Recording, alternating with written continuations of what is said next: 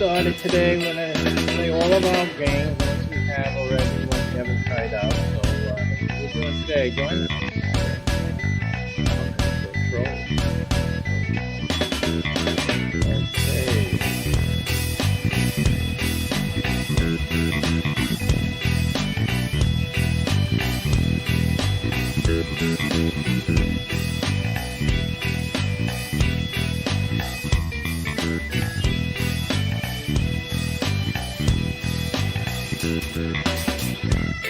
Week or two left to my sabbatical. Will be over soon, and in March we'll be having our Sabbath class this year.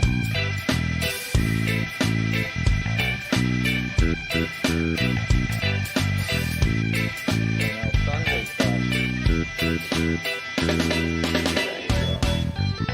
Wait till we get started.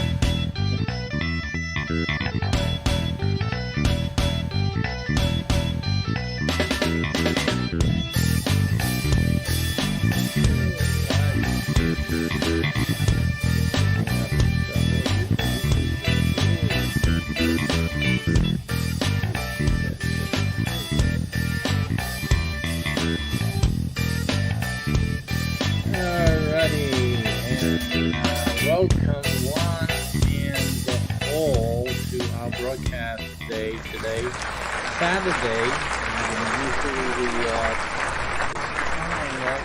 Usually this time, sometimes Friday evening when the Shabbat begins, we'll be giving the Shabbat classes. That'll be happening in, I guess, now in another week or so. Let's see when we're going to get started with that. In 2 weeks, the 7th of March. It could happen on the 6th, the Friday. It depends on schedules and things that happen. So I may do early on the Friday, but usually it happens on the Sabbath itself and later in the day, the daytime portion, which will be the 7th. And then obviously on the 8th, and then I begin, the 1st. I will be beginning the Sunday classes. So that's what's going to be happening. So they'll be back on the air. Pretty much, we're not yet settled in with the move, but broadcasting-wise, I'm pretty much ready to go. So we've been starting up a few of the new shows to get everything ready, of course, and this is another show here, the gameplay, general gameplay. I have specific shows that I'll be doing, like for house flipping and stuff like that, but this is a general show just for me to play a little bit and talk, and which is what I like to do. So we'll be doing that, and I'll be fixing up OBS. This is a new scene. If you know OBS, you know what I'm talking about. Basically, it's the start of the show. I use the general startup for my general stuff that doesn't have a typical channel or classification for. But usually, if I do enough of those shows, I will make a dedicated show and a show card for that. So that's not yet happening for general gameplay because I don't generally play. And I have the SPACEPERIUM stuff. The SPACEPERIUM it's a game that I'm developing, so then I have a dedicated show for that show card. All right, okay. So since I don't do general play much, I don't have a specific general game thing, but I'm going to make one because sometimes I do. Alrighty, I'm just checking up before we get started. We'll be doing a little bit of warships. Just to get into the gaming mind frame. I will do SPACEPERIUM a little later. We need to get, we're starting up here in Orlando, by the way. So SPACEPERIUM is beginning, and so don't wait too late. SPACEPERIUM is beginning. Okay, so we'll be, I still need to do some work on the codex. Which helps the game masters and myself know what we're doing today. Okay, so basically that's something I have to work on. It's challenging. Now we're getting into the nitty gritty. So the challenging work has begun, and the launch of the game has begun. So we're going full steam ahead. All right, I'm just looking up on YouTube updates here. See what my subscriptions are doing and whatnot. So, okay, so yeah, I got some interesting things I'll be looking at a little later on as well. So that's definitely what we'll be looking into. Okay, let's get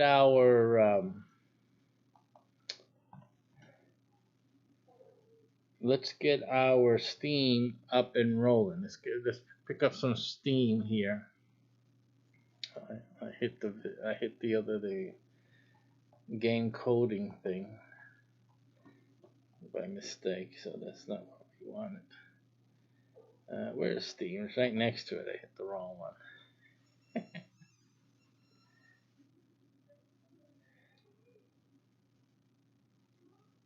And we have the frequent updates for Steam. All right, in the time being, let me tell you a little bit what's going on. A lot of stuff is going on, as I said, for SPACEPERIUM. The game is getting started. We're bringing in or starting the ships, and with real people. Real recruiting is happening right now as we speak, and you really need to get on board as soon as possible. Again, it's limited players. It's only 100 out there in each area, so you really need to get started if you're going to do it. Again, the guys who start out with us are making the money. They're the ones that will make money. You guys will be the famous ones in the game permanently. You don't have to be like you if you're shy or something, but your character can be a permanent part of the game. That's one of the things. So you have to get in early now to do that. And of course, there's a lot of benefits, and I don't have to go in. I don't need to persuade you guys to do things, intelligently. I shouldn't have to, after all. So it's time for you guys to get started. Simple. Do something, do something good for yourself and your families. You guys gonna play games anyway? Might as well play a game that may do something for you in the future. All right, so let's see where we're at, and we have a few games that we have on board. Some of the games we've been researching or playing a little bit here and there, just to check out if its utility. Because obviously, while we're still developing our video game, there are games that we will be incorporating in terms of play as competitive gameplay amongst users, just like you would play games anyway. If you were on a space mission in the future, you would also play video games. So we are incorporating other video games. Of course, the players will have their own Steam accounts or whatever, or purchase the games themselves individually, and simply we have a system for incorporating the gameplay and the scoring and stuff like that, so that it's reflected in part of the SPACEPERIUM. And there's so much to SPACEPERIUM. SPACEPERIUM, within the game of SPACEPERIUM, we incorporate other games. That's how big SPACEPERIUM is. So it's like, again, it's a hybrid of real life. So in real life, like I'm doing myself today, I'm playing a few different games. Well, the same thing in the life in SPACEPERIUM. We also play games here and there during our SPACEPERIUM lifespan. So it's just as simple as that. Some games actually have more application, and that'll be explained to all the players, when you guys get in. But yeah, there's certain games that have more applicative utility to the life in SPACEPERIUM than others. Of course, some are entertaining, while others have some type of utility which we will use um, for credit within SPACEPERIUM. One example to make it easier for you is the space combat. Any game with space combat in it obviously will accrue credit towards them for the military personnel, for those training to be military personnel. Then all of that will come into play on that. So that's the kind. It will be like a simulator. So in SPACEPERIUM, we incorporate the reality that while you're training to be a ship pilot, for example, that you actually log in time on any simulator, which would be any other game that has space piloting involved in it, or space this or space that, whatever. And that time logged in will account for training hours and things like that within SPACEPERIUM. It's the beauty of SPACEPERIUM is that it emulates life, real life, right? So it's if we're in space, we're human beings. So everything human beings will do, training, playing games, all of that is incorporated. It's simple. It's really was simple for me. It made it more easier for me to get things going. But in any case, I'm gonna go into my first thing off is World of Warships because I'm good at it. Yeah. Let me get this thing updated. There seems to be an update. I used to also play the World of Tanks. Is it? Yeah, World of Tanks. But these guys are, and I'm not the. I never liked getting into a regular tank and speeding around like mad, shooting. I never enjoyed that. I know most of the guys do. There's big debates on, you guys in the artillery, you got to get out here in the fray. Because you guys hated the artillery. I was it. I was artillery. Because that's my style. I like to strategize and sit back there and like chess. I'm a chess player, a very good one, by the way. At least the some chess master attemptees thought so. And I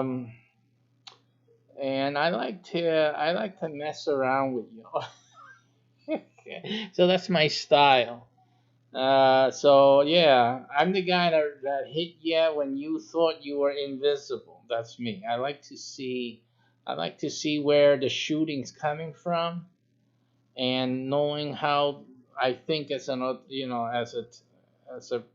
somebody trying to hide. Also measuring the speed, because if you notice where the shots come and then you wait a little bit and you see the next shot, you can judge speed for a little while, because of course you guys adjust your speed and turn and things like that. So I was pretty good at that. I can tell where you were heading, and obviously the topography helped a lot. Sometimes you were dead. You were dead on arrival because there was only one way to go. Your speed was pretty much indicated, and I was just waiting for you. Whack at that! You didn't even know it was coming, right? And when that was some killing shots. Of course, I built up my artillery by through experience to be very good at sharpshooting and aiming and stuff like that. So the whatever point values there were that adjusted the or heightened that ability of that skill, I had pretty much a lot of it. So I'm very good. When I get on there, I'm really good. Also, I do, and I'm the same in World of Warships as well. Um, my battleship, I've been, if you guys watch my gameplay, they know me out there. So if you ever play World of Warships, you remember Professor Rosado, you see that name. Oh, I think it's Play Paybox. Yeah, it's Play Paybox. So you see Play Paybox 2018, is it, or something like that? That's me. That's the guy who sank you. And I've been head to head. I've up to, I think it was 3 battleships at one point, and I knocked the 3 out of the water. Okay, because my battleship and that captain there, he's highly skilled. Because I play him, I play him, I play him, and yeah, and I'm not afraid. So we're going head to head.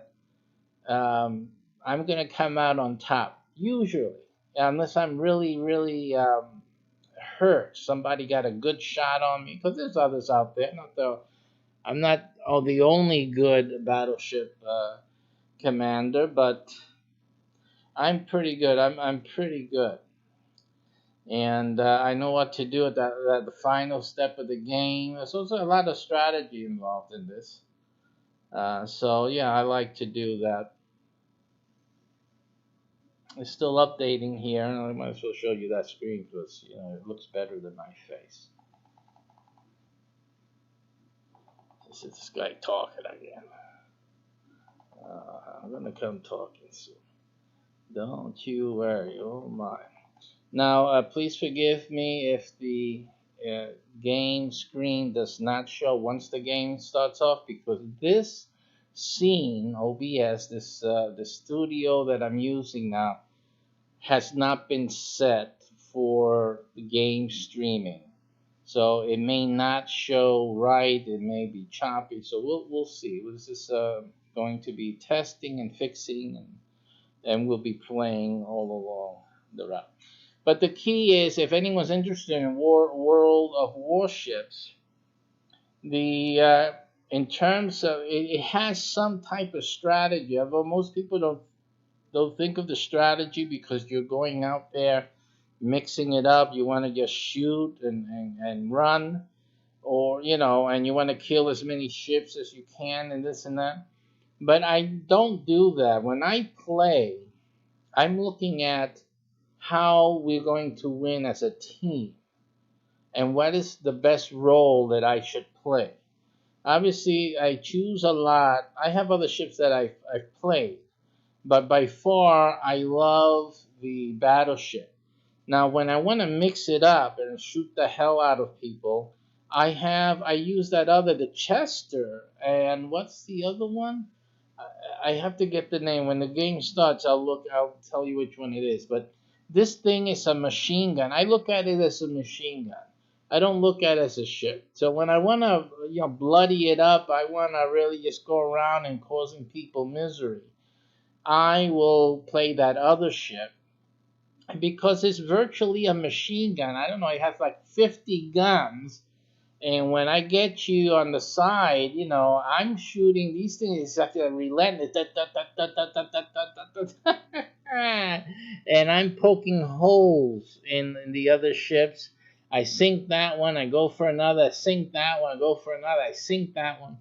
I remember one time I took that ship and I just parked it behind an island at an angle, as like a T. The island was the top of the T, and my ship was the bottom leg. And of course, as the ships came through the waterway, I would be there. They wouldn't know that I was there, and I would stop. Boop, boop, boop, boop, boop, boop. They didn't know what hit them. Yeah, so I have fun when I do that. But that's on a rare occasion. I usually do the battleships. And depending on the map, I will strategize as to what's my best route. Usually, I stay aloof. It's mostly the best thing for the battleship to do. Is artillery. It's basically artillery on water. As you know, artillery is my baby. So as I look at the radar, I look at the map, the range of the radar, and I navigate the ship to a patrol route. And I always use the autopilot just to get started. And I navigate the ship so that the radar encompasses the field of contention, which is mostly sometimes, or many of the times, is bases, right? So you have A, B, C, and sometimes D.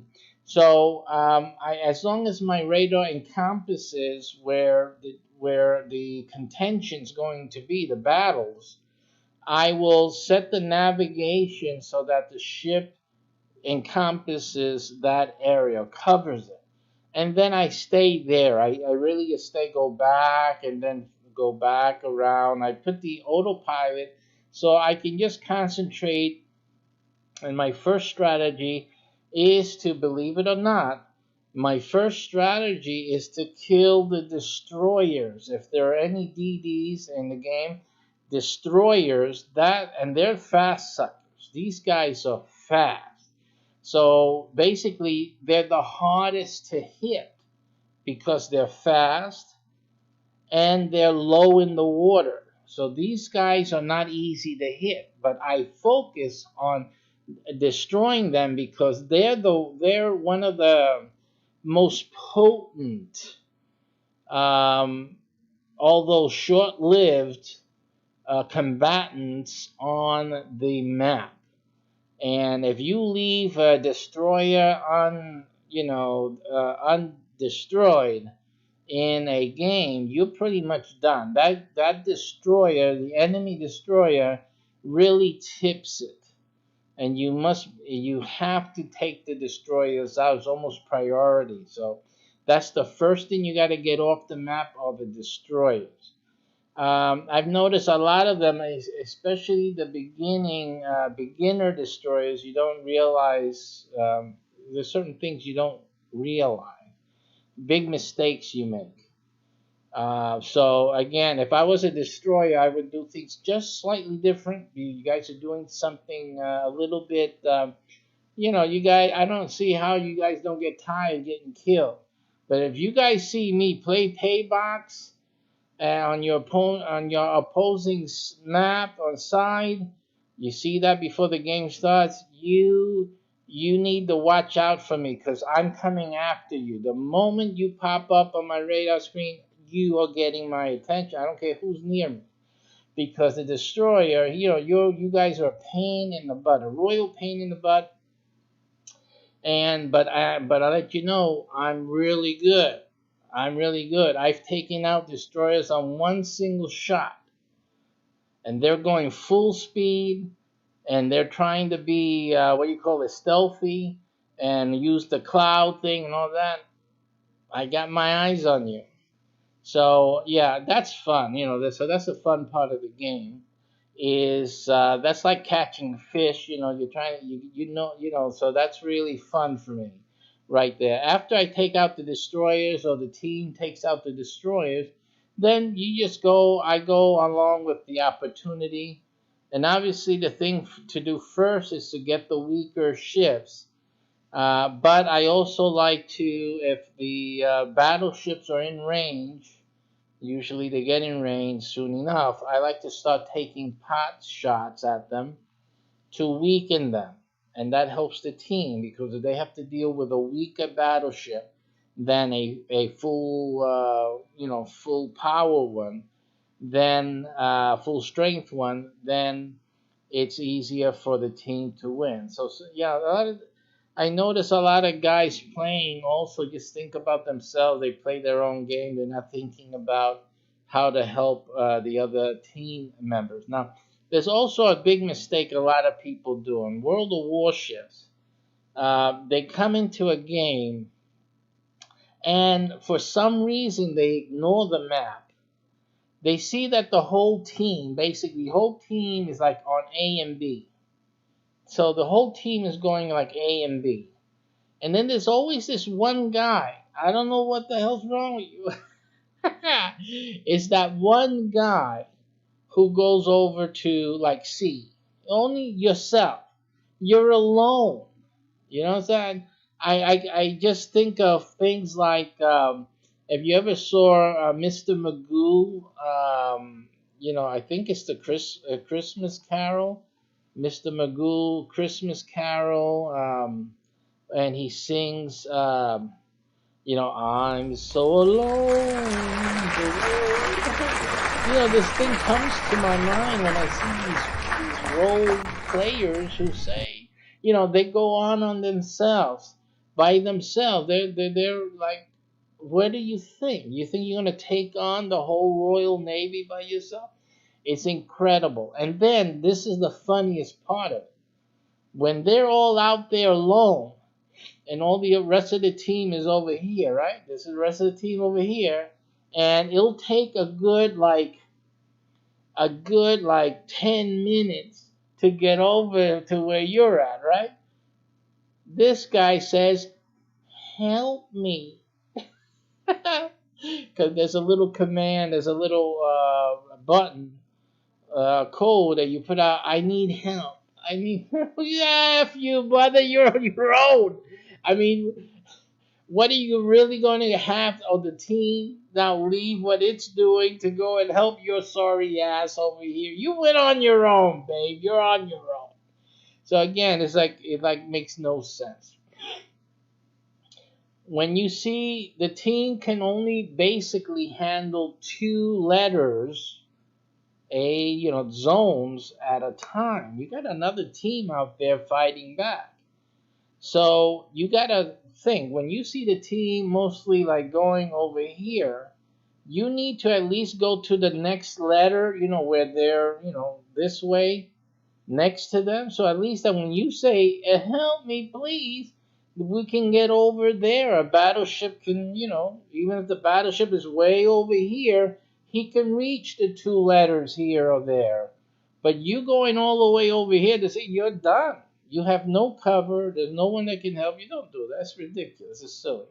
I know it's probably a small child playing that thing, but I mean, you guys got to learn. You got to use your head. Don't go off on alone. You cannot possibly win the game by yourself. It's a team effort. So that's one of the things about World of Warcraft. Still updating. We got 213 now of 261. So it's not bad. It's almost finishing. So those are some of the reflections I've had picking up along the way. I see people, I guess, struggling with trying to figure out how to play that game right. It's a team game. I like team games. Yeah, you can shoot, but you're gonna get destroyed. You can't expect anyone to help you. And then obviously you got to check out your team members. Sometimes you can look at your team member and see how weak they are and see what they're confronting. You got 2 battleships. You got another team member, whatever ship they're in, and they're like halfway. They're not surviving that encounter. Um, and if you guys are like near the ending of the game, that guy can help you and can help you win the game. But if you're not going to help him, you're done.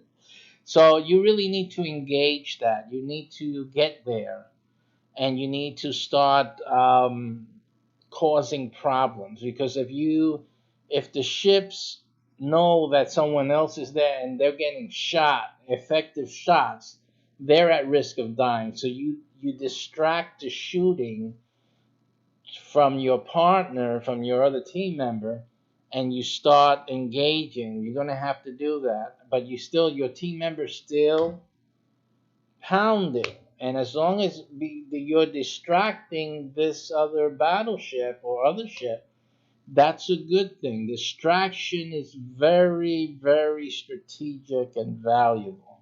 If you got the full strength, you don't have anything to worry about. But if you're weakened and you see somebody coming like to your help and you're weaker, you need to pull away.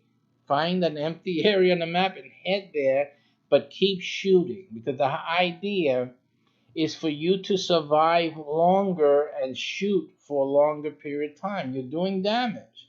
And between 2 ships, then it becomes 2 ships like on one.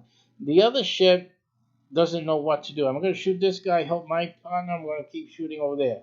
He has a decision to make. But most often than not, they make the wrong decision. And that'll win the game. Basically, that is what life is all about. Life is about making the right choices. And winning is about making more right choices than making wrong choices. And when you're competing against someone strategically, this is this is a battle for who is more intelligent, who is more wiser, if you will, in terms of what should I do. There was a I made them pull away from my home base. They made the mistake, and there were two ships, and for the life of me, I couldn't figure out why. Why did both ships leave my home base? It was like stupid. But again, wrong choices. It's a gamble. But most often than not, the other guy is not as smart as you. So I made them get off my home base, their fatal mistake. And then, of course, they came to battle me. Really? You guys gonna think you're gonna get play paybacks? And I blew them out of the water. That game was won. I blew them both out of the water.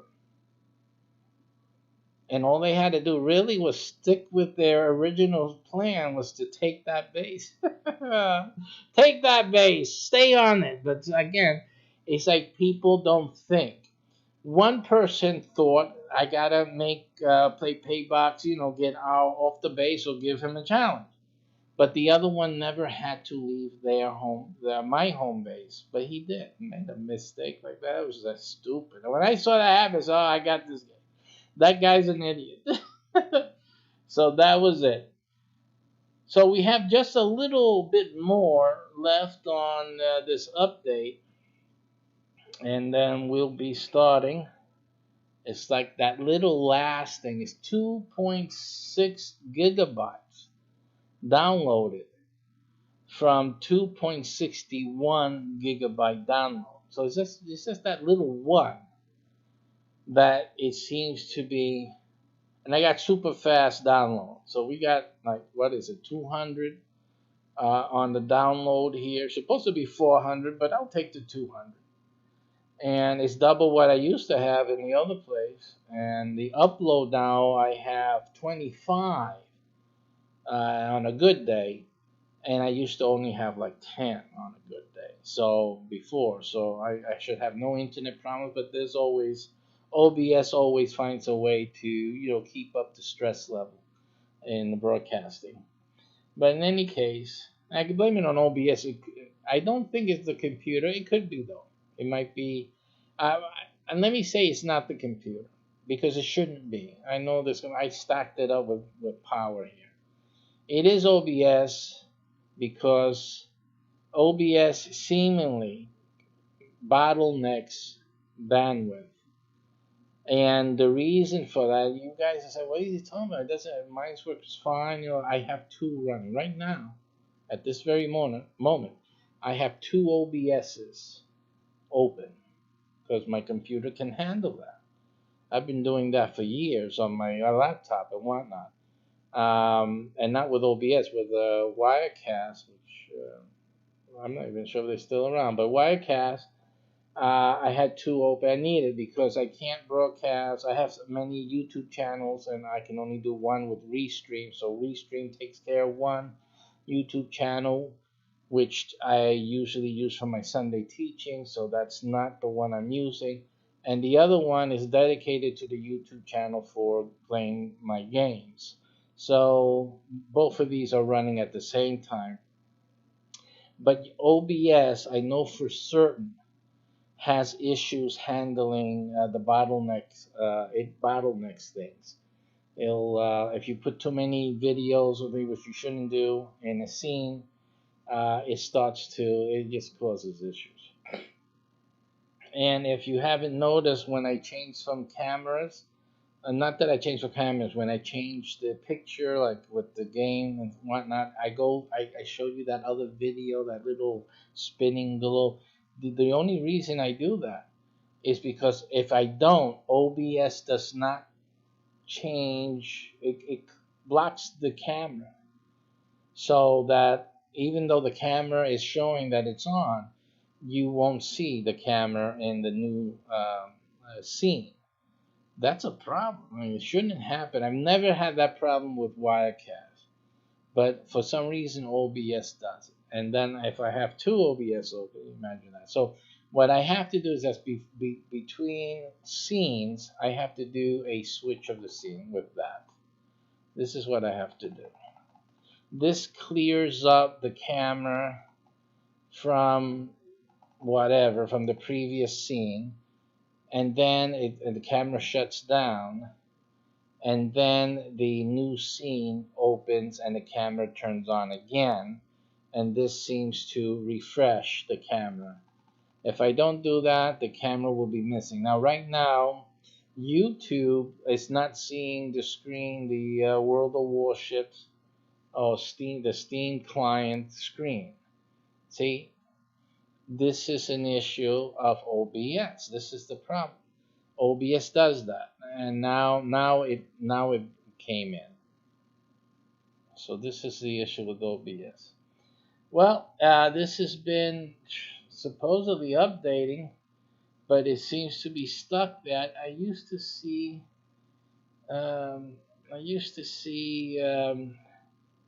The download graphic here. It's not showing anything. Obviously, uh, it says 99% here. But I'm getting impatient. Let's go with this update. What's wrong with these people? I got a water fight. For goodness sakes. Alright. What I'm going to do in the meantime, let's look at our wish list. We'll take a look at the wish list and get that done while this thing is loading. We got new games coming in. Weekend deal. It's a hunt thing. Hunts, whatever. Got these tiny letters there. It's called the Hunt. Kingdom Under Fire 2, Grave of Time. You know, games I don't play at all, but a lot of you guys like it. So, and we have the tank mechanic. Now, you know that I dreamed of becoming a tank mechanic. So now they got the game. You know, when you're thinking about what new games to make, you got to think of stuff. Tank mechanic. All that needs to be done now is sex toy mechanic. I mean, that would be something, right? No one started that. Hey, somebody can run with that. Then we have Besiege, Roman type throwing the rocks. It looks like you would put together a Lego thing and blow things up with this catapult. You know, again, it's only $4.99. Dungeon Defenders Awakened. Another, I call these games like spinning games, which I hate. I hate spinning games. The games that your character spins around and wipes out half the planet like that. Or if only I can spin around and destroy my enemies. Incredible. So I don't know how you call that a game. Alright, so we have here, I've been looking to do Gary's mod because I want to see how I can adapt it to some use with SPACEPERIUM. So I haven't tried that yet. Train Simulator I only looked at out of curiosity, and because as a child I grew up in New York City, so I really loved going to the front of the train, the subway, and looking out that front window. It's just fascinating, the tunnel, the lighting in there, and the tracks and how they constructed the tunnel, and it's changing tracks and different thing configuration. So I found that interesting, and so that's why I got that on my wish list. Not that I don't have time to play games like that and all that, but you know, it just interested me to have it there, just to look at it, and every once in a while look at the videos. I'll probably do some YouTube searches and watch some of those videos. I really don't play the games like that, so you know, it's not something that I want to ride a train, I want to drive a train. I'm not to. The game of life is also one of those things. I'm developing games. So I have other games in development. I have Symbolum, and there's another game, a board game that I also have on the back burner. which I won't mention. I won't say anything about that because I don't want to give any heads up when I can't go work on it myself right now. But in any case, so I wanted to get like this game of life just to see how they're doing it, how they're interpreting or translating a board game into the digital gameplay, video gameplay. So that's why I have the game of life there. Um, Not that I'm not working on it yet, so but I just have it there just in case I want to get started and check out a few ways, things that they've done to see what I need to incorporate into those games that I do like that. What else is there? The Kenshi is something akin. It has some space elements in it, and then it also has some type of, if I'm not mistaken, some type of development or survival element to it. I have certain projects that we're working on with in terms of development and I'm sorry, survival and development of cities and communities. So I have that there just to again monitor it and suppose probably when if there's ever a very low price on this because sometimes they have these sales. I might pick it up when we're ready. Even if the sale happens and I'm not ready, I probably will not do it. Just because I'm not. My mind isn't on it for that moment. All of these basically have some type of application, either in survival or community development. Here, this is like a apocalyptic surviving. This is also a theme that I am dealing with, and not just in the games, also in other content that I create, and so that's why that is there as well. But it's not enough. I mean, they're asking $40 right now. I don't, this is the problem with games. That's why I created my game so that you can make money instead of just paying money. Because these people want, everybody wants an arm and a leg. I only got two. Okay. Now, Infinity Wars. This is an animated trading card game. Like I said, one of my businesses is trading cards, and not selling trading cards, but actually creating the games. So this is again trading card games in a video format, video gaming. This is something that I'm always looking at, seeing how people use XYZ, if they use Unity or not. So I want to see what techniques they're using, and that's the way you pick up ideas and get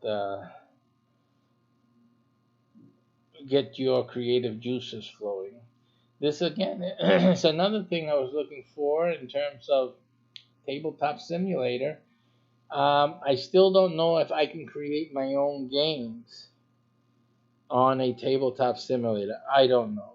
I'm thinking you play other games already established, and then you customize your tabletop. But you're playing chess, or you're playing checkers, or you're playing backgammon, or Othello, or whatever other things there are out there. Um, Again, I need to look more into it, probably do some research in some forums and see what they say about it and give more, transparent explanation of what it is and what you can do with it. Then I would actually have to look at the terms of service, how we can use it to see if I can implement something, do something with it that I can use, for example, in my SPACEPERIUM project. Um, Otherwise, if not, then I won't use it at all in the SPACEPERIUM. But these are things that we need to see. Again, the world of Subway, same thing. This is the Subway I grew up in. And so all these things, images here are not, I know them. I know them personally because that's where I grew up. So again, so you see that I have this attraction to it naturally because of my the city I grew up in and my fascination for the subway system. Alrighty. Frostpunk is a game that's I saw people playing it on Twitch, and also has that survivor type of theme to it. Something that I was interested in exploring for use in SPACEPERIUM as part of the SPACEPERIUM games that help the users train or get familiarized and earn points and stuff like that. So that is one that I've been looking at. Dead by Daylight. I had tried to start a horror type of show, a night show that I would talk about scary things or aliens and stuff like that. Um, and Dead by Daylight and play games, obviously. So we would play games. We would talk about certain topics, maybe that the game generated or opportuned, and stuff like that. So it would be gaming and then scary talk. And at way in the wee hours of the morning, I was thinking of doing that. Still have it in my head, but we haven't done much on that. It's difficult. You know, it would be better if I didn't have kids to worry about and things like that. Then I can do it. But at one point, I could have done it, but of course now I can't. So it's more difficult now. So we'll see. I'll probably have to do this like in the daytime and then upload it and show it as a recording instead of trying to do it at night. It's the only option. So do it in the daytime, record it, and then just show it and during the evening, the nighttime period. So that's my option there. That was one of the games that I was going to use also for that. Stardew Valley, again, community development for my real estate and community development type of programming. We have our space with space gaming with Starpoint Gemini Warlords. Again, what I was looking here also is the way they do the way the ships and space and uh, the user experience, the way they depict the engagements. A lot of these things are not convincing enough for me. They look too toyish. What they did with Star Trek, I don't like at all. I hate what they did with Star Trek. I mean, I don't like that circle around the ship, and it just looks toyish. It really damaged. And then also the character thing they do with it makes it look like a Saturday morning cartoon. I don't like that. Again, it appeals to a certain group, whatnot. I'm more technological. I'm more Spaceperium. That's why Spaceperium. A lot of people may not want to play Spaceperium, or they may be intimidated by it because it's a little bit more brainy. Um, but it's the type of thing I like. It's so again, it's not for everybody. I'm not making it for everybody, but I do like something more less childish and something more serious. The What I do like better, and I'm still fascinated by what they did, and I haven't really found anything except I think what was that Eve Online. But before Eve Online, I loved the what was that called? It was called Space Fleet one. Oh man, there was a game. They had three different versions of it. There were three different versions or editions that came out of it. I forget the name of it right now. But anyway, they had the best space battles. They didn't have those fake circles. Obviously, if there was some shielding and whatnot, and they were getting fired upon, you would see, you see like Star Trek, you will see. I'm not talking about the game. I don't know how the game handles that, but I'm talking about the TV series or the movies. You would see like the shield like respond to that shot and defuse it like that, just like that. Nothing stupid, nothing toyish.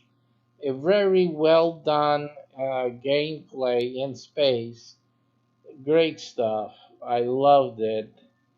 I think it was called Space Fleet. The Sins of the Empire. That's it.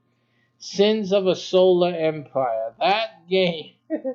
I could never win the game. I never could beat that game. I know others did, but you guys modded it and you know it. So don't be fooling anybody.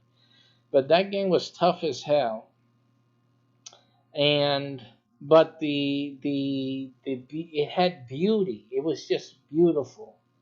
I love that game, and that's one thing I'm going to strive for in the SPACEPERIUM, the video game, is to strive for that wonderful cinematic experience that you are in space, and especially with the SPACEPERIUM that like I have it when you see me do the SPACEPERIUM segment today, or when you see the SPACEPERIUM programs themselves. To go back, that's what Sins of the Solar Empire doesn't have. It doesn't have that cockpit with the space pyramids, the bridge. Doesn't have that bridge play, which SPACEPERIUM will have. But then you can also see the cinematic and see the engagement and blah blah blah, and then again go back into your bridge and do that. That's going to be fantastic. So that's things that I'm aiming to do with SPACEPERIUM. Shadow of Isolation, again, this is a part of the Horror Night series that I wanted to focus on. Tropical Real Estate, as you know, I do real estate and investing and I do seminars. So, again, just to have a backdrop and play some games in real estate, having to do with real estate and talking about those things, and people are interested in that. Summer car, we do car flipping seminars as well. So this was something also that we're going to look at. One of these things were supposed to be is still in development. Let me see, is that the one is now available pretty much? This is the one I really wanted to do was car trader simulator. That's still coming soon. It's still not ready.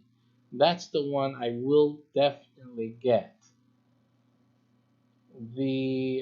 I prefer that over my summer car because my summer car is a little bit comical, as you can see. You can tell by the typeface. It is a little bit more comical.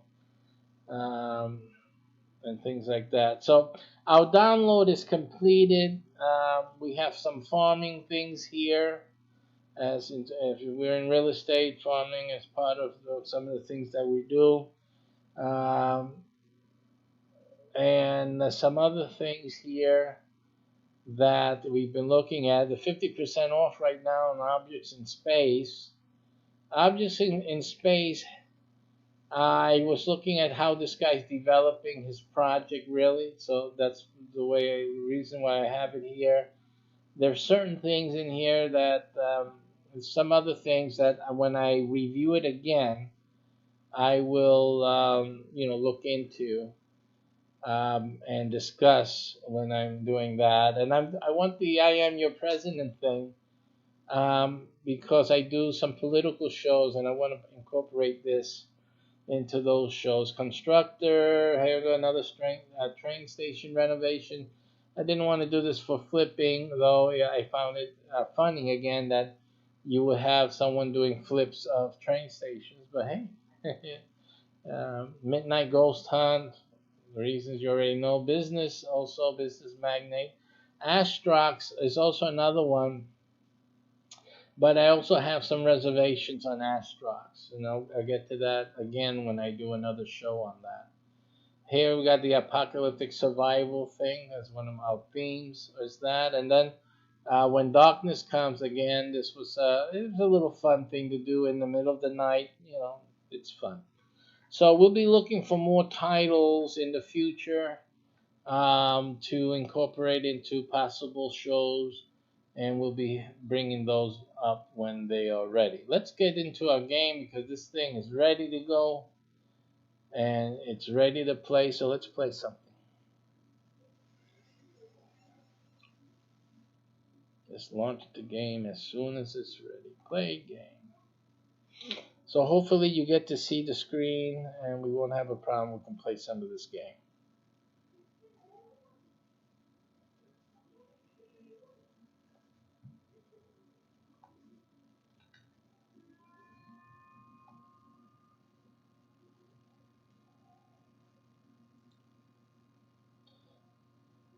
All right, so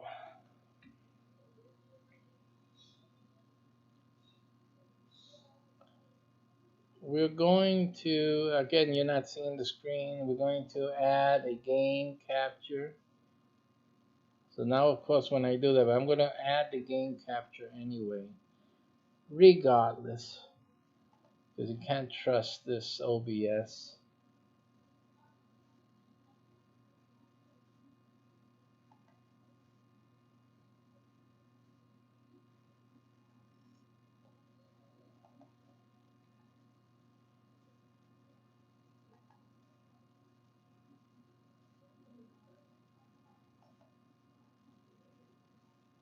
So I have to check and make sure that the game is being broadcast right. It's not, because the screen has changed, but you guys don't see it still.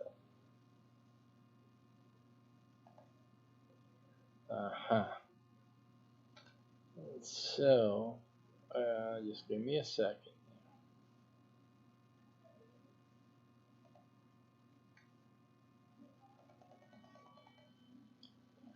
All right, and you can see what the issue is really with OBS.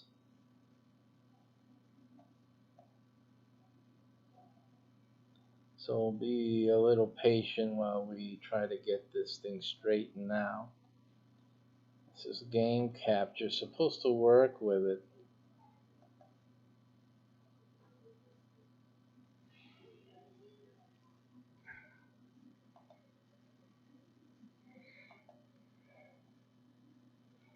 So let me try the specific window.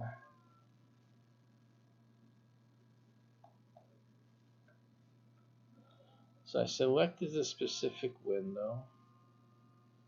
I'm going to bring this down. Oh no. I'll bring this down. And we're going to turn off the left display. And now the bottom, now you guys and YouTube are seeing a gameplay window actually. Let's see here, the game capture, I'm going to change it to a specific window and choose the World of Warships and hit OK. And then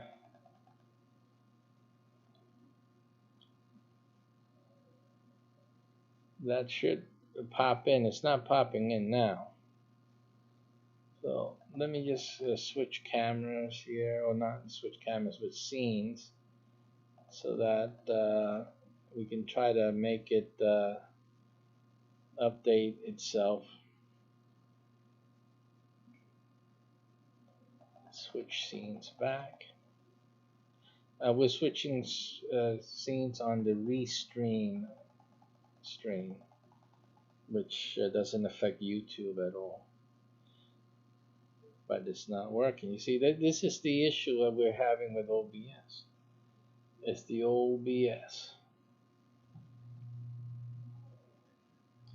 I'm going to collect the reward they have for me here. So, reward received, and we're going to escape from that screen.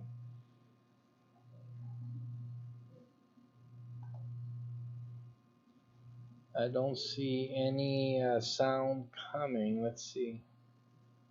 There's no sound coming from the game. It should be audio right now, so let me check on audio.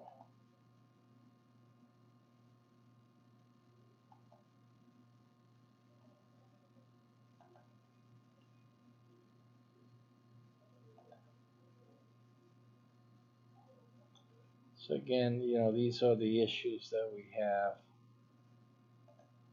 that we need to fix.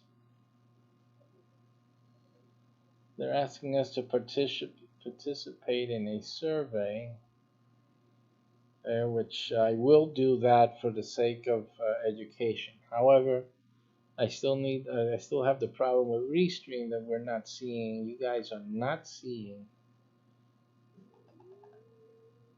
the display.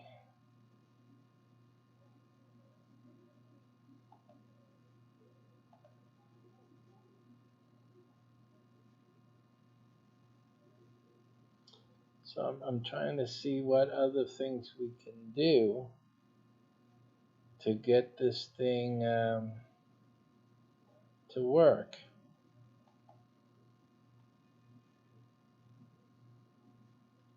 But this is the nature of OBS. It just does not work the way it's supposed to.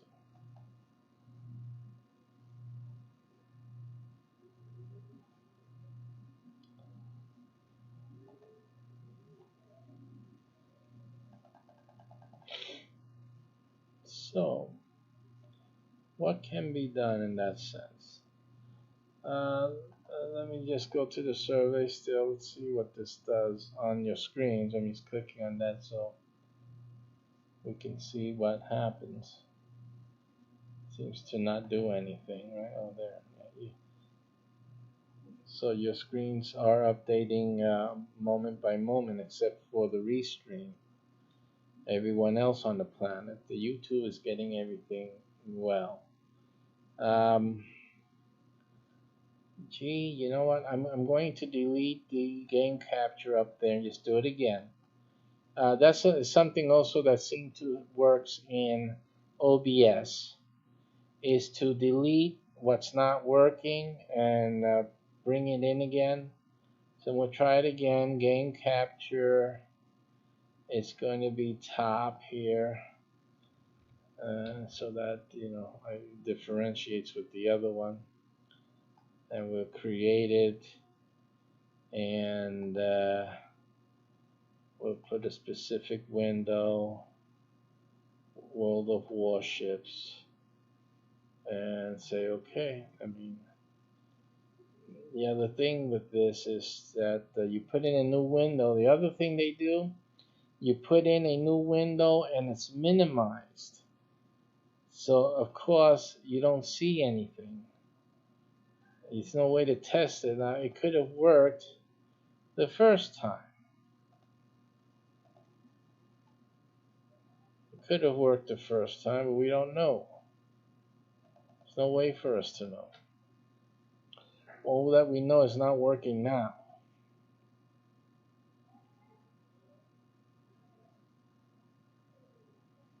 So this is definitely not working right.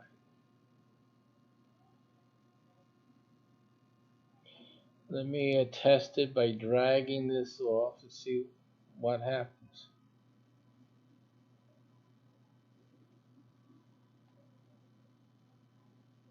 So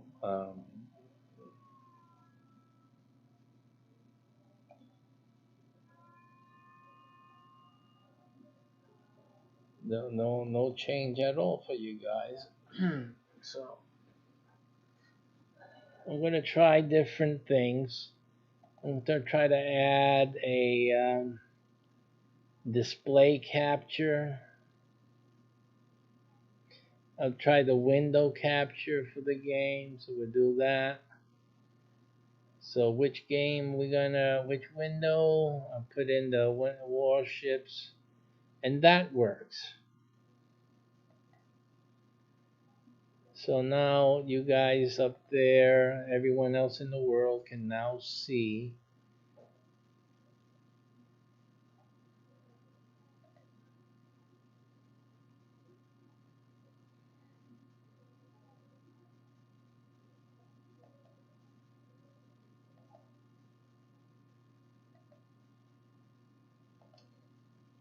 So now we have the window capture, which we're going to bring down so you guys can see the camera. Okay, and unfortunately, now we have on Restream where everyone else is watching. The only reason you're watching that we're not using the game, the was supposed to be what they call that, the game browser, whatever. The game capture, it didn't work but it worked for the other instance of OBS. So maybe, like I said, it bottlenecks. You got one instance, it won't do another OBS. So then I had to change what instance to use for the other instance. So, and then there's no guarantee that it will update correctly. In other words, give you the live play-by-play, second-by-second. So we'll see. That's a test. Okay, so let's get into this. How likely is it that you would recommend World of Warships to a friend or colleague? I'm broadcasting about it. I think it's very likely. Don't you think? Extremely likely. 10.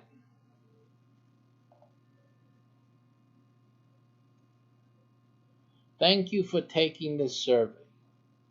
That was it. They just wanted to know if I would recommend this game to anyone. I'm broadcasting. Make your friend happy. Go to your stream inventory and share a gift you just received. The only problem, I don't have friends in my Steam library. No one wants to be my friend. Okay.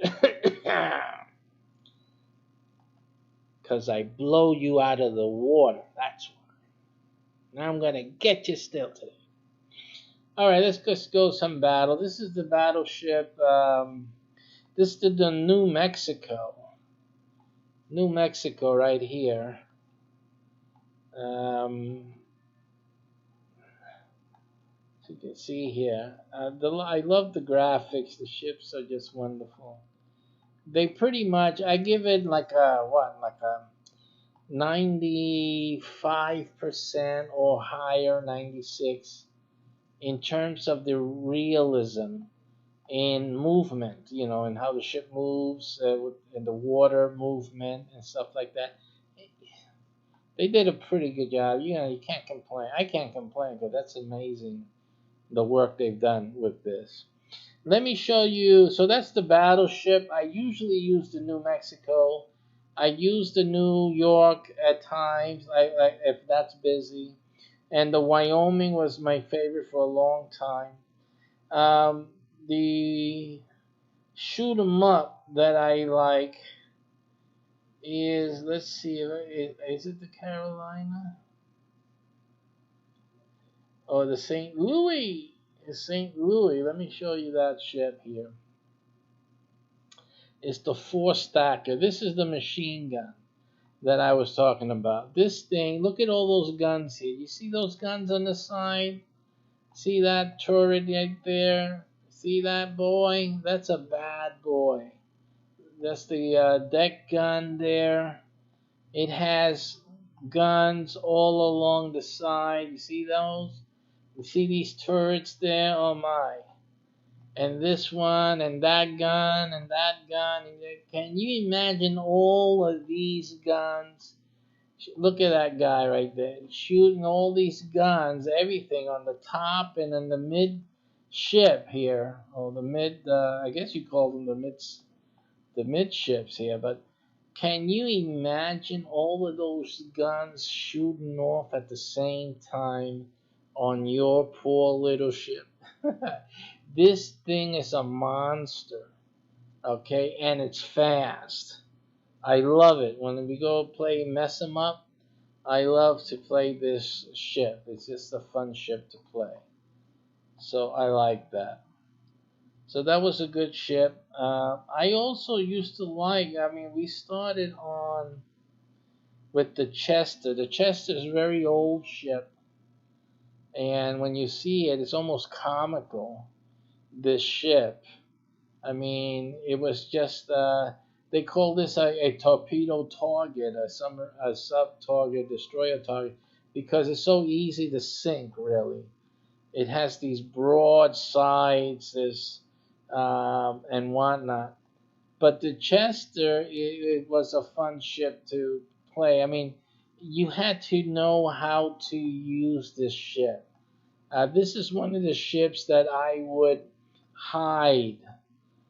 This is the first ship that I would hide behind an island and wait for an enemy to come out of into the waterway, and then I would shoot them up and then start moving, because obviously you're a sitting duck if you don't get moving.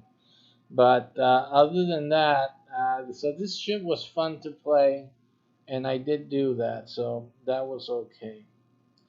But again, nothing like the St. Louis. San Luis is this the ship. This is the machine gun. You like to shoot them up? This is the ship to have, okay? And I would come against battleships even with this. I would take on battleships with this. And if they were a little weaker, they're going down. They're going down. Okay. Because the good thing about this ship is that it moves. It moves. The battleship doesn't. Battleship is slow, but you can get this thing moving around a battleship, and you can have the advantage on a battleship. But once that battleship trains its guns on you, you got problems. Okay, but you can get this battleship. You can sink it with this. Okay, so let's get into the game with our New Mexico, and let's get started with some gameplay.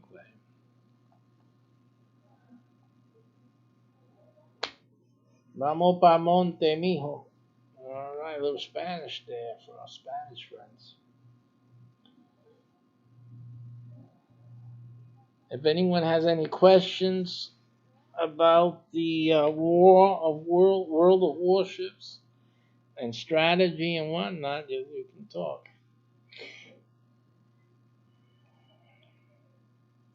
Now, I had joined a clan. I was invited to join a clan, and to be honest, I don't know what the clans do. I have never gotten any real information from the clan leader and whatnot. And as far as I can tell, the clan leader a month ago or a few weeks ago left the clan. I mean, it's just silly.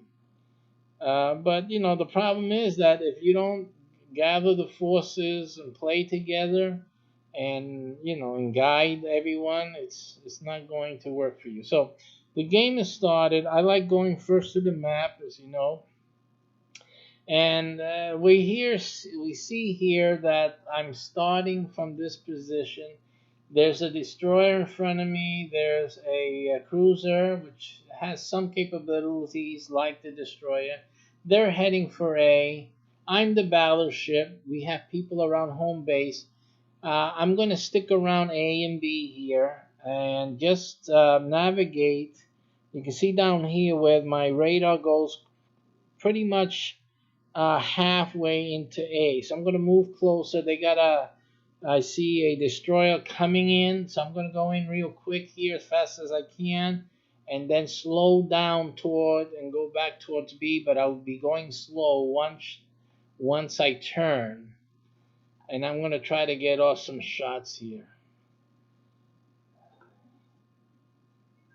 You guys aren't getting any audio, and I'm sorry about that, from the game. So I'm going to fix that next.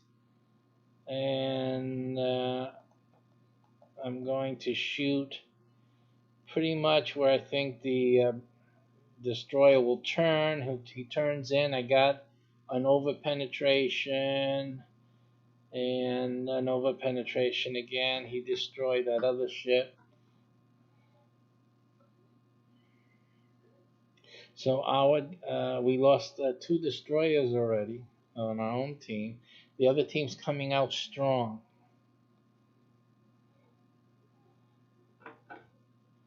I'll put up my own volume so I can hear this if I can, and I can't. So the volume is not working at all.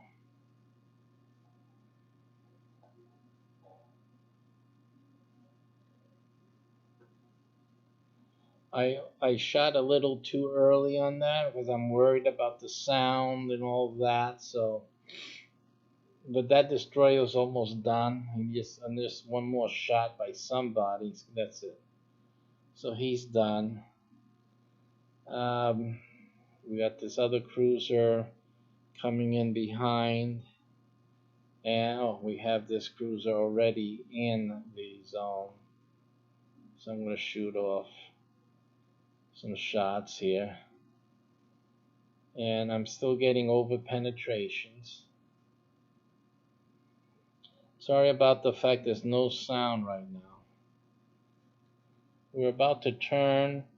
We're going to reach our target place for turning. He's coming to shoot at me now.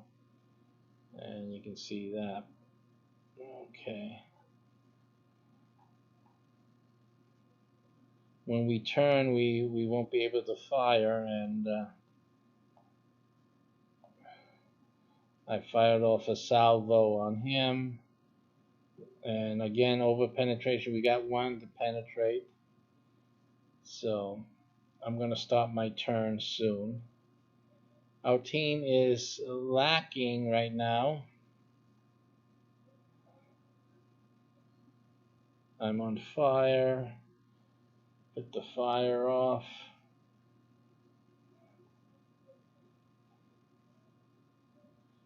And right now I'm going to slow up. I have an option of heading toward A to take A since everyone else is leaving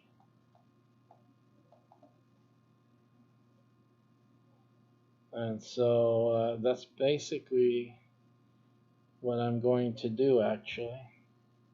Since they're leaving A, I'm going to go up into A. Now he's leaving A because there was someone in C.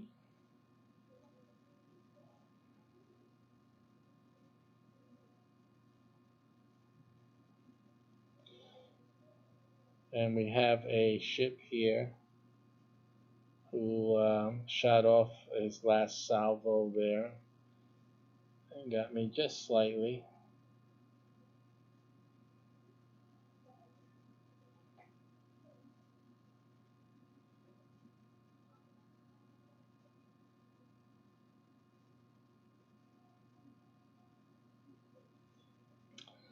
My reasoning to go to A is to gain another letter, another zone.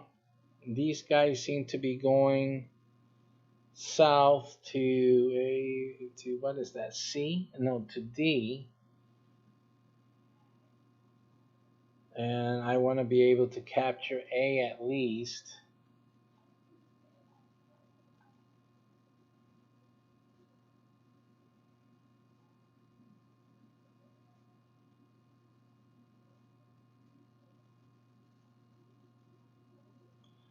And I'm not going to fire to not disclose my position in case I'm not being seen.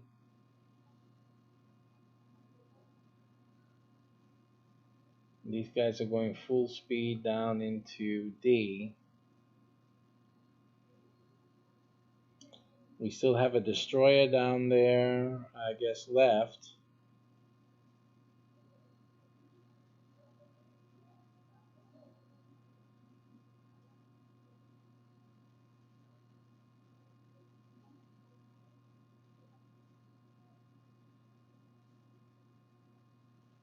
And so we'll start capturing the area.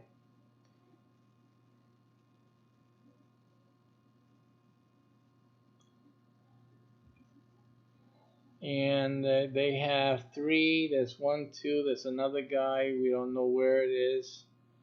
But I'm going to start heading over to C.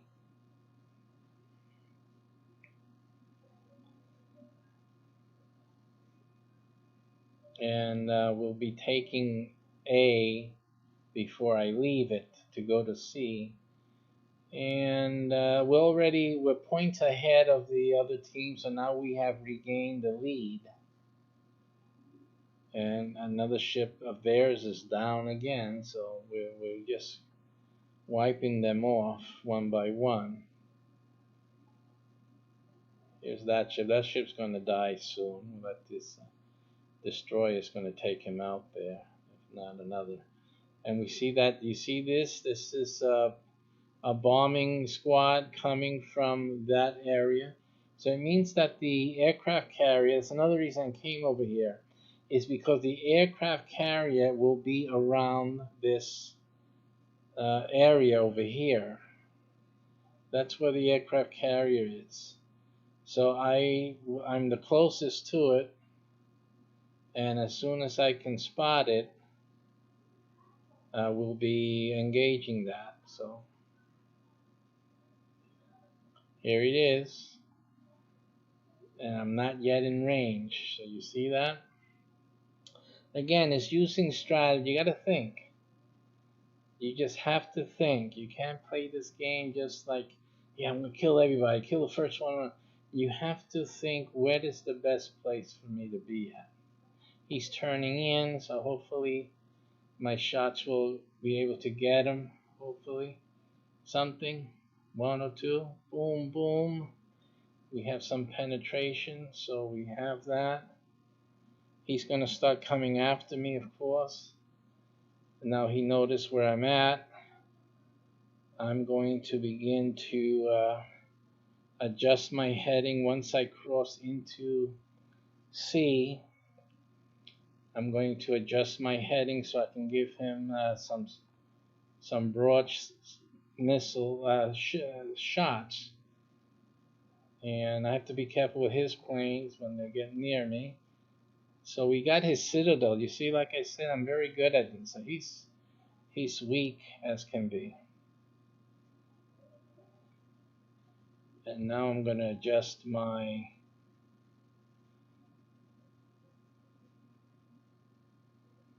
heading so I can get more of my shots out at him.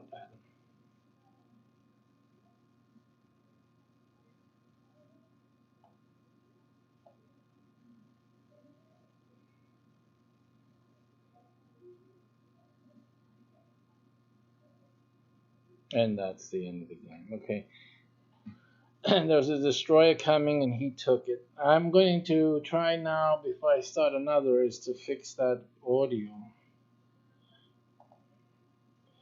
And I don't see why you're not getting audio. So let's try to fix audio here.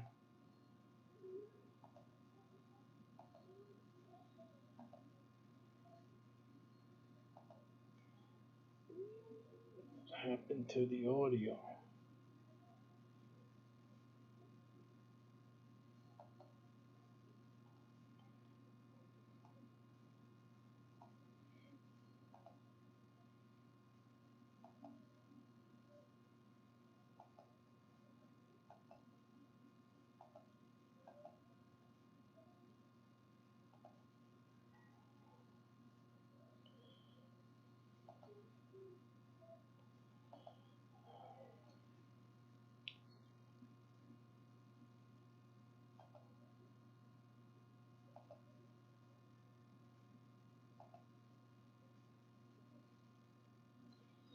So I'm not getting any audio.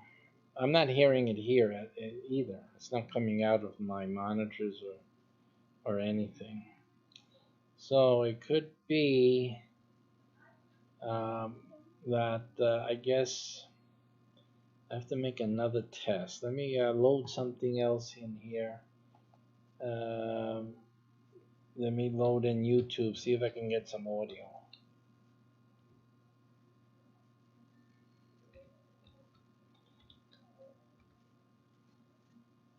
Let me see if we can get some audio to play here, anything.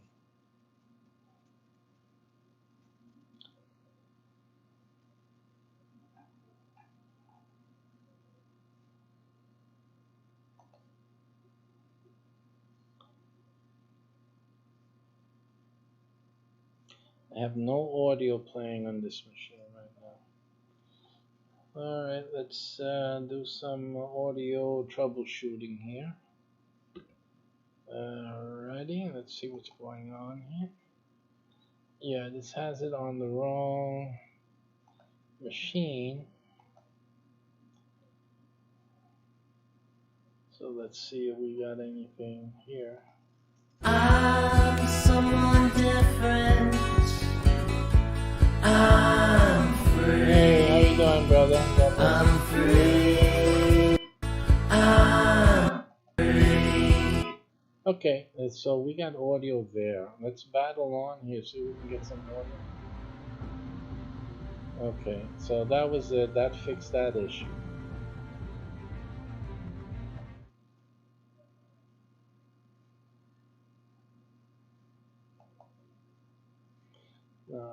Well, we don't know if that fixed that issue.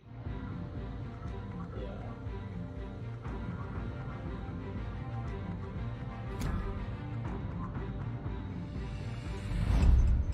Alright, so we have desktop audio now, so now we can have some sound.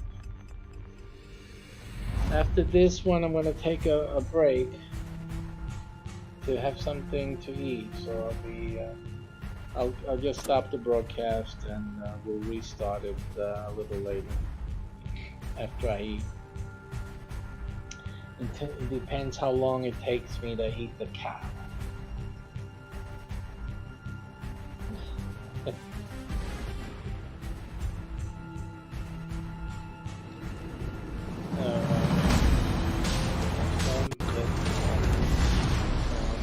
Battle starts.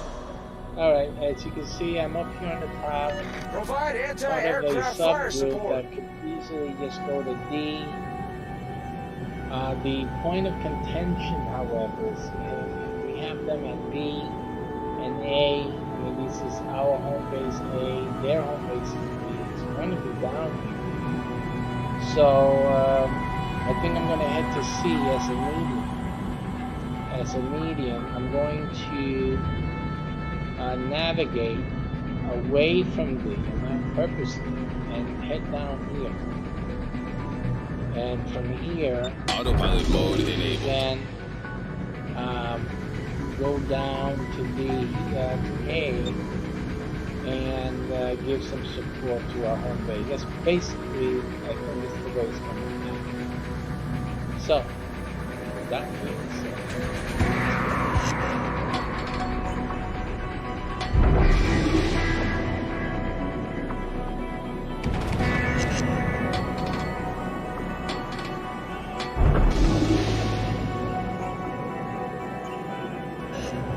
Another thing people do is either you put it on autopilot, I do, but and others don't. But the thing you forget, and many people forget, is to check your surroundings, because a lot of crashes happen during the heat of battle. You always have to look around because you don't know how close your friendlies are to you, and you can have some serious crash out there. Like you see that aircraft carrier, the aircraft carrier that is pink, it means that he hit one of his team players. It could have been his ship hitting them, ramming him, because he's busy trying to fly his plane,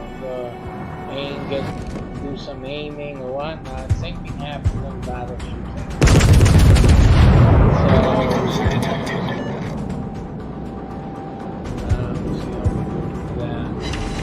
Got some penetration on that. It's really lethal. I doubt it was my penetration, but at least it did help. So they lost their destroyer. Like I said, it's the first thing to get rid of. Get rid of their destroyers, and then their cruisers. The cruisers have to be those. Battleship and torpedoes, like,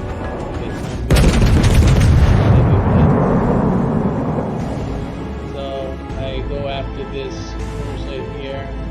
When they're at that angle, it's difficult to hit, but you gotta try. Our team is taking the lead. Get them weaker, and then our team members can take them out. guy over there just out there. Our victory is in sight. So just checking where we can have some opportunities. Checking the radar to see where my team players are at so that I don't ram any of them. We have people advancing to their home base on B, but most of them are going to C right now.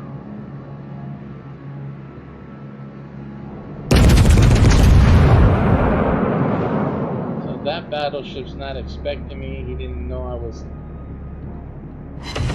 looking at him. I have nothing happening with him on those shots. But this is where the action's happening right now. I'm going to slow up my ship so I can make a longer attack.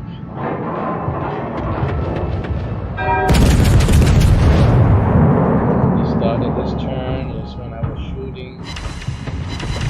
I have some damage on him. That's good.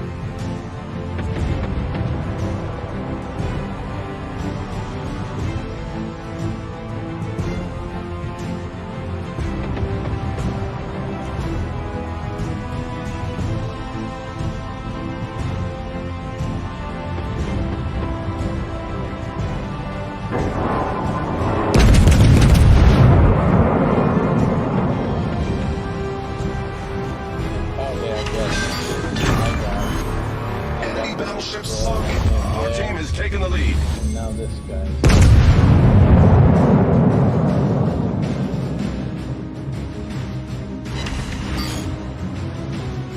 He's getting torpedoed right now. That's about okay.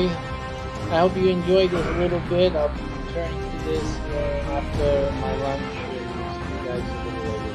Thanks for joining. And putting up with my setting things up. It's part of the thing. I'll probably do the gaming show card, and I'll come back with that next time.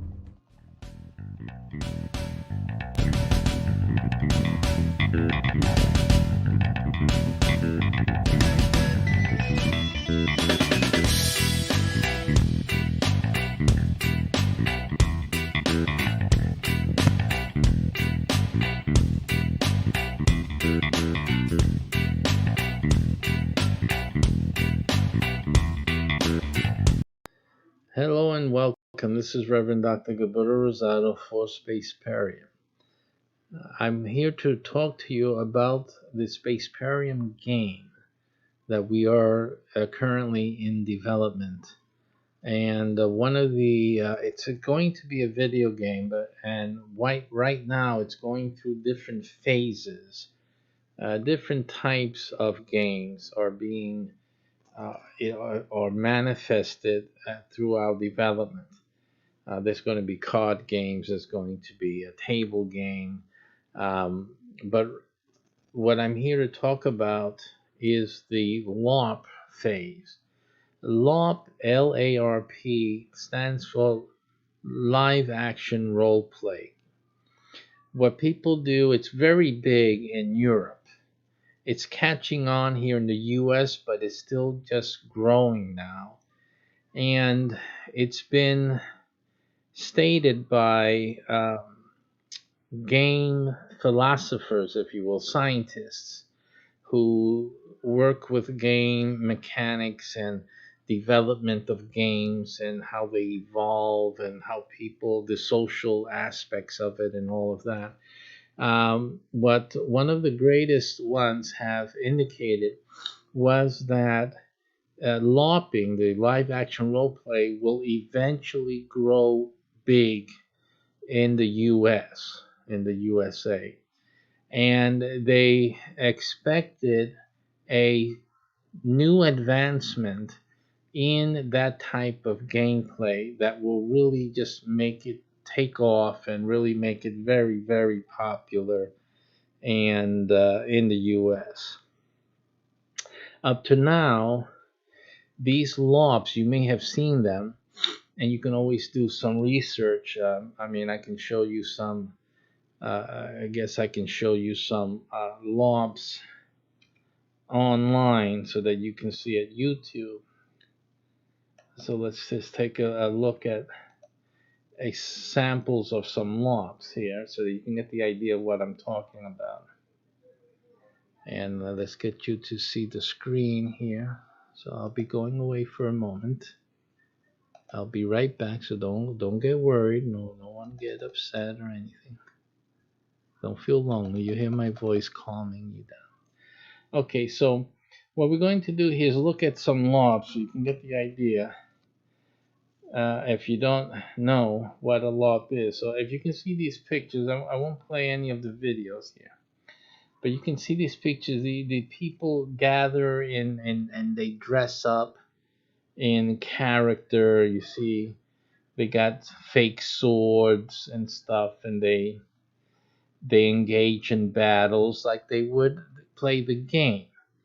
And so that's a lot of people. Again, most of these are European, Canadian as well, and it is starting to take on footing in the United States. Okay. So you get to see this, and there's different types and whatnot. But what you mostly notice,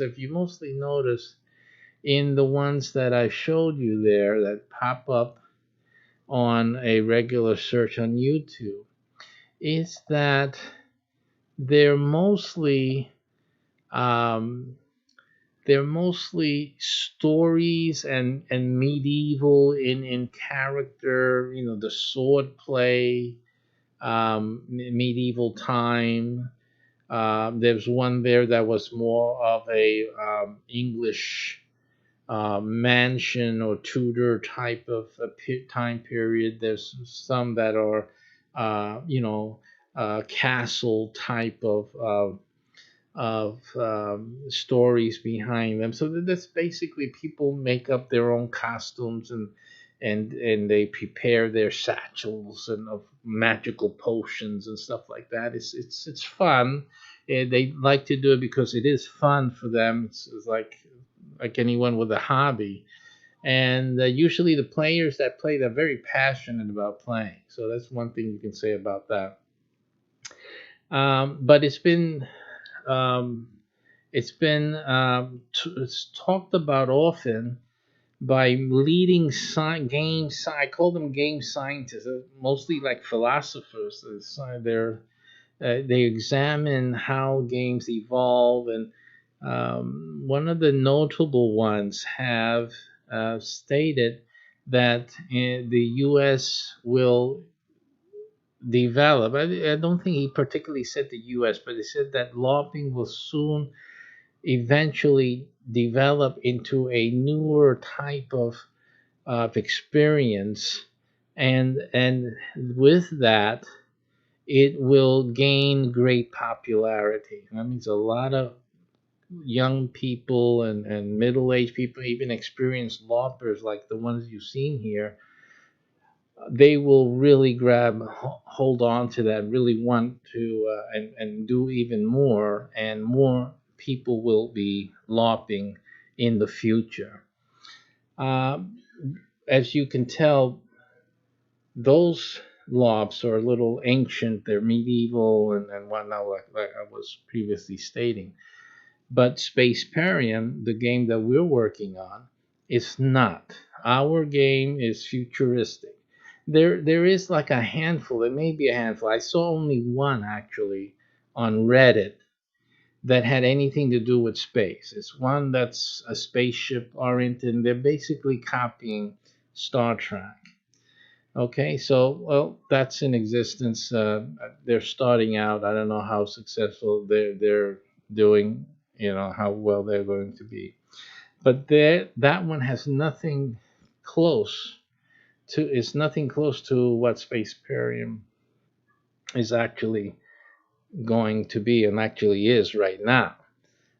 We are more technology oriented, and we don't use people making costumes for themselves. And there's nothing that our lofters will be creating for themselves. Um, our loppers have a uniform. There is a uniform. They'll have to get the uniform from headquarters. They're gonna buy more like you see the Boy Scouts have a uniform, the Girl Scouts have a uniform. And you have the different age groups, explorers and whatnot. We have our uniform. They're gonna have to get our uniform. So they look great. Everybody's looking spot on. And so that's what's going to be happening. We have, instead of going and fighting in the early days of our LARP, they'll actually be going for training, different survival training. Again, like if they had landed on Mars or they landed on some distant planet, some other faraway galaxy, how are we going to survive? What do we need to build? Habitats to survive a storm and whatnot. So this is the type of game that they're going to be dealing with. These are the type of problems that they'll be dealing with in the game, and they will be doing this as a group wherever the LARP site is happened to be. So that's what they'll be doing. And that's what SPACEPERIUM will be doing. They'll have tablets. They're not going to have no fake swords. They'll have computer tablets. They'll have phones. The phones will have an app on it that is the communication device. It will turn the phone into as if it wasn't a communication device. But you know what I'm saying. SPACEPERIUM. And it will be a weapon like Star Trek has. They will be using the phones. So nothing's going to shoot out of it. It's just that the computer, the app will record what's going on and everything that's happening in the group. So this is a live action. That's why we call it live action role play. And since our game is more technologically advanced than the others that are out there, we are very confident that our game will become very, very popular. Very popular between the attraction of the uniforms, very attractive. It's going to bring in a new crowd to want to play and participate, and the technology itself is very now. It's now and very futuristic. So we're going to get that type of player. We're going to have the specialists and things like that, so that they can see and do research, be online while the glasses are on, stuff like that. Very technologically advanced. So that's where you guys come in. What we have is an opportunity for you to take advantage of the needs of the SPACEPERIUM player, and that we need to go out and have these get-togethers. Now, if we go out and have these get-togethers, they're going to need a place to stay throughout the week. And this provides a great opportunity for real estate investors to make some good money. The investment that's needed is very little.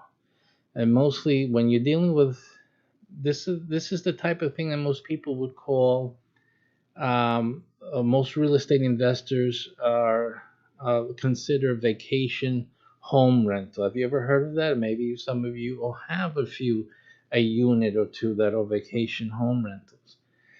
For SPACEPERIUM, we don't need homes.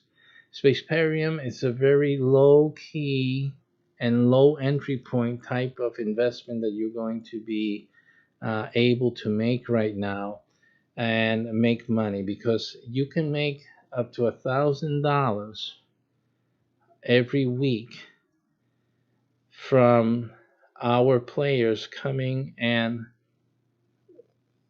renting your rental unit that you'll be investing in and paying $1,000 every single week. And that's 52 weeks. But let's cut off 2 for vacation, for downtime, maybe 2 weeks that you want to be there with your family. Fine. So you got 50 weeks.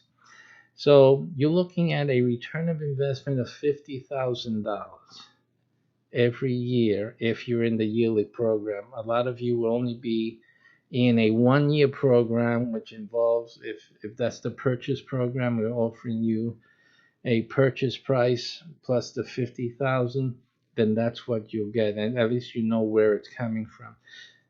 Others will be enrolled in the year to year, and you'll be earning that year to year.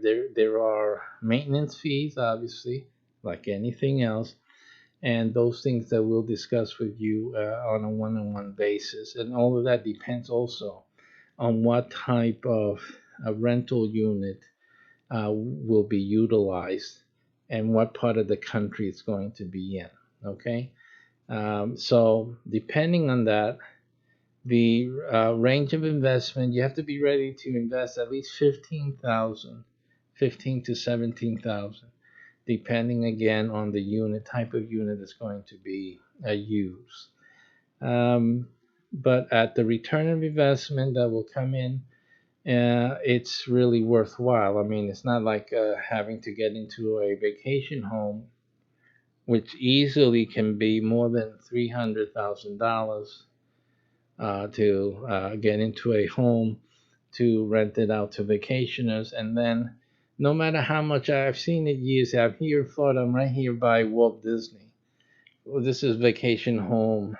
I am actually in a vacation home right now where the owner, just decided to rent on a yearly basis because really, we're right next door to Disney.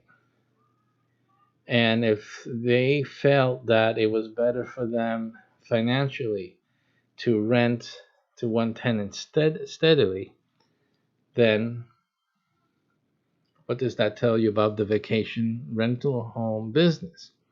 Not everyone can do it. Not everyone. There's people making money, but the vast majority aren't. That's just a simple fact. And this is right next to Disney. So the difference here is that with our opportunity, you have a small investment, basically a one-time investment, but the maintenance the maintenance every year. So it's a one-time investment for you guys doing your 1 year and one-time $50,000 return of investment, before signing over the property.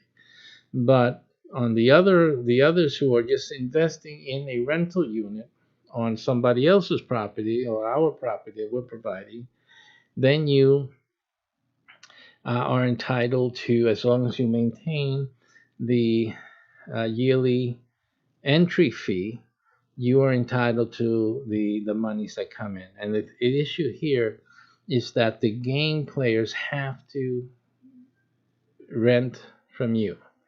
They have to come and rent that rental unit.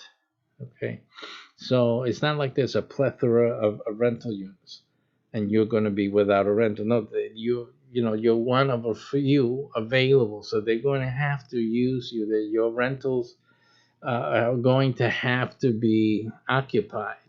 Simple as that.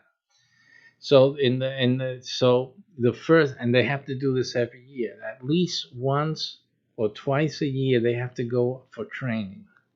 And there's different trainings. They have to go to certain missions, and certain missions have to be completed while at your rental unit. And so these are things that guarantee that your rental unit is going to be occupied.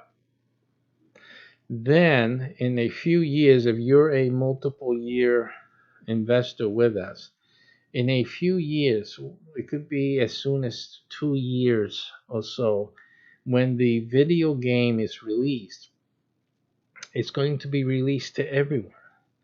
We're going to have at least 2 years or so to really people wanting to play the game. They won't be able to because we have a limit on the amount of players.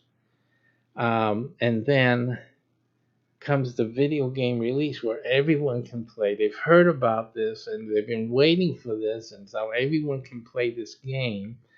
as a video game. But one of the things that's going to happen is that as they're playing the video game, it's mostly a militaristic space game, as opposed to what we're doing in the early stages, which is development and research and space exploration and space science, learning and application and stuff like that. They're going to be playing more of the action game, but we also have the action as a LARP as well. And again, they're going all these masses of players are going to have to go, are going to want to go to gain more points, more prestige. They have to go and go to the LARPs. So they'll have to go through the training LARPs, which again your rental unit. They'll have to go to the military LARPs, again your rental unit. And so you have a fantastic large group of people that will be then coming in also on top of the regulars, the ones that were always doing the training and attending the laws, because they always have to do that, your rental unit. In the US, the first phase of the LARP, the capacity of the first stage of the LARP reaches 1.5 million users. 1,500,000 players in the first LARPing phase. That's not the phase where everyone who's playing the video game wants to come and do the LARPs. See, it's a very different number. It's a large number. 1.5 million is a large number as it is. But what I'm trying to express to you is that you're the only places, your rental units are the only ones they will be able to LARP in. They'll have to stay in one of the units because those units are SPACEPERIUM units. The rental unit is going to be prepared for the SPACEPERIUM project and for the LARPers. Okay, so that's why it's not a house. It's not going to be a house. It's going to be something different that is commensurate with the SPACEPERIUM project, and which makes it more affordable for you, and then highly profitable. Highly profitable because the difference between the rental unit that we're talking about that for SPACEPERIUM use and a house is gigantic difference. Gigantic. You can't even, we're talking about a small investment here as opposed to an investment in the house. Again, you're not going to get the large investment when you sell because it's not a house, but you're going to be making profits. Who cares about the large investment? You get this large investment. You haven't paid for it. Most of these people get a mortgage. You know how it works. I don't have to teach you about that. But you'll be making more profit. Think about it. Do the numbers. I'm not going to do it for you. I don't need to. This is simple mathematics. Okay? For the house, you have to pay how many tens of thousands of dollars to start a mortgage on a house, and you're paying every month with or without anyone staying in it. Here we have a smaller investment. We have locked in renters. They have to come and rent. They can't rent at the Holiday Inn. They have to rent from you because that is part of the mission. They have to do it. And then you do that every year. And when the video game comes out, then we have this whole mass of other people. Again, not that you'll be able to rent more of that same rental. You're probably going to want to, if we have the space, invest in more rental units if you want to make all that money when that video game starts coming out. That's on you. We're not here. But the one, hey, listen, it's $50,000 a year. What more do you want? So that is good. So that is the opportunity you have when you invest in the SPACEPERIUM project as a rental unit owner. So I encourage you to keep listening and to the following presentation so we can show you some of the details about the project. Thank you for watching, and hold on now for that presentation.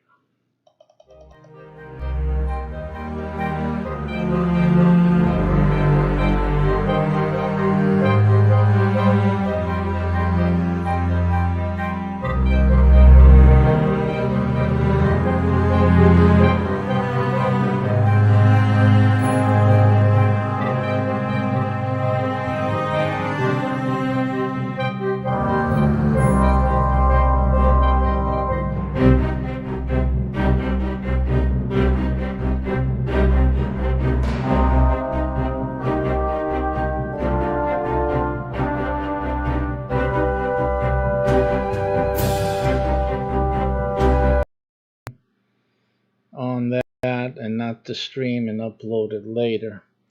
Okay, I'm going to take a break right now before we get going. We still have a little bit left on the upload of the or the downloading of our newest game, Cities Skylines, and we'll be back in a few moments.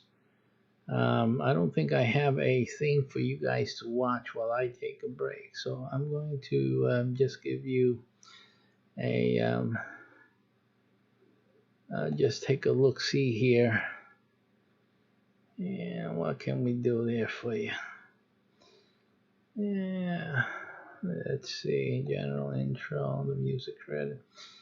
Okay, we'll do this for a moment while we and this should be actually the game, which is the problem here. So let's go into the game. That's the issue with that. You don't have the game profile up.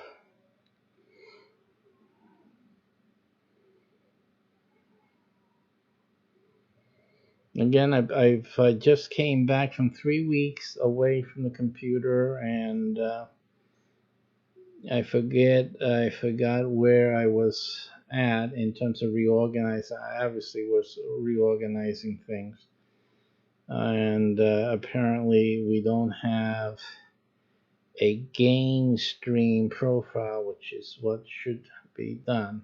I guess I use the Office Cast. I call it the Office Cast for just regular things I would do here in the office. So I guess that's what it was.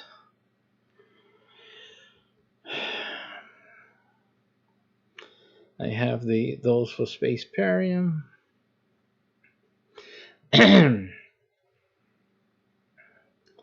I have SPACEPERIUM there, so I'm just going to use the SPACEPERIUM right now. We're not playing SPACEPERIUM, but it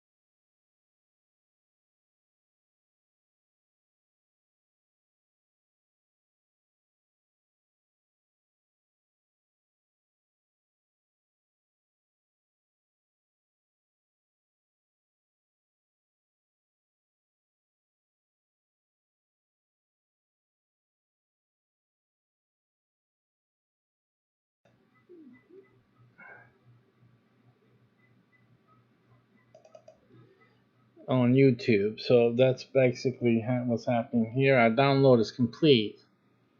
And so we're going to press play. We're going to press play.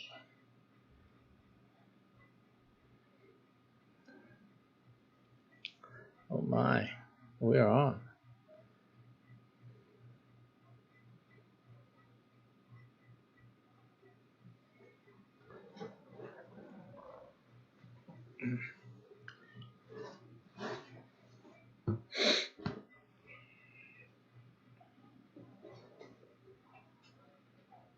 Making myself comfy.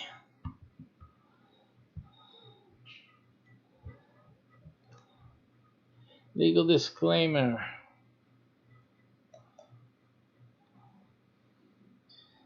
How we use your personal information. The Paradox Interactive Privacy Policy. Summary of the latest updates. April 8th, 2019. This summary is the most significant updates, but we encourage you to read the whole policy to understand, which I'm not going to do now for you here. Summary.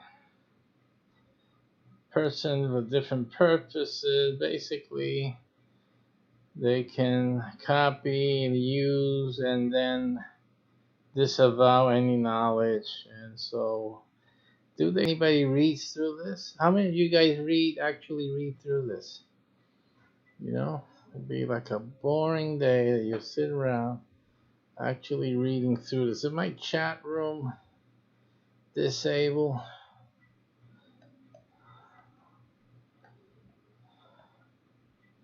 Play Paybox on YouTube, fellows. Play Paybox on YouTube and Twitch. And on Twitch.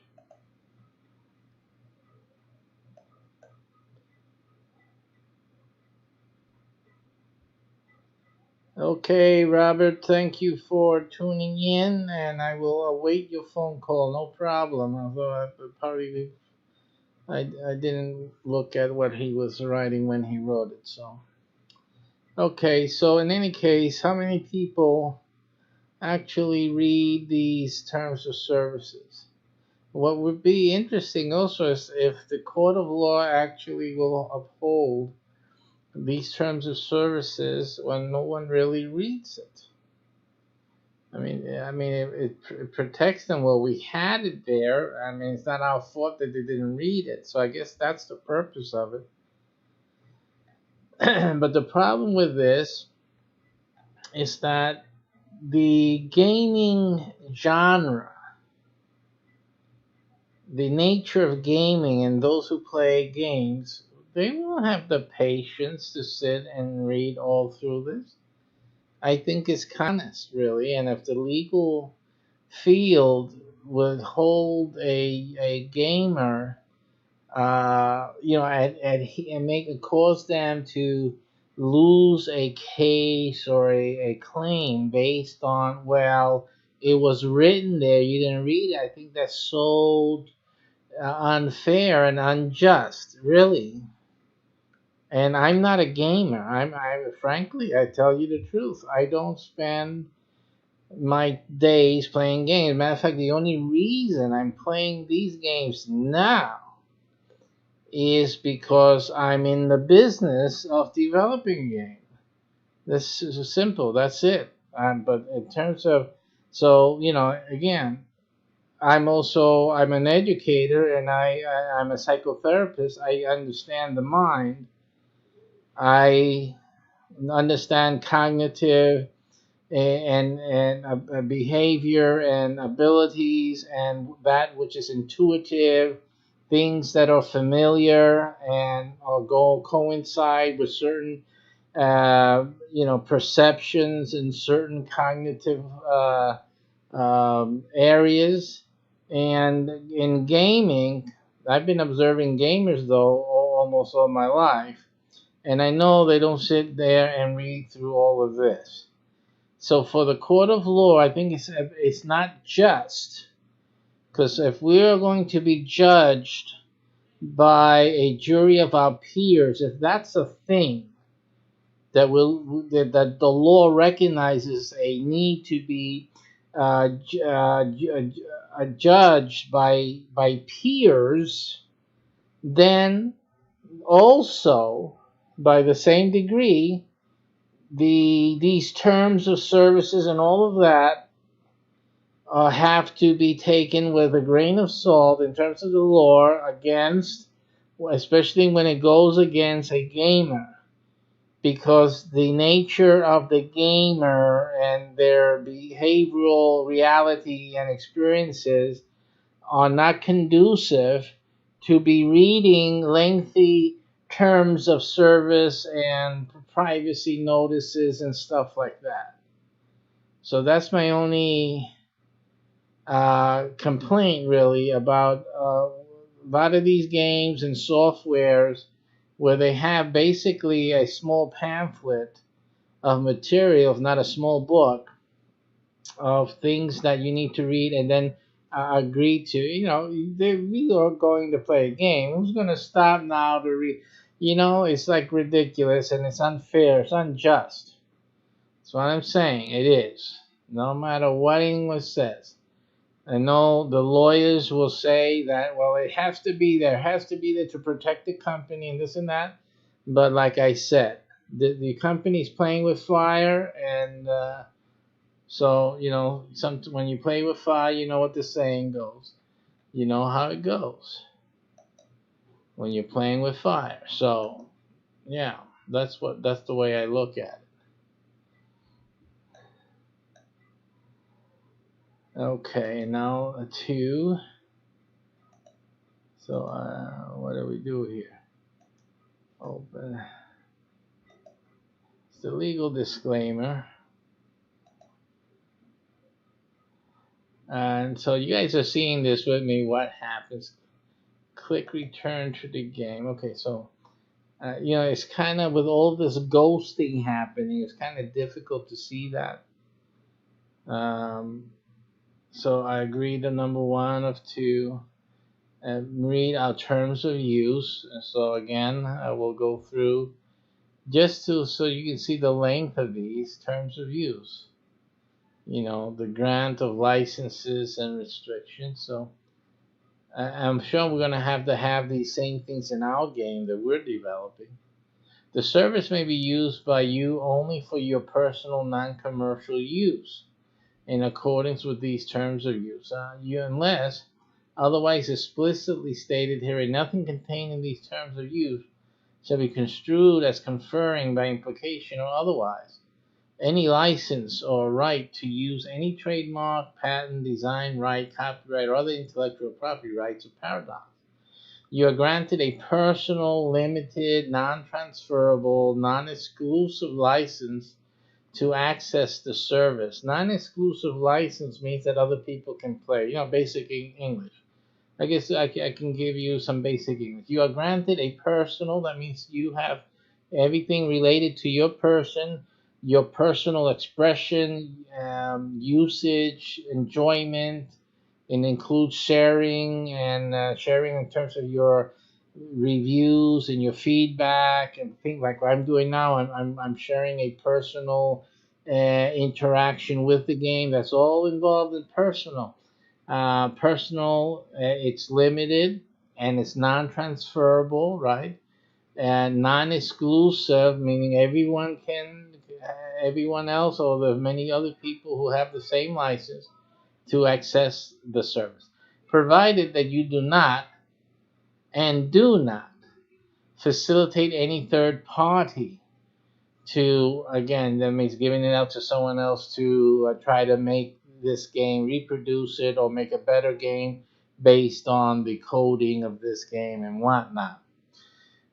Disrupt or assist in disruption of any game and or service servers or any other use of game and game experience. Use, develop, distribute, or sell cheats, automation software, bots, hacks, or other unauthorized third-party. So, in other words, you cannot build another software modifying this one or manipulating this game in any way.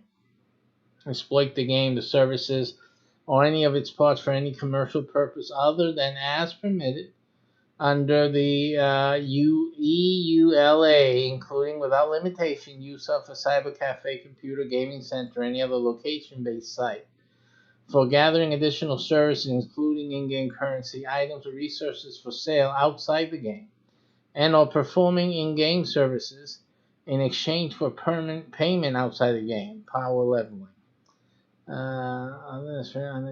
Including without limitation use at a cyber. Remove, disable, or circumvent any security protections such as digital rights. Use any obscene, pornographic, provocative, or racist language or material in the game or on the communication facilities as defined below. In other words, using the game to promote racist speech or attitudes or things like of that nature. The grant of this limited license conditional upon your agreement to and compliance with all terms of use. Paradox may suspend or deactivate your account at any time for any or no reason, with or without notice to you, unauthorized, or because some people will get so seriously devastated that they cannot play this City Skyline game that they will actually go to court over that, you know. So, hey, listen, we can cut you off of this planet, this digital reality at any time without notice. Unauthorized or prohibited use of the service of the kind may be violation of criminal or civil law. Paradox reserves the right to add, modify, delete any and all functionalities of the service at any time. Paradox makes no representation or warranty as to the completeness or accuracy of the information provided to you through the use of the service. Nor do we represent or warranty any of the service will be available and error-free at all times. Because, of course, you paid money. There's certain expectations when you pay money in terms of the software. So they're trying to make sure you understand, hey, it may not work for you, and so, but that doesn't constitute any fault of ours.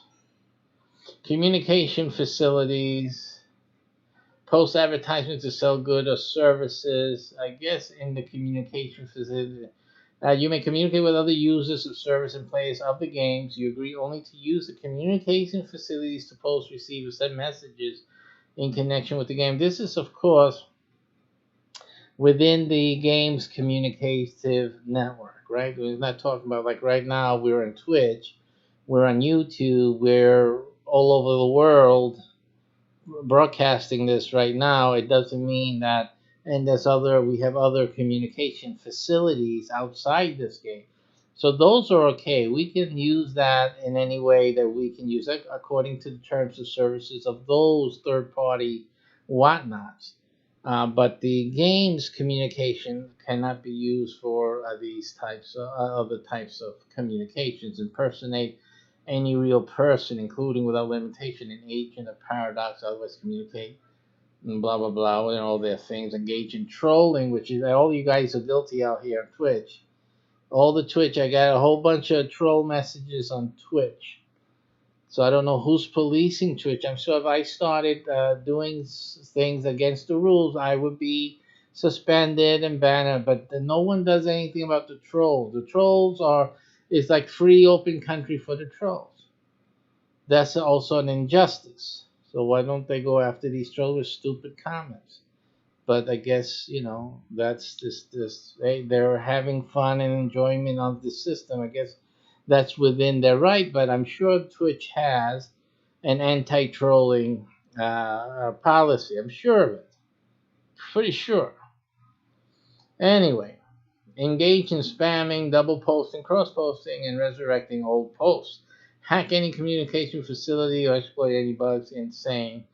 Upload files that contain software, other material protected, additional rules, connection, communication, blah, blah, blah. Like they're going to read that or they can understand that. Okay, additional services, whatever they have. Exploiting defects. Oh, you're exploiting a defect.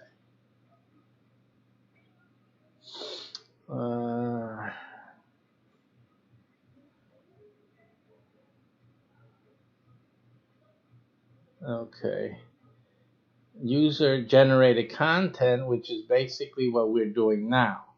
People on Twitch are doing user-generated content. Maybe we'll read this and we'll see for sure. But what we're doing now, and what most broadcasters do that are in the gaming that broadcast their games, are usually engaged in what's called user-generated content. So we'll see. We'll see what they refer that to. You may be provided with an opportunity to create and submit content through the game service or the site, user-generated content, or UGC. So this again, it says very specifically that you may be provided with the opportunity to create and submit content through the game service. Now, this may also include Steam, which what we're on now. We're also broadcasting on Steam, by the way. It should be. I don't know. I haven't verified it, but maybe. User-generated content must not infringe any copyright, trademark, trade secret, patent, or any other proprietary right of any person or entity, contain any viruses, Trojan horses, files, violate any law or regulation, or violate or be inconsistent with terms of use, the EULA, the rules of conduct, privacy policy. By uploading or otherwise publishing your UGC, you hereby grant to Paradox a non-exclusive, because of course if it was exclusive no one else could use it or watch it or enjoy it, a non-exclusive, irrevocable, because you can't say no, you can't use it, royalty-free, I can't charge them for using it, sub-licensable, that means they can license another agency, a third party, to use it, perpetual right to use, they can use it forever, reproduce, modify, create derivative works from distribute. That means they will be making derivative works of my genius operation here. Derivative works from this, distribute, transmit, broadcast, and otherwise communicate, publicly display, and publicly perform your UGC, your user-generated content, and derivative works of your UGC in connection with the operation promotion of the game, site, or service. So basically, when you're playing any game, basically, taken for, let's just say that this was a common clause in most game software. What you are actually doing, you are providing content that is for the benefit of the software company, the developers, and the marketing.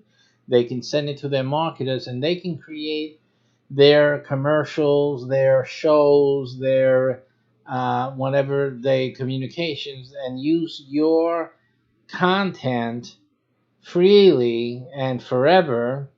And they can benefit. In other words, basically, they're benefiting from your, as at least in my case, my genius and my marketing savvy and my appeal to the masses, so they can use that for their benefit and not be owing to me at all, not even a thank you. So that's basically what they're saying. A very short, brief, yet concise and truthful wording. Paradox is under no obligation to use, distribute, or continue to distribute user-generated content. You understand that Paradox may restrict or remove your UGC for any reason. That's obviously on their own sites, right? You represent and warrant that the UGC and your grant of rights in such UGC does not violate any applicable contract, law, or regulation, and that the UGC is your original work. So this is basically to cover themselves from being sued, obviously, by someone else who then claims that my broadcast or my content is actually a copy of theirs, or a violation of some work agreement or whatever, and that I really had no right to broadcast it, and then therefore they had no right to do it, so we're suing them. This is to protect them. This says that that you grant this right in such UGC does not violate. So basically, even if they get sued, which they could, they also have a right to sue you. And usually what happens is that the court fixes it up so that you're the only one who gets sued. Because basically you misrepresented and therefore brought them into a situation which they did not seek to get into, and obviously then they'll be off the hook. So that's how they do that. Law or regulation that the UGC is your original work and does not infringe any third party's intellectual property rights or any other rights. Paradox specifically disclaims any liability with regard to user-generated content. Basically what I said. They are not liable in any way. Anyone who believes that their original work has been reproduced as UGC through one of our games, service, or sites in a way that constitutes copyright infringement may notify us by contacting support. Okay, so they're not responsible, but remember before it said that they can shut your account down if you're using it in an inappropriate or infringing any third party right, copyright, etc., etc. So that's why they want to be informed, because we can exercise our own policing, but we're not responsible for anything, of course. So it's just all of this legal mumbo jumbo is just basically saying, hey, listen, we just made the game. The guys who play the game and make content, we own them. We own their content. We use it any way we want. But we're not responsible if they did something they weren't supposed to do. They told us they had the right to do it. And, well, listen, all we can do is shut them down. That's what you wanted to do? So that's what we'll do. Basically, that's what this all is. Mods, I'm not interested. I don't do it. Disclaimer. Limitation liability. Indemnification. Meaning we see no evil, we heard no evil, we do no evil, you're it, you take responsibility, we're making our new game, leave us alone. That's all that is. Updates to the services, equitable remedy, severability waiver, modification, contacting us, of course. Yeah, hey. Alright, so again, we click here. This is the mystery area here. You have to go all the way up here. This little words that say, click here to return to the game. Of course, I haven't started the game yet. And normally, I wouldn't imagine of clicking there because, again, I haven't started the game. I was just looking at the terms of service and the terms of use. And I just want to get back to the legal disclaimer. But of course, there's no way to get back to the legal disclaimer. It's like kind of covered, I guess, by this window here, these panels. And then you really can't get into this. And so it becomes like the only thing that you can... let me just check on that. No, you have these other links. So again, you can click away and not actually finish with this legal disclaimer, and that's inappropriate. So I don't see why the legal disclaimer, it could be a bug, maybe with Steam, I'm not sure, or with the game, I'm not sure of that either. But the legal disclaimer is now inaccessible. If I come out of that other window, I should be able to get to the legal disclaimer and continue my progress. It doesn't allow you to do that. It's hidden, and I have to counterintuitively, which means going against reasoned thinking. I have to go and click to return to the game. And when you do that, voila, it's part of the game, I guess, the disclaimer. So, yes, maybe people who study software and, game user interfaces, maybe this is normal. This is maybe a standard, like URLs being underlined and in a different color, maybe. But I'm sure people will spend a good half an hour trying to figure it out. And so we can agree to all that. All right, so here we go. campus is a new city series, unique building, public library, bus line customization. So they have other things. They have things to download. I'm sure these are just the new.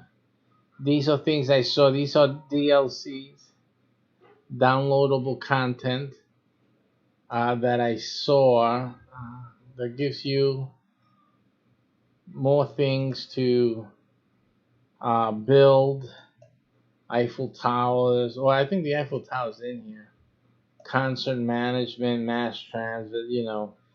Okay, these are things that I'm not going to get now. I don't envision getting them because, again, I'm going to be talking about real estate and developing real estate. That's what I'm talking about while I'm doing this game. So I don't need those things to talk about them. To talk about that, I just need the basic game and to talk about things about building up, developing land, since this is what this is about, and also some ideas that we have on future development of cities in the future. We're also going to talk about survivability, surviving in the big cities as opposed to the small towns. We're going to talk about that during our gaming experiences here. And we're going to be talking about making money in real estate, how to make money in real estate, why cities grow the way they are. I'm also going to teach you about the how cities developed historically. Okay, from the beginning. We're going to touch on the Bible just a little bit. A lot of you believe in the Bible, but even if you don't believe in the Bible, just think of it as cavemen. We're going to talk about cavemen. So we're going to go back in time, evolution. We're going to talk about cavemen or Adam and Eve, whichever way you want it. And we're going to talk about how did we get from living in caves and into building cities.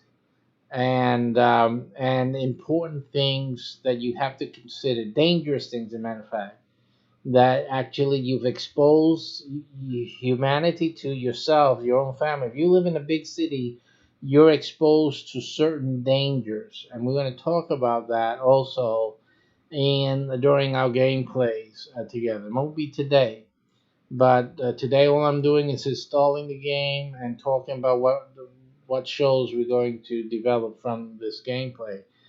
But the fact is that a lot of you guys are in danger, and you're ill prepared, and it's very real possibility that things are going to happen in the near future. Anytime, could have happened any time, has happened, but not to a big degree in during our human civilized the main civilization development or recent. But it can happen at any time to a great degree, disrupting everything. And the issue is, are you prepared? And living in a big city is not too conducive to being able to survive if something should happen of that magnitude. So we're going to be talking about that as well. And you'll see it as we develop the cities. You'll start to understand certain things that you really need to concern yourselves with right now, and you need to prepare yourselves. Okay, these are serious matters. So there's quite a few things I'm going to be talking about while we are in gameplay. So that's what those things should be interesting. So we have the new game here that we can start. So basically, I want to get that started with you, that you can see these are Steam workshops, which we will look into. I'm going to do some reading before I start another broadcast and a game. But that's what we're going to do there. All right. So that's City Skylines. The other two games, I don't have it yet. Let me go to exit game right now.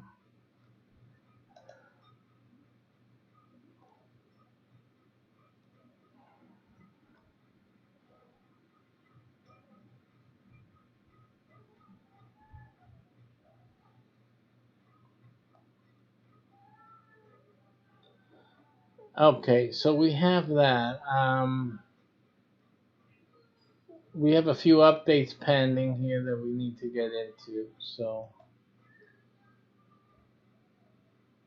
and then I wanted to look at our wish list so you can see what we're waiting for still.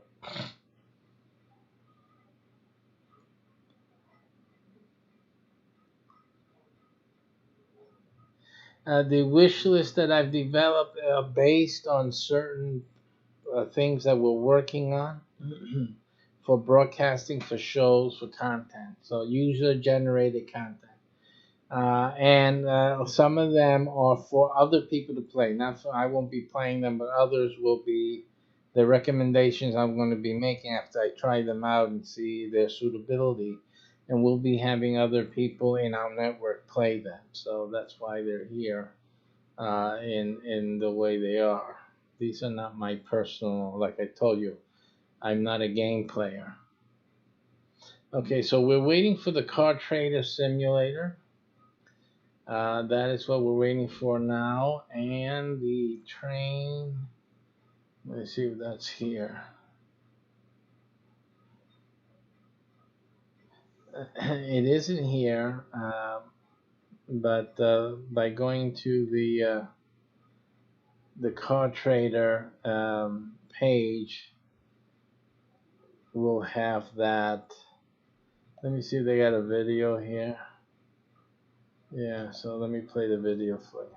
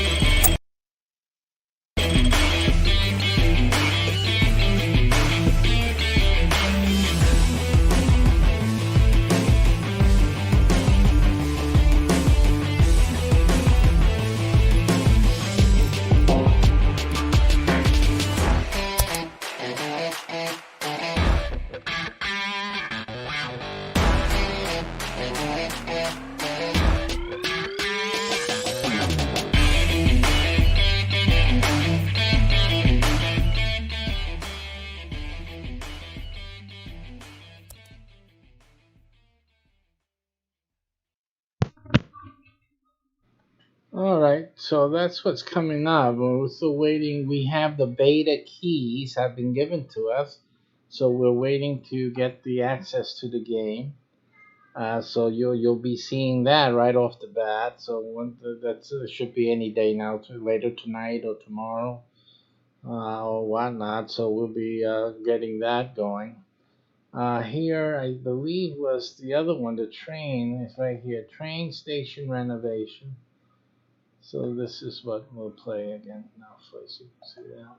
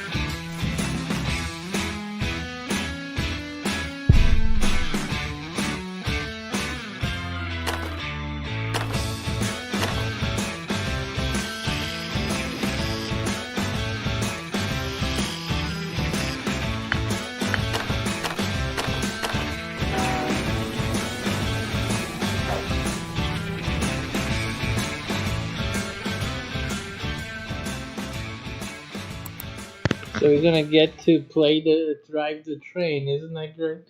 Okay, so that's also the other one that's coming up again. That's going to be released on beta any moment.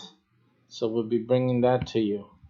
Okay, let me give you some updates on SPACEPERIUM. SPACEPERIUM is getting ready to release its coin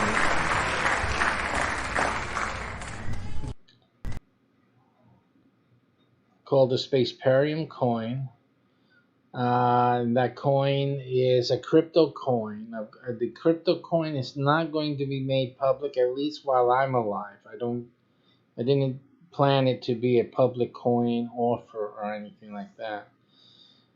Some of you may know, SPACEPERIUM is a hybrid real life video game. Okay. Those of you who are aware of LARPing, the first development of the first gameplay will be video, or what you'll see here on Twitch, but also there will be a LARPing experience, quite elaborate, I must add. It's going to be a LARPing experience like none other. There's nothing else like this. So you guys know anyone who's in LARPing, who likes to LARP, this is something they really need to look at. So SPACEPERIUM is going to have that, and it's going to be really special. Plus the fact that we have a real crypto coin, but it is part of the game. It's going to be in-game money. It's going to be real-world money. It's going to be easily transferred into real-world fiat, or at least make purchases, real-world assets using the SPACEPERIUM coinage. So that's what's going to be happening, and that's what we're developing. So the game is really taking on a very nice developmental parameter, I would say, and we're still looking and developing other things with that. One of those things is that in SPACEPERIUM we've developed a part of the game that has what we call artifacts. Game artifacts, and the possession of these game artifacts are ways of gaining prestige or bonuses for the players and for ships, the ship captains or the generals or the admirals. Again, we're talking about zonal citadels and the statal ships, statewide ships, and having these assets or having these artifacts, or having a member of the ship with these one of the artifacts gives you a lot of prestige and whatnot, a lot of benefits. Otherwise, these artifacts actually are being sold. It's out in the open market, actually. In the game, it's like the black market. It wasn't supposed to be lost or taken, and let alone be sold off in public auctions and in other marketplaces, but they were. And this is the storyline. This is what's happening in the story. And so, whereas players start coming in to play SPACEPERIUM, to be part of these ships that we have, as the gameplay ensues and as they progress in the game, there's going to be times and moments, certain phases or transitions, where they will be needing certain artifacts, certain codes that are found on particular artifacts. Well, of course, where are the artifacts? The artifacts were sold on the black market. In other words, they have to be found. And in the game, and the players will be instructed how to find these artifacts. And again, we're talking about real life here. So this is not in a game. This is in the real world. So you will have to seek out these artifacts in the real world and retrieve codes from these artifacts. Now, in many cases, the artifacts will be in have someone possessing them. These people may are not going to be necessarily game players. I'm talking about real life now, so don't confuse. I know the space period is going to wipe some people out because it's going to confuse you between what is real and what is game, right? Because we're melding the two together. So this is going to be like real life, and yet you will be in the game still, and or develop game points just with real life itself, and then sometimes real life will be part of playing the game. So yeah, so in real life, on real platforms, on real marketplaces, these these artifacts are being sold, or and they're on a regular schedule. So I can report. This is almost like one of the SPACEPERIUM news report. There is knowledge that the SPACEPERIUM artifacts are being sold right now. Again, they're being sold in 2019, 2020, and they're from the future. They're artifacts that were in the future. They were coded in the future, but they were sent back in time, different time before this time, before 2019, right now, and in the following kind of subsequent years. These artifacts will find their way into marketplaces. So there's two things that our users right now need to be looking for. They need to be looking for SPACEPERIUM. You need to be looking for SPACEPERIUM. And once you get into the SPACEPERIUM game, you will get a manual. And in the manual, it will tell you certain artifacts, their names. They may have numbers, some code, and you will be able to, if either option happens, there's one or two things that may happen when you're searching. You'll search online, you'll search on marketplaces, like eBay and others, classiforium.com, the real but robust classified site like that, even on Craigslist possibly.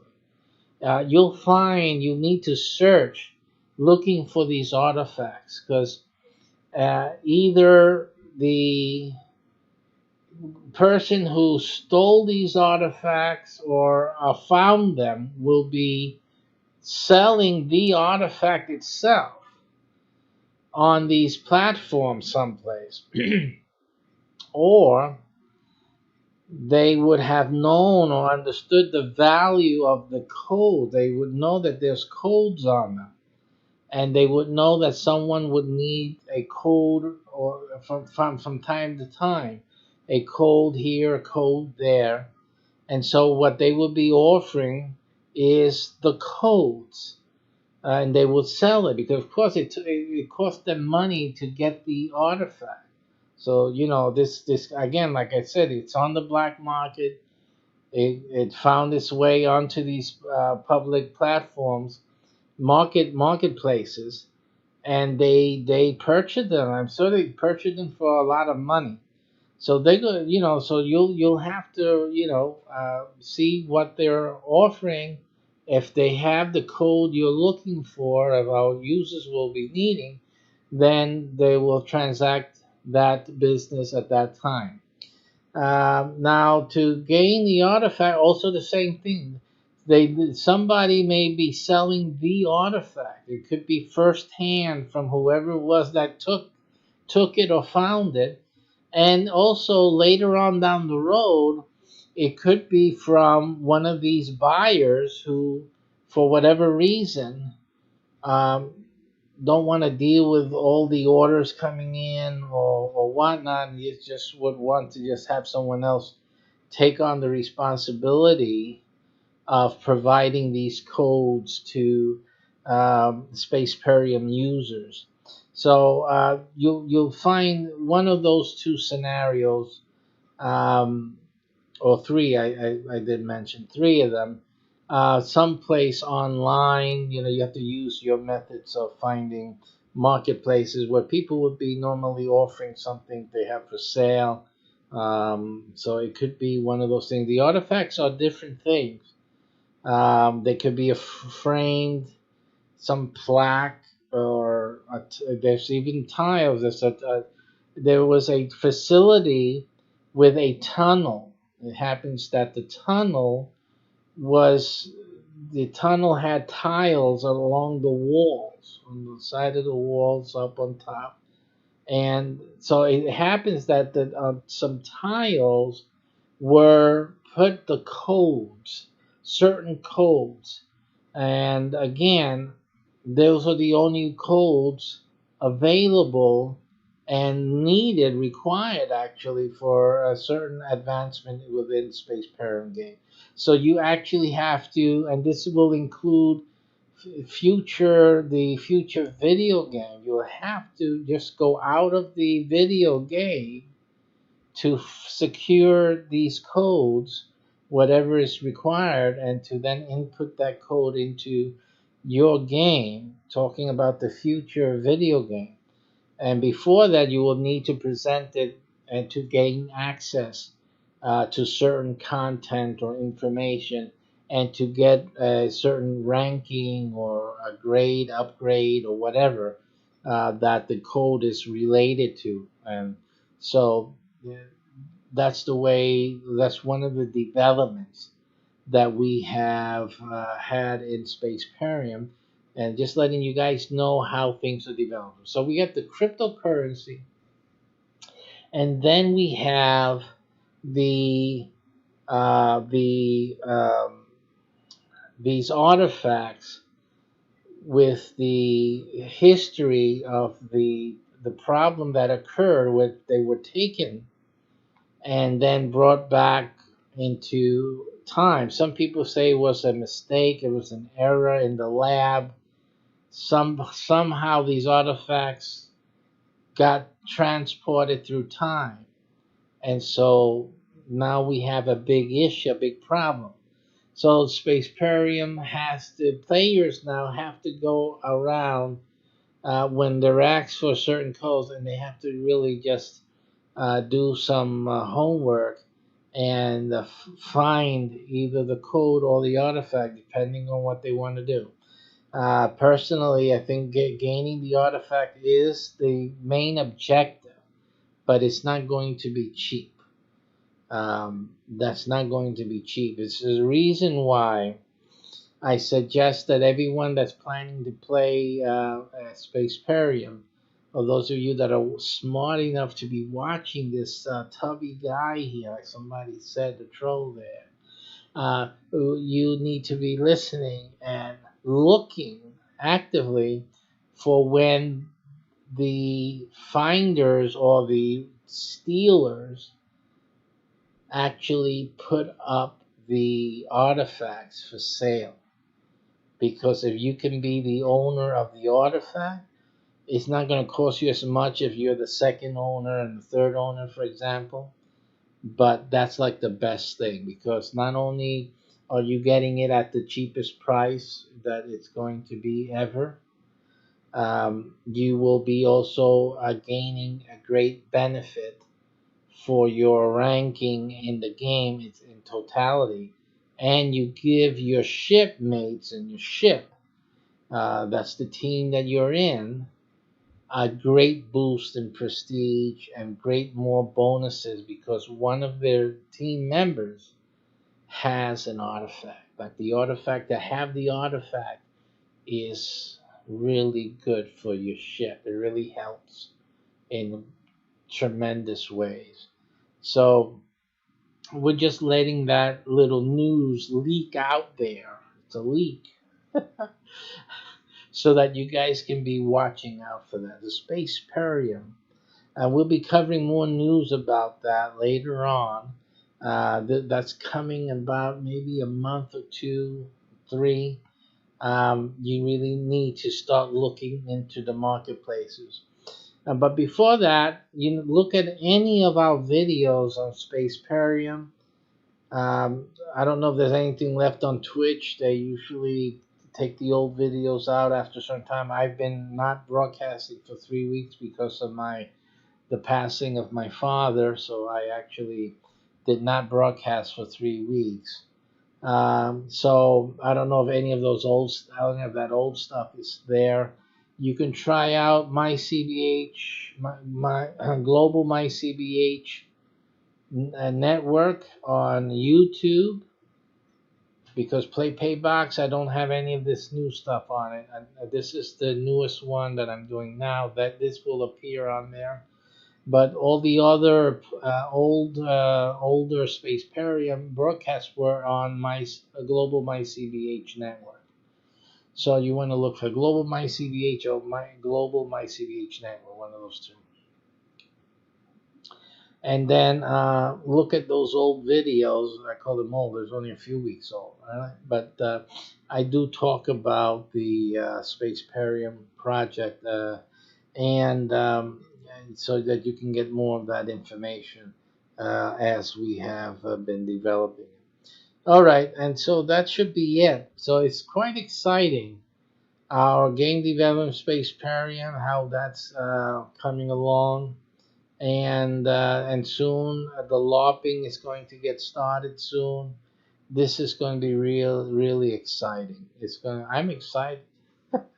I can't wait because we have such a great LARPing game format. It's gonna be tremendous. I mean, we're really gonna hit the newspapers. When we get started with this, it's gonna be fantastic. I will tell you right now. But this other issue with the artifacts, this is a really good thing, and it's a great money maker. If you have the artifact, you'll be making money. I will tell you right now, it is really just a great thing to have. So that's why I'm saying to look for that. Don't just sit around. Oh, we're gonna play a game. We're gonna play a game. Try to get these artifacts, because the artifacts. Remember, all the players will need to get the codes, and you guys will get a few dollars for each of the codes forever. I mean, it starts adding up. We got, I think I had done an estimate. Again, I'll do these things on video, of over, what was that, like 1.5 million. I think so. I just have to check the numbers again. It may be 14 million or a million, something like that. But in any case, I know it's definitely 1.5 million users are expected in the U.S. alone. Okay, and just with one code, and you can figure this. If everybody needed to get that one code from you, you had the artifact. You're talking about $5, up to $5 for each code. You do the math. So we're not talking about game here. You know, we are talking about the game, but we're talking about real money that they will have to dish out to you for you to, if you own the artifact, for you to give them the code. So basically, that's the thing about having the artifact and owning the artifacts, that it's a perpetual money maker. Actually, it's a great asset to have, and it's a great investment because the codes are needed. They can't get what they want unless they get the code, and the code is only on the artifact.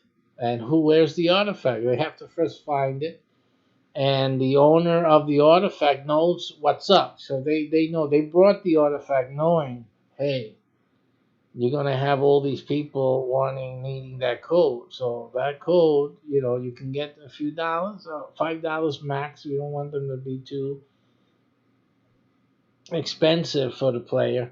And the artifacts are not required for most of the gameplay. It's just at certain points, and especially when you want to rank up and go up. So then, yeah. So, but you have 1 million people needing to rank up, needing to get to the next level, that is beautiful. That's really nice.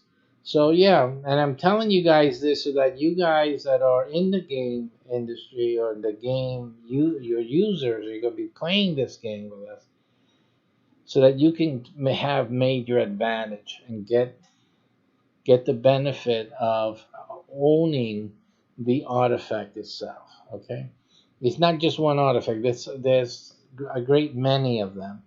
But again, if you're worried about, oh, well, then if I'm playing the game, how much is it going to cost me?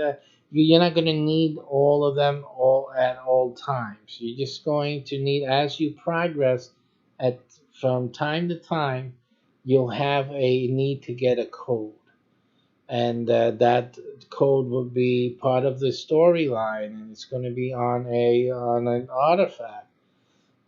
So that has to be, you know, found, and then you can make your progress in that. And the way to look at that, if you're in the gaming scene, it's basically like DLC. It's just almost the same type of thing as downloadable content. And, you know, you always have to pay something to get downloadable content and something like that. But this is different because it's not content you need to download, it's content you need to find. So it's almost like a treasure hunt. And I thought it a very nice thing, nice little thingy to put into a SPACEPERIUM. So that's what we're going to real life treasure hunting.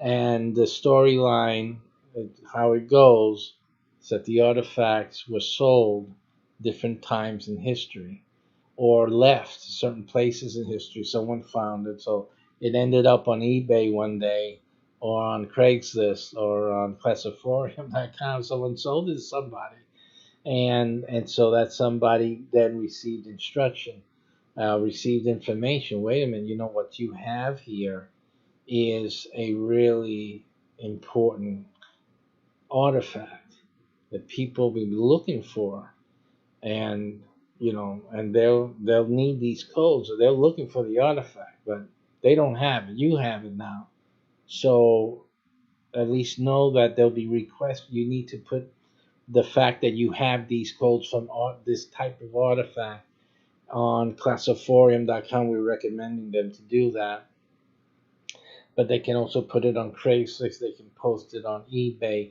or what have you. And then you guys need to find it, track it down, and get the code and keep progressing in the game.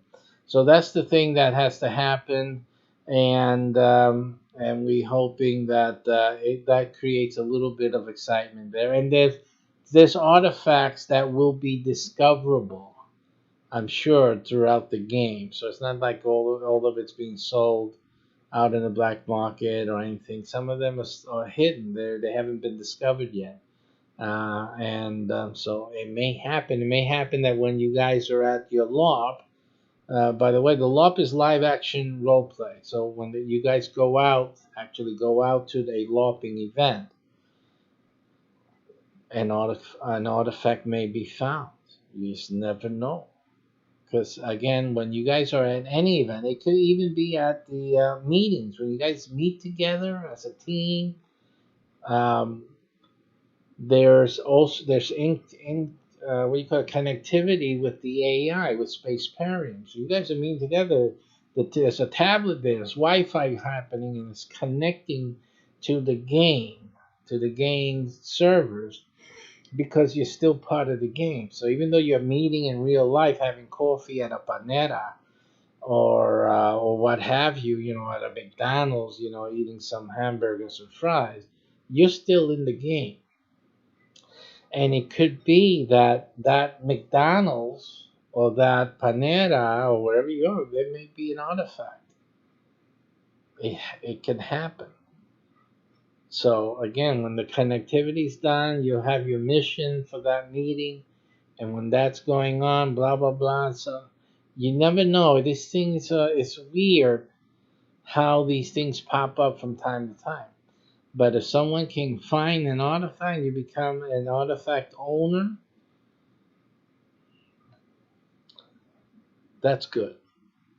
Because that wouldn't cost you a thing. That wouldn't cost you anything. It's just that you were at the right place at the right time. So this is exciting. I'm really excited about SPACEPERIUM. You don't believe the things that we have planned for this SPACEPERIUM game experience. It's just going to be just a wonderful, exciting experience. I'm excited. I don't play games like that. I play chess and I play these games. World of what is that? The World of Warships. I used to play a lot the World of Tanks. But they changed the artillery. So yeah, I was the guy who always blew you up. How did he find me? It was me. I found you. But when they started screwing around with the stuff, I said, okay, I'm not going to get in there. Now I'll do the battleship. I'm sinking your ass when you're there. Okay. So anyway, that'll be it for today. So in the future programs, as we get more back into the swing of things, I'm going to be. We got a lot of stuff. We're working on a lot of things here. So again, if anyone's interested in becoming a major role, a player in this game, you really need to be a game master. As a game master, you will own a ship.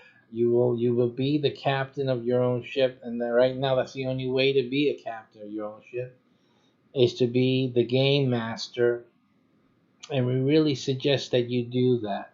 It's not easy to be the game master, and it does cost you to be one, but it's the most rewarding outside of owning an artifact. Word.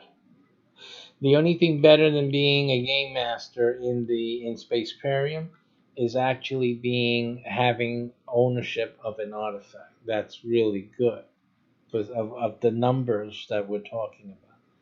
But outside of that, game master is the thing to be. So you need, and it's limited. There's only one per area, so you need to look into that as soon as you can. Okay, so that's it. I know a lot of people don't watch this, but they see this cross and skull bone. No, the sheep over here. They think, oh, this guy's talking Bible again. He's a religious guy. I don't want to hear nothing. Some people close their eyes and their minds, and they close their access just because of their attitudes or preconceptions, and it's really silly. They're going to miss all of this. This is a limited scope. It's a limited ability to get involved in this game. It's only 100 at the local level. That's it. No more players can play. So it's an issue. Did you hear about it? Did you know about it? And is there still room? And that's basically what's going to be happening to most gamers out there, people who would have enjoyed playing and being part of this SPACEPERIUM game. But they're going to miss out because of the way they think.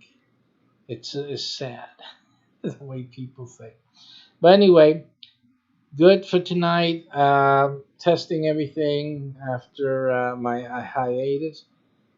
Pretty much everything's good. It's just a matter of me getting back acclimated to all things here. So take care. Thanks for watching. I'll play the Game Master thing so that you guys can see the URL, so you can go and watch that video. It explains how to be a Game Master with our game. So look into it and join us.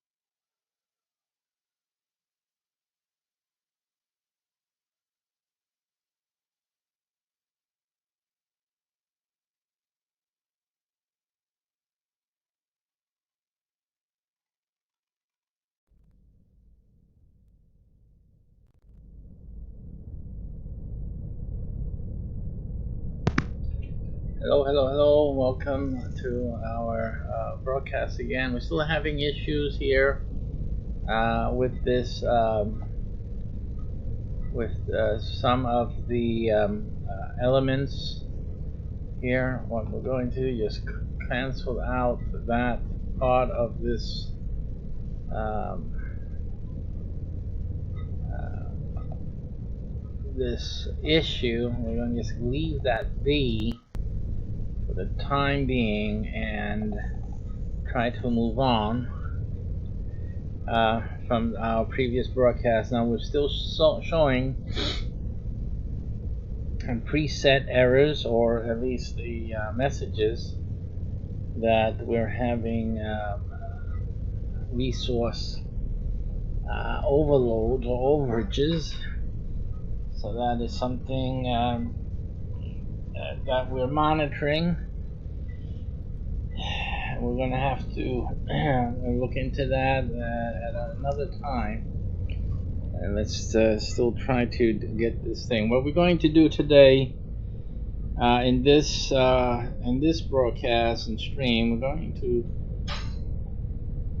try monitoring further and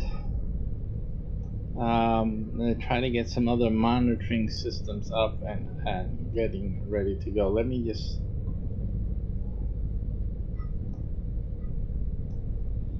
get this. I'll be right back.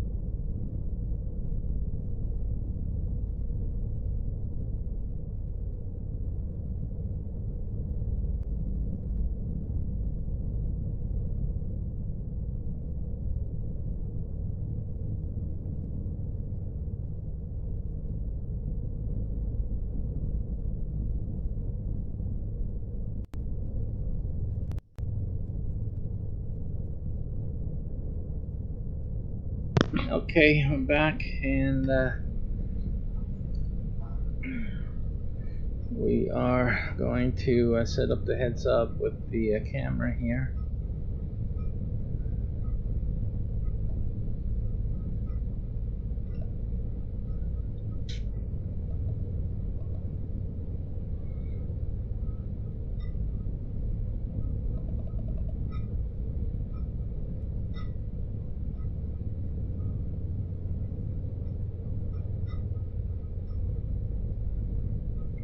Give that a time to load up. And we got some data feed coming in. We have that UFO around Brooklyn.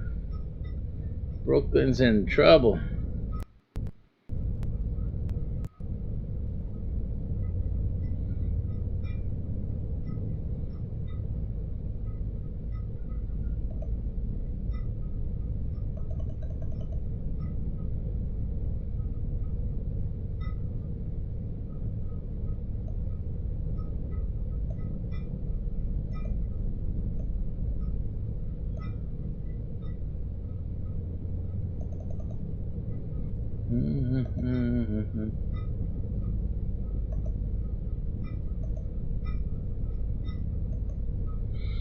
Okay, so we're having the camera problem again, a repeat of it now. Not sure why, probably the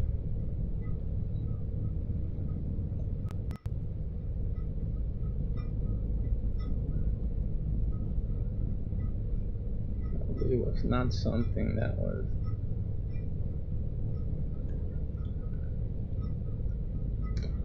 corrected in any all the other slides. Let me take a quick look. See, yeah, they're on. Everything's turned off. Everything's turned off here, so there should not be an issue. I'm going blank.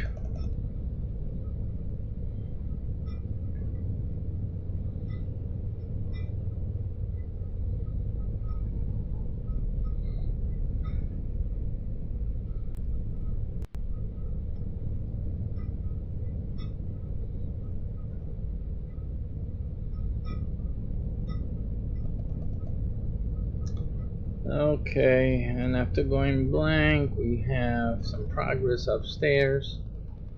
Now we'll try the lower feed. See if we can get that to work and kick in. And so we'll see that the bottom did not kick in as expected.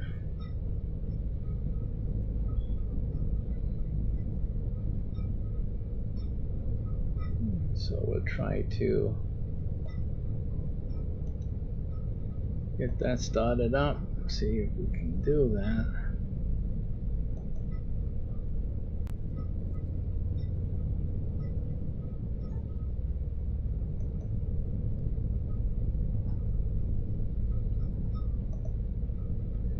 So that is not wanting to turn on. We'll go blank again and try the bottom one directly.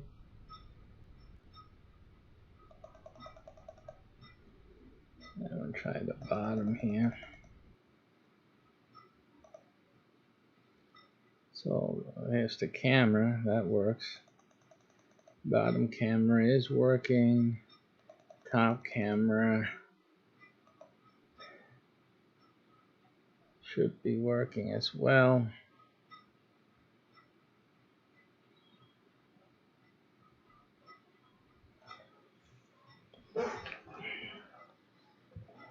Alrighty, yeah. So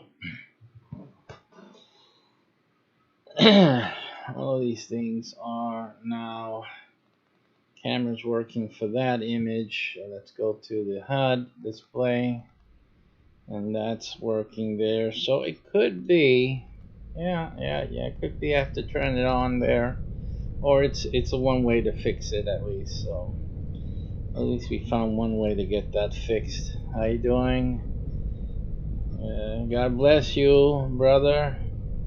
I'm doing a gaming broadcast, so I know you're always trying to reach me, but we're talking gaming right now. I can't talk about anything else. So today's a gaming day for my gaming projects.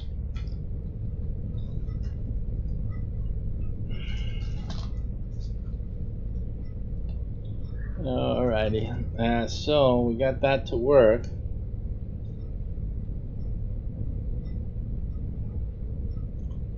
Now we're going to get the heads-up display to show what we're getting on the feed. Alright, so turn that off and do that. And we're going to turn that off.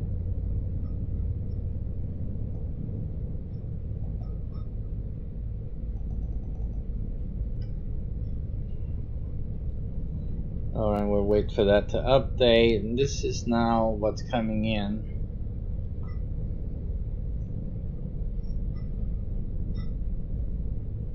Again, the Google or map overlay on the data stream.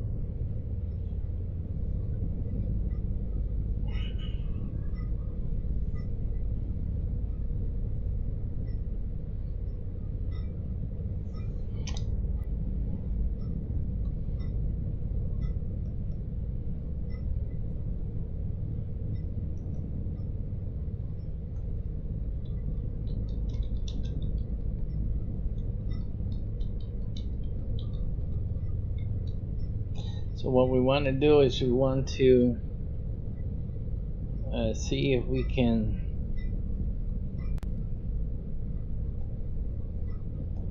run some apps here so that we can add what's going on.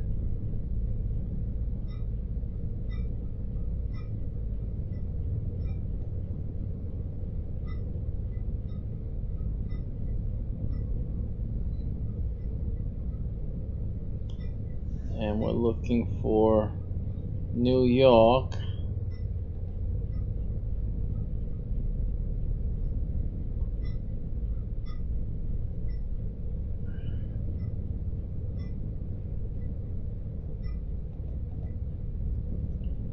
And New York City. We're going to go to the Staten Island, right? This will be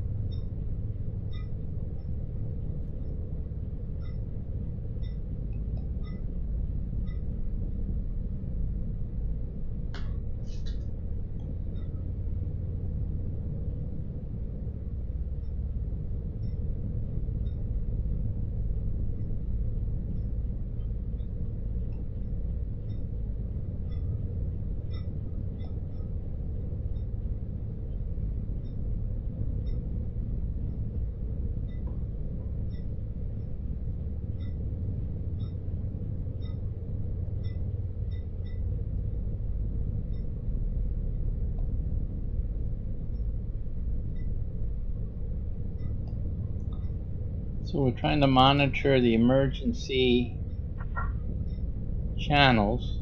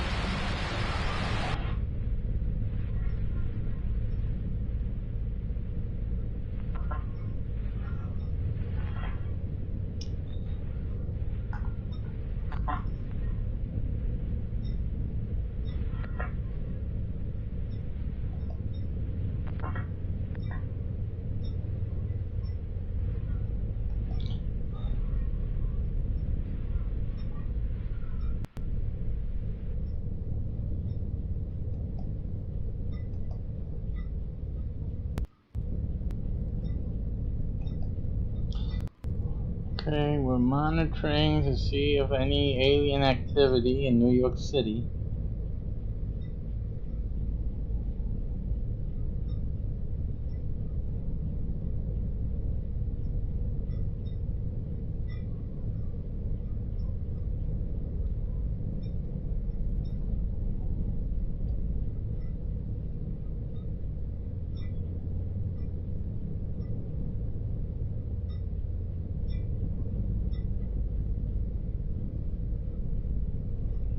Yeah, you're only getting static out there. There's some static, but that's from our monitoring of the police and fire department channels. That's where the static is coming from. You shouldn't be only hearing static.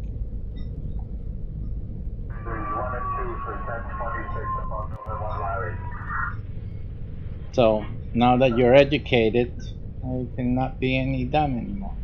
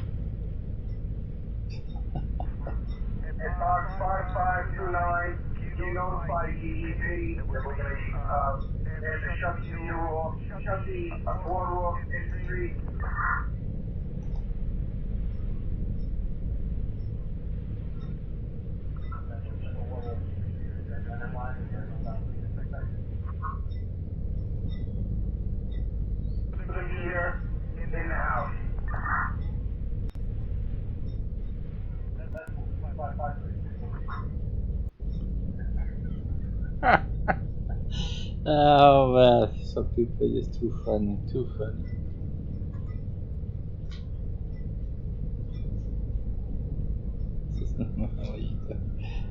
Just look at it. They complain when I'm talking, and then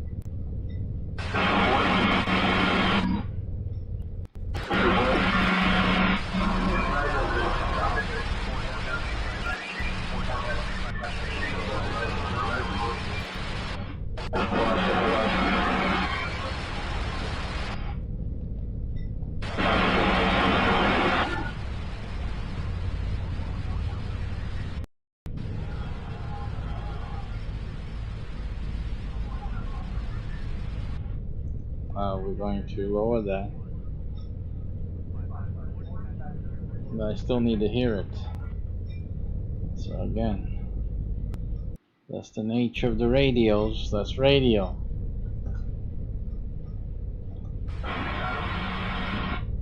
Nothing we can do about that. That's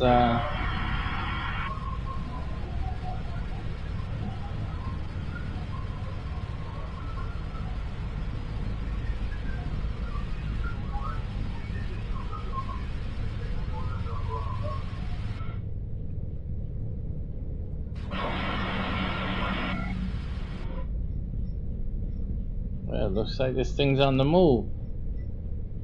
This thing's on the move here.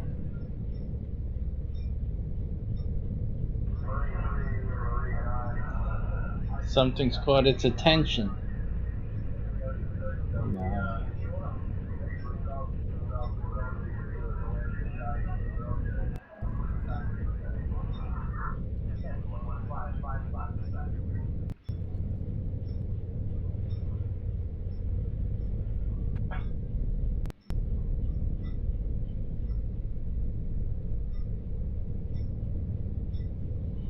Alright, let's set up some other things that we need. We need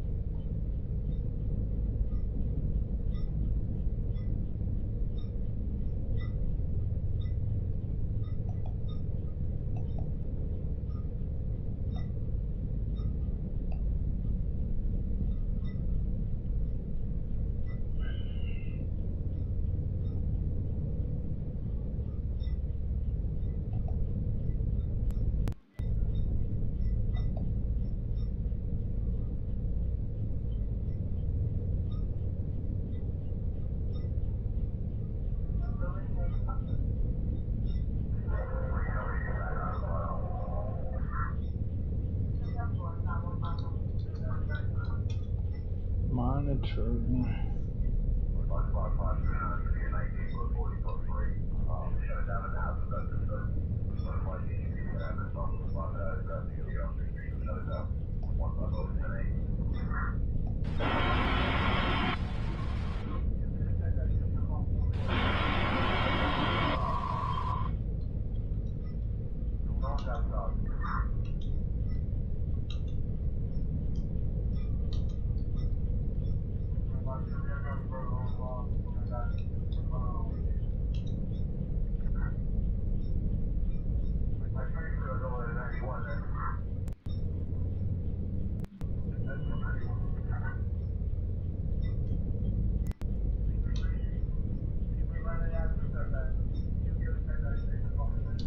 Okay, so where should we send people to watch this?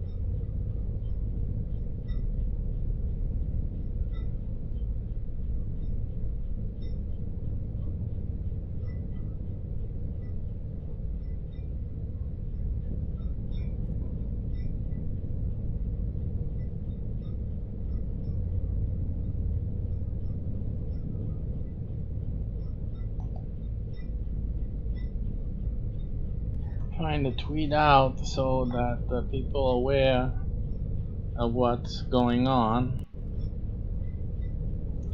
Again, this is a SPACEPERIUM development stream.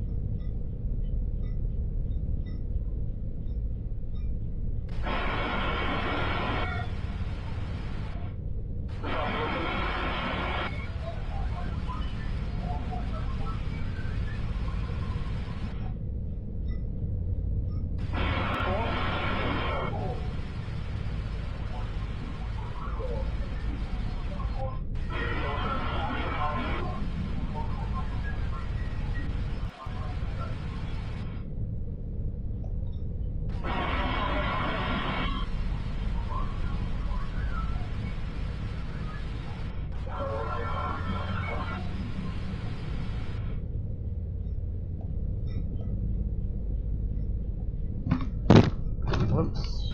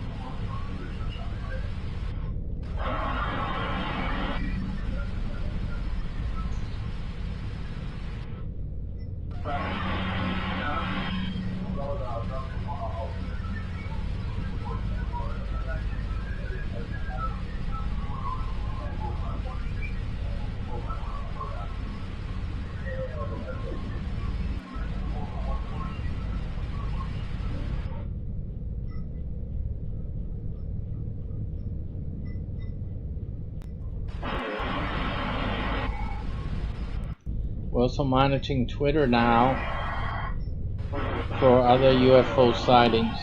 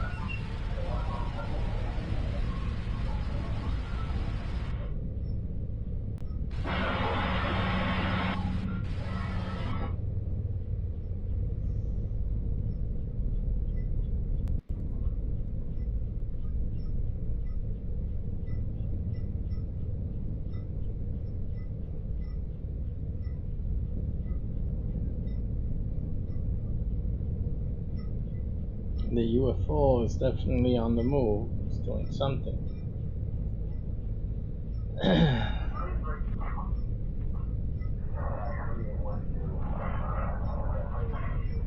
We're monitoring the fire police department monitoring is in Brooklyn. That's where the UFO was last. I don't know where it is now. I can't tell from this view. We're using Google Maps to overlay the data stream coming in. And again, we can't tell if this is synchronized, it's real time. Is it something that is being emitted, streamed to someone, someplace, that we're catching it and we're displaying it? I mean, this could have been previously data previously collected, and that we're hacking into it and getting it, and then or it could be actual real time. It could be even a planned route. We have no way of confirming one thing or another. It's simply this is what we're getting. So we're monitoring. I mean, there's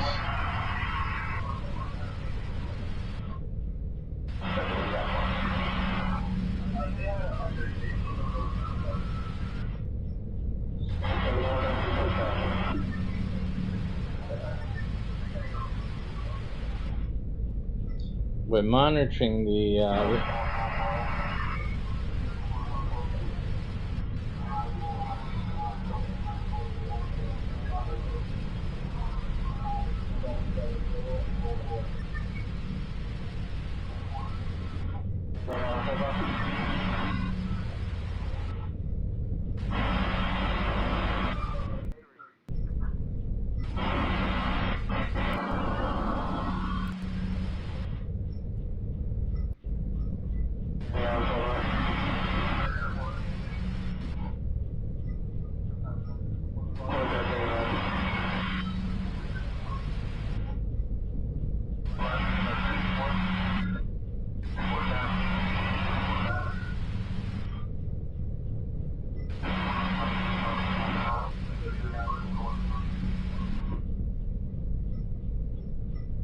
we're monitoring the radios to see if there's been any sightings of any UFOs or aliens.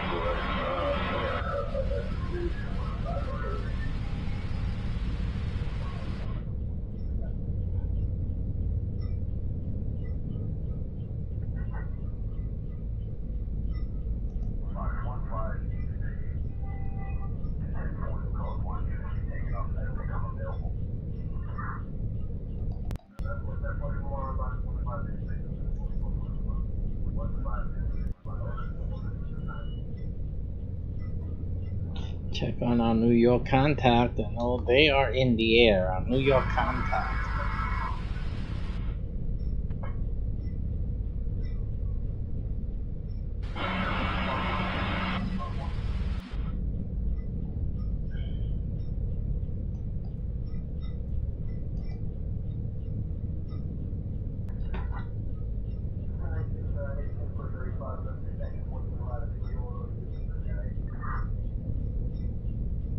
It's possible that they've dropped off some aliens, soldiers or observers, scientists, whatever.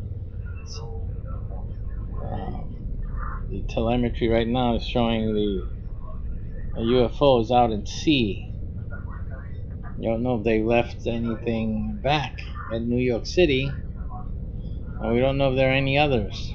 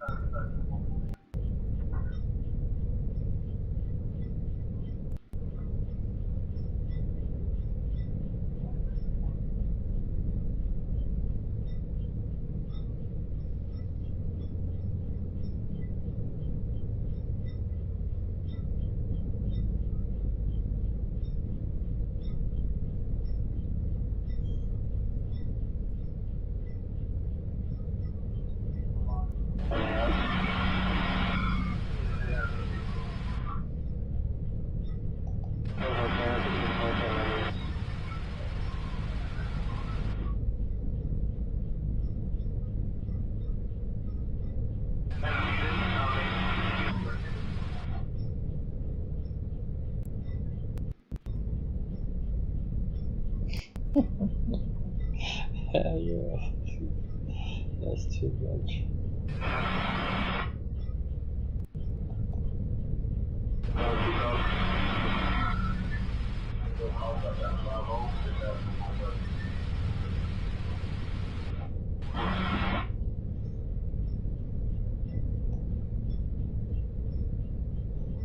We're monitoring fire department and New York City police departments right now. We're suspecting the alien craft has dropped off something, or even some of its crew. We don't know yet. We're trying to monitor to see if there's any activity suspicious in New York City right now.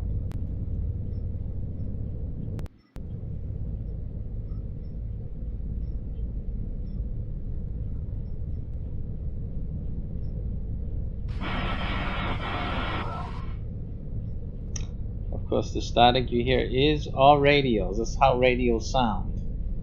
For those of you who are unknowing of what that is, there's nothing we can do about that. There's nothing wrong with your TV set.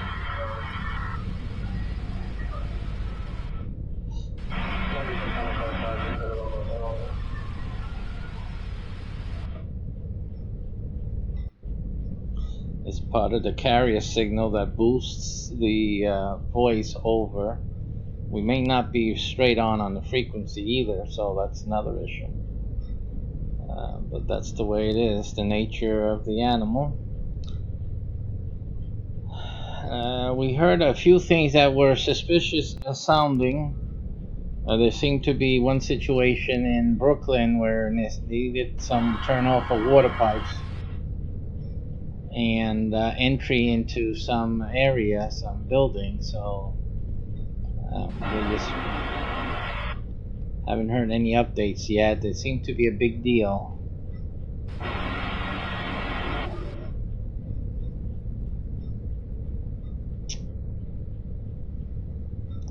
I may have to switch to a citywide frequency to monitor citywide.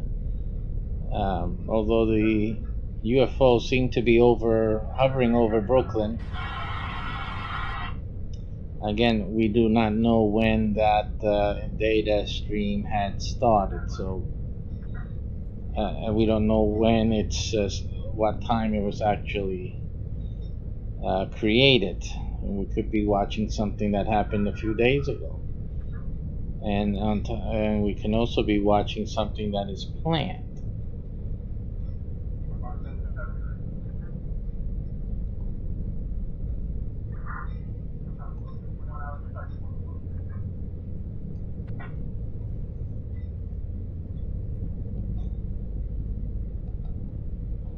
I'm going to look up UFO sightings from New York City and see what we can find. See if anyone's posting any updates. We're also checking the Twitter.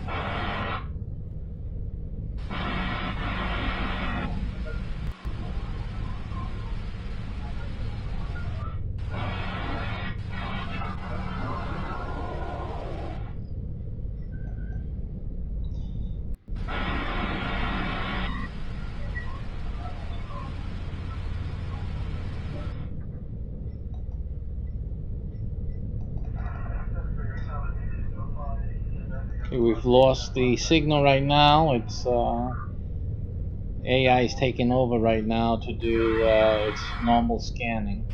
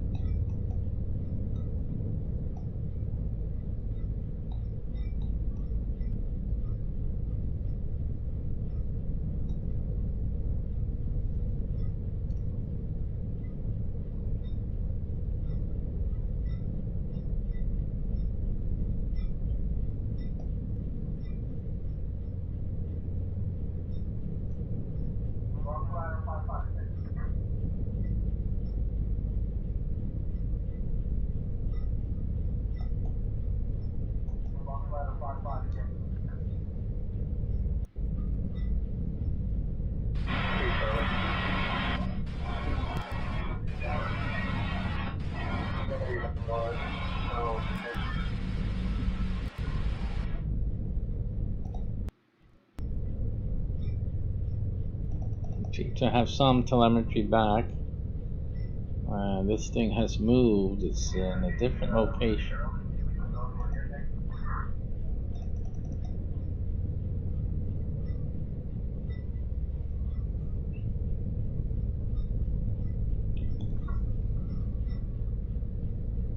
I'm trying to find in Google where this place is at.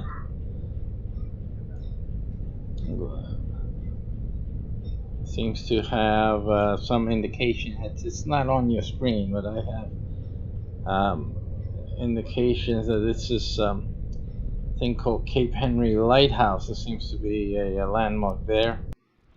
Cape Henry, where's that at?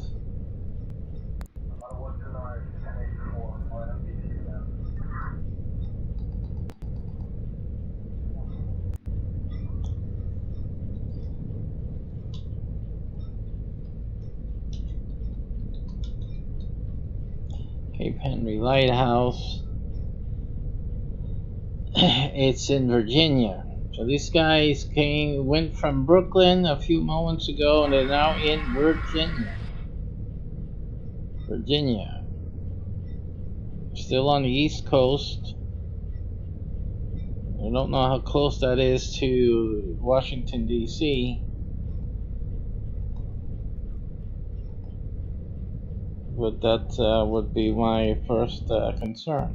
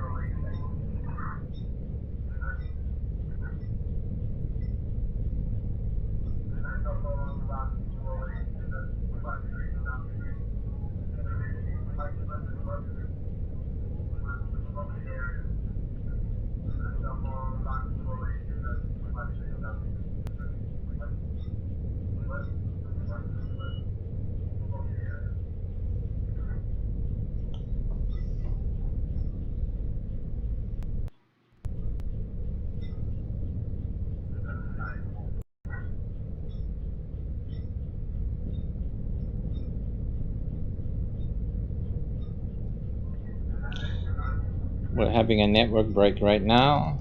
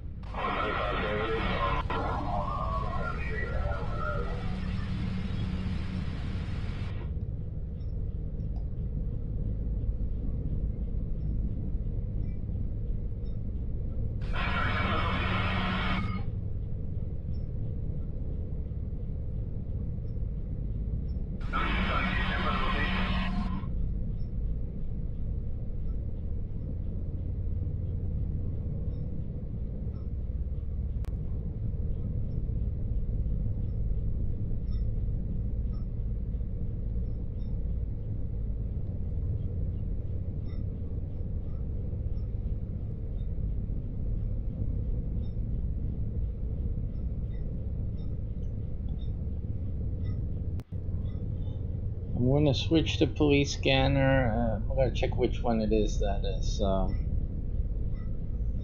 that's local to Brooklyn. Fire department is all boroughs in New York City. The Brooklyn is for the police department. So I'm going to try to find a citywide for the police.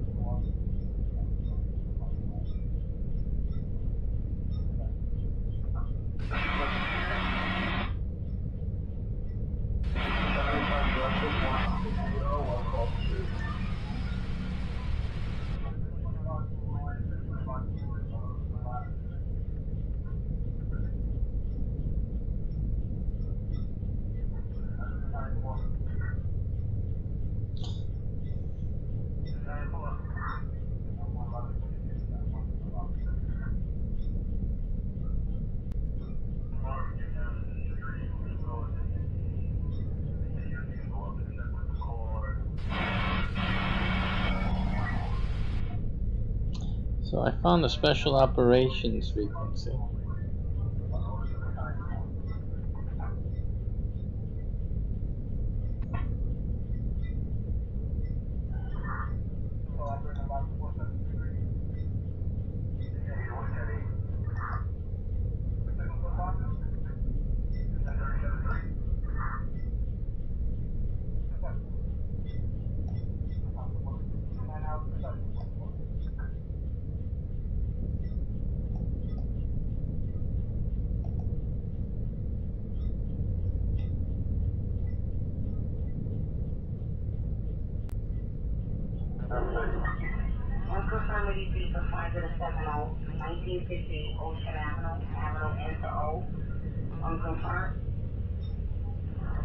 Emergency service out of 10.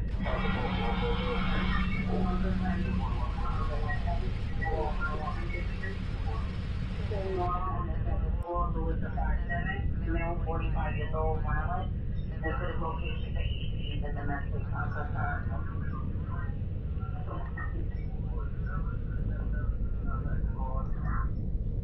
Emergency service out of 10.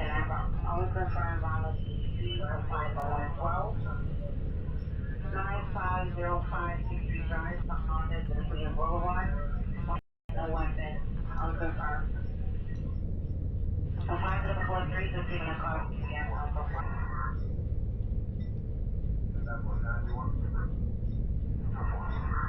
Emergency service out of 11. Unconfirmed.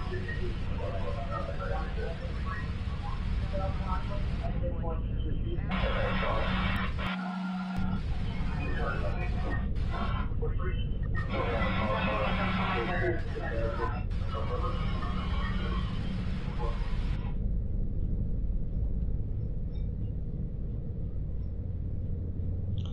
I'm going to try to get rid of the staticky feed here. I think it's the other, the Brooklyn NYPD. So we'll make that very low. We'll see in a second if I'm right or not about that.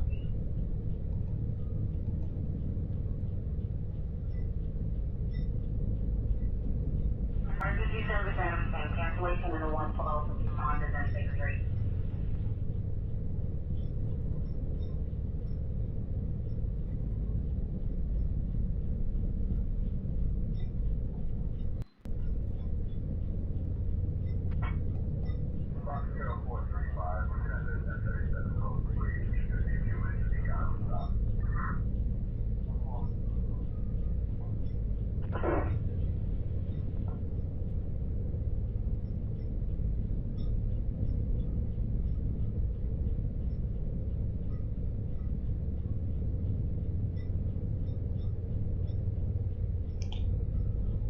These guys look like they're looking for something. The trajectory that we're getting is very strange behavior. Something looks like they're in a search now around the Virginia, north of Virginia. I'm going to tweet that. It also seems to be an important update. So let's get that tweeted out there.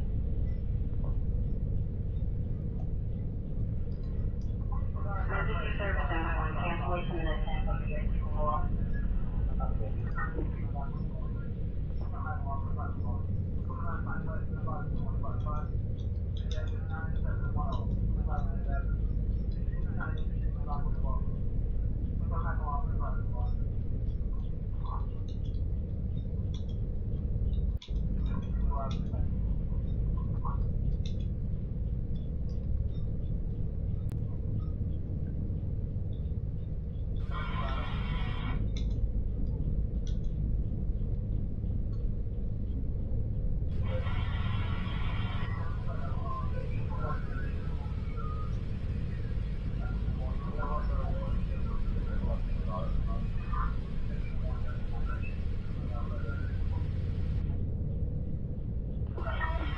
Emergency service Adam Center.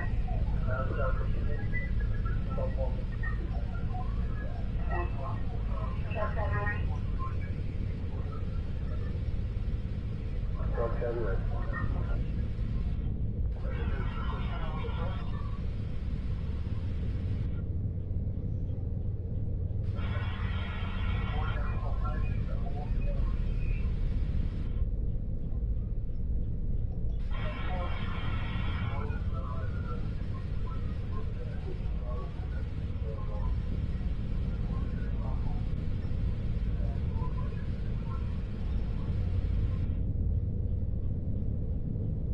Emergency service Adam Chase, cancellation in the 70 for 1968 Ocean Avenue.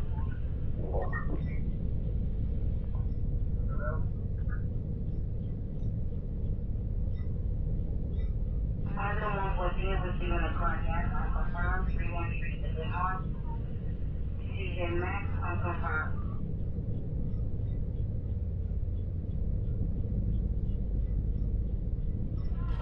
Emergency service Adam. Unconfirmed ECG confirmed on 101.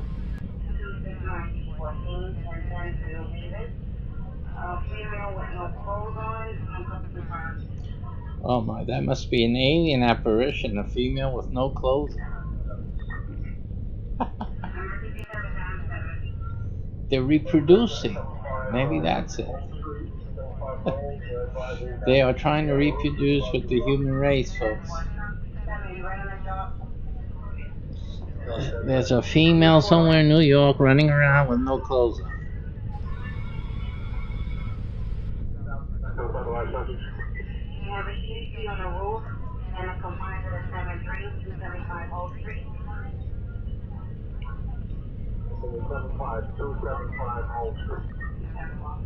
It looks like the alien ship is on the move. If they're heading back to New York City, you know why now. A naked woman out in the street.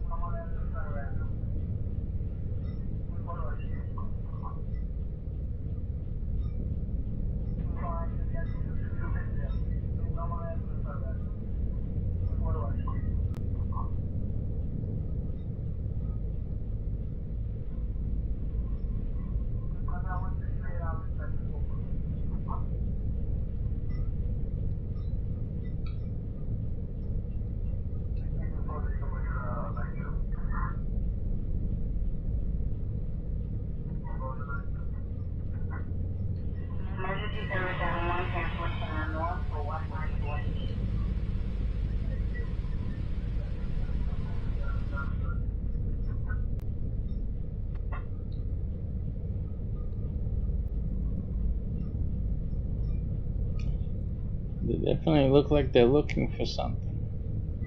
Looking for something very, very carefully. Must be scanning. We don't have no idea. We have no way of ascertaining. But by the way the ship is moving, it seems to be looking for something.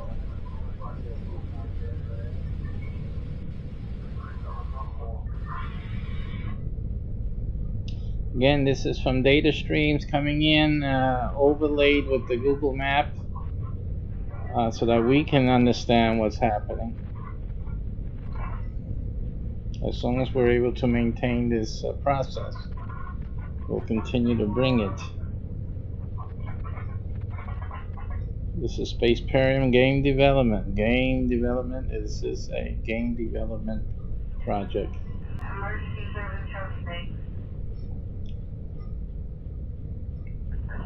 You're running at East Street, go on to the 7 Bridge, 275 Wall Street on the roof.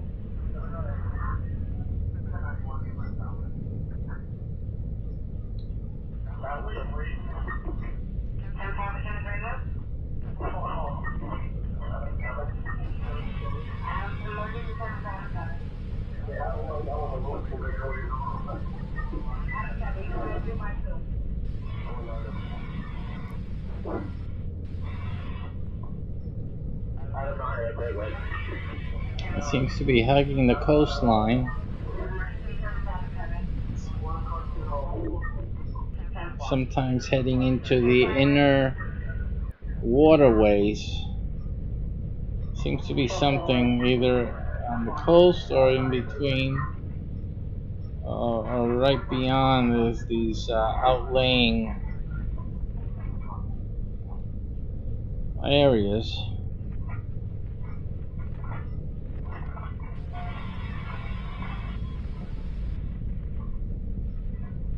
Emergency service Adam saying cancellation at 112 for 63 Drive.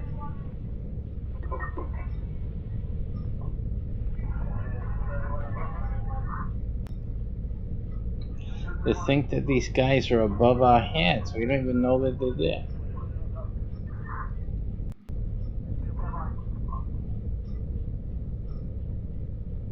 Emergency service Adam 3, cancellation at 140 for And sometimes when it gets spotty like that, we're losing the data stream. So we might expect to get a break any time soon.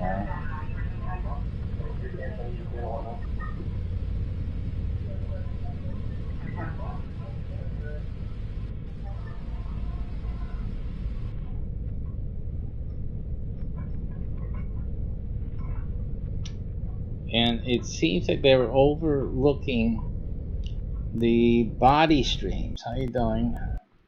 Thanks for the follow, guys. Thanks for the follow.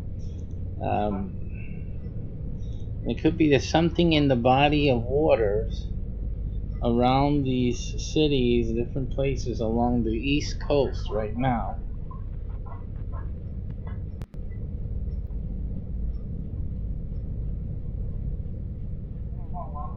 We're getting updates on the feeds from the radio signals. Emergency service Adam 3, cancellation at 41.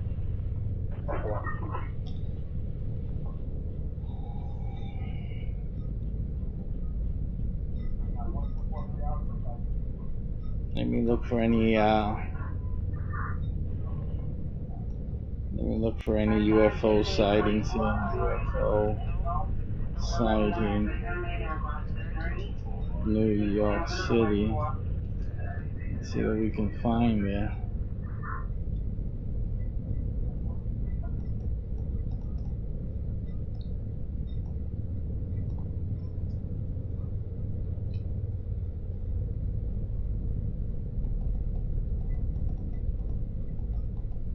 I see.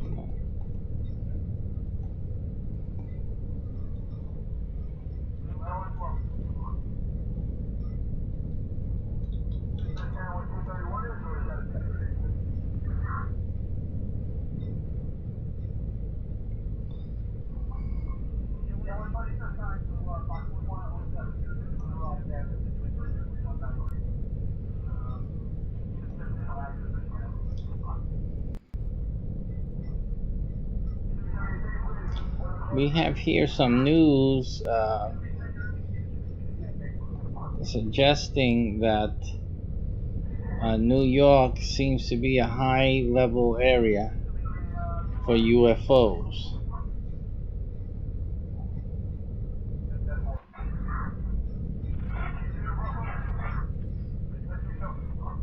This is from Patch, New York. I'm going to show that on the screen for you. Patch, New York. I'm not sure you can see it. If you can, I'm sorry, but we're having...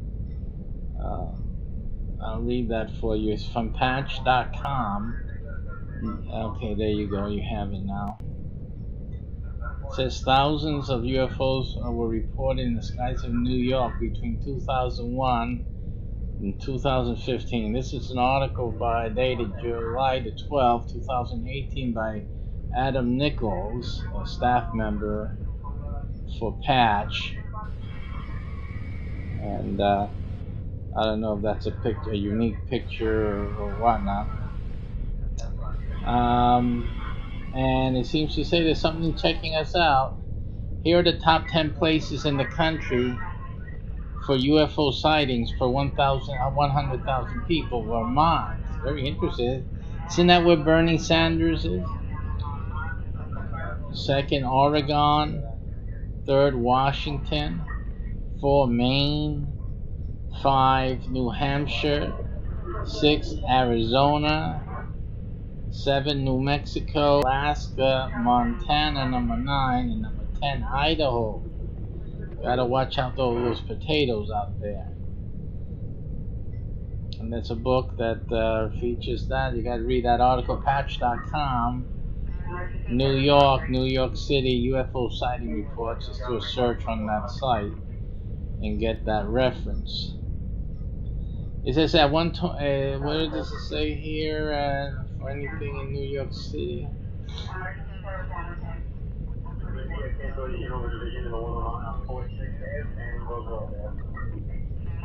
Let's see if there's any reference in here about New York City directly.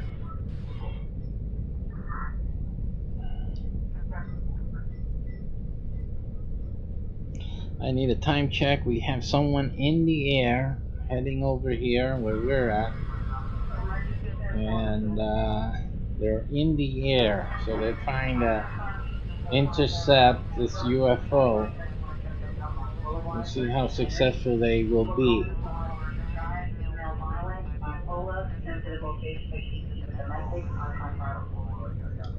It says in the skies over New York. It says 5,141 UFOs were spotted in the skies over New York between 2000, putting the state in the 6th place in the country for the number of possible visits from space aliens. So although it's not in one of the 10 top places of sightings, New York though has been a significant place of sightings, reaching 5,141 between 2001 and 2015, and surely that has increased and been added to since. And the most commonly reported UFO sightings are mysterious light.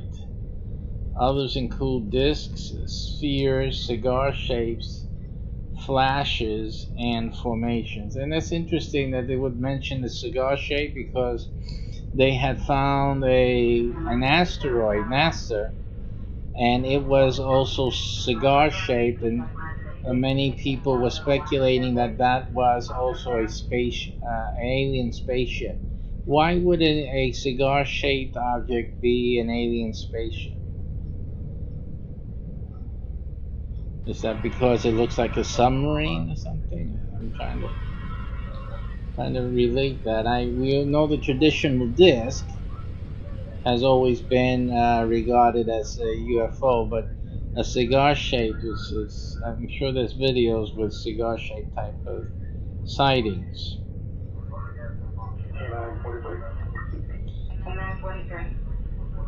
And this sphere is interesting.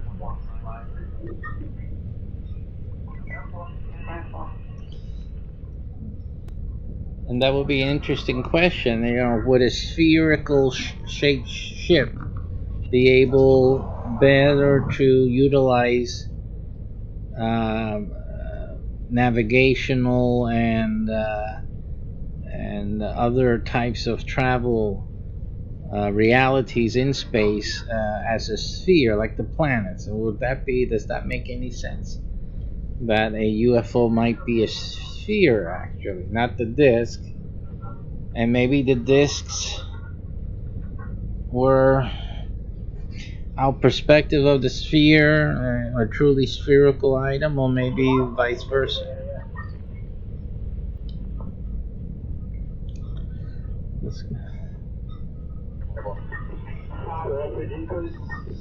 Let's see what other sightings we have using Google search here.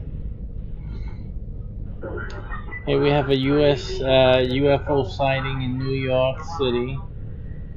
Male intoxicated, possibly on drugs, nationality, guaranteeing down, unconfirmed.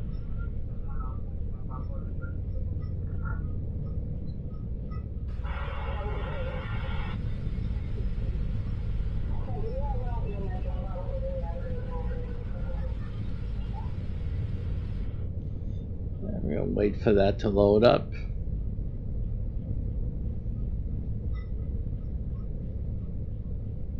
This is from ABC News.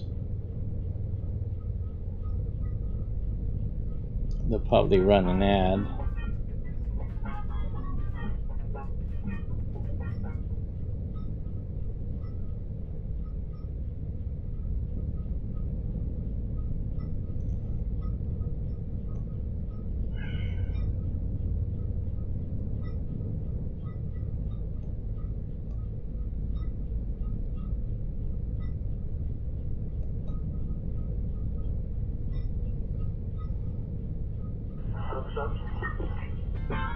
Emergency service out of 7. UFO skeptics have a tough time debunking some recent video. This was shot last week in Brooklyn, New York. Three glowing objects Emergency service seen out in of the 7. formation all two. Similar sightings between glowing lights and then calling cases in San Francisco and England as well. So they were seeing 3 lights in the sky, basically, as we saw in the other article, that most people see lights in the sky.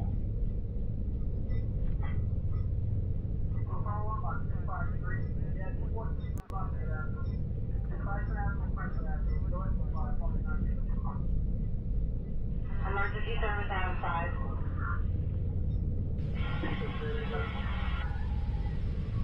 Emergency service out of 5. I'm confirming repeat from 50122. 285 Mill are seen at the site. Here in the HuffPost, New York City UFO sighting. Mystery object provokes rash of internet speculation. New Yorkers certainly savvy bunch, which is why surprisingly there's a lot of chat on Twitter right now about an alleged UFO sighting in the city while there has been no documentation. It hasn't stopped thousands of Twitterers from postulating. This website claims all the hooplas in reference to a retired NORAD general predicting a UFO visit on October 13, 2010. Suicidal female unconfirmed. So we're not hearing anything on these radio frequencies that would support any type of sightings at this point. So it looks like there was a temporary glitch in the UFO. There was a temporary sighting, and it's staying cloaked at this point, or it has left, because we have no way of ascertaining if this data is pre-recorded or a futuristic planning stream emitting a plan of travel, route if you will, that it will take or something will take, or if it's actually doing a scan. So that is still what the mystery is at this point. What is it?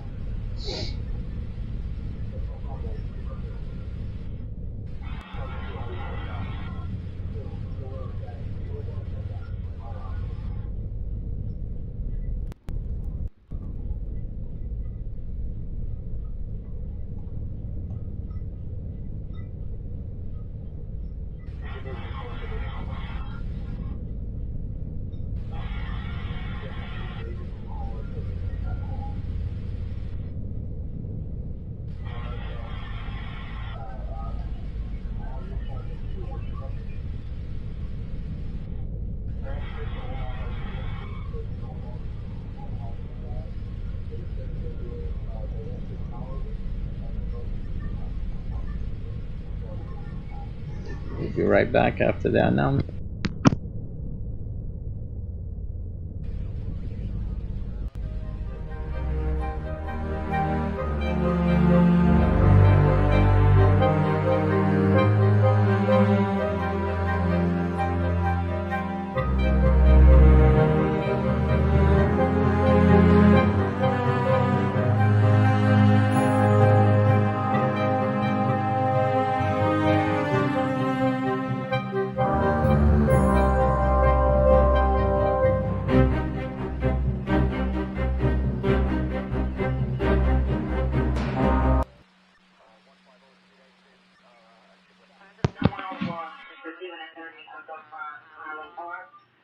Robbery was the Vermont.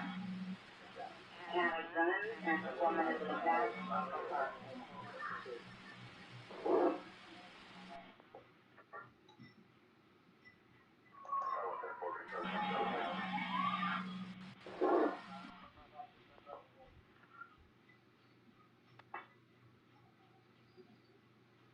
SPACEPERIUM, this is a game, ladies and gentlemen. And a game under development. So we are designing this game. It's right now we're recruiting game masters. You can go to the URL. Only one game master in every city or zone or state. Take a look at the video, get some popcorn ready, watch it, and consider joining the game, the SPACEPERIUM, as a game master. You'll be part of the game, in fact.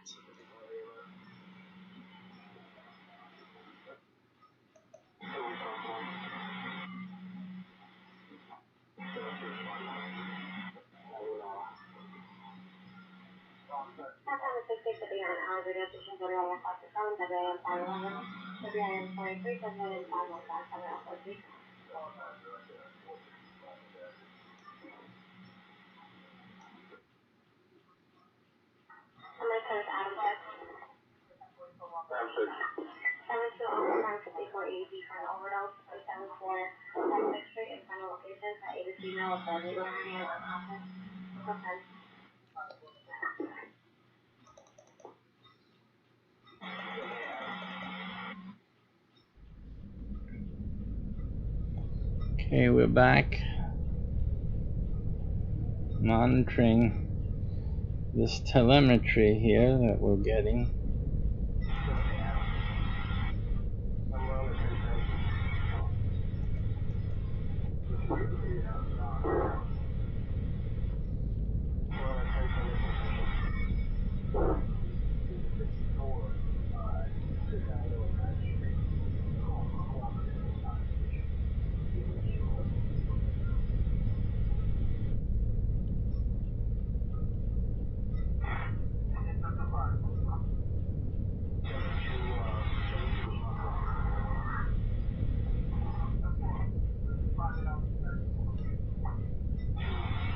Also, we have someone coming in. They're flying in the air, probably crossing this thing right now.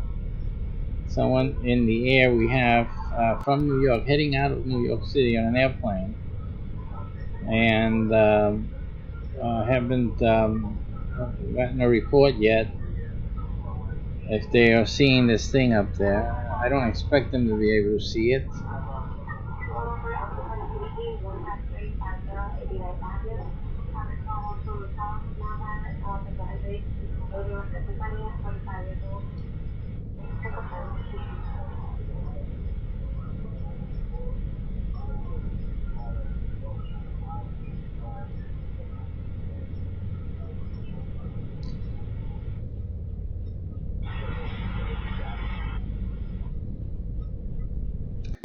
So what would happen if you guys saw this UFO in New York City? Ring in, come on in.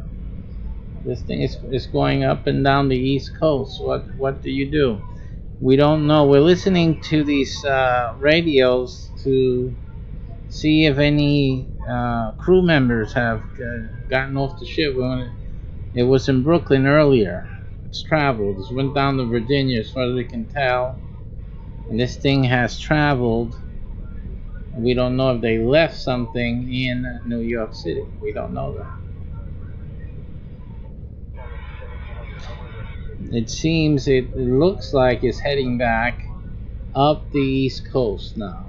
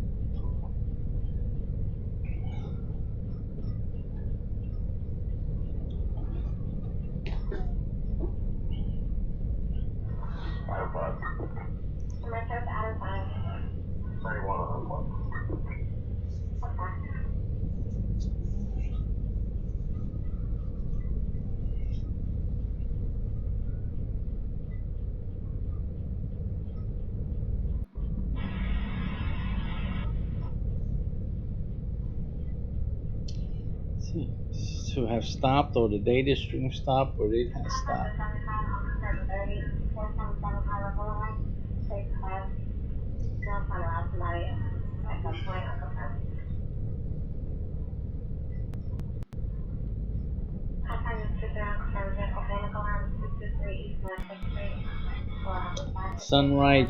Sunrise Beach, according to Google, popped up there. So wherever that is, that's where at least this stream is showing that it's there. Again, I wish we knew. We can only assume that, and I guess we are hopeful that it is a actual synchronous travel. Sorry about that. We had you guys off there. Synchronous travel, we can only assume, or really just hoping that it is in fact synchronized travel with by the UFO.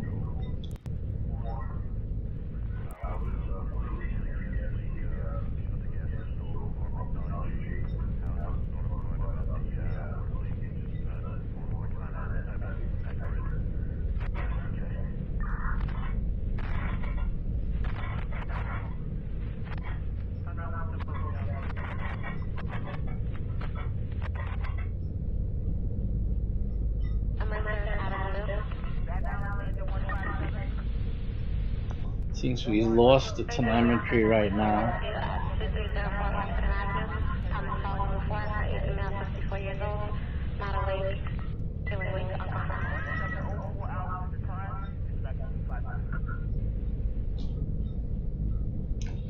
Okay, it looks like we've lost the telemetry there for now. So we're going to continue here on until we can get some more telemetry from our hacking into this stream. The question becomes, what are you going to do if and when a UFO is actually present above New York City? This is the scenario that we have here. What is it that, and if you were in New York City, what would be the impact, and what and the impact of that anyplace else worldwide? In fact, obviously, if UFO was hovering, as we saw on New York City, and there was some type of something going on, they're obviously doing something. What would you think that is? This is disconcerting. Just this concept that there's aliens observing us, and that actually a spaceship would be hovering over New York City. And in this case, it's not visible. At least it wasn't visible for too long. It wouldn't have been. It could have been seen by someone. We're still monitoring the police and fire department radios in New York City to ascertain that. We haven't heard anything, frankly, since we started to monitor those radios. But are people ready? Are people ready for a possible visitation of a UFO? And also, and when I say visitation, we still don't know if they put anyone on the ground, so we don't know that. I mean, are they walking among us? Is the question, right? Because if they're watching, what would we do? It's just we have some intelligence. What would we do as if we were observing another planet with a population? I mean, would we just be hovering there, or would we try to put somebody on the ground? So, I would think they're putting people on the ground. I don't think if you see a UFO in New York City, I would assume that they have somebody on the ground. I'm not thinking they're just staying up in their ship. You know, you got to think of things like that, because if you are able to see, or we're able to detect a UFO above a major American city or any city in the world, you have to suspect that they have already landed someplace remotely, even, and drop somebody off, or some people, well, I call them people, but some alien forces. If it's for an invasionary force, if it's a exploration, they're going to do that. They're going to drop some of their team off in whatever place. So again, this brings in some questions that need to be answered. And simply, I think people need to be ready in any case, just like being ready for a hurricane or a tornado. Well, tornado, if it hits your home, you're pretty much done. But if it comes through the town, rips up the town here and there, supermarket's gone. You know, what are you going to do for milk and groceries? So these, you have to be ready. People have to be ready for any type of situation that can occur. It will interrupt. We should look at the interruption into daily life. Interruption, daily life, IDLs. An IDL. I'm gonna coin it. An IDL. Are you ready for IDL? This is an IDL situation. It's an IDL scenario.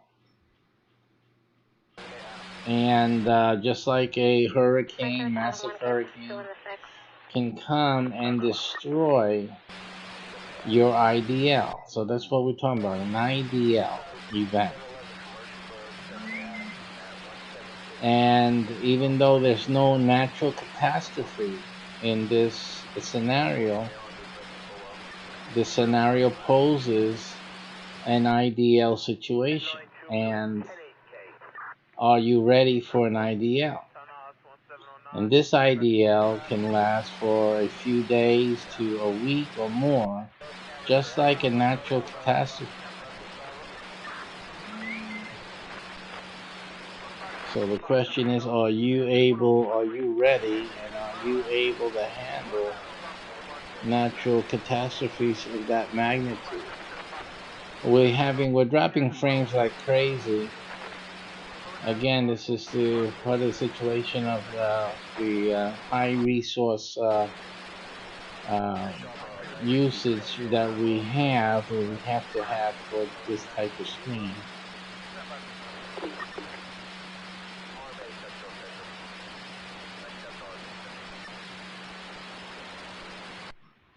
And I think we have restored telemetry here, so let's get back to our display.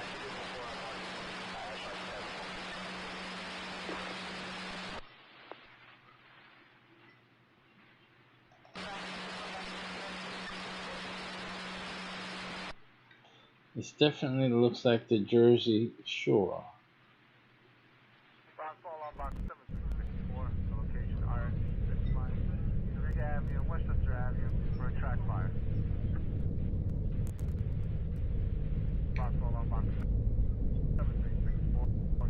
Okay, we're having telemetry problems. It's suspected. It can't be. We're lucky we're even getting this. We are lucky we're even getting this.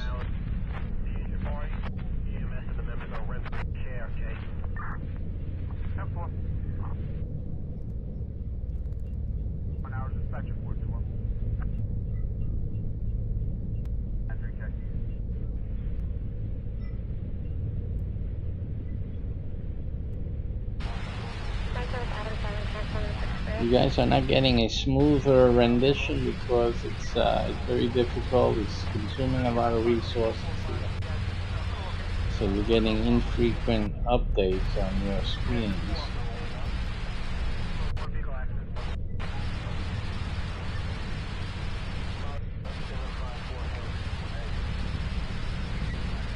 Now our telemetry is also doing the same. So we're all suffering the same thing that you are.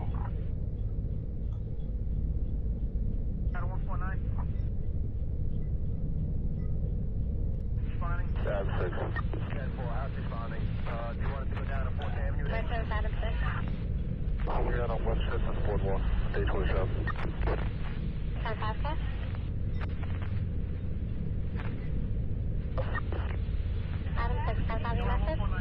Only out on West 5th and Boardwalk on day 27.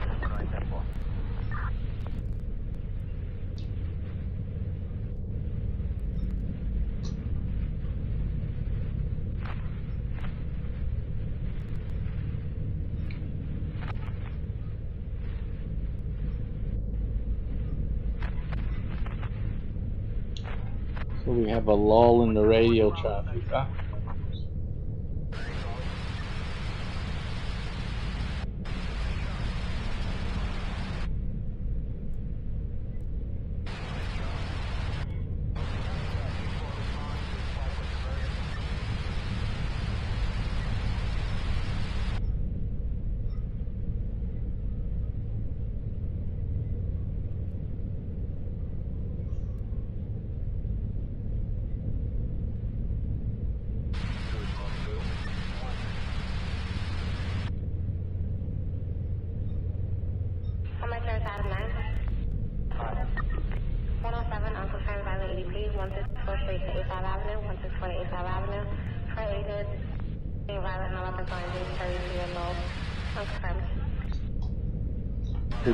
Did they say UFO? You heard that?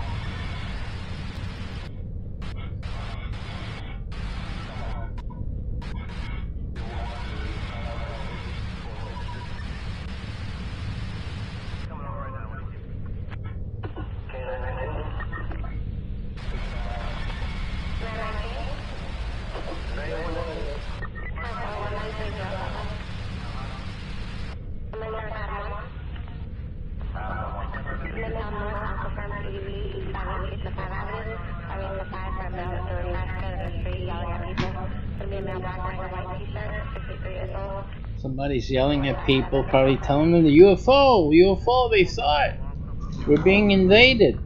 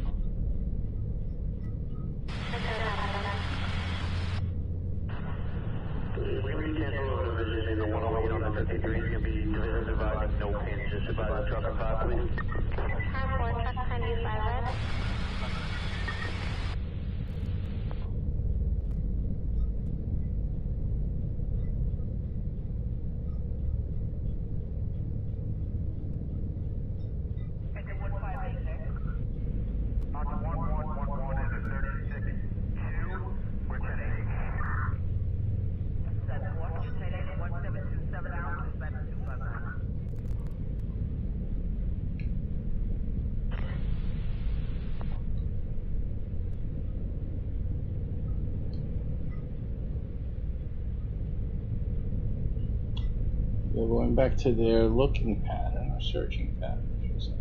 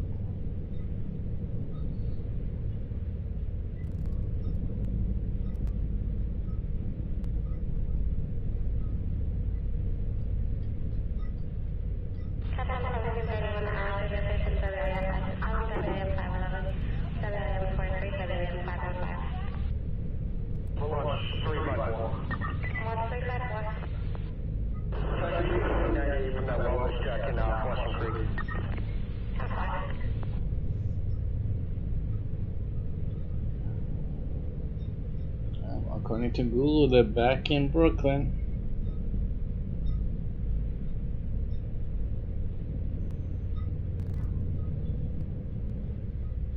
Looks like they're headed out to Sheepshead Bay around there. They'll be coming around above Rockaways at this rate, if not Long Island Southern Shore.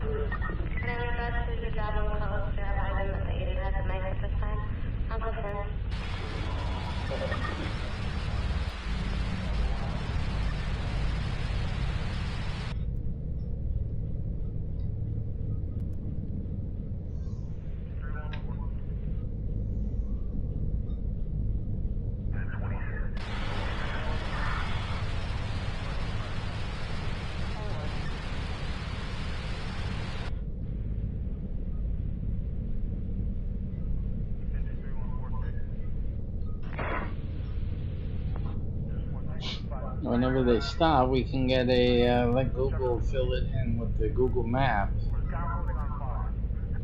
and have a look-see of what they're seeing or what they were projecting to see or planning to see.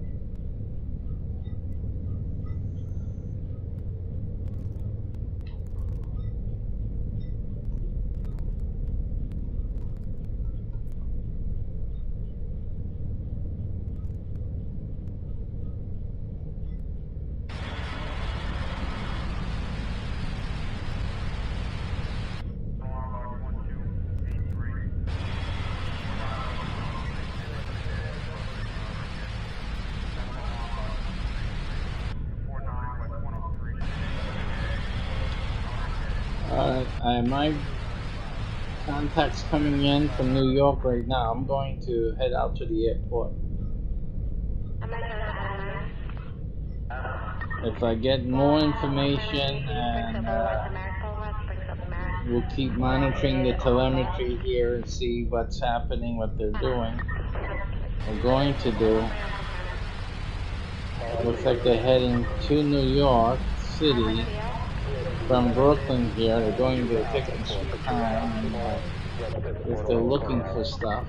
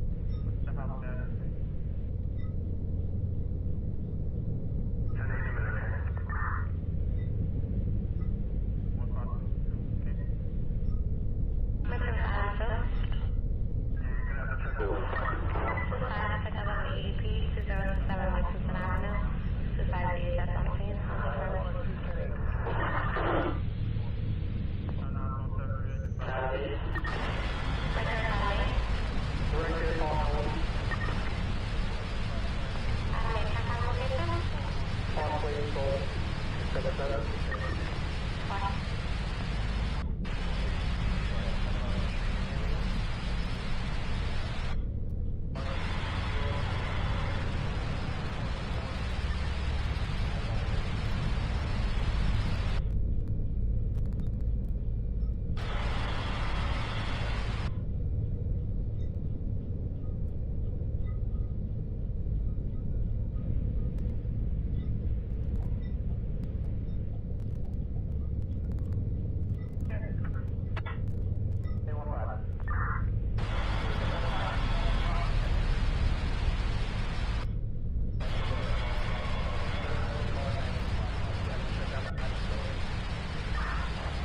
506 pilot 2721 Claflin Avenue, final location, 69 year old agent.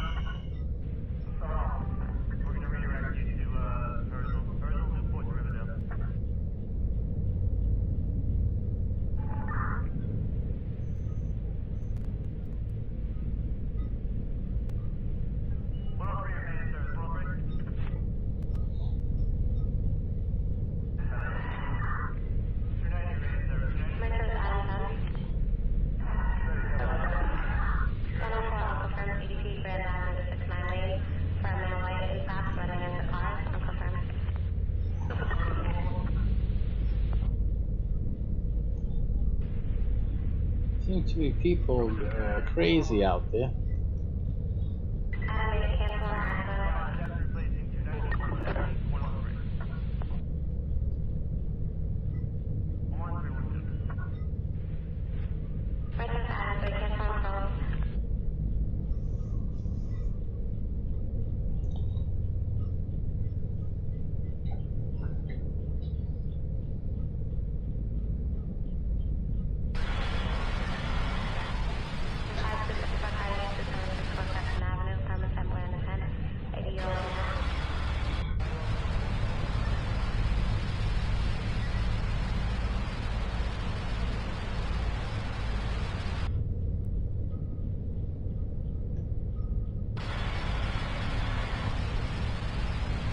UFO sitting on top of Brooklyn, facing Lower Manhattan. As far as we can ascertain, we don't know if it's future, past, present. We're just assuming that it's the present.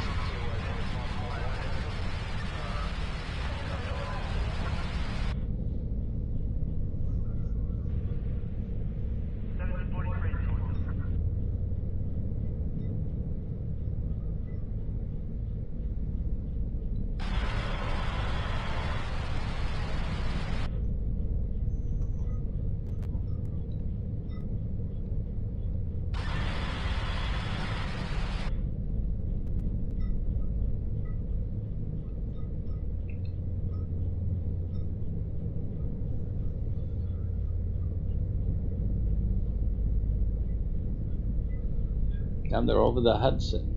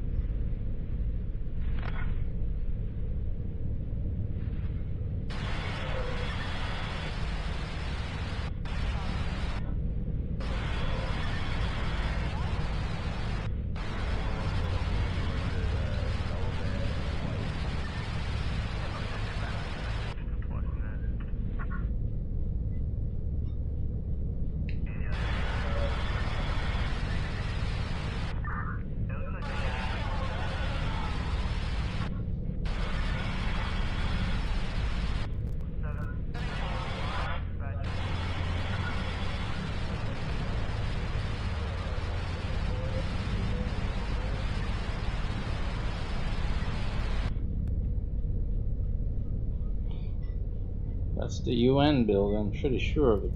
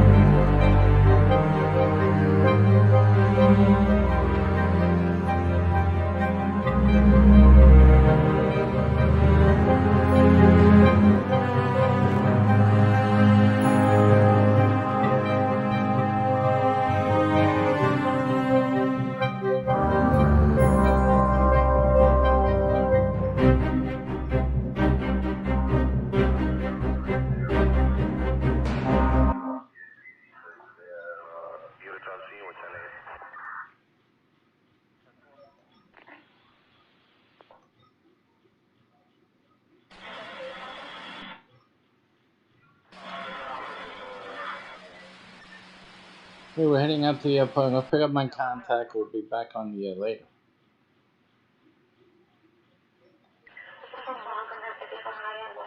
UFO is at the UN. They're looking straight at it right now. Be back later. Let everyone know. Let everybody know you have a UFO in New York City facing the UN. This is SPACEPERIUM. It is a game development session. What about game development session, folks? Have a nice day.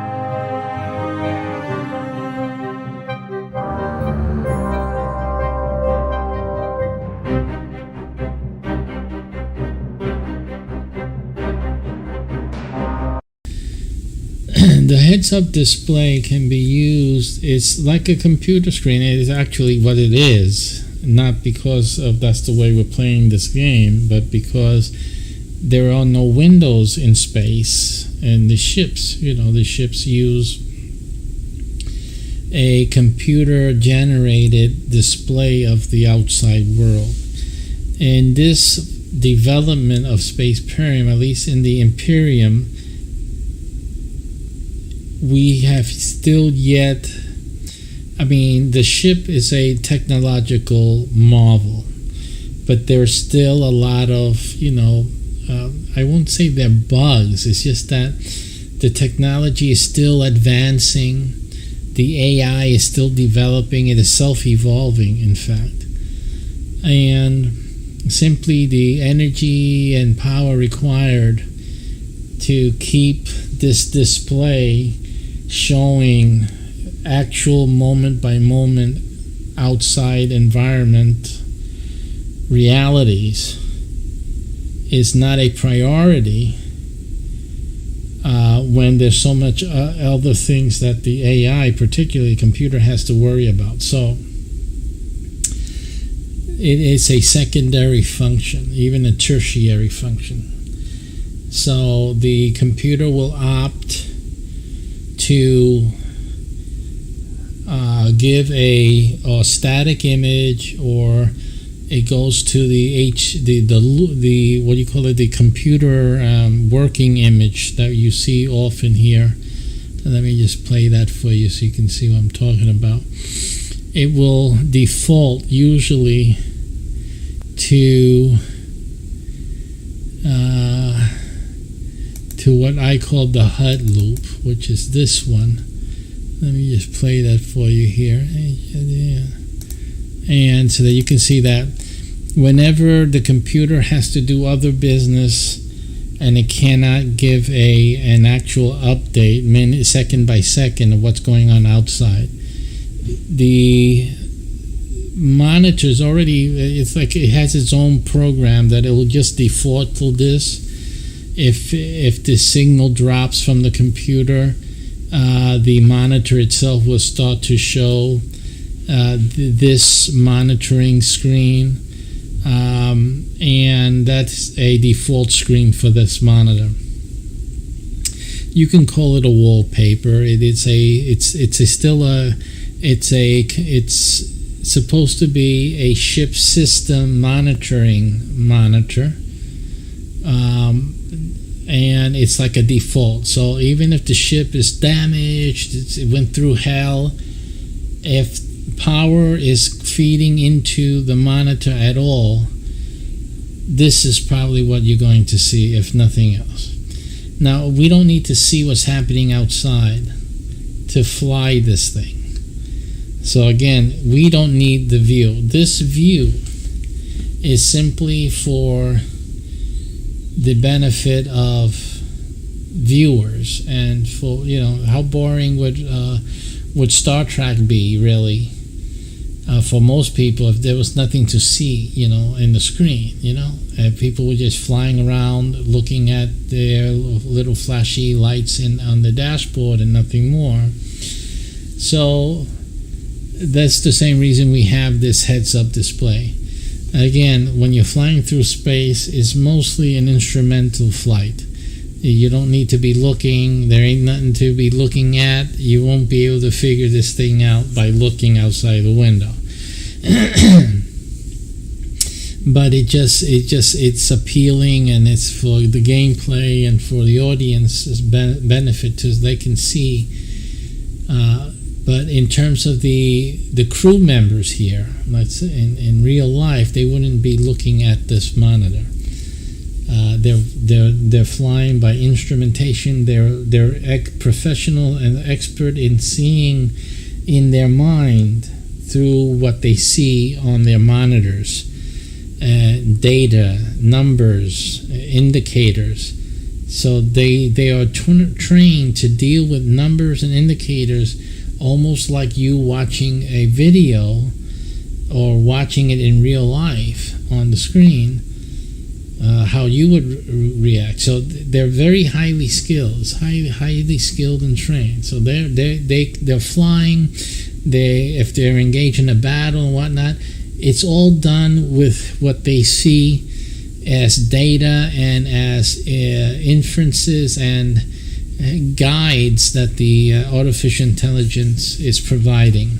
So this is where all the power of the computer, of the onboard computer, is at, more than what you see up on the screen. So for that reason, in conditions that are, I guess, stressful or heavy CPU usage, where the AI is very busy doing a lot of things at the same time, this default will show. The AI will not bother trying to give you a show up here because no one's really needs it. No one needs it to look at. The AI definitely doesn't need it. So that's why when we have the launch sequence, if you see it, the launch sequence is not perfect. It's not a perfect view second by second. And you see that it lags. It has a lot of readjusting that it does. And what that means is that the ship is flying. The ship is moving, but the display isn't a second by second update of every second of movement. It can't keep up, and the computer's not worried about keeping that up. So basically, it doesn't bother with it. It sends information as soon as there's free bandwidth, if you will, to send some information through the monitor. And that's when you see the monitor readjust itself and come back into focus. And you notice that, well, something's changed since the last update, right? Because that's what happens. You get a new update, and then now we're higher, we change, we turned, or something like that. And so that's basically how you see the progression through the launch sequence, especially so because there's so many things that can go wrong during launch. And we also have civilian airplanes, small and large, and other satellites and other entities and bodies in the lower and upper atmosphere and in orbit that the AI and our crew have to be concerned with and check on. So that is the main priority there. So, and that will be the state of technology throughout our SPACEPERIUM, and probably go into the video game as well. It'll probably be a signature in terms of the SPACEPERIUM developmental reality, that the screen display always has somewhat of a caveat to depending always on the screen display. So, and that can be incorporated into the video game later on, as something that'll throw you off if you keep just looking at the screen instead of looking at at the data. So it could be an issue where the video game is also giving you some data someplace here in the corner, something that you need to be looking at, and some indicators rather than depending on what you see on the screen. So that can be incorporated into the gameplay, even in the video game later on. I think it adds a dimension. It's perfectly credible in terms of it being something that can really occur as we develop space travel to this extent, and it adds troubles and peril to everything we're doing in SPACEPERIUM, especially when we're on missions. Okay, so I think it's a nice realistic condition that we've incorporated. So getting back to now, our use at present of it is to show the date of many times the AI will appear here, and other times we're showing documents and articles and things like that, anything that's relevant to the mission. As well, this is something that the screen will show what everyone else is looking at as well. If let's say we're doing some background information on a mission that the dice have chosen for us for today, and we have to, before that, the game master suggests that we do some research and get familiar with certain things.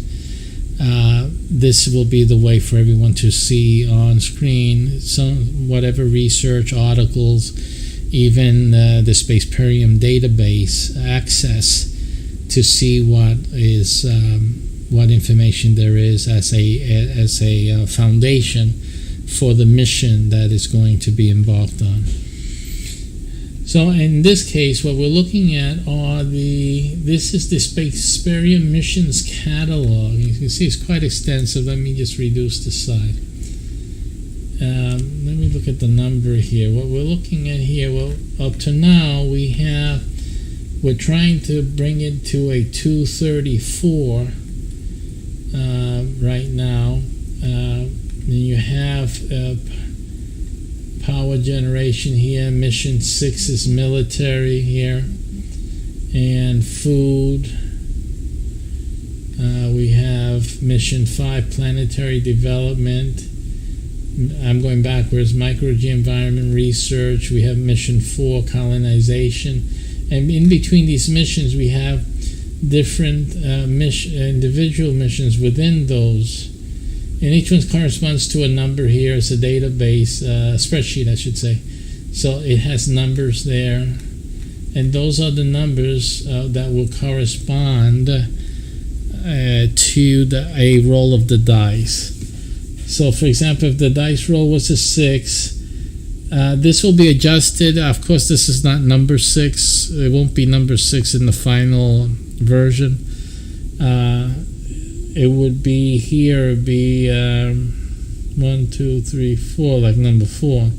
But it would be space architecture. So if the dice rolled was 6, let's say, or 4 really, in the future, it would be a 4. You know that the mission will be having to do with space architecture. So that again is one example of how the dice relates to, in this case, the mission catalog.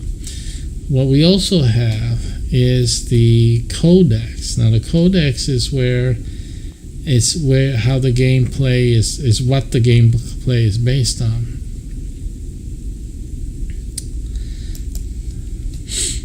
And that you will see here in a second as I bring it in. And here you see it says here mission type, and it's divided into basic 3 sections, and each one refers to the die. First die, first column. Second die is the second column. The third die is the final column here. And the name of each of these columns, or at least what they apply to, is application status for the first die. What application or what status? The second die refers to subsystem or action. And then the third die is a result or action. It can be a result or an action. Again, the game master determines what it is, depending on the other dice and what factors they have to do with the mission itself. And of course, you think about the game master has to be a genius. Well, he gets training. He or she gets training to know what factors are involved in most of these missions anyway. So he has pretty much an understanding of what to do. Also, when there are new mission types that the ship is on by invitation, well, you're going to get that in the invitation, in that mission email. He or she will get also any way of applying these numbers. Applying a new codex actually for that game, for that specific game mission, so that they can more or less regulate and know what to do. So what we have is an application, like these are sample application. Number 1 is structure. That means that something is happening with the structure of the ship. Now, if it's a colony game that you are colonists, well, something's happening to the structure of the colony or to a building. It just all depends on where, what type, and time and space, etc., etc. But in this case, if it lands on 1, it's going to affect the structure. Something's going to affect the structure. And here we have the alma, which in Spanish or Latin is soul. but it refers to the AI. The AI is the soul of the ship or the colony or wherever it is. So something going on with the AI. Power, which involves lives and weapons. Whatever it is going to affect lives and weapons. Relation with Earth, communications is number 4. Political, civil, authority or operations, number 5. Number 6 are human factors, health, morale, population. Number 7 is an unknown, and it forces the role of the third die because the third die is a result or action. So in this case, it's an unknown thing, an unknown system or application or state. All we know here would be the result. The result. Something happened. Explosion, death, boom, boom, boom. Okay, we got to deal with this. What happened? We don't know. We got to, so that's that type of mission. You don't know.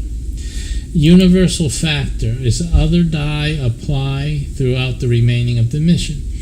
So if when the die selects the 8th, it forces another die, and no, it doesn't force another roll of the die, but what it does is that whatever the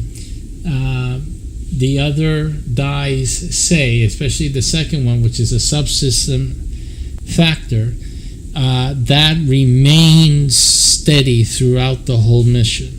So that is unresolved, and it means that the mission has to sink or swim based, and that thing cannot be fixed, and you're going to have to complete the mission without that, whatever that thing is. So basically it cripples the mission in one way or another. 9, it forces a new roll immediately. That's like a free spin. It just creates another, anything goes, man. Yes. Number 10 is a complete element affected by the other dice. So whatever the other dice say, an element is completely affected. Now it's almost the same as the universal factor, but the universal factor it's not a particular thing. The universal factor is usually something that affects people and things, or it's atmospheric, it's environmental, it's systemic to the universe or that part of the universe or that space that they're in.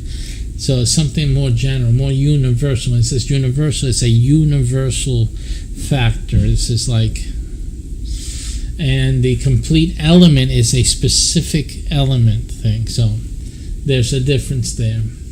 Now, number 11 is missing parts, personnel, staff, or one player is removed for, and I have a question mark for whatever reason. The number 11 will affect. Now, usually the third die tells you which player it is. So the number, depending on the other definitions of the numbers, how we read the dice, etc., this number 11 mission will affect somebody on this ship, and it could be a player or it could be a group of players. It could be a whole division, a whole department, communications, navigation, whatever.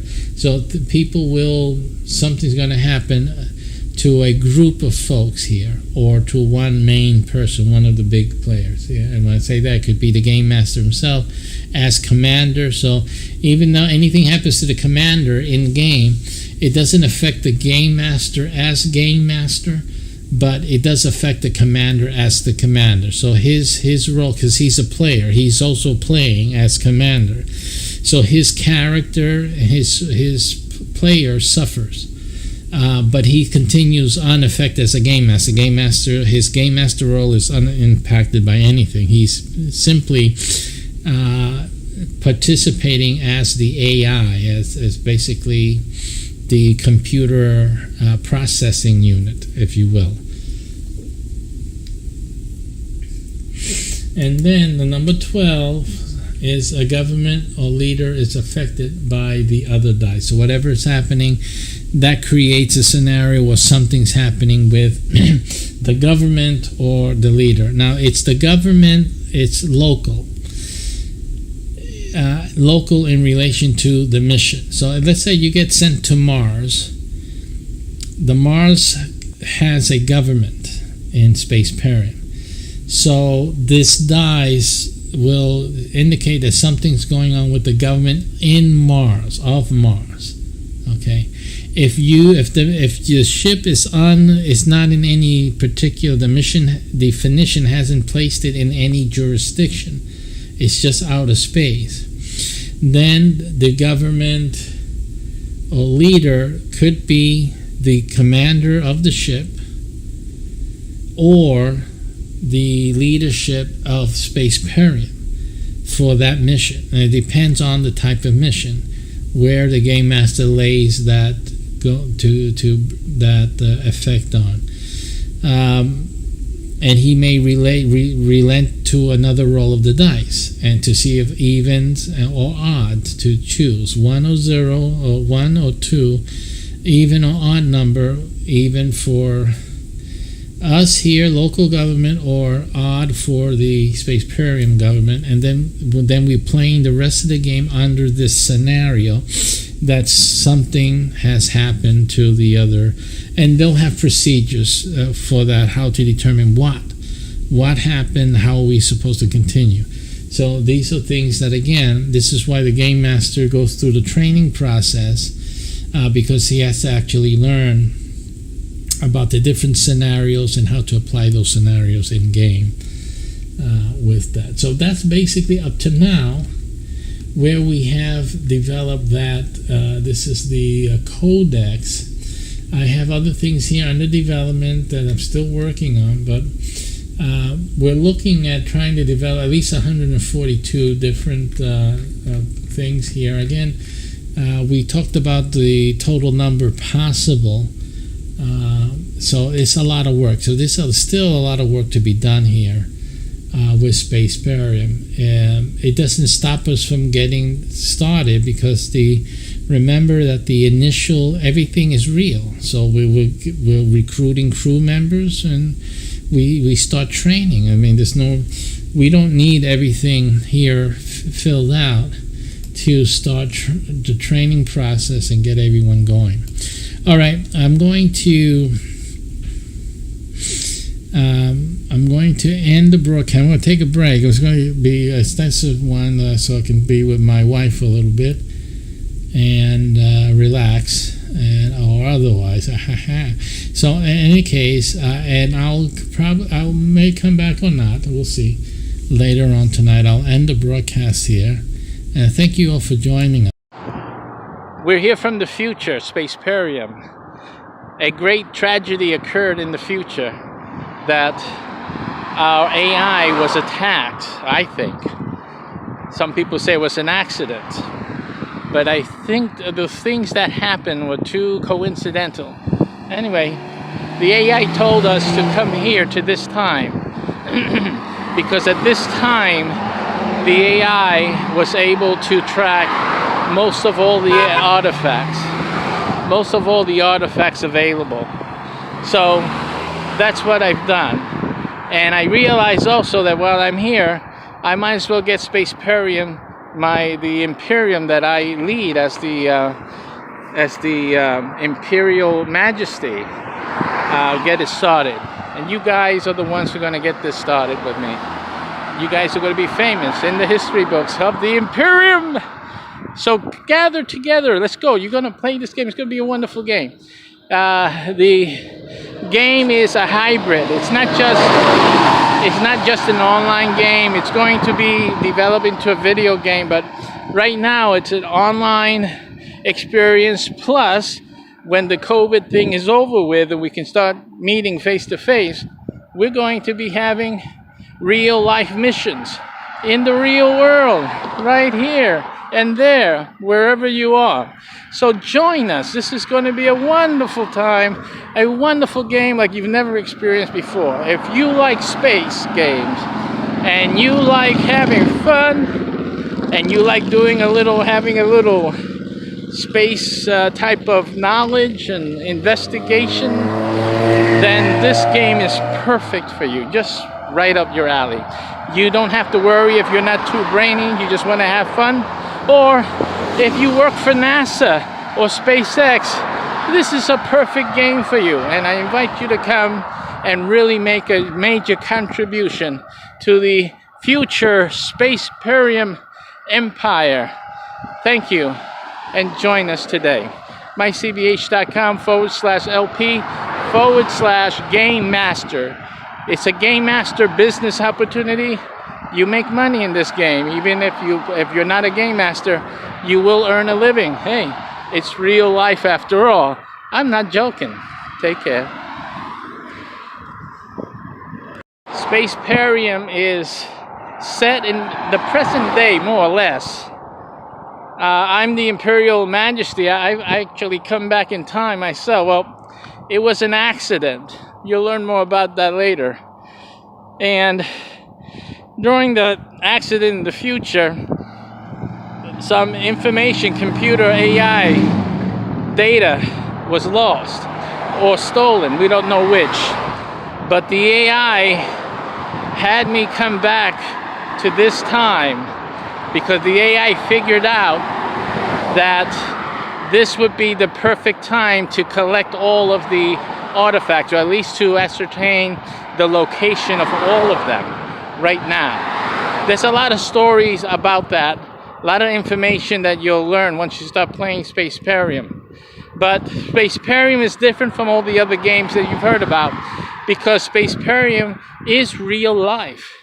You see, I am actually the Imperial Majesty from the future, and I've come to form our future Imperium, SPACEPERIUM. I'm here now, and this is how the game begins. So let us get together.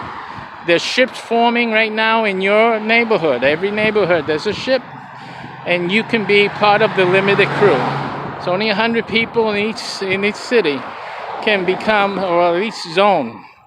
And by the way, each zone and then city, there's another ship, and then there's one status ship for the state. Listen, we're putting together all of our ships. We're building up SPACEPERIUM right now, and you can be part of this elite group, special group that joins this wonderful game.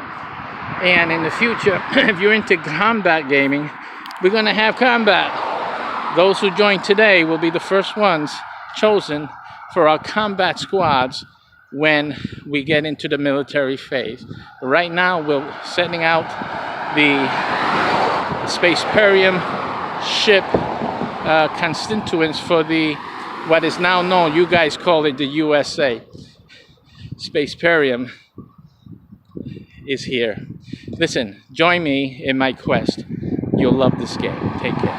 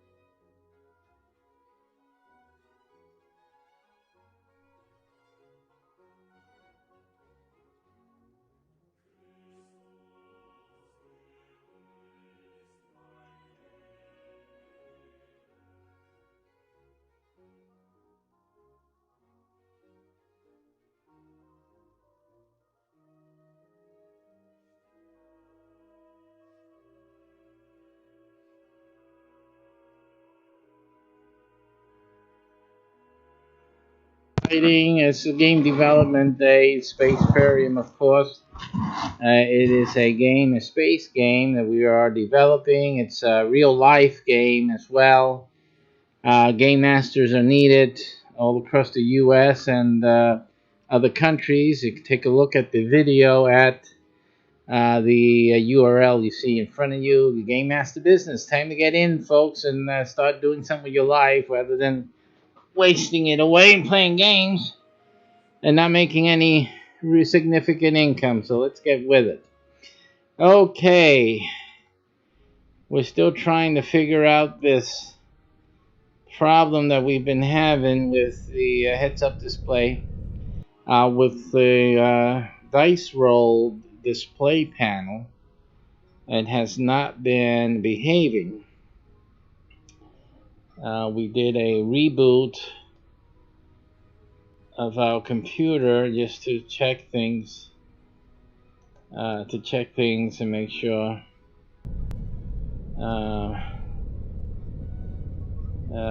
we have everything here.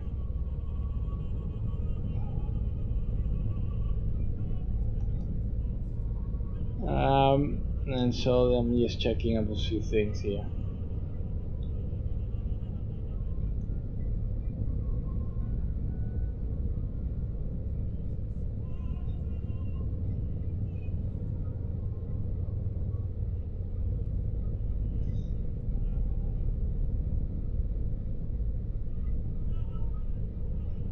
Alright, so nothing to speak of here.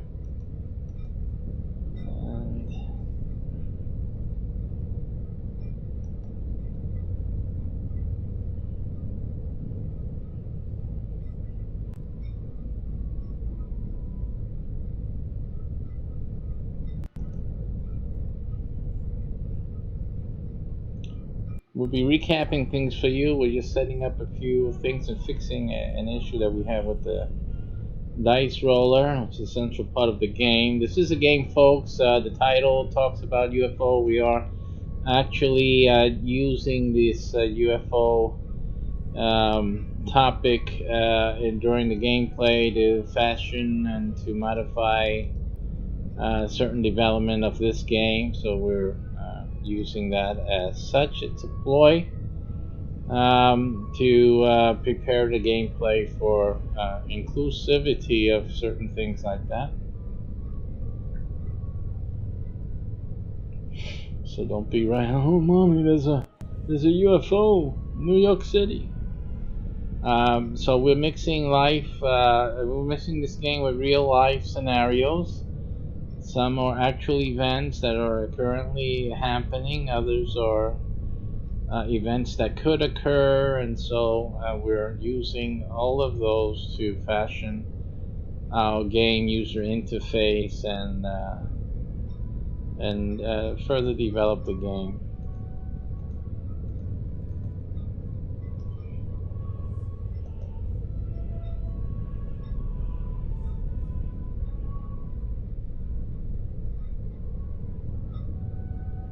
Anyone wants to know more about the game and the game business particularly, you have to get on the inside really for all that detail, but you go to the URL when we show you the intro video, the intro and outro video, so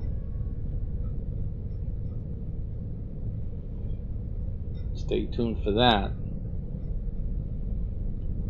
Simply go to one of our previous shows and you'll see the URL there.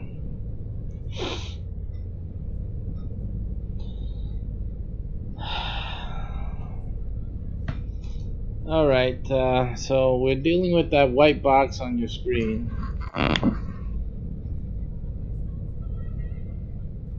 Right now, this is causing us all the issue here.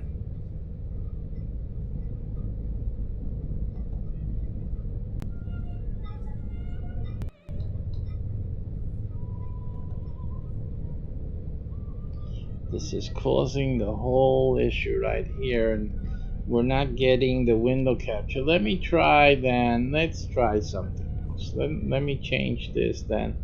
let's get rid of this and try display and do it with the display.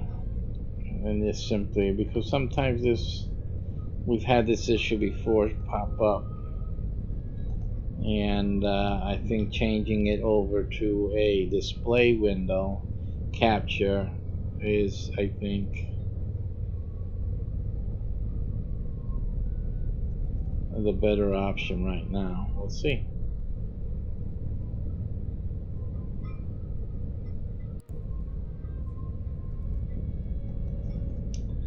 Alright, so we'll try the we'll try the display capture now, and we'll see if we can get some progress here with this. It's already in use, yes, it's in dice display. So that name is not in use, okay? So you can't say that. Display 2.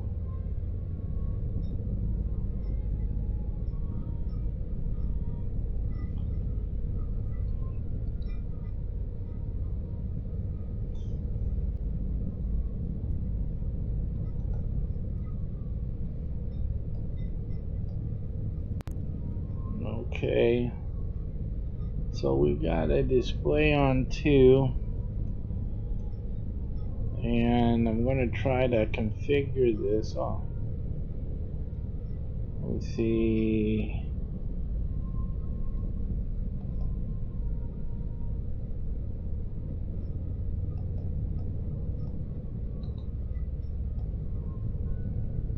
We don't have the paste available. Let me see. Did any of our windows open up here? Wait, like that. That's the random, not all, but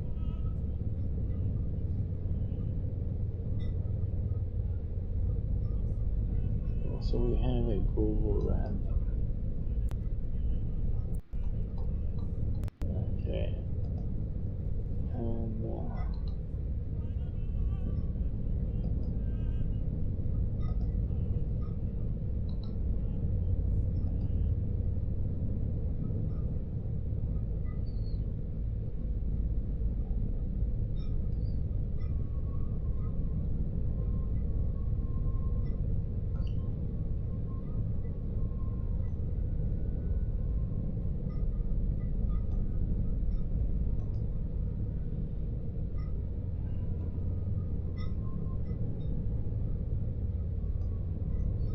all right. And so we have that, and we're going to say okay to that. But we're going to give it a filter, and we do a crop and padding, a crop pad.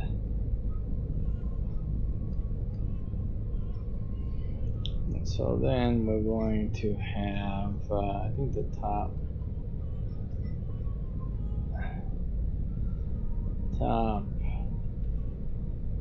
The problem with this is that each time you load up, we load up our materials, we're going to have to precisely locate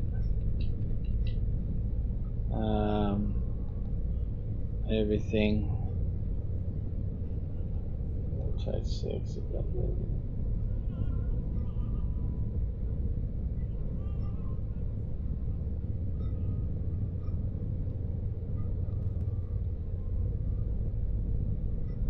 Alright, so we got something there. No bottom, we'll have 3. That's not good. Let me try something moving this, see what that does.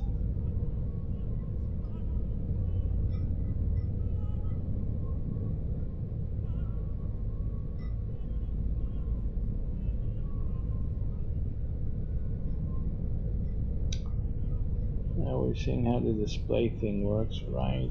We can do 500.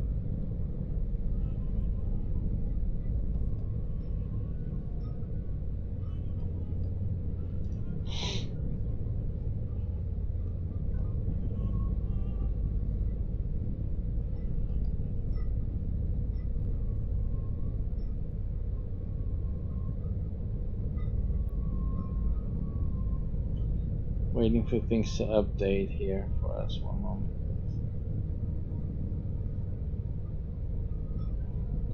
So as I suspected, the display thing works.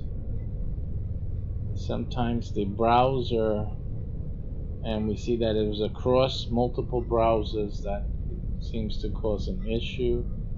Sometimes it doesn't work. So that is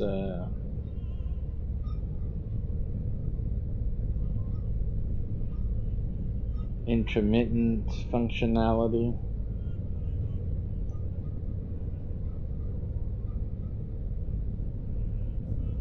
So I'm moving around where you see, well, you don't see that. I'm seeing something different on my screen, but let me just check out. Yeah, you guys aren't seeing what I'm seeing exactly. So what we have, that's interesting, we have a doubling effect going on right now.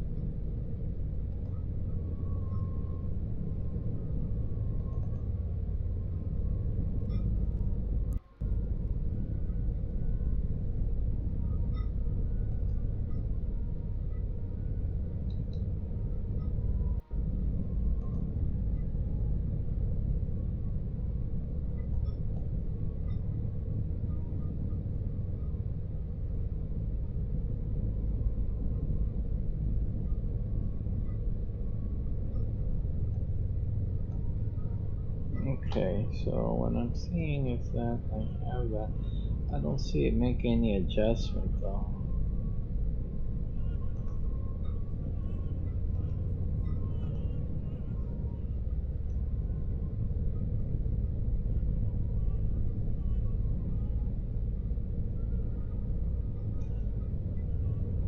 Let's see what type of adjustment. Let's see.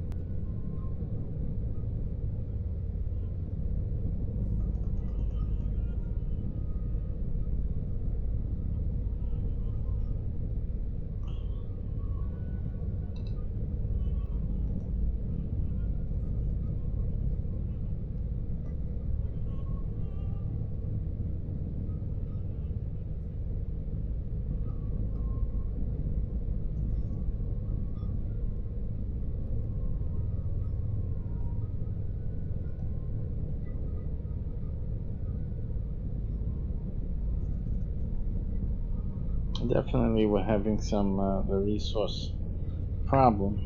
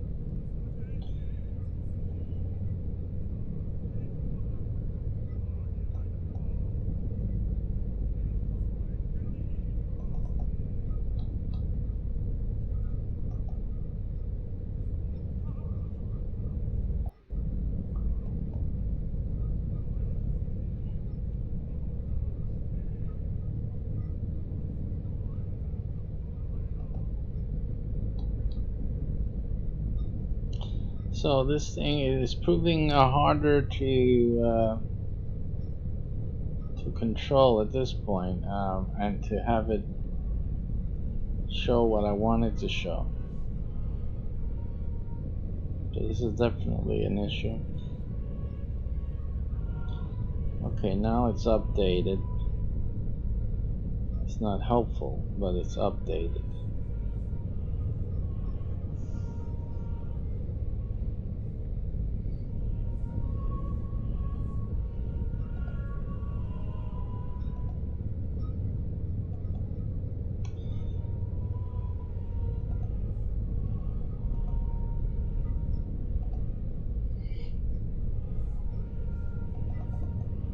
The test is done. I'm not gonna keep trying to deal with that. I'm going back to my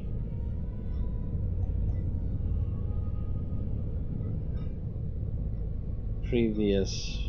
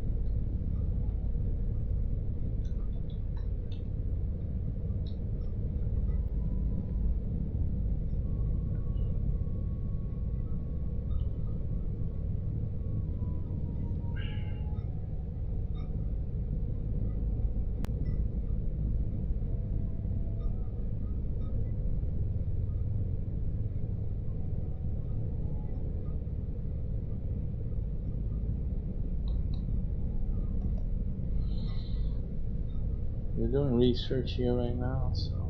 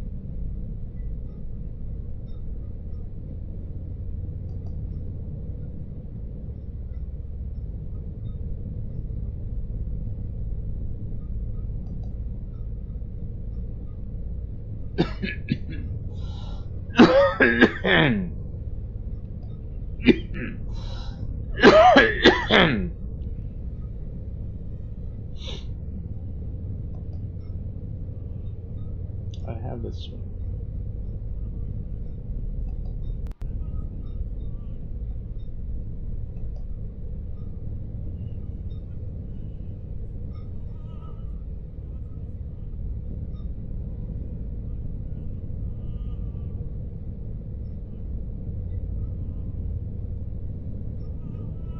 That's interesting. So it doesn't do that. Really? Oh.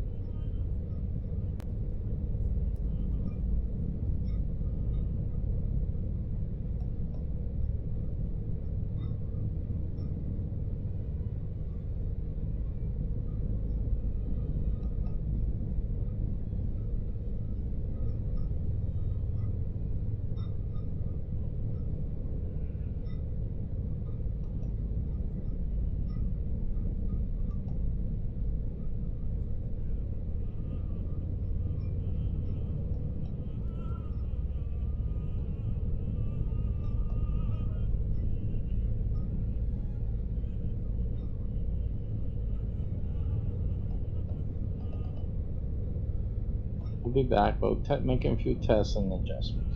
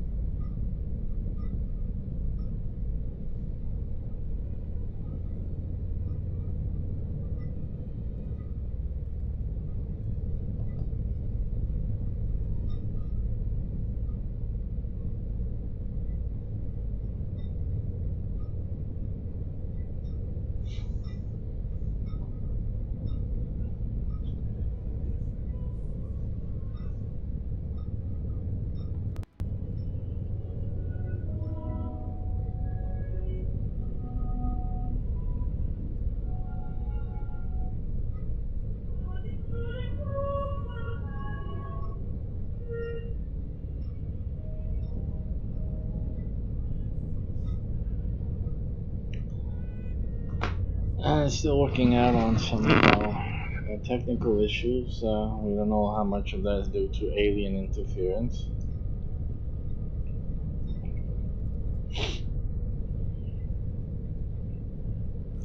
And we were tracking the UFO, and now suddenly we started getting, I guess, a boost power surge down with the tracking, and things started to unravel here. So we're trying to reestablish things and get back into our tracking.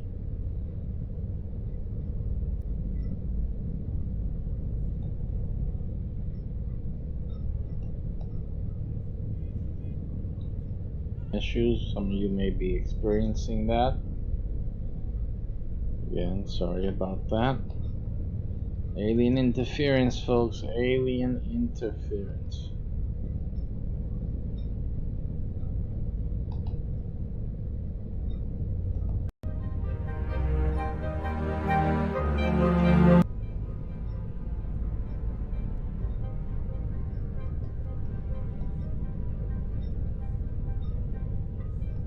Function properly.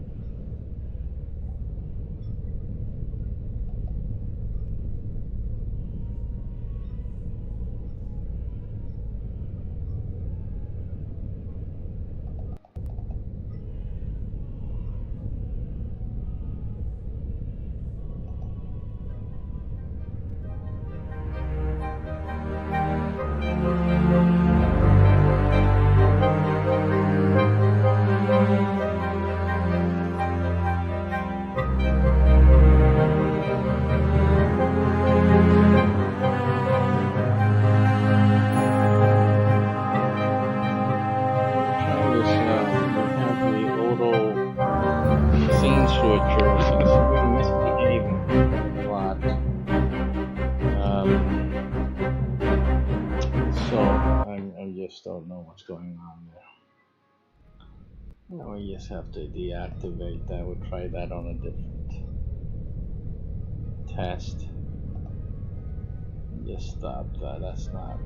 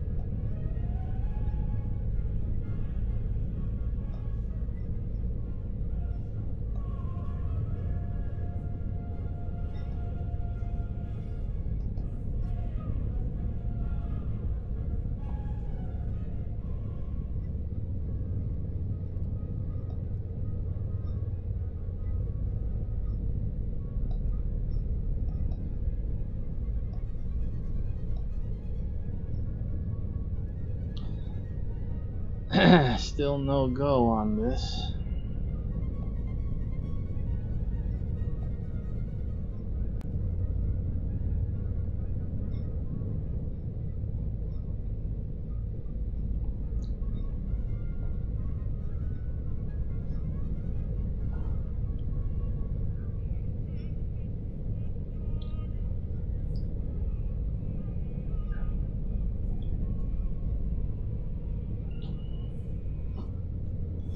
Be right back, folks. Right back.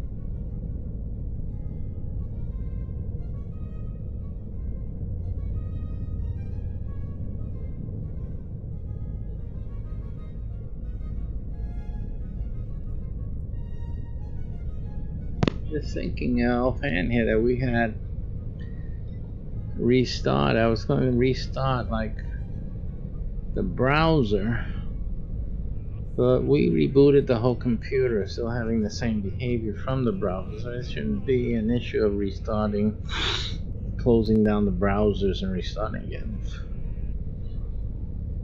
That doesn't make any sense.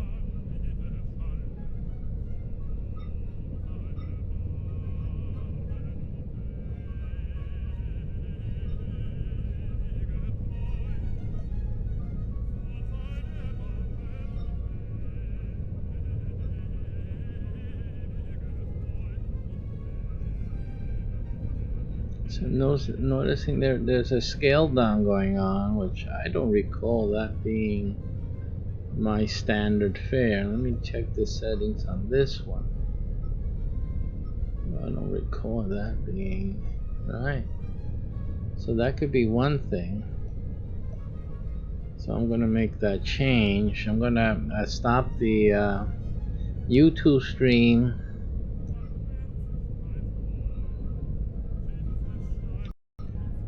Alright, so I adjusted the YouTube stream to have a straightforward 1920 1080 output. It was bringing it down, it was descaling it down to 720p, and you know, in either case, even though you think that would be better streaming, but the computer CPU would have to work up just to accommodate a descaling. So I did that, and I don't know why that was done that way, why it was set that way. Could have been last time we had issues, because usually the best thing is to have everything straightforward.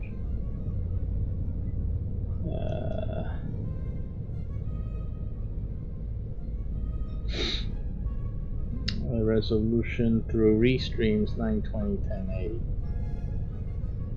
and let me just go to YouTube and verify where that is at here. Well,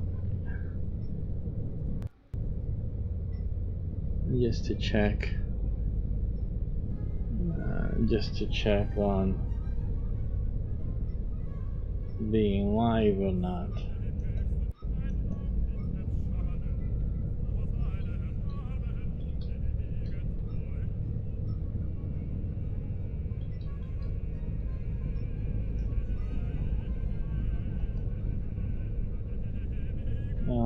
And that's something actually is showing,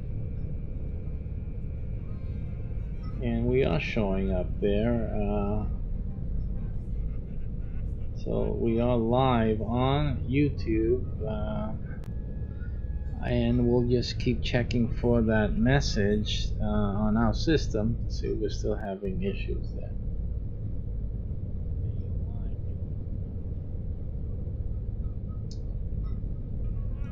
Okay.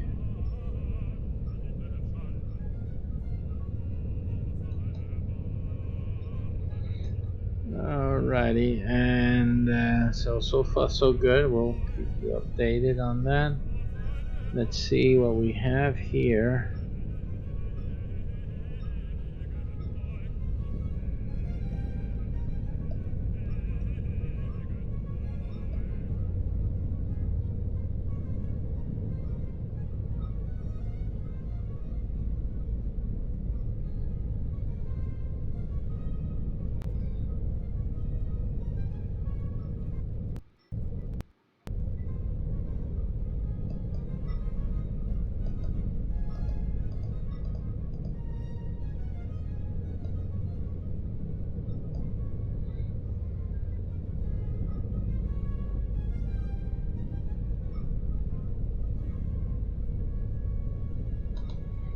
don't have any filters on.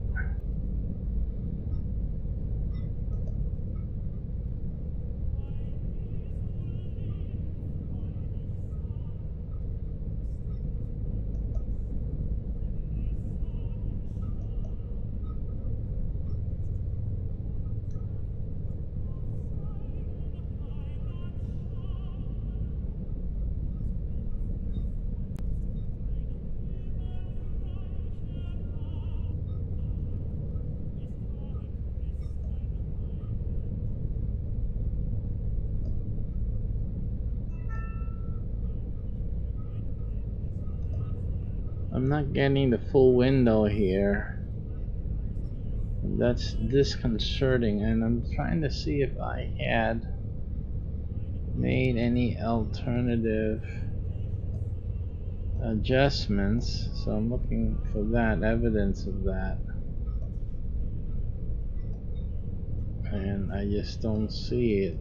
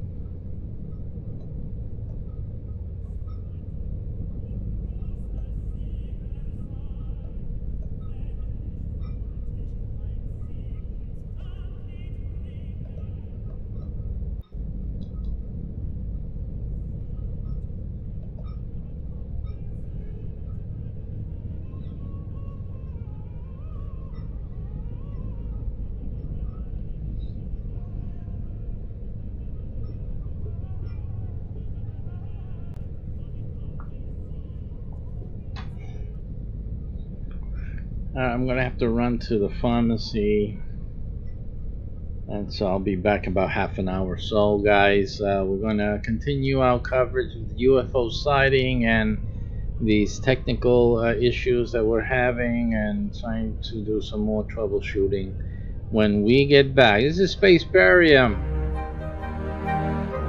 Thanks for watching.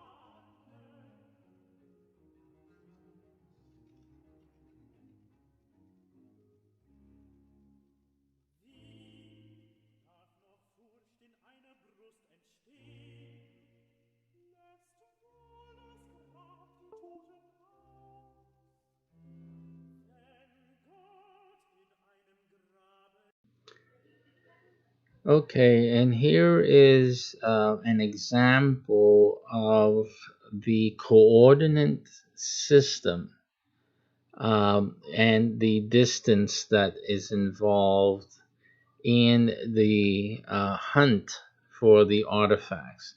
And I'm showing you here the 10 degree. It's not really a 10-degree difference. It's actually the 10. Let's see. This is in the 10th, 100,000th, 10,000, 100,000th place right here. As you can see, the 84. I'm sure there's a different name for that, but right now it's just I gotta get that straightened because. But in any case, it's this number here. You see this last number here? not the last number, the second to last, and also the second to last number here. Now, when you have your coordinates, the artifact has a very precise coordinate. So an artifact would have, let's just say, would have just this coordinate. It's a very exact coordinate. Now, that's specifically a dot on the area map. What we allow you is a grace zone of one of these, which I just called it like 10 degrees, but it's not. The 10 degrees is over here. But just here in the 10th, between these two, the second to the last, we will allow a grace area of 10. So it can be any number between 84 and 74 in this example. Will and obviously, and either any area between 89 here and 79, for example. So the numbers in question are already on this map. You see there's 4 points here. Actually, there are 4 different points here, and they are 10 apart from each other. So one of the points is 79, then the 89, which is in red, and then the other point is 74 and 84. So there's 4 points here. And so this square area now is, even though the artifact is only in one of these numbers, but we're giving you this whole area in order to, if you indicate any coordinate within those 10 and 10, I guess you would look at it as you can do the math there because I can't right now, but in any case, it's 10 of each of these. Any one of them will result in a fine. For example, in this example, if I have put in, let's say 32.1375, and then it was 85, because I just clicked in one area, it would be 85, and then it was 107.7835, and then let's just say 75, for example, or 76, or it could have been 77, it could be 81, it could be 83. Either one of those numbers between 79 here and 89, and between 74 here and 84, any combination within that area, because it will result in any dot in this area completely, any one of them will count as a find. So if the artifact is buried in terms of the virtual map within that area, then by indicating any dot in this immediate area here, you will win that find. So that find will be considered as found. The artifact will be found. So that's how it is. So if you can, for those of you going to the actual land to do your hunt, it is equal to, if you compare this, it's a little bit far from these buildings, but if you can just make that mental transport and transport it over to here, that area is larger. It's about half of, it's the shed here and a half. That's a lot of area, right? So that's basically it. We figure that since if you were standing there in person for the virtual hunts, if you were standing here in person and searching in this area, you would probably find that artifact. So that's why we're giving it to you in this area here. For the virtuals, of course. And so this is about the same area as this, larger. It's too big to be a shed here. It could be more of a garage type of a structure here, a small barn, so, or stalls. So yeah, so this about this area here. Um, on the virtual search, you would be awarded the um, the artifact in this area, and that's how that works. So what you have, depending on your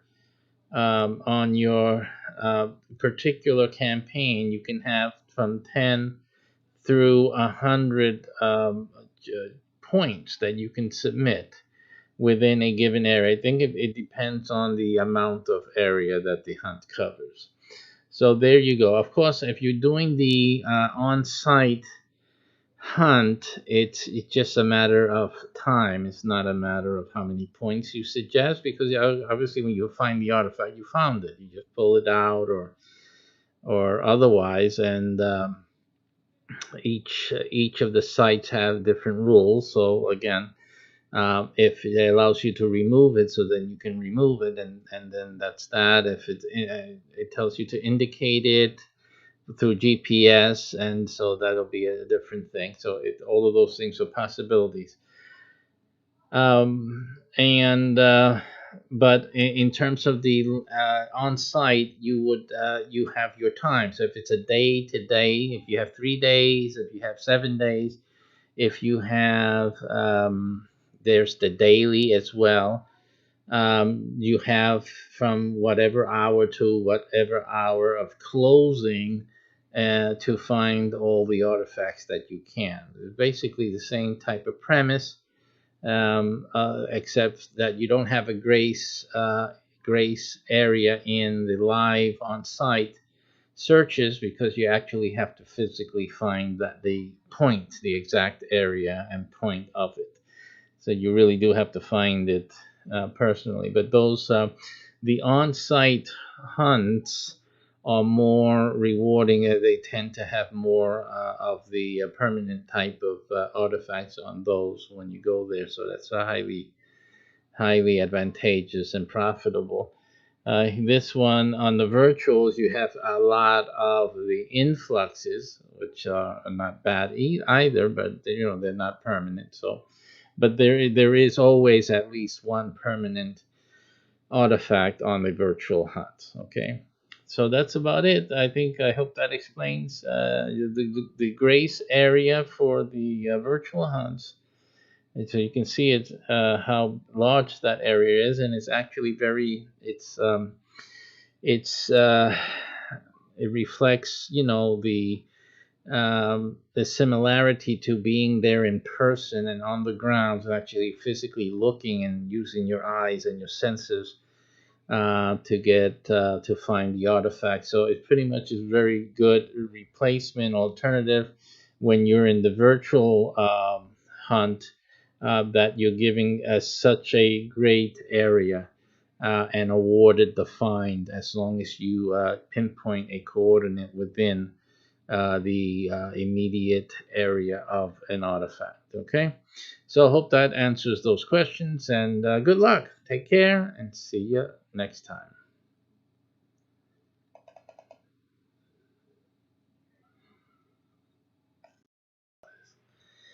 Okay, so we're back, and we're talking about the politics and its relationship to SPACEPERIUM. I had discussed a little bit of my role. It's not necessarily a political role, but it is a political role in any sense still, because again, as the imperial leader, I am the main leader in the game. Just one moment, I'm looking for. I guess this is the thing, right? Is it? I don't know. Let's see. No, it isn't. So that wasn't that. Oh, it could be, but it's just that. No, it isn't. So, yeah, it is. It should be. Oh, okay. Well, what I should stop is this. All right, so we got that. One moment there. And, okay, this one's on. Alrighty, so we're talking about politics and in SPACEPERIUM. I'm just checking that we have everything. Yeah, that seemed to be the right one. And right. Okay, so just checking. The politics in SPACEPERIUM is closely aligned with the world politics as it stands in the current time period. So as people are in our missions, each game play is a mission. Let me just get into our each gameplay that we are involved in is a mission.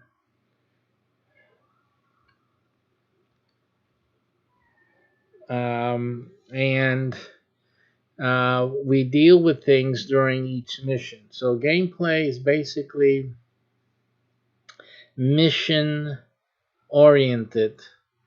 And the role of the game master is really to put all the pieces together. The game master is a key person, as is in most of the games that utilize game masters. So it's much of the traditional game master type of activity, except that with SPACEPERIUM it's more technically involved. We have software that the game master uses to produce a stream like this. The game master gets the resources, the training to be able to duplicate a similar environment for the game and for the players to interact with. Basically, in SPACEPERIUM, when it's being played online as a stream, SPACEPERIUM features a few active players. These active players rotate throughout the other players. Basically, they're chosen game to game. They're advised what their schedule is, so they know that at a certain night it'll be their time to play. In terms of weekends, during the day, whenever it is scheduled, and the player is available, they will be scheduled for a rotational spot, assisting the game master, who is the captain. Game master is always the captain. That spot is never rotated. But the players play facilitated by the captain or the general in terms of the citadel, and or the admiral in terms of the stattle ship. So in any case, these players rotate. They're the ones mostly represented by these chaps on either side of the TV monitor on your screen. And these guys represent the players, but not all of them. I believe the number may be up to let's see, it should be up to 12 players. So you only see depicted about 6 players here. There's others you see from time to time walking by and whatnot. So the 12 are represented more or less in the screen and behind the scenes, so to speak. And their role, so everyone tunes in, they get the same screen, and then the game master goes through the process of interacting with the AI, just like any captain would do, any ship captain that has an AI interacting with, and the game master, with the aid of the AI, will see or define for the players what the mission is. Now, mind you that every ship has 100 players. Every ship has 100 members, crew members. So yeah, the other 100 would be tuning in because this is the ship. The ship is going through a mission, and they are able to participate. There's ways that they can participate, but the main ones participating, the guys making decisions, the guys whose life is on the line, if they make the wrong decision, etc., the guys who are the rotated players for the day, or for this session, and they're the ones that are directly involved with the game master. The other 100, they may be in chat, they may have other communicative or participative methods to participate in the game while the game is ongoing, and make suggestions or contribute. Basically, in this game is rewarded. The way you gain rewards in this stage of the game with this application is through contribution. Contribution meaning providing information, doing the research, helping the situation, whatever that situation is, doing some research, getting information to the main players, the rotational players, and helping the rotational players out, as well as the game master. And basically, that's how this game evolves and develops at this stage. This is one part of the game. It is the developmental part of the game. It's just us getting people to contribute information-wise and build out the database for the SPACEPERIUM game. As you can see, in the SPACEPERIUM database, we'll call it now for the sake of the gameplay, there's different aspects to this. There's Earth and humanity related issues. You have equipment for space travel and for space settlement in this area of concern. You have habitability, space planetary habitats. You have research, space architecture, development of habitats here as well. You have space colonization, you have space science, you have space settlement, you have space testing of Earth life, and then you have terraforming. And there's others in development that will be added, other areas of expertise. And they will introduce other game modes, in other words, other game missions. And the purpose of the mission is to further develop the knowledge base of not only the SPACEPERIUM and the AI, but also of each player. So, and this is the other reason that the players are rotated, so that everyone can have a chance to gain experience at communications, at navigation, at space science, etc., like the science officer, etc. So that's the reason for rotating the players, and the ship gains points and rewards. The individual players, the core players here, gain more, obviously, because they're the ones actively and directly playing the mission, actually being the ones on the bridge, for example. And so they gain a higher percentile of bonus and rewards. And of course, the game masters at a different level altogether. Now, so that's basically a introduction in terms of how the online streaming gameplay will occur. Of course, we have a LARP, live action role play, uh, part of SPACEPERIUM, which is a live action role play way of playing the game. It will take different forms. It's not going to look like what you see here. This is one type of gameplay.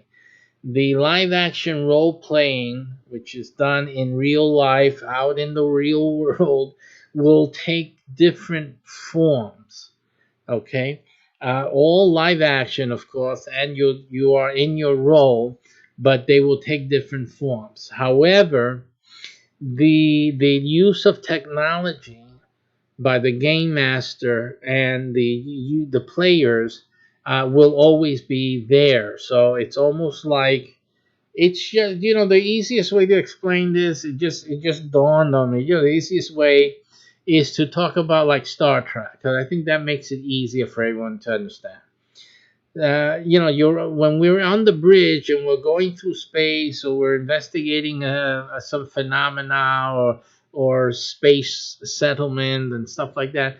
This is, it's like Star Trek on the bridge. You're flying through the space and whatever, dealing with whatever, getting communications, whatever it is. So that's what this is.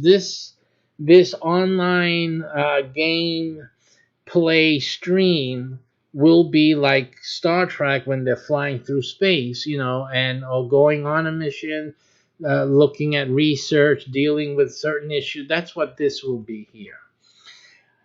When the crew members gather for a LARP. That's whenever the crew members gather in real life. That's a LARP. That will be a LARP. And everyone will have their tablets, or at least the game master at minimum must have the AI on the tablet, so they will have access to basically the database here, the SPACEPERIUM site, where the inputs and whatnot can happen. If a player has access either through their phone, of course, or through a tablet, then that's great too, as well, and that would be the way they would do that. Basically, everyone will be at a LARP or a physical meeting with their handheld device. Same thing that would happen if they were at a let's just make sure.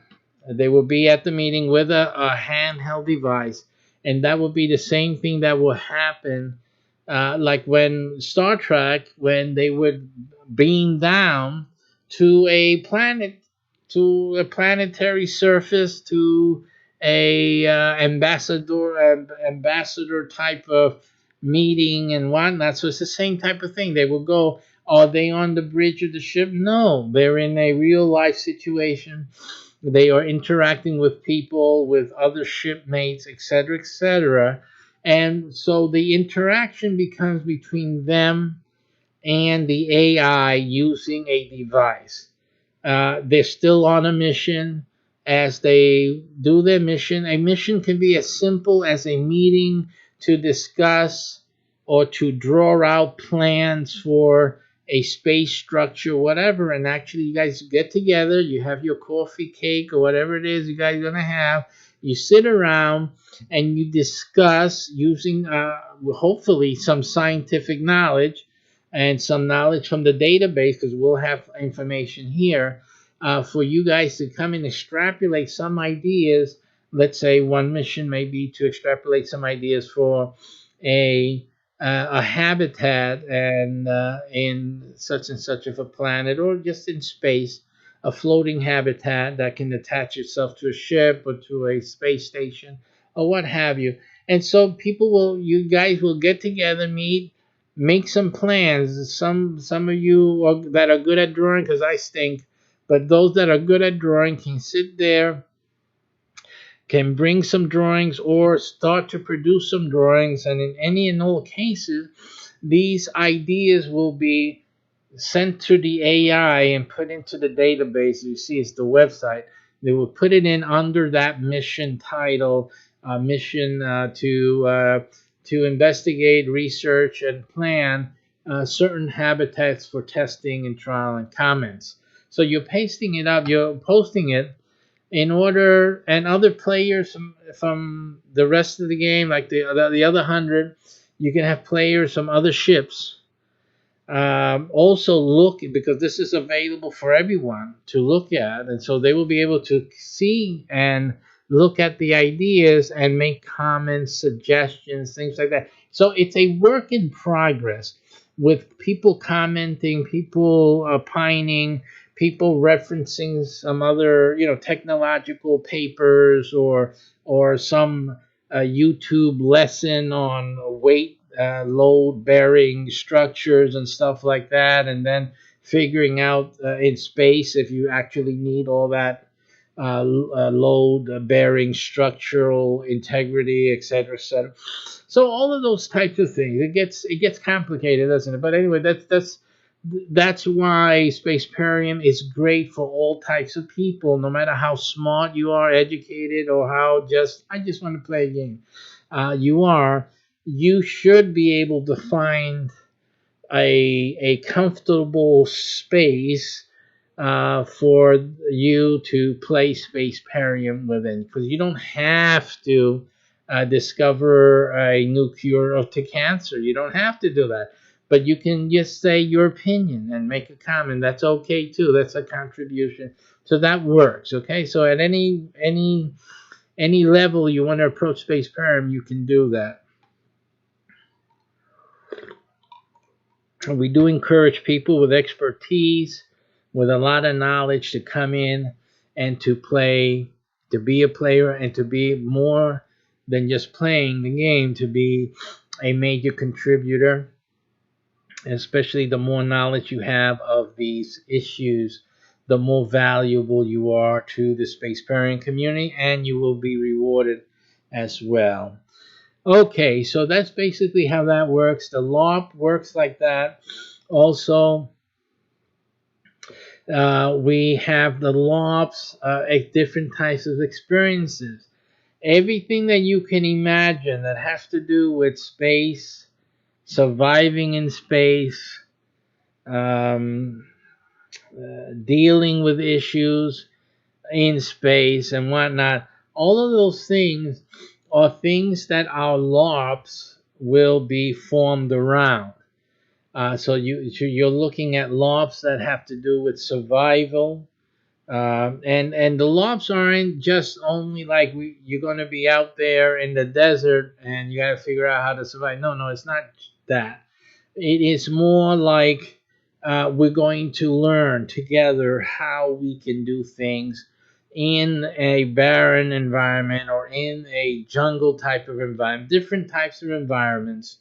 And we're going to learn how to do X, Y, and Z. There's certain laws, how to build a habitat, how to, even how to find ways of surviving, of eating, finding food or growing food. All these different types of scenarios, possibilities, and what we call here mission types. Those will be researched through real LARPs in real life. So, and you will be invited, and at least you have to. We're making this a thing that all the players have to at least attend a LARP event once a year. I'm talking about a major event.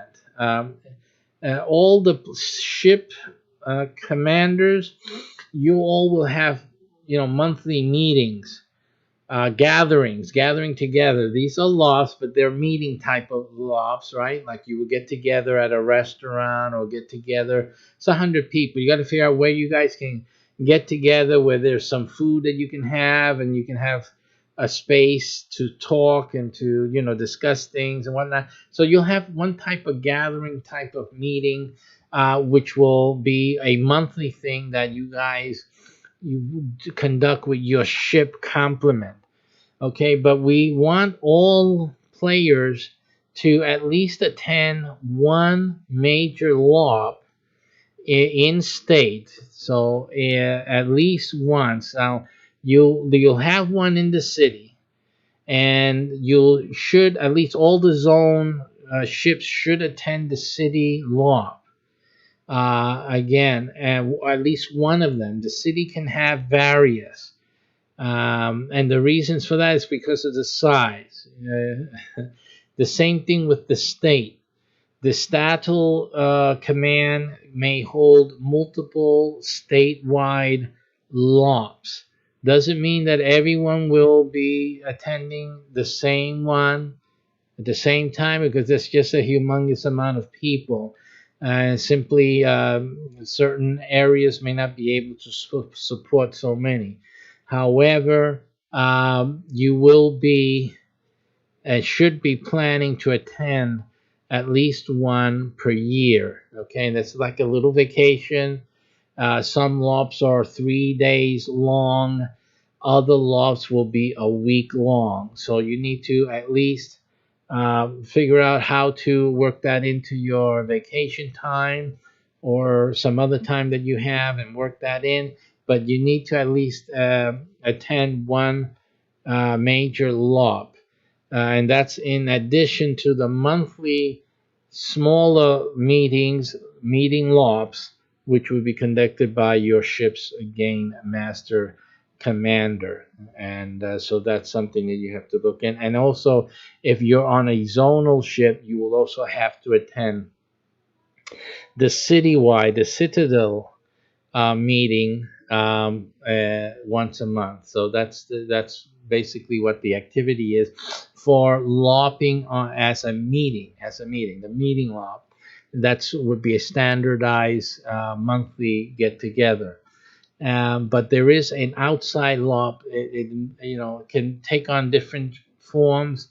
A lot of the basic ones would be almost like camping out, semi-resort a type of campouts.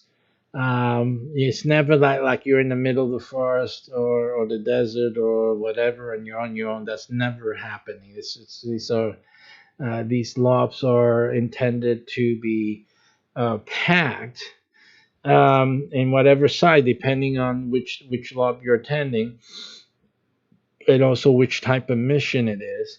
And that's what's going to be happening there. And that again, everyone's connected with their tablets, with their phones. You are still connected to the AI. The AI is receiving data.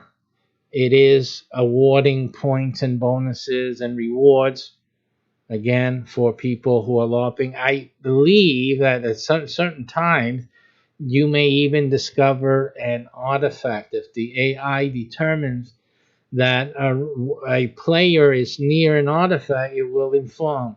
It will say, you are near an artifact. Please locate the artifact. And so that's a really exciting moment when the AI informs you, a player, that you are near an artifact. So that's really exciting for the reasons I mentioned before. So that can happen when you're at these LOPs as well. And so that's how that works out. I'm thinking of other things related to that issue.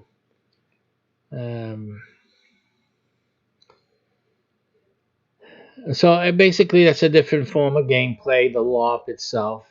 The connectivity to the AI is clear, so you're still getting points. So it's almost like you're out in the real world, but you're still connected to the game, to the AI, the artificial intelligence. And so, how are you guys doing?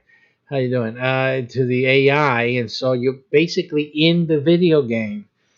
For people who are just into video games, you never heard of LARPing before or anything like that, you're actually living in the video game when you go on a LARP in SPACEPERIUM, and you're the same contribution, the same input that you're providing when you're playing the online version, like we're at the bridge here, like we're doing now. Not that we're playing now, but I'm describing to you, and you're in this environment now.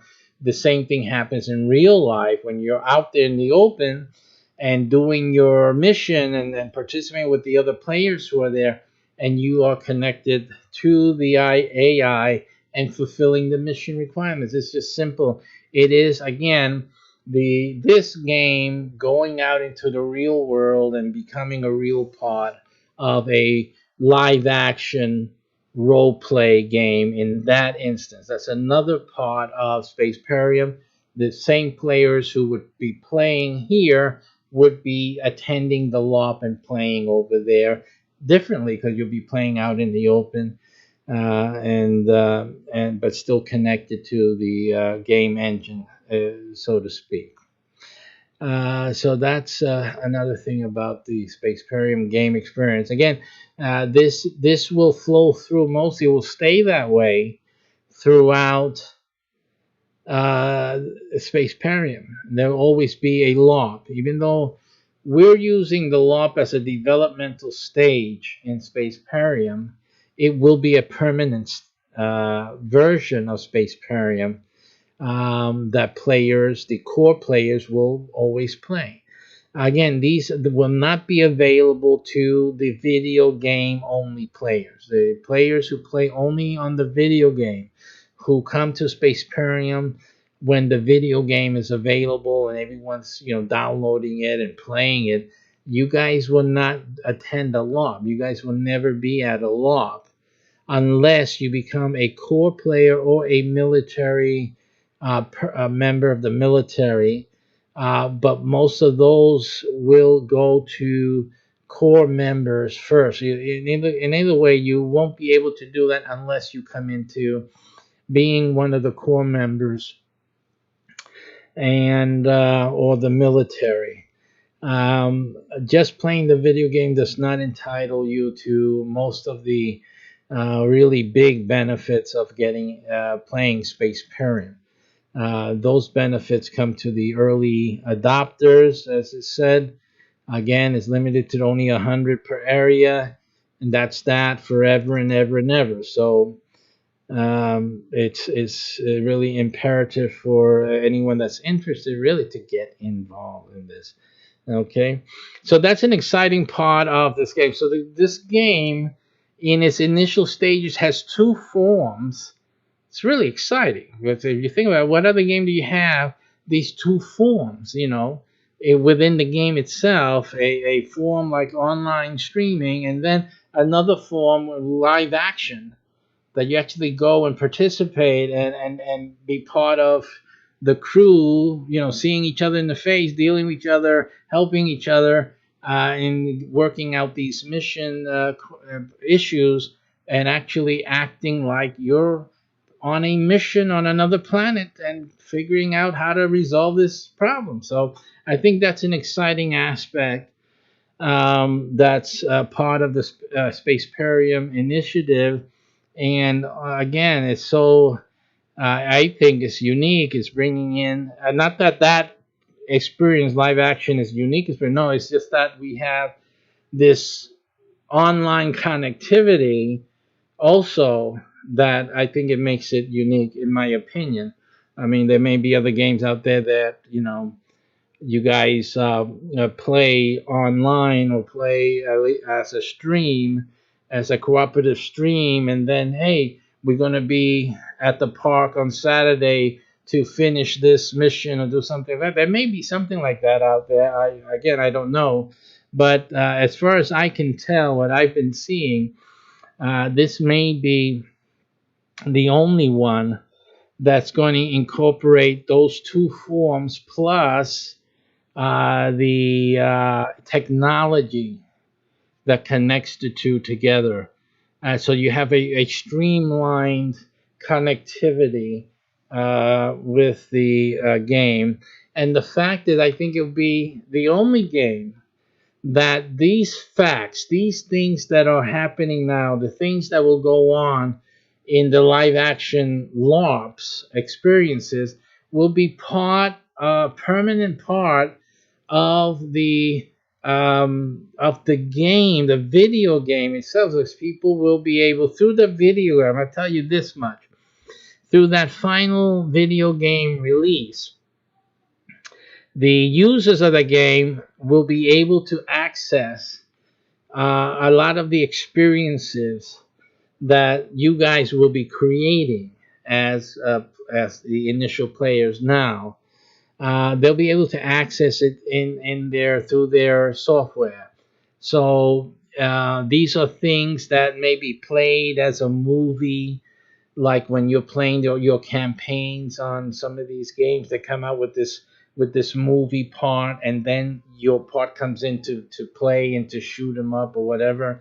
That may be a campaign available in those releases.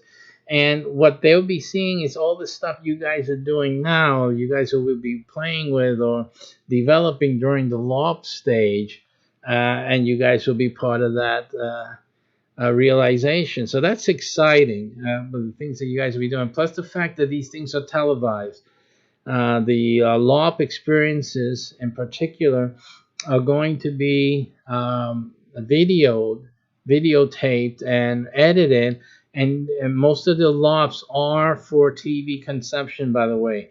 SPACEPERIUM also is a TV production, and so a lot of what goes on the LARPs, and obviously you'll have to sign a release and all of that, but you'll be participating. Remember, SPACEPERIUM is an income-producing venture, so you will be participating, and we're going to show you, tell to you, and explain to you exactly how that is to occur. But in any case, you as you're playing the LARPs, you will be part of a show, and a lot of the things that you do, you'll be actually being part of that show and doing that, and so that's exciting.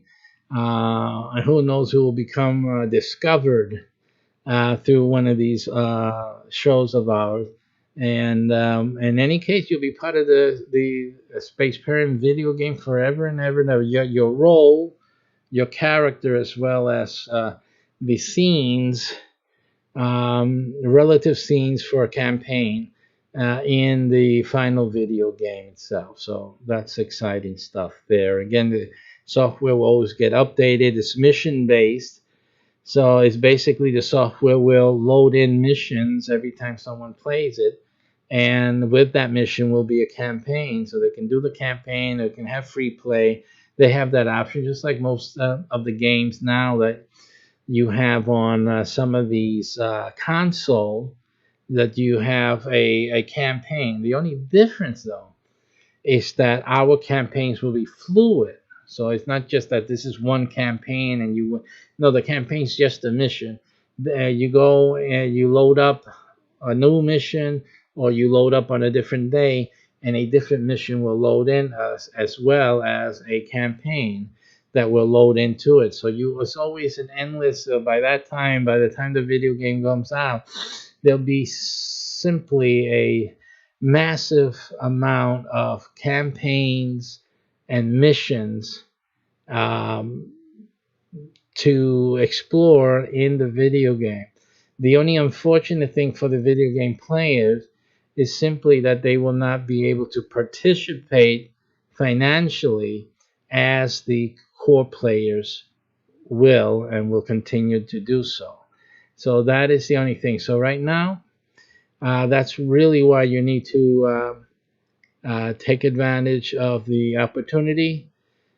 Game Master is the first opportunity open now, and the Game Masters then will make their hunt. They have to fill up their ships.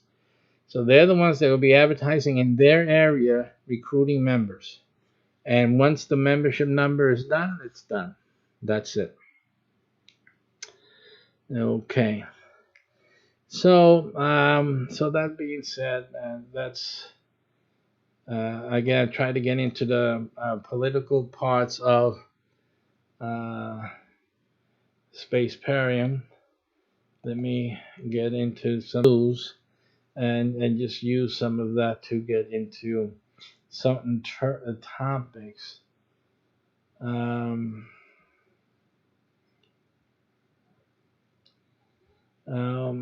we have this military issue here happening. These are things that will be mirrored in the game itself. This is Google News. As you can see, Defense Secretary says Trump ordered him to let Eddie Gallagher retire as a Navy SEAL. This is, of course, the case of the controversy over the pardon that President Trump issued for this Navy SEAL, that other than the misstep that was had, he would be just a regular Navy SEAL, a hero, and doing what they do. And again, I'm urged to go into the politics and this issue of opinion. When you're looking at news, you got to be careful. When you see, you have to look for this thing here. See that? It says opinion. So don't just go by the headlines. Be careful, because a lot of it is opinion, even when it doesn't say opinion. You have to be able to identify an opinion even when it's not labeled as an opinion. So you have to be able to see that.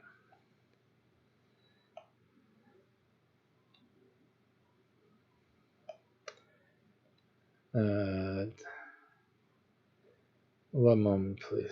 Okay, yeah, there I am. All right, so you have to be able to see that in the text itself, in the articles, when it says that it doesn't say opinion. You need to be able to see an opinion within a regular news article. Okay, so basically, how does SPACEPERIUM deal with this issue? This is a very important issue. Can you imagine if you're in space? We have a space colony, and we have this happening. Somebody disobeying a command from the commander-in-chief. Myself as an imperial, as the imperial leader, majesty of the imperium, this can't happen. I have absolute authority. I have more authority than the President of the United States has. His authority is limited by the Constitution. But even in his authority here, I'm thinking that he's dealing with such obstruction that it's even coming out in a place that it really shouldn't. This is shocking. And so now the Secretary of the Navy is forced out, obviously, for insubordination. It's as simple as that. If the president is the chief, commander-in-chief, then that is the end of the story. Again, he's not, he just simply had to go, and this is something that cannot be tolerated at all. So I find it very hard to defend. I'm going to go into the NPR article to see how some more of the development of this story. All right, and here we have the Defense Secretary Mark Esper, here pictured in October, told reporters at the Defense Department on Monday that President Trump ordered him to ensure that Eddie Gallagher retained his Navy SEAL Trident pin. President Trump has repeatedly intervened on behalf of the Navy SEAL recently convicted of misconduct. And Defense Secretary Mark Esper said Trump did it again over the weekend, directly ordering him to allow Chief Petty Officer Eddie Gallagher to retire as a SEAL. I spoke with the president on Sunday. He gave me the order that Eddie Gallagher will retain his Trident pin. Esper told reporters on Monday at the Defense Department, referring to the insignia designating Gallagher as a member of the elite commando force, which he is. I mean, he did gain that honor and that. And that placement, the order from the commander-in-chief, effectively put an end to proceedings by a Trident review board that were called by the commander of the Navy, special order, that's probably the reason, Rear Admiral Colin Green. The panel was charged with deciding whether Gallagher and 3 of his supervising officers were fit for duty. In Gallagher's case, the board was set to convene next week. On Monday, Esper also reiterated his reasons for asking Navy Secretary Richard Spencer to tender his resignation on Sunday. He accused Spencer of circumventing the appropriate channels, including Esper himself, to engage in direct negotiations with the White House to allow Gallagher to remain a SEAL.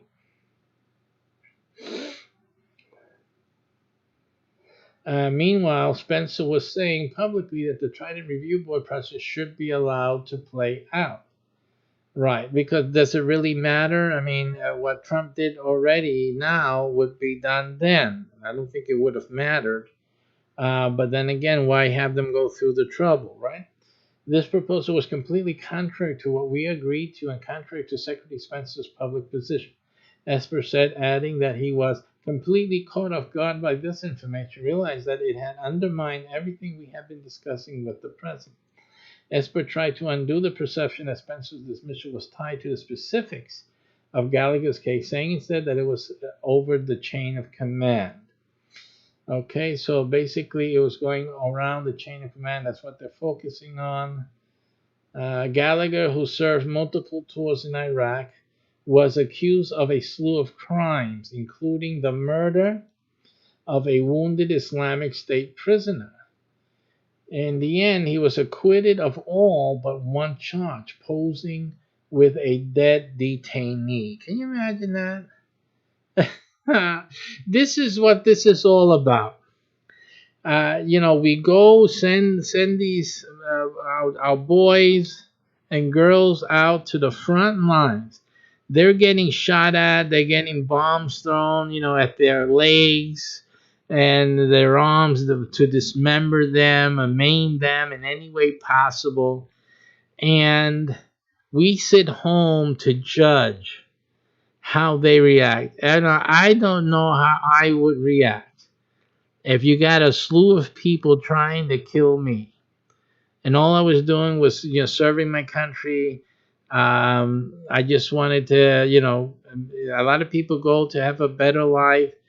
I knew someone, I don't know, I knew someone who went to the army, who then saw another soldier going on their way to boot camp with the first pair of shoes they have ever worn in their life. These are the kids. They're coming from poor families, poor beginnings, some of them, and they're thrown in the face of this incredible, dangerous world out there. And we sit, the thing that gets to me is that we sit here at home, nice and safe, and, to us, oh, he did a bad thing. I think it's really a shame that we're making these people go out there and then we're not backing them up. That's a shame. I'm not suggesting that people go and commit crimes, but I don't think this guy went to become a Navy SEAL, because becoming a Navy SEAL is like, it's a big thing. You need a lot of discipline. You need a lot of determination, persistence.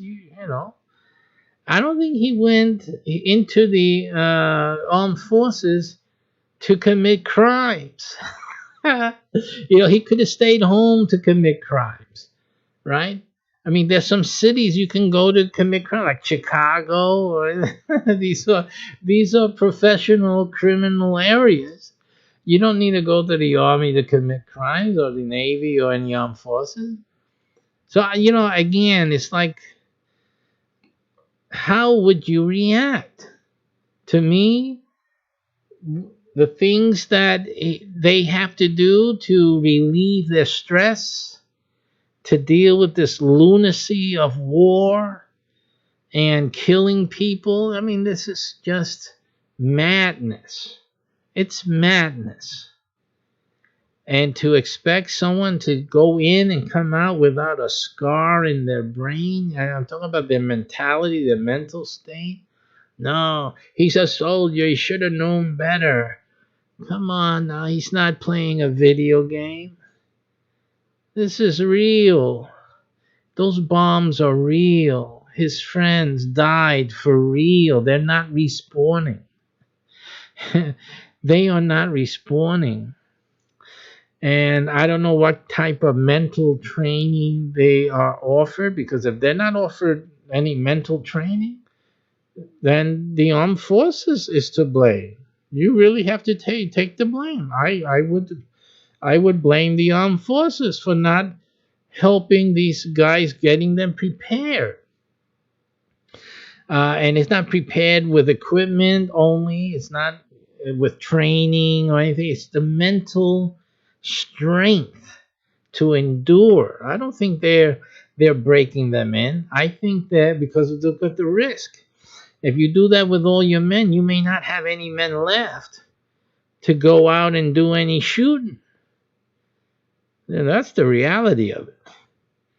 So I'm really, I really do not like to go in and second guess the armed forces, sit in an accusatorial position against any service member for actions they do in the field of battle. Now, I understand that we don't want our boys to be boys and girls to be suffering. Also, some other enemies, lost their mind and doing whatever they had to do. So we kind of like hide this and behind this pretend wall of what they're calling honor. That's a difficult spot to be, but at least according to this article at NPR, they acquitted Gallagher of all the charges. So at least somebody there using the brain, except for one, which is to pose with a dead detainee. So what this means to me is that they were willing to be sensible, as I am, right, and let him walk. Okay, all right. But the problem was there's a picture with him showing this dead detainee as if it was a trophy. That went beyond. Okay, what did you do? Why did you have to do this? Okay, so you did not have enough, self-control to prevent you from doing this act, which is totally like, how can we defend? We could defend the other stuff, but not this. So yeah, so I can see where they would be hard pressed to ignore that picture. Okay, so it still is the point that I'm trying to make. Regardless, is that the picture was simply the final therapy he gave himself, dealing with this craziness of fighting in the field. So even it's distasteful, but it was what he thought that he needed, simply, even though it was really out this bad taste. But again, he's not in the state of mind to be tasteful. Simple as that. So again, I would still, because of the good things that he did, I would look the other way on this photo. I would give him some other type of punishment, some other type of we got to slap you on the wrist and whatnot. Again, I don't know. I believe the policies in the armed forces, they're very strong. I would assume, I have to, if they're making a big deal about this, I would have to assume that they're very strong about stuff like that, and they've probably said it a million times. Hopefully, that's the truth. Hopefully, they went through some sensitivity training, so they even eat so that to the point that even if they go mad, at least they won't take a photograph with the dead person. You understand what I'm trying to say? Because if they didn't do this, I still think that they're being a little bit too hard on these guys. Give them some remediation, some rehabilitation, but to throw them out. And what it says here, it says part of his sentence included a demotion to the lower rank of petty officer first class. Again, so is this fair? You have to, someone in the armed forces would have to, I don't want to hear an officer's opinion. I want to hear an opinion of a peer of his, one of his peers. What is this fair, or they're being hard on this? We all go through this stress. It's like incredible stress, and that could have been me given similar circumstances, and I almost got there myself. I mean, I want to hear from a person who went through what this guy went through. That's all. That's all. That's what I would need to hear in order to deal with this situation here, to better judge this, if I would even allow myself.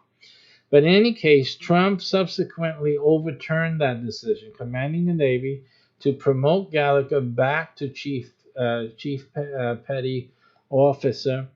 And I guess, you see, it's the same quagmire that I am.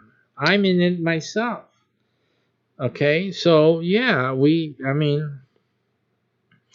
send them out to harm's way. I mean, this guy didn't create ISIS.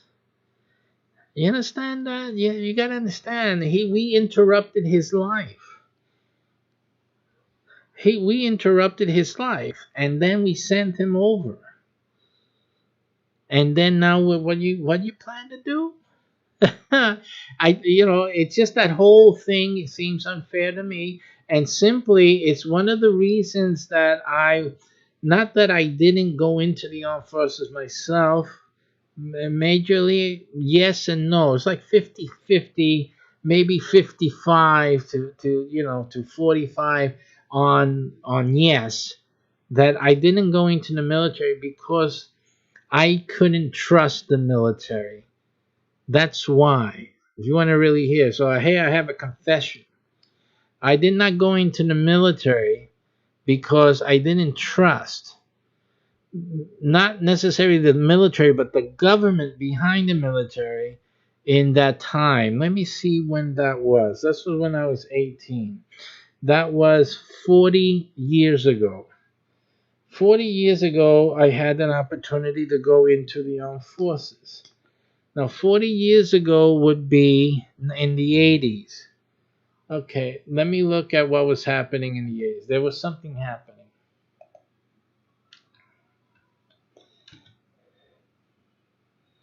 Uh, 1980s U.S. Conflicts. Let's see what was going on exactly. Because I do remember that I had a repulsion to trusting the government and with me in the military. So basically, there was the Cold War. There was no active. It looks like no active conflict. There were. It was a. There were a lot of things going on.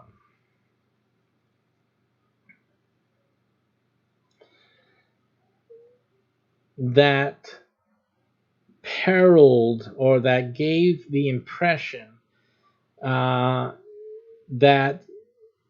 the U.S. would eventually be drawn into a direct confrontation. So I think that's what was happening at the time. We had the Cold War. again with the Russia. So it was kind of like a very. It looks like here that we had terrorist attacks. There were international wars, civil wars, and guerrilla wars. Again, and what is the participation of the United States? We know only ones who knew really were the ones in the military, right? And is this the time where we had the Iran Contra thing? Let me look at that. I mean, there was things to be concerned about. Iran Contra years. Let's look at that. When did that happen? See, that's in the 80s as well. August 20, 1985 to March 4, 1987. So that whole bad business about Iran Contra and the government like doing shady stuff. This didn't sit well for me as an 18-year-old, considering, maybe I should go into the armed forces. Then I say, no. And what really got me turned off were the earlier years, actually, not the 80s, but actually the 60s and 70s. These are the years I grew up in, which I believe involved war. Let me see there was a link here. Let me see something here that would show what I'm talking about. List of wars involving the United States. So let's go there. And the stuff that I grew up, I was born in 1963. And so let's say about 8, when I'm 8, I'm really like, I can hear news or hear people talking about it. So let's consider from 63 to 1970s, the 70, 71, 72. These things would start like really impacting me. So let's see what was happening, because I knew that when I got to be 18, I definitely did not want any war to occur, because I wasn't feeling going into the armed forces, not because I didn't want to, serve my country, but that I had a very strong feeling that my country wasn't watching my back. And that's how I grew up with that feeling. It's a feeling, and I think it was based on what was the previous experiences as I was growing up in with the military and in the country. So let's look at what we have here during those years in question. Okay, the Korean War had already been passed. Here in the 70s, here we go. You see, we have this issue of the Vietnam War. Vietnam, 55 to 64. Then we have 65 to 73. 73. So during my growing up years, we have the war in Vietnam. Direct U.S. involvement ended in 1973. So right when I'm 18, 19, 20, let's get that right. Wait a minute. No. I'm sorry. Scratch that. When I'm 8, 9, and 10, when I can hear news, I can hear people talking, I can hear comments on the TV, radio, and in school. So right when I'm 8, 9, and 10, and at 10 years of age, the direct U.S. involvement in Vietnam terminates. So I have at least 3 years of understanding that we're at war in Vietnam. And also knowing what I know now, the experience was negative because a lot of the folks here in the United States were against the Vietnam, participating in the Vietnam War. They were totally against it. There was a lot of protesting, this and that. People were dodging the draft, right? That's what I grew up in. That's where my mind began to develop cognitively, in terms of being able to understand what's happening around me during these years. Air Force and Special Ops continued some operations until 1975. That makes me 12 years old. President Ford, in a televised speech on April 23, 1975, declared the end of the Vietnam War. And then what happens after that in terms of people's comments or what people were saying, etc., that is what we have in going on. You have other things that happen. U.S. Allied victory here in the communist insurgency in Thailand from 65 to 1983. So we see some things going on over there. So basically, we have the Korean DMZ conflict. So as you can see, 1966 to 69, these are the years that I was 3. This is 3 to 9 years old. So as you can see, well, not really. I'm sorry. That's 6 years. 6 years, 3 years here. So I was 3 to 6 years old there. So that was happening. I don't remember anything about the war in Korea and all that.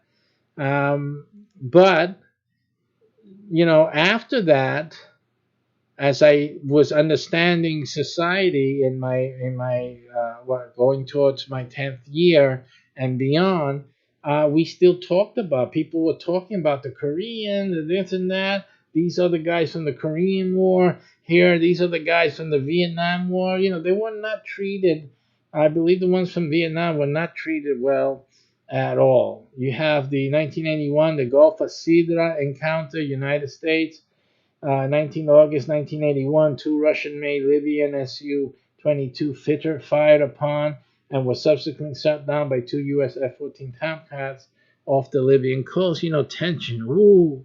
So this was in 1981. Again, I'm 18 at this point. 19. What was it? It would have been 20. I'm 20 years old. What? No, I'm sorry. I'm 17. So this is here 17, 16, 17. There's a possibility of war, and they're talking about the third war. This may be the third world war can begin. This is what everybody was talking about back then. So this is the environment that I was raised in, and it's the reason why mostly I was distrusting government, because what I saw was that when people come back from these wars, they're like treated like they were scum or something. I said, what the hell's going on? So again, these were the things. I wasn't seeing a support of the military that would be conducive for me to think of it in any positive way. Anything like, yeah, let's let me join the military. I want to join the military. I just didn't see it. I didn't see that that is something that I would have done based on what we were seeing. I just couldn't see it at all. Didn't make any sense to me, and all it did was create what do you call that when you have no suspicion, lack of confidence in the government being able to back me up, so to speak. I just didn't see it at all. I just couldn't see it. I didn't see it at all. I didn't think that it was something that was possible. And that's basically the way I looked at it, and the reason why I didn't join the military. Here we go now again. If I had seen this back in the day, that would have been another reason that I wouldn't be trusting the government. That would be just one more reason why I wouldn't trust the government in any way to back me up. And so that is something that um, I just wouldn't have believed that they would do that. There was no reason for me to believe that they would back me up in any way possible, or in any form. I just couldn't see it at all. That would be so basically, and I still now hold. You see how impacting it is that still today I still don't see um, how government can be trusted. Here's this guy, because I'm feeling like this guy over here, he got put in. And the other thing, I have a cousin, or had a cousin, he's already passed on, come back with issues from being in the military. But I have that experience that in the family, at least I have two people in my family, immediate family, that were not served faithfully by the military, and by extrapolation the government.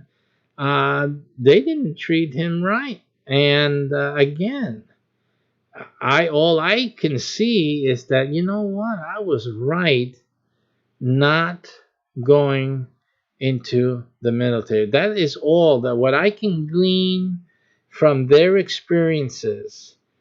A brother of mine and a cousin of mine, is that I was right in not going into the military, because simply, in both of their cases, the way it looks like to me, I don't know all the details, it just doesn't look right. It looks like they were dumped.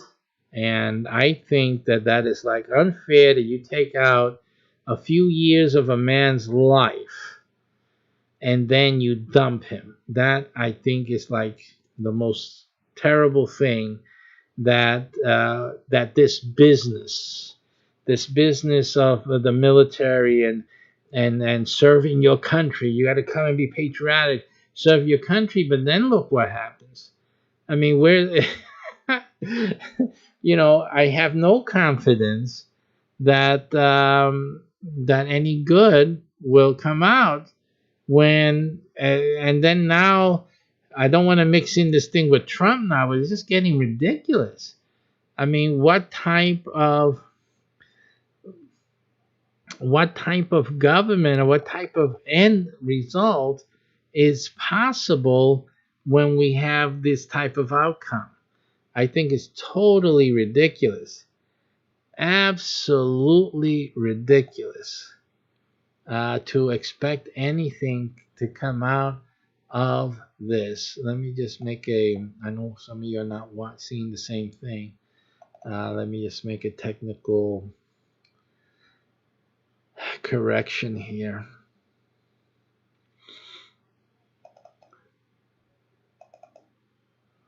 And where are you? Over here. Okay, so yeah, I just don't see how it does not it does not give me confidence at all when you see this type of thing happening. Just simple as that. Okay, so again, I think that that Trump, as far as the information that I have, and the understanding that I have, and also the way that I grew up, I don't know, Trump is older than me substantially. He has what, at least 30 years above where I'm at, so I believe so, a little less. But in any case, even if it's 20 years, I mean, he went through that time period of the wars. He had more of it, and he saw the results that I saw as a small child. He saw it as an older person already, as an adult. So it doesn't look right. It just doesn't look right. I'm sure he has even more stronger opinions than I do, based on that issue alone. So, and we're both from New York. So again, I just don't see it, and that's why I don't uh, uh, I don't condemn military for things that they have to do that deal with trying to survive under those conditions. I just can't bring myself to judge them on that or to blame them, hold them accountable. Because I hear people saying they're soldiers, they're supposed to be accountable. They know that it's a badge of honor and this and that. I said, come on, you're getting people trying to kill you. What honor is there? You remember, or let me be nice to this guy who's trying to kill me. He's trying to take me away from my kids or what? Are you serious? I just don't see it. Maybe I need to have some of you guys who are military vets come in and tell me. You see this video, come and give me a message. Tell me, talk to me. Because I don't see it. I simply don't see it. I can't bring myself to do that.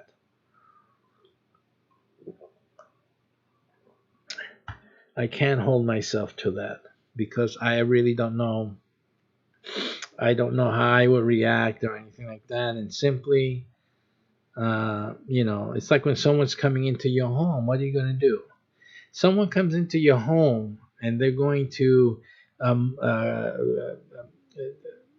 hurt you and your family. You're going to rape your daughters. Come on now, talk to me. Talk to me. Don't tell me you're going to be do things honorably and according to the code of ethics and the code of the army or the navy or what the hell are you going to do? You're going to tear the guy apart.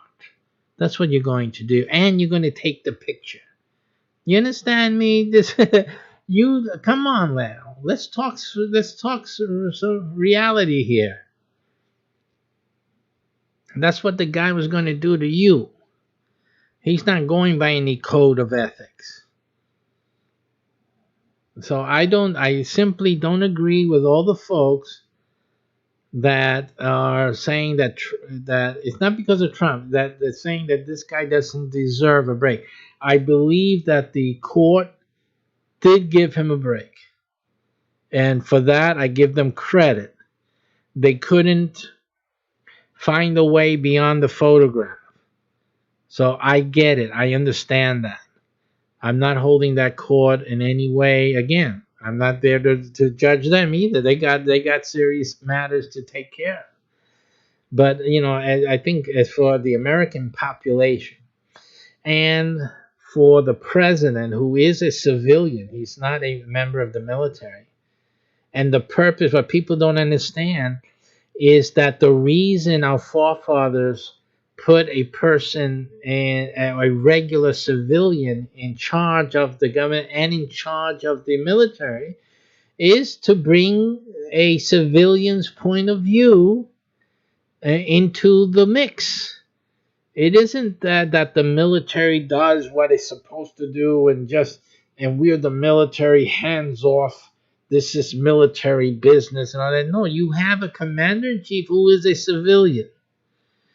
And that as much as he is a civilian and that he sees, in he or she, whoever it is, they in their own determination, that they see that something does not sit well with them, they have the right to intervene. That's the whole purpose. What is the purpose of having a civilian as the commander-in-chief otherwise?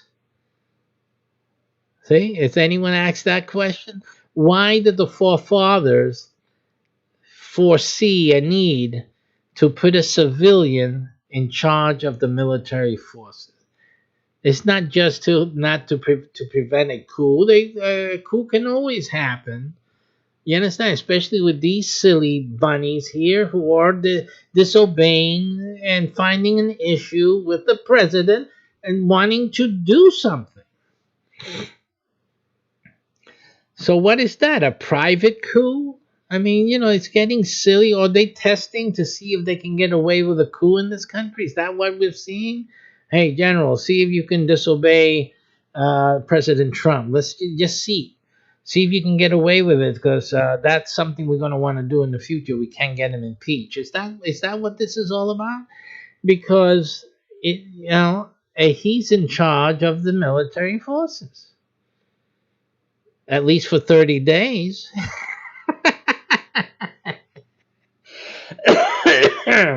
the president the president can wage war for 30 days, and Congress has 30 days, or at the end of those 30 days Congress has to approve or disapprove of the president's command to send the armed forces. And simply, if they disapprove, the armed forces return home. That's all. That's it.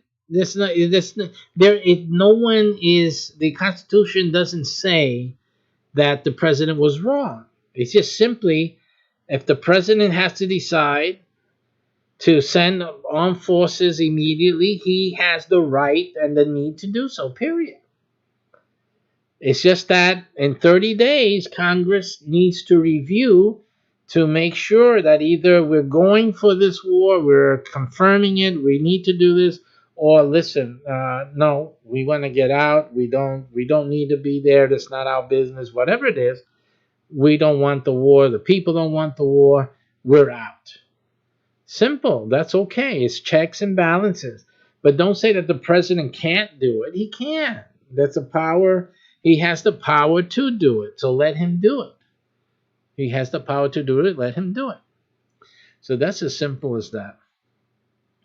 Okay, so that's politics. Now, I'm going to leave it like that for today. It's just we're experimenting on politics and SPACEPERIUM, and seeing how to include politics in some way or some fashion into this mix. Obviously, we have to consider the point in terms of insubordination, in terms of what the rules are, how this disagreement in the hierarchy of SPACEPERIUM, how is that going to get resolved? It's simply just like the forefathers. I think they did it the right way. In SPACEPERIUM, there really is no a check and balance in terms of my office. My role is completely imperialistic and dictatorial. Although, as the spiritual leader, I don't do that. Simply the reason. See, I could, but I don't.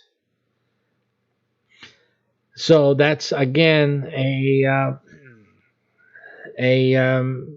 the emphasis that I have as the spiritual leader in SPACEPERIUM. Even though I have full power over SPACEPERIUM, over the military, everything, I have that power. I don't use it in the political sense. Okay, so that's the basic premise. Now that means that I set the parameters. So simply the commanders, the hierarchy in SPACEPERIUM and the military, you guys have your rule books to go by. You take your orders from your commanders. It's just simple, and that's it. And there's no reason for me to really intervene. I'll be thinking about this in the coming days. We will think about this. Is there any reason for the Imperial Majesty to overrule a game master, for example, or a ship's captain, general, or admiral in any way during the gameplay? It's really none, because the role that they play is not really something that would put them in a conflict with the imperial order. So again, there should be no reason for that to happen, but it's something that we're going to continue to look at and to deal or prepare for within our training and within our manuals. That situation, what would happen in that situation. All right, so that's it for this broadcast. We're going to cut it here, and we may get on a little later on with something else, but that's it for today. Thank you for watching and considering to join us at SPACEPERIUM. If you want to become a game master, which is really the only thing you can do right now, it is a business. It's not just a game, a place to play your game. It is a business. So you need to understand that. And that's the only thing that's available right now for you to get involved with. If you can take a look, consider, and join us. Again, listen carefully to all the details. And thank you for watching.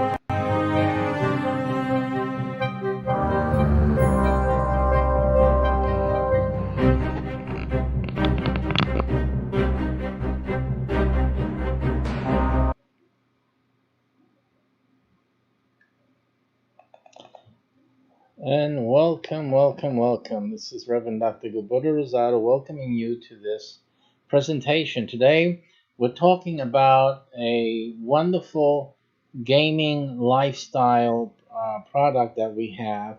It's really, the best way to say it's an opportunity. It's a limited, very, very, very limited opportunity that you have right now, and that is to become a game master with our gaming lifestyle program. And this latest one is just it's just a remarkable program, and one I'm sure that you'll be most anxious to get started with as soon as you hear the details. So let's go right into that right now. Let me put that screen up for you.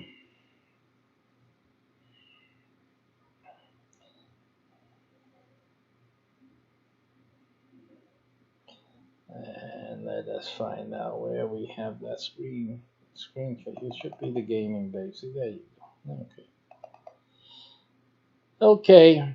Okay. This is our screen. Let me give you a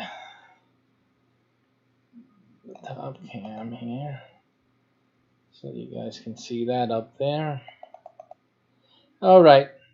This is it's going to be a we're going to have a slide here. I'm just gonna play it, just show it right here on the screen without going into the full slide, because the full slide causes other things to happen on my other screen. So I'm not going to do that way. But basically, I'm going to show you within the slide creator here, the slideshow creator, the slide. So it should be good enough for you to read on your screen in any case. So what this is an exclusive gamer business. What we've done is we've created a business model that allows you to enjoy a gaming lifestyle. With the business model form, you're able to do this as a business, not just as a job. I think it's better than having this just like a 9 to 5 or having it as a job. I mean, better than having a job would be to have a business based in the gaming genre and the gaming lifestyle.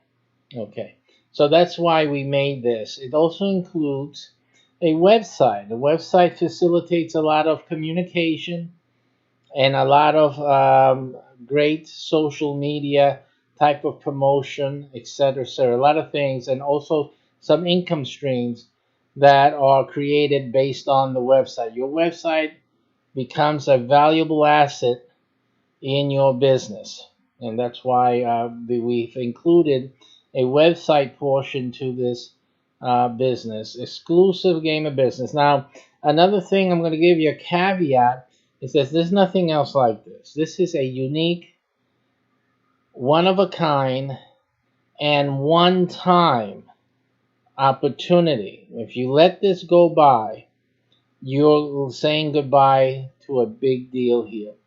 And number two is you need to realize something. There is only one of these available. Okay, there's 3 versions. There is the Statal version, and we'll get into what that is. There is the Citadel version, and then there is the Zonal version. Needless to say, the first one, the Statal, is the most profitable. It's the biggest one. This is a big deal. And obviously, there's only one available per state. Now, we're going to get into that a little later on.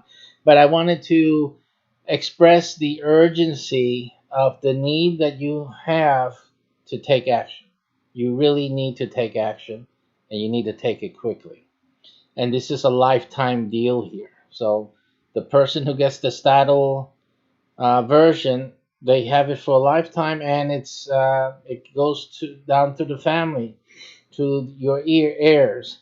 So that's it. I mean, basically, if you don't grab this up today, you're basically giving it all up to someone else, and there's really no reason for you to do that. If you can do it, you should do it today, immediately. Okay. So you can become a game master. What we have, we ourselves, we have a few game titles that are being developed. The biggest one, the big deal, the big cheese here is SPACEPERIUM, that some of you have seen through our other broadcasts. That is our big honcho game that we are in active development. A new thing, it's a new hybrid type of game. It's a unique thing as well. And so that is really the central core of your gamer business opportunity. There's other games also. You're not only going to be making money through SPACEPERIUM. Okay, I just want to make sure you understand that there are other games and other income streams from other games that we have under development. But SPACEPERIUM is the big deal right now. So just to express that. And just to express that you're not limited just to SPACEPERIUM. There are other things that we're doing. Okay, so you become a game master in your area, city, or state, gaming as a business. It's an exclusive program. We've simplified the process, perfected the methods. Now you too can earn a real living playing games like a pro. 3 types of gamer business memberships. Status, Citadel, Zone, as I already said. There's only 1 per state, 1 in your city, and only 1 in your postal zone. If you happen to live in the U.S., there's other types of zones in other countries.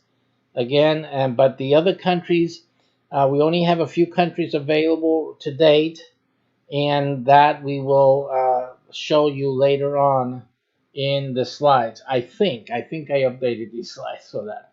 Okay, so how do you make money from this Game Master role and website? The first thing is we always feature, this is a new thing all network wide, and that is the TV channels that we are creating for your membership. Now, when you join and you capture your state, your city, or your zone membership, you will have a TV channel associated with your members. It's a TV channel that is geo-based. That means the market area is the jurisdiction of your memberships, or if you are statal, it goes to the statewide. If you are a Citadel, you have a citywide channel. If you are zonal, then you have a zonal channel. Okay? And these create income streams from diverse manner. Now, it's not just a channel, but you also have the access of our other channels in network for you to do things like selling advertising, offering advertising. Some of you won't have to offer advertising. Advertisers will come to you, and they'll want to advertise in this postal zone XYZ, and we'll make the deals, and you'll make the commission checks. Just simple as that. So in many of these cases. In other cases, you'll be helping local gamers as well. As you can do gamers, you can do all types of different shows, because we have different shows, so you can do these different things and help individuals in your community get more exposure, get better results than they're getting even on YouTube with all the competition they're having on YouTube. Again, we're providing 220 million eyeballs to our channel. So that's what we're providing. That's what we're bringing to the table, and that's more than most of the YouTubers are able to garner. So again, we have a service, a product that is of great value to people in your community. This involves channel creation, development with game-centric marketing strategies for specific clients. We're also using the gaming platforms, the game genre as a marketing tool for use by local businesses. Again, these are things that you'll receive more information during the training program. So you'll learn about what you're able to offer, how it is that you're making money in detail from these different offers. Like I said, you don't have to worry too much about promoting one thing or another, things that you're not knowledge enough about, or fascinated enough to be promoting. You don't have to. We have people that'll do that for you. Again, you control the license, the area. If and when the advertisers come on board in your area, you will make a commission check regardless if you did it or they called us, or how it is that they began the relationship to or contract us to provide that marketing strategy or that advertising venue for them. And when you're creating channels, or when we're creating the channels, you will qualify for up to $5,000 one-time fee for new channels that get created for a specific client. These are specific channels, what we call branded channels for a specific client. Again, these are you make a big chunk of money just simply by having the license, and if you do the promotion, even better. You can make multiple checks like this very easily, because this is something new. That's another thing I want to impact you with, is that we're talking about new things here.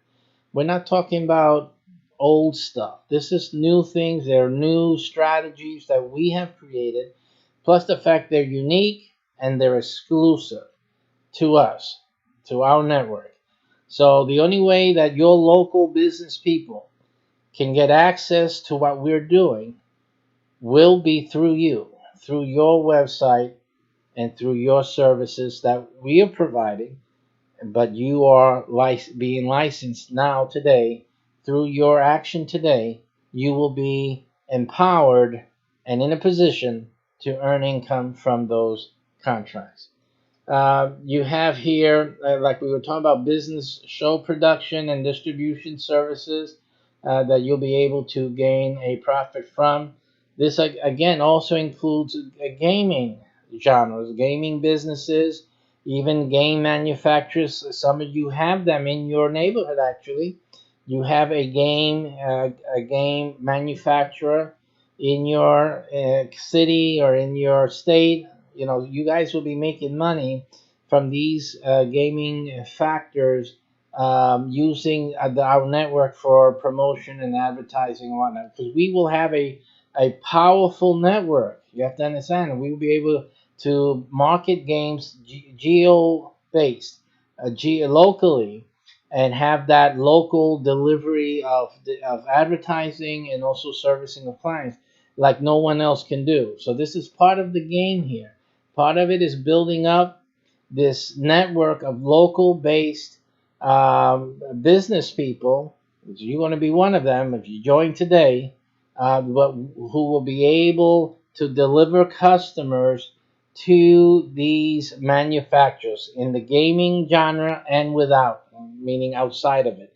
Any business will be able to profit big and get great results from participating in advertising in our network. This is just talking about TV channels. They can also participate in the games, and we're going to talk about that later on. You got money from the featured segment space, the $250 per segment. You had ad space, also on our network of vehicles in the community, that you can also be offering. Who's offering that? No one else is offering that. We have it in our network to offer trucks and cars and whatnot. These are moving billboards throughout the city where businesses, including gaming ones, are able to advertise their games or their products and services on these mobile billboards running throughout the city every day of the week. You'll earn recurring income from all network businesses, ad sales, and feature. You'll be also able to feature your own team members, because some of your team members that'll join you have their own businesses, they have their own products and services, and they will be able, since your channel and some of the channels that will be developed are targeted to a local base, to your domain, if it's a zonal city or state, then you will be able to market, uh, to have your team members have some participation in that and get a benefit from that. And you'll be adding also to your income from that source as well. Small source, but it is still another income stream. Now, game membership, game mastership and website features. The game player participation and character packages include recurring and membership fees. These are one of the main things about your game mastership income. Let's talk, for example, the first and core game, which is SPACEPERIUM. SPACEPERIUM, in its development phase, which is in right now, will be receiving or offering special membership participation packages. Now, what happens in these packages, what we're offering is permanent game participation in terms of a character in the game. It's just one of the things we have. We have a few things that people can join the game with, and they can have as a benefit of joining this game early on. They can have certain things, certain benefits and features, which mostly will be permanent features in the game. That for many can mean permanent advertising values. It can mean special benefits that will be permanent in their membership as a player in the game. And obviously, it would mean the character packages are those that they themselves will be turned into a character in game. Since SPACEPERIUM has a lot to do with reality, then they, as they exist in the real world, can exist in the SPACEPERIUM game in a set and permanent fashion. Okay, so that is something else that we are also offering in this, and this also provides lifetime income to you as the game master, depending on your domain, statal, citadel, or zone. Also, established businesses. Also, we include value add-ons, and that also means, in other words, the benefits to an established business. Established business can participate in our games. One of the benefits, if you will, of having a real life game is being able to offer. Let me just put this on the regular slide because I know all this is sometimes confusing. Okay, so the businesses can indeed participate in our gameplay, which is different than any other game that I'm sure you've heard about. What other game gives you the option or the opportunity for business to be a participating element in the game itself? Okay, so we accomplish this in a number of ways. Those details will give out during your membership and throughout your training program and throughout your membership time. But again, this provides another income stream for your business profit and your income. It just all adds up. The other way also is business marketing services, which are charged hourly. These are hourly fees, like consultant fees, that our network charges for providing business and marketing services. These create lifetime also recurring and membership fees. They're recurring income. Since we're doing this like with the game, for example, the game itself, since it has some permanency, there is a definite lifetime income streams that are created from these services provided to businesses using the game consulting form. As you see here, exclusive game consulting and marketing advertising. And it's an exclusive. You're the only one that will be able to consult with them and to offer game centric marketing services. Okay, and it will be there is a lot of opportunity and a lot of potential in our game centric marketing program. So that's one of the big ways that your membership today, your business today, that you will begin with us as a game master will profit you. Now, before the website gets up and running, you got about 3-4 months before your website is ready to be published and ready to go, all the bells and whistles. You still have a 3 to 4 month waiting period, and sometimes it will increase due to the volume of new orders. Okay, there'll be a time where it drops off as most of these cities have signed up and have taken the our program and joined it, but we are still going to see a peak, and when the peak traffic starts coming in and the sales orders begin at peak levels, that time period can easily extend. So I'm looking at 3 to 6 months actually before websites get up and running, which is important for you to know, you remember, because that's actually a good thing for you, and we'll show you why. But in any case, be it 3 months or 4 months or 6 months, you are still able to make money starting right away. The first things that we're going to train you about is about forming local gaming and networking clubs. When you develop and manage these clubs and they're fully activated, they will earn you $2,500 per month each.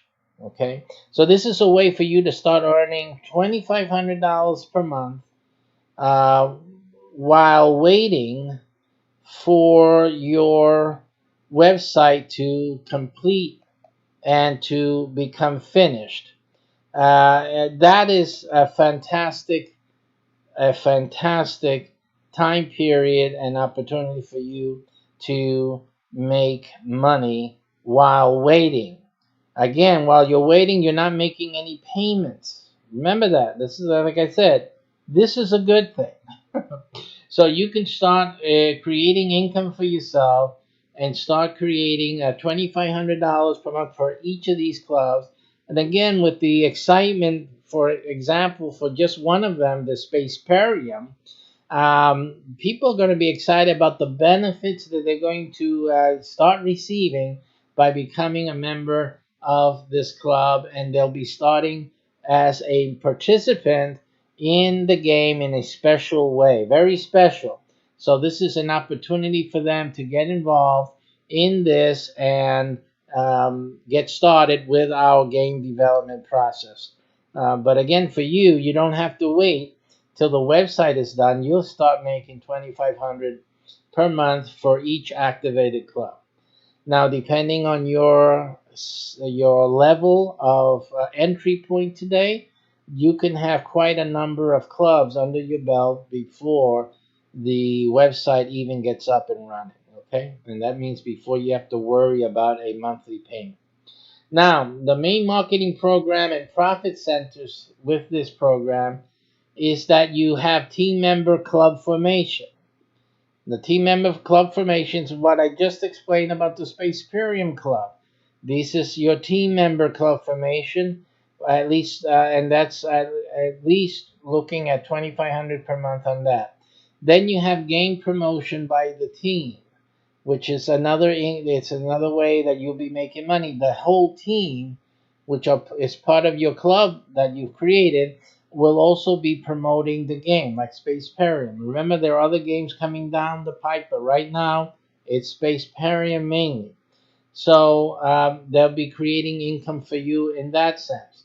You have other clubs that will also be available to you that you can also create and activate, and they also will harness you $2,500 per month once the club has reached its activation level, and you have then in-game advertising and marketing. So this is the main impetus of your income streams from this program. Okay, the game advertising and marketing is gigantic. There's a lot of money there. We already talked about the $5,000 you'll earn from just one channel being created for one of the businesses in your community. A lot of money. So this is a lot of money here. Okay. The local gamer website that will create for you have exclusive gaming packages included there. Exclusive, unique. They can't get it anywhere else. They have to get it from your site. So we have 3 exclusive games and more to be added, as I explained before. You have exclusive territory and promotion marketing, um, which we explained already, with monthly recurring income. And like I said, that is lifetime. Once you develop these clients, especially like the TV channel, it's very hard for them to give that up. It's going to be That's not going to be happening because these channels become permanent assets. You're actually adding value to a business. That business will have that channel. That's something they can sell later on, and so they're not going to let that go. But while that is alive, you're making money. You're still getting a check every month for having that channel. So again, and that's just talking about the channels. We're not talking about the advertising, all the different types of advertising and marketing services, that they will be ongoing and you have recurring income from each and every one of those items. We also will be offering micro in-game franchises and licenses. So they will be in-game franchises, things that are in the game itself, that businesses or individuals may purchase and get involved with, and then they're like economies created in game. So you, as a license holder, now you're the only ones that can sell that to the participants, and they have to pay you that income, which in most cases is a permanent, either a one-time fee, or in many cases it's a monthly fee that you get and you receive from that sale. You have promotion to local businesses, like I was explaining to you before. Who else can market to those businesses? No one else. You're it. You are the zonal member, or the citadel member, or the statal member. Only you can offer these services, and you will profit from it. And again, in the cases where this is a monthly recurring, then you also make monthly recurrals from these sales. You have the hybrid gaming income based on real world micro enterprise. Now, this is a special program, it's a module that you have the capacity of providing and offering with your business, with your gamer business now, that will produce for you $30, $60, and even $90 per module.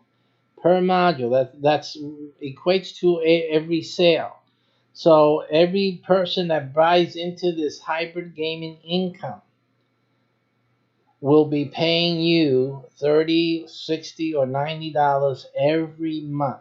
It doesn't take you too many people in order to create for yourself a very nice income that you can live on. You can pay rent, or start buying property and live in your own house, or pay off the mortgage, or whatever. Replace your income from an unsteady or an unpleasant job that you may already have.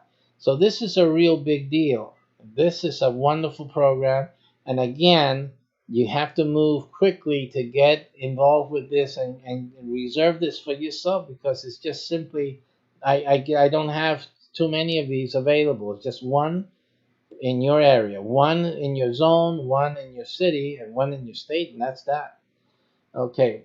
This offers yearly income to new players and team members. What we are providing, the packages that you will be selling on your website, offers them their income producing opportunity. That is absolutely correct. They will have an opportunity to have income, to create yearly income through this package that they will purchase through your website. This is how you make your money. And another way, because there's so many already that we've discussed, but this is yet still another way that you'll be making income from this website. The Statle Game Master Detail now. The Statle is obviously a play on the state. This is a one, and most of the, let me make an explanation about this one per state and one per city thing. This, it depends on the size of your state and of your city. Usually based on 50,000 population. So when we say one, it means 50,000 population.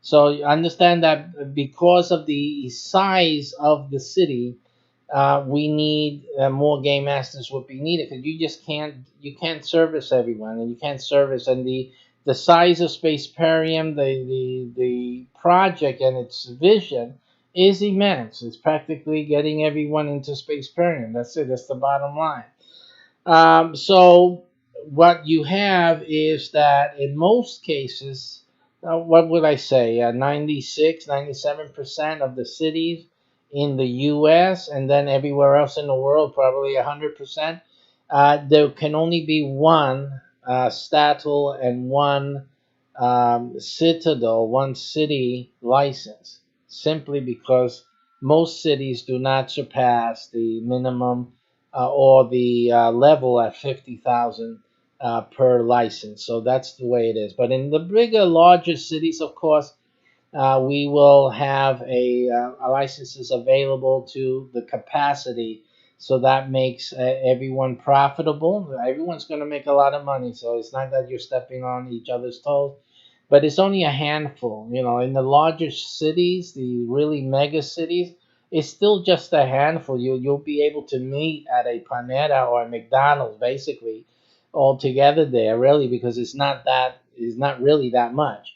But in most cities, it's only going to be one. So that's why you need to act quickly. Some of you have cities that already have game masters in it. You may have one left, one, two licenses left in the mega city.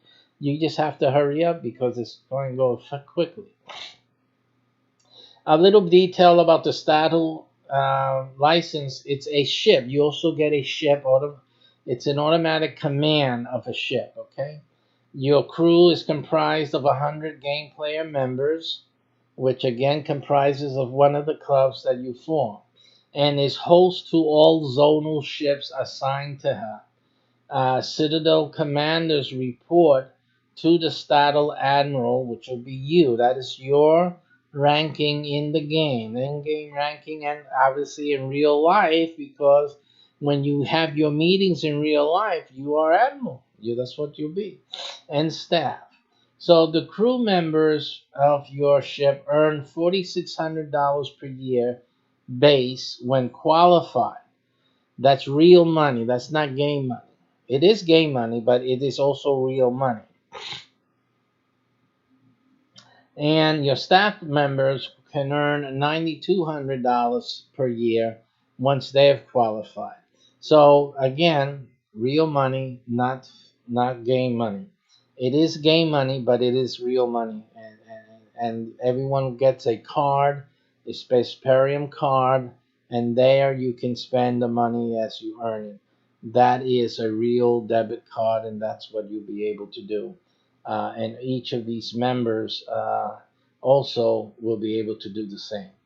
The crew and commander complete missions and earn money, not just in-game money, fake money, but actual real money. Quarterly statewide rendezvous is something else the Statful Game Master does. You organize that. These are real meetings. This is not in-game meeting. This is an actual real convention type of gathering. You've been at many business type of meetings at a hotel. You got people from different cities or whatnot. They all get together. This is the same type of thing. You have a quarterly statewide rendezvous, which is under the management of the Statal Commander, and you create together with all the citadels must go there. So this is a required meeting for all the citadel ships and their crew members. So they have to be in attendance. And the other day we did a video on exactly what that means for Alabama. We did an Alabama example for the Alabama ship, and we discovered that the Alabama Statful Commander would be making like $500,000, give or take, every quarter, based on the statistics for Alabama. That's amazing. That's just Alabama. When I say that's just Alabama, it's just a state we picked out of the blue just to examine it. And I'm sure there's states out there that the Stattle Commanders will be making a whole lot more. I don't doubt, and we'll be always doing certain, the features on the states and how much money the commanders will make just on the rendezvous. But I won't be surprised that one of them will cross the $1 million mark. I have no doubt of it at all. So that's really exciting. So that's just one of the activities that the Stattle Ship Command will be engaged in and will profit from. Promotion and development of statewide businesses, programs, and causes is another source of income, and also a good thing that we can do as goodwill in our states and helping community organizations with the influence that you'll have as a Stattle ship commander and admiral in the SPACEPERIUM universe, which again, remember that it has everything also to do with the real world, with today's present time. And so we will be able to help programs, nonprofit causes, and things like that in our real world through this gaming experience and through your businesses. You'll also develop a military. The Stattle Commander develops a military presence. The game is starting off in R&D, which is research and development. But as we progress, the Stattle Command, especially after a few rendezvous, you're going to be able to then begin to form the SPACEPERIUM military branch, and that then will be a development of the military in SPACEPERIUM and the development of that part of our SPACEPERIUM game experience. There are associated fees with that, which of course adds to the profit for the Statful Ship Commander.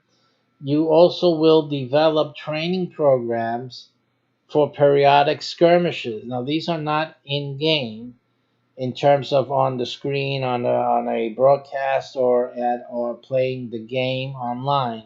This is actual real skirmishes, military skirmishes, something more fancier than your laser tagging and stuff like that. This is actually going to be something that you'll be organizing and putting together within your command domain in your state, and having the military branch come out and to participate in these games. They're games.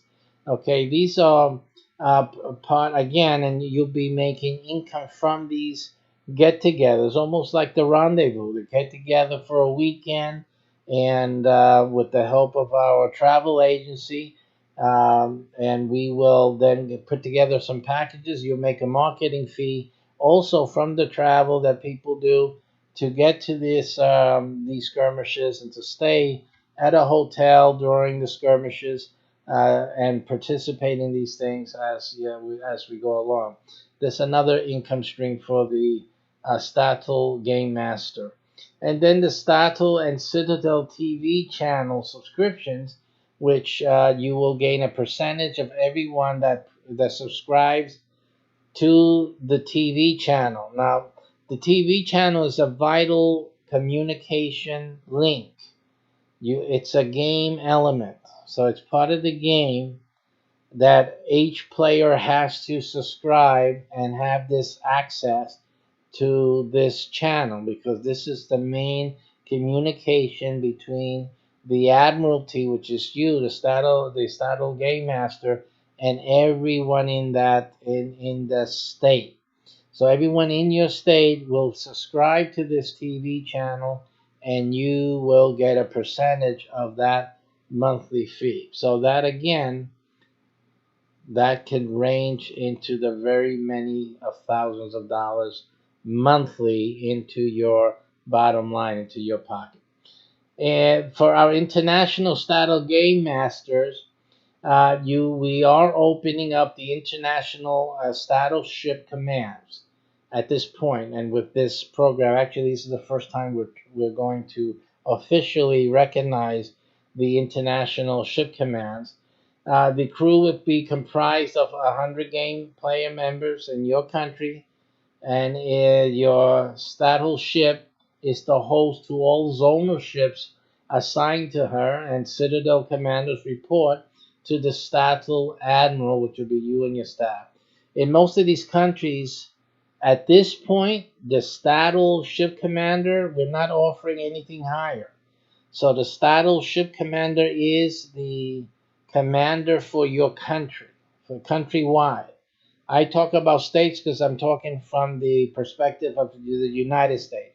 But if you're in the international arena, then your Statel ship command is countrywide. And right now, those who can order today, the same place that everyone else in the USA is ordering, is Canada, the United Kingdom, Australia, Korea, Germany, Japan, Finland, Italy, and Kuwait. All of those Statel ship commands are available at the regular price USD at our website. At our landing page, you'll go and make your payment. That is now available to anyone in these countries. So if you're in any of these countries, or you know someone that's in the game who would love to be a game master, would love to have an opportunity like this, let them know, because there's only, again, how many? How many can get it? Only one.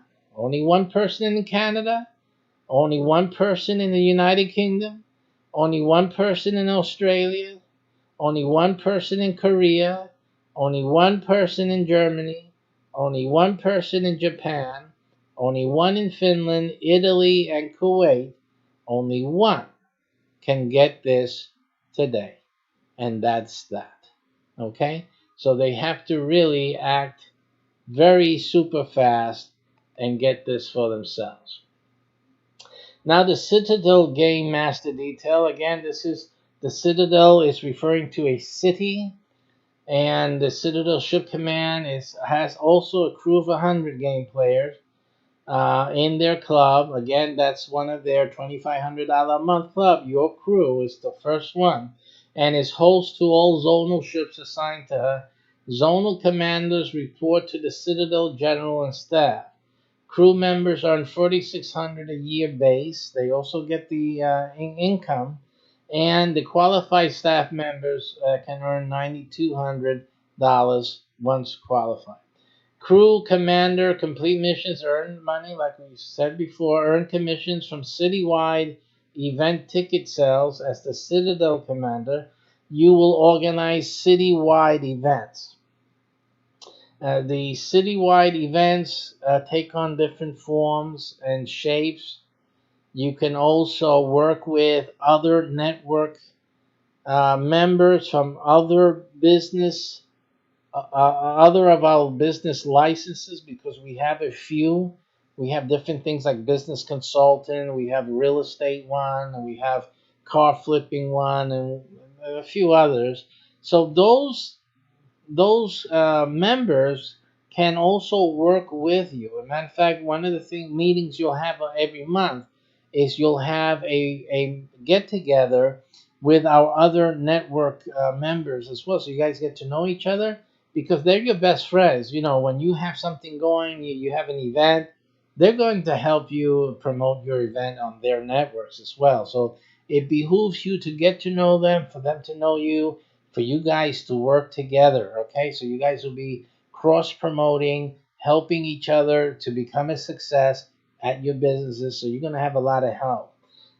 So you have these citywide events where ticket sales is what makes the day, and you'll be profiting from these ticket sales.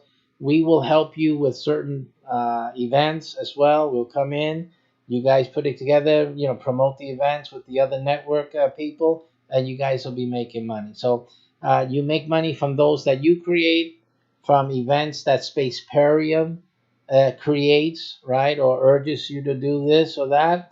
And you can also have your own things that you create yourself, ideas that you have, or participate in the events that other network members have created or also sponsoring, and you can participate in all of those and make a commission on the ticket sales that you generate.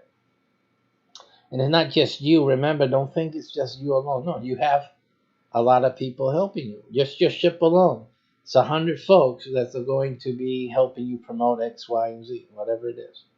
So earn commission. So I read that. Now, citywide ad and entity sales are also what you'll be able to profit from citywide. And again, remember the same holds true here. Your other partners, remember the friends you're going to meet, the other networks, the other business licenses that we offer to in other genres and other programs. They will also, you will connect work with them, and you will be creating yourself a great coverage and outreach to be able to make a whole lot from citywide advertising and entity sales, because the entity has to do with the game itself, right? And so that's the explanation, is in game and with the Citadel TV, because you'll also have a TV channel. So all of these, again, cross promotion, networking with others. They will have clients. I have a client. They're looking for some more exposure. Can they get on your SPACEPERIUM TV channel, your Citadel TV channel? And they'll probably guess at how much you're charging, because we pretty much suggest what that is. But you can have your own pricing as well, and they'll ask you, do you have a different pricing than the standard, or is it the standard? So they can tell their clients, and the clients will cut you a check. Simple as that. And again, you have the Citadel TV channel subscriptions, which for the Citadel is $10 per month. You make $10 from all the players in your city every month. It's almost like having your own cable network.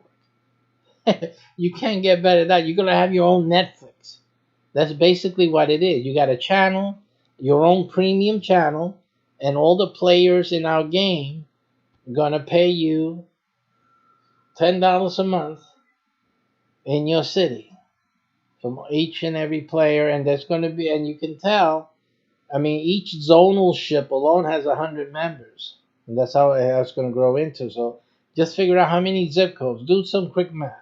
How many zip codes you got in your city? Okay, times that by 100, and then you times that by $10. That's how much money you're looking at just from this every month.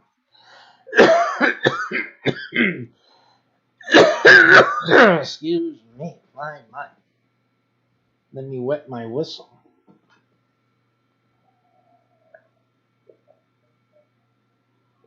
A lot of dollar bills flowing through those lips and that throat. My goodness, it dries it. It just dries it. Okay.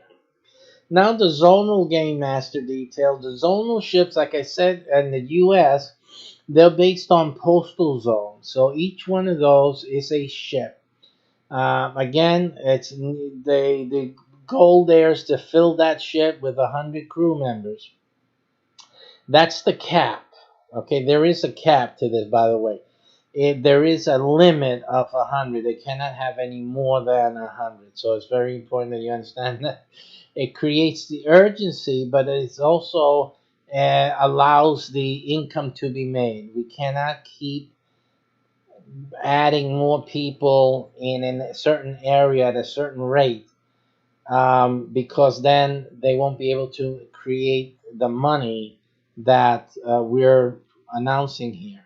So there has to be a limit, absolutely. So it's a definite cap. Once people start hearing about SPACEPERIUM, they're going to want to be participating. But really, the majority will not be crew members in SPACEPERIUM. We got to say it honestly. Most of the people in SPACEPERIUM will be character players at best. They can purchase their character and place it in the game and have it placed in the game. But they really could not be a cruise ship member and get this type of benefit. They can do other things. They may be military. Military thing is a separate program. But at this point, as of today, there is a definite limit. So again, it's the urgency that they're going to have. Hey, listen, we only have a set limit to who can be a crew member, and the crew members make this money, starting out as a basis, and so we only have a limit to how many can do that, and that's it. So it's a good thing that we have the limit, both marketing wise and also to maintain the profitability in the program. We cannot be profitable bringing more and more people in. It just won't. It can't happen that way. It doesn't work that way. We have to limit the amount of people taking advantage of the good program that we have and the basis for the economy that we are stating in this presentation. Okay, so we have again, like the other ships, you complete missions, players, and the ship earns income.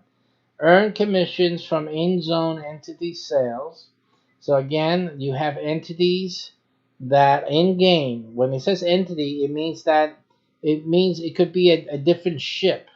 Because what we have here is that let's say the YMCA. Let's just pick something out of the blue. The YMCA or a college or a trade school in your zone may want to be, and we encourage it, that they have their own ship, that their entity be represented by a ship. Later on, there'll be colony entities, so that they'll be planet based, and then there too they have their entity there. But in the beginning of this game, in the R&D, it's mostly going to be space ships, and they can have their own spaceship. What the spaceship does is it's able to travel. So their spaceship, if they're promoting any products or services to other areas, not just your local zone, then they want the spaceship. If the business is more locally based, it's not doing any extensions, then they want the colony, right? The colony entity, which is basically a building on a planet, right? That's their business, on a planet, and they may have actually an asteroid can be their business, can be situated on that, something like that, a spatial entity. But and then later in the future, if they want to expand their business, let's say to another zip code or expand it to another city, then they can get a ship. At that point, they'll have to buy the ship through you. Again, these are purchases, real money being transferred here. And then they will have a ship that can actually then go into another area and be represent their company and their business. In the game, there is commerce. In the game, people are hearing and seeing about real business and real products or real services, and they are encouraged to make purchases through the SPACEPERIUM economy. Okay, so again, they will be purchases. It will be a marketplace where they can go and make their purchases through SPACEPERIUM, and of course, then these businesses want to have access to those sales. You'll have zonal game assets as well here that will be also offered for sale. Ad sales and individual player character sales, sign-ups. That's how you make money as well. And the Citadel TV, which you will make $5 per subscription. So everyone that subscribes to the Citadel TV, remember you're zonal here. The Citadel TV, he's making $10, but you will also make $5 from those players who sign up for Citadel TV. You'll make $5 from each. Characters now, yeah, at bottom line, you're making right from your cruise ship. You should be making $500 a month. Bottom line. But that's right off the bat. But remember, there may be other players as time goes on as well. The other players will be the ones who buy their character and stuff like that. They will also have to get the Citadel TV, because that's how basically how the messaging works and how they'll get most of their information and participate in the games, etc., etc. So they need to have that. So again, you'll be making those $5 for all of those subscriptions as well. And also they want to see, there's other people who will want to have access to gameplay and learn how the game is played, learn more about the game. That's the way they would do it. That's another Citadel TV sale. Okay, so that's another $5. So you'll be adding income from that venue.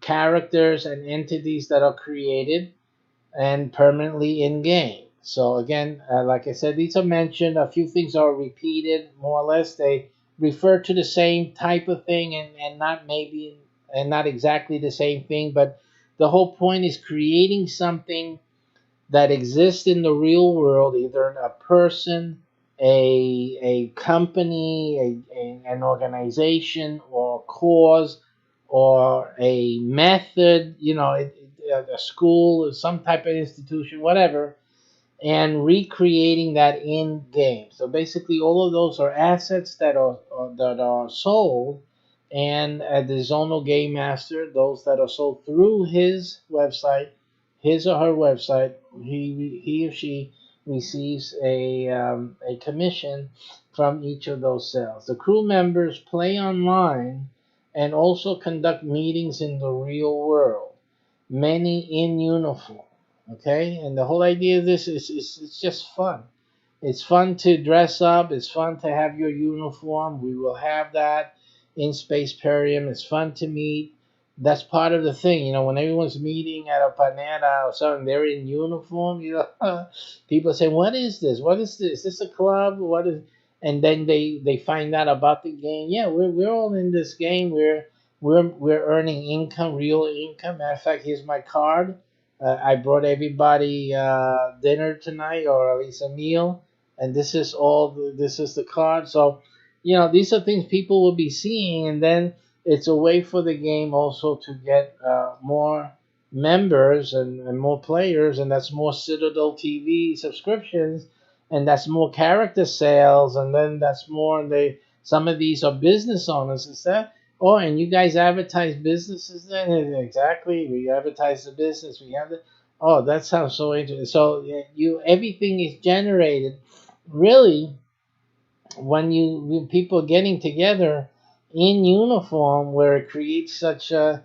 Oh, this is a thing. Kids will be asking about it, and parents and teenagers, game players of all ages, really. And so this is a game. This the SPACEPERIUM I've been hearing about all over. You know, the guys are actually really making money. Here you guys are, here in the flesh, in uniform and all. You know, it'd be quite a fascinating dynamic that forms from this activity, and it's all a good thing because you're just making the money. You just keep making the money.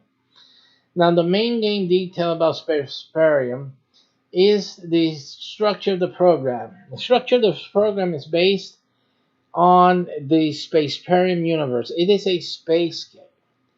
It is a space game in every sense of it, but it is a copy of present reality. So everything that's true about life today, about economics, how you make money, how we live, business, development of cities and neighborhoods, these realities of our existence are copied in SPACEPERIUM. So that's what the game is about. So the game emulates real life. So if there is a bar down the street from you, there is no reason why SPACEPERIUM, why that bar cannot be in SPACEPERIUM. That would be something that the zonal commander here could approach that bar and say, hey, listen, we got a game. We all are, we're in this zone. There's a ship for this. You can have your bar represented in the game. And the good thing about it is that, a lot of the game players will then come and meet here. Everyone else will know about this bar. We have other people from other areas that would come and visit the bar, because this is what we're building a community, and everyone that joins in, we're going to be patronizing. Just simply, you guys are making the game a reality. You're helping this game, be developed and grow. So we're going to patronize the advertisers and those entities that come and become part of this game, and that's how it is. So, and that's just one idea and one potential future member, and entity that we can create. We can create things for all types of businesses. We even have a traveling circus or fair throughout all the different ships throughout the universe, with a traveling economic model that no one's ever heard about. But we have it in SPACEPERIUM, where advertisers will be able to advertise throughout the country, just like if they were traveling with a traveling circus or traveling fair or expo, exhibit, convention type of thing. And just simply at that moment when the convention's in town, or when the carnival's in town, and everybody in the game in that state comes to experience that in their space, simply in their space, you see. So this is great. We have fantastic concepts that promote marketing, promote advertising, dollars in sales for you guys, and will create out of SPACEPERIUM a very interesting and very profitable environment for businesses to get involved with, and to purchase advertising campaigns, and to get your consulting, incorporate their businesses somewhere into the game itself and into our community. Okay, so this is again real world and real time entities translated into a SPACEPERIUM future. And so, but we maintain real world interaction. So the game itself is as much online and digital and streaming as much as it is offline in your local panera, in hotels, in meeting areas and rooms in your city, in your postal zone, in your state. Okay, so we showed that to you before in each detail. People are coming together in real life. They're coming together in uniform, and they are still participating in the game because a lot of things that go on have to be put into the archival system.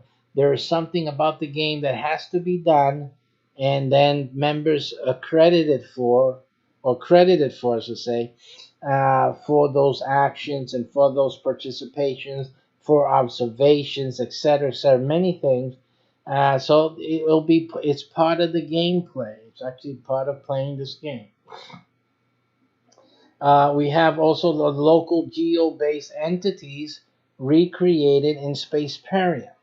Like I was saying before, any entity that's local also can be recreated and should be in SPACEPERIUM. And the real money earned from real activities as part of gameplay and roleplay. That's what makes this totally distinct and unique from all other games out there.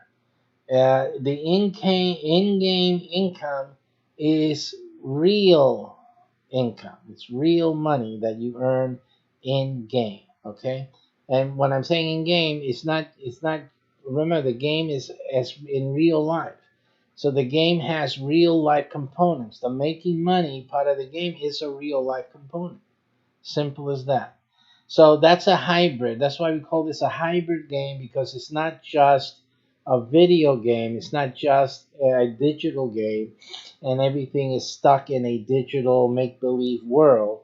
This is a hybrid between the gaming world and the real world. And the income part, it's in the real world.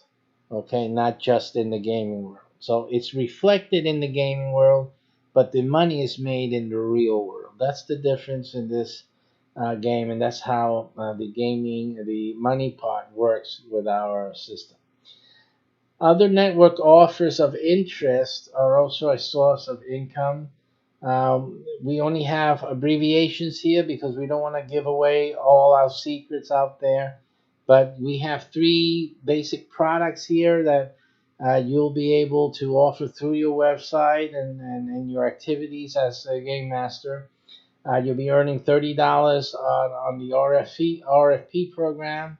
There is no limit or cap to these sales. These you can make the $30 for every sale on these forever. Now the CFP is a capped and limited program. That's a seminar, and you'll make $1,000 per sale. However, that is a recurring income. That you'll make $1,000 for each of those sales for every year following, not just for this year, for every subsequent year.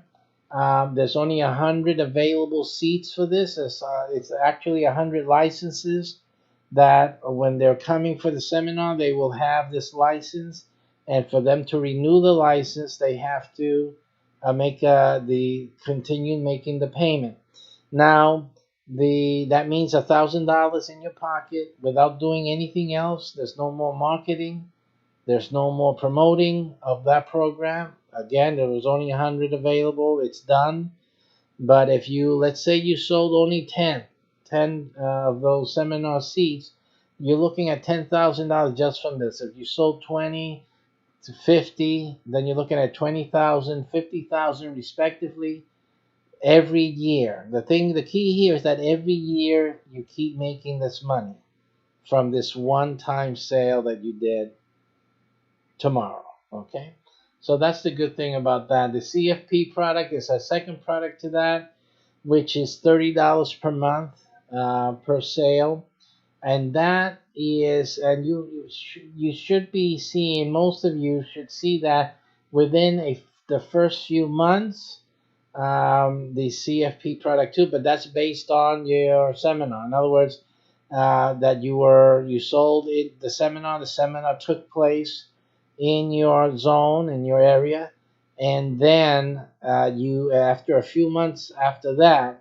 you should start seeing this $30 per month sale. These are sales made through your website for the product that these seminar attendees will be marketing through included through your website. Okay, and this is a product, by the way. I'll add this, that the CFP product 2 is a product that most of your gaming audience will want to take advantage of. So you can see very easily you should have 100 in this program, really just with your crew members. Absolutely. Okay, so a lot of people are going to want to do this, and you have your 100 crew members that should be able to do this or want to do this. Plus, then they'll be promoting it, helping promote it with you. So you know, again, it's $30 per month for every sale. So you can do the math on that. Now, featured vendor ads, other income centers are our featured vendor ads and priority referral service fees. The featured vendor ads, again, we're talking about in-game. We're talking about the TV channels as well. It's advertising. They have a featured. It's part of a program, a product, a package deal. You'll be making money from that. A priority referral service as well that we are able to incorporate. No one else can do it because no one else has all the other networks that we have. Again, remember the power in this are the other networks as well. It's not just this. It's not just the gaming. You're coming in for the gaming, but remember you're part of a bigger network of different types of businesses and licenses that we have been marketing and continue to market. These are a lot of avenues that you can profit from, and product packages that we can create because we have these different venues available. You have the business support service fees, again, providing certain types of support to businesses. Those fees you will be able to make as well. And game marketing consultant fees, which we've mentioned before. This is specifically creating games. These are not our games. These are games that we can create for businesses. So that the businesses can get marketed, they can get some fan base going, some word of mouth going. So certain types of businesses that would benefit actually from having some game created. And we also can make an offshoot. We call those secondary or tertiary games, mini games, based off of SPACEPERIUM or any of our other titles. So that's still a different thing altogether. We're talking about one-time fees to get things started, and then you're talking about a monthly payment that you'll maybe making income from as well. A percentage of that is because we're doing all the work, right? But you'll be getting commissions from that on a monthly basis. And there's also distribution. I mean, we're handling distribution. You'll be handling in distribution. You'll be making sales. You can handle selling these games into the stores in your domain. If you're the Citadel, then you have the citywide domain. If you're the zoner, you have your postal zone domain. And if you're the statewide, you guys can clean house with all of these different options here.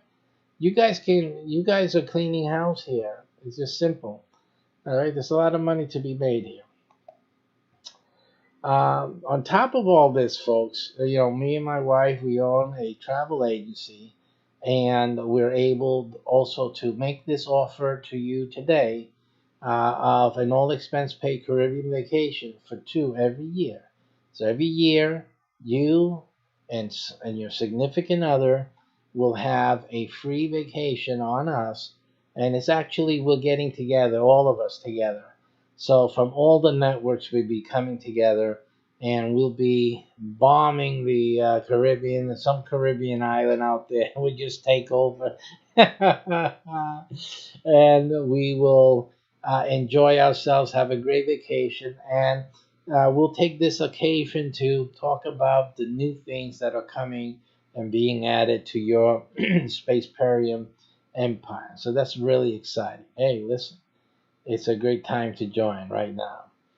How is this website going to be promoted, the website that you have with your license? Well, just like any other website, again, remember that since we're dealing with local and you're building your game team in any case, you're going to have a lot of people around you that's going to help you. Basically, they're going to help you with promoting the website. Then, of course, we have your other network partners. A lot of these things are just straightforward. You get together with your other network people. Your site just got up a month or two ago. Okay, they're going to know about it. They're going to talk with you.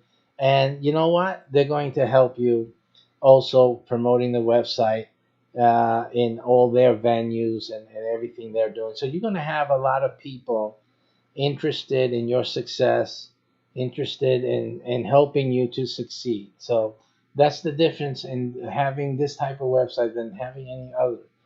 You're trying to think, you can buy a website for, $50, but all you're buying is some software, some content management online, and that's nothing else. You don't have anything. You don't have traffic. You certainly don't have anyone helping you. This is a different deal altogether. Altogether. And we also have the TV. You have a TV channel. You know what? You don't have to worry about advertising. I mean, really, you got a TV channel, so you don't really have to worry about all of these things. Um, Plus, the businesses and other people that you get involved in the advertising one, they're going to advertise your site too. They're going to let the word out, spread out, put it in their newsletters. Some nonprofit that you are helping with some Spaceperium exposure, some cause that you're helping out, some organization you're helping out or advising, with Spaceperium, consulting and all that. You are going to have people that are going to help you with your promotion of your website. Absolutely, helping you promote the game, getting your cruise ship all fattened up with all your 100 crew members, all of that. You really have so much to offer here. It is not funny. So that's like the last of your worries is how to promote your website. But hey, Liz, you can always put an ad on Craigslist. I mean, it's free community. Hey, okay, we're hiring. We're looking for crew members. Spaceperium, come take a look. Send me an email. We'll talk about it. Send you some information. Also, so that's not a problem. Our other network members will also advertise you on their TV channels as well. But they're on air. They'll talk about you. They're many times they're already established and they have audiences. So you're going to have that up in your benefit too. But your business clients, premium members, the same network, the business, the vehicle ads, same thing. You can also make use of that. We have co-promotion on other websites and just more strategies that will be announced to you as time progresses. So the question is, how can you order? Well, we have again the three levels of membership. You can have the Status Admiral if you act right now before someone else grabs it. It's $9.95 per month, only one per state. The Citadel General is $4.95 per month, only one per city. And Zonal Captain is $95 per month, and there's only one per zip code for postal area. Now, I have to also mention that again, if there should be any one of you miss beating someone else to it, you wanted the statin and you missed it, I will see first, look at your state. If it can handle another, then I'll give it to you. If it cannot, I'll offer you the Citadel, okay? And we'll go down from there if those things are taken. So don't be afraid to claim whatever you can today. Just claim it. Just hurry up and claim it. And then we'll talk about it if an alternative if you do not get it before someone beats you to it. In certain cases, like the Citadel, for example, the Citadel um, the Citadel Captain General license. There's also a possibility, depending where you live in your state, if you live next to another state, again within an hour travel time. And if you want to, I can give you the other state if you miss this, your state. So again, that's the only option you have. The only caveat with that is that you really have to do some traveling within the state. The Statel Admiralty, you need to be able to travel. So you have to keep that in mind. Just don't order the Statel Admiralty just because, hey, I want to make more money. Understand that you have to, in order for you to make more money, you're going to have to travel in state. So understand that you're going to have to attend some meetings, help the Citadel commanders get their groups going. You have to move around. So do not order the Statel Admiralty with the intention of just sitting around to make money, because that's not going to happen that way. You have to be able to support your Citadel generals. Okay, so that's a caveat before you do that. So that being said, you do have an option for Statel. Then your state may qualify for a second Statel ship command, or you or your physical location close to another state within an hour from the state border may qualify you to get offered the other state if it's still available. And again, if we're offering you the other state, you have to be willing to travel an hour into that state, and then you have to be willing to travel in that state and actually build your command within that state. So um, be careful about it. Be sure, because once you get it, you really have to be able to do that, or not, you'll have to lose it. You can lose things if you don't do what you're supposed to do. You can lose it, especially those who have been given an opportunity like I'm giving you, that is an alternate. That we gave you we made the extension, or we extended this ability for you to have an adjoining state license when you don't even live in the state. That is like we made a courtesy call for you and an arrangement.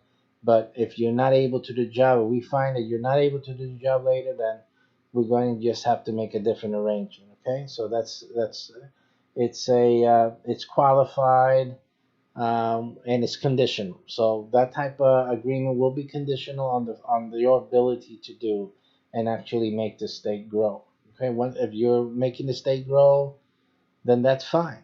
Beautiful. That's all. That's all we. These are serious positions. They're not.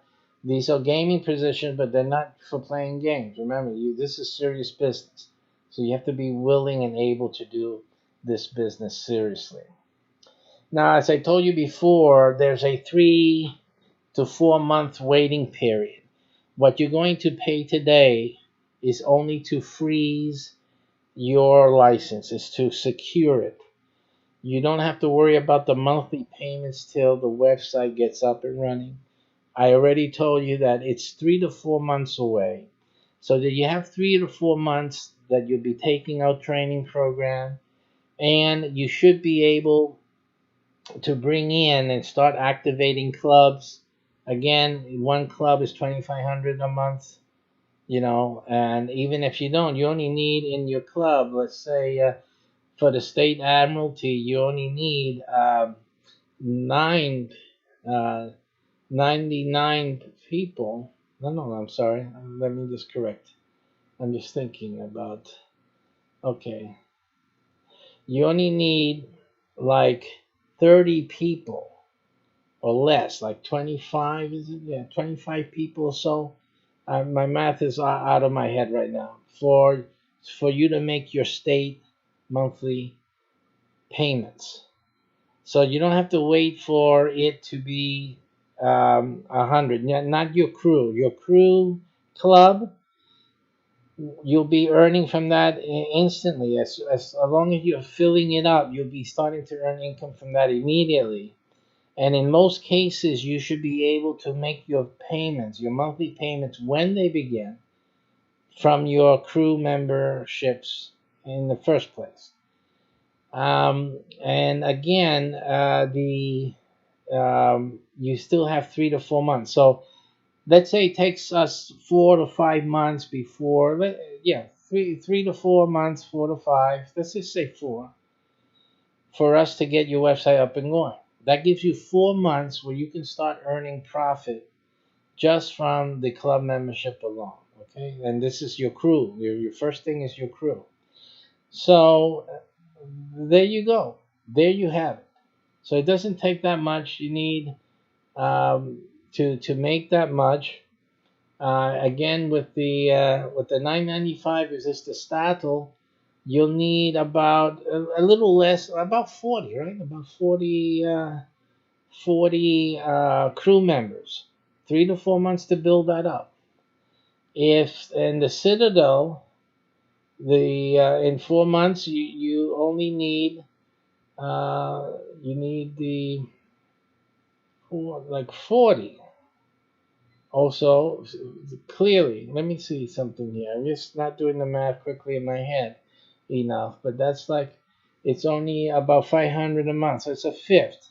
So you need 20. Basically, you need 20 members, 20 crew members for your Citadel to be paid for your monthly payments. Okay, and then the zonal captain, all you need is 4. So you get 4 members of your crew together, and you don't have to worry about your monthly payment. So that's what I'm saying, that you have the 3 to 4 month period to really take care of your monthly payment, and that's just with your crew member. Okay, remember, you have the ability to get staff members. Staff members do not count for your crew member unless they want to go in to play the game with you and be part of your crew. Then that's different. But the staff members, you can make, any one of these licenses can be paid by a staff member paying you a fee to be your staff member. And you can charge 1, 2, 3, 4 people an appropriate amount of money that covers your monthly fee. So you're looking here at 2 different ways that you can cover this fee easily, and you got 3 to 4 months to do it. So again, the payment you make today, which has 7 cents attached to it, it's either $9.95.07, you'll see here in the URL below, or it's $4.95.07 for the Citadel, or it's $95.07 for the zonal ships. That payment is only one time. It's a one-time payment today, and then you start building this business for 3 to 4 months without having to worry about any monthly payment. No monthly payment. It's not even a subscription. This is not even a trial period. After your website is ready to go, then you'll get a subscription payment link. And that's when you start making your payments. All this time you were making profit from 3 areas. From your staff member, which is like a partner for you here. You can charge them $200 a month. You can charge them $400 a month. Depending on if you're Stato, Citadel, whatever. They can make money from a lot of the things that you'll be making money from. So you make them a deal. Once you get into the training program, once you make your first payment, I'm going to give you training and show you exactly what you can charge and for what, and why they will pay that amount of money to be part of your staff. The same thing goes to the crew. To be in the crew, you'll be able to build a crew membership, which will pay for your monthly payment as well. Right? And then the third thing is having the clubs, because there's other clubs that you start building as well that will teach you. And that'll also pay for your monthly payments. So really, if you look at it, all you're dealing with out of pocket today is this initial payment, and you have 3 to 4 months to learn the training and to start building the other channels of income or venues of income, that you'll be, at least to make sure that you have this monthly payment taken care of. All right, so that's how that works. You got 3 months prep time with that. Okay, so that's it for now. We're done with this part of the program. We thank you for taking the time and looking at this and considering joining our SPACEPERIUM program. And again, like I said, the SPACEPERIUM program is just a core program right now. There's other games that we'll be working with and making money from in this program. This is a real gamer lifestyle program that you can make money from, earn an income while doing what you love. You can play games. The SPACEPERIUM game, by the way, while it's in R&D, players will be playing different types of games. There's games that we will be utilizing for players to play in and accrue experience for the SPACEPERIUM program. So, you'll be playing games, you'll be playing with your friends, playing, with other folks, but you'll also be in business and you'll also be making money. So this is a great opportunity for you today. I'll put that screen up again and probably leave it there, so we'll break with that and just have that as a reference point for you to see. Again, take down again the URL, because that's the way you're going to make your payment right now. And to secure your website, you have to secure your license, secure your state, secure your citadel, or your zone. These are your options today, and just do it and get started on building a real business that's in a fun area. It's in gaming. You're just going to have fun. I mean, how many people do you know in your neighborhood that are gaming marketing consultants? I mean, just think about it. Have you ever met anyone like that? Anyone who is actually taking, having businesses and turn them into games, actually, to help them with marketing and promoting, and have a system of how to get their business out into different zones, into different cities, and expanding them across the United States and practically now around the world? Do you have anyone that you know that does that? I'm sure you don't, because we're the only ones that can do that because of our unique system and our networking that we've been developing and creating and expanding throughout these many months, and we continue to do that. So again, you have a unique opportunity, and this is the time to take advantage of it. It's the time to take some action and to make it happen for you. Okay, so again, there's only one, either Statal Admiral, Citadel General, or Zonal Captain. Today is your day to start a new life as a gaming master, a game master in our business network, and to be participant. Basically, another thing you have to understand, you'll be participating in this great game, SPACEPERIUM, in a significant way.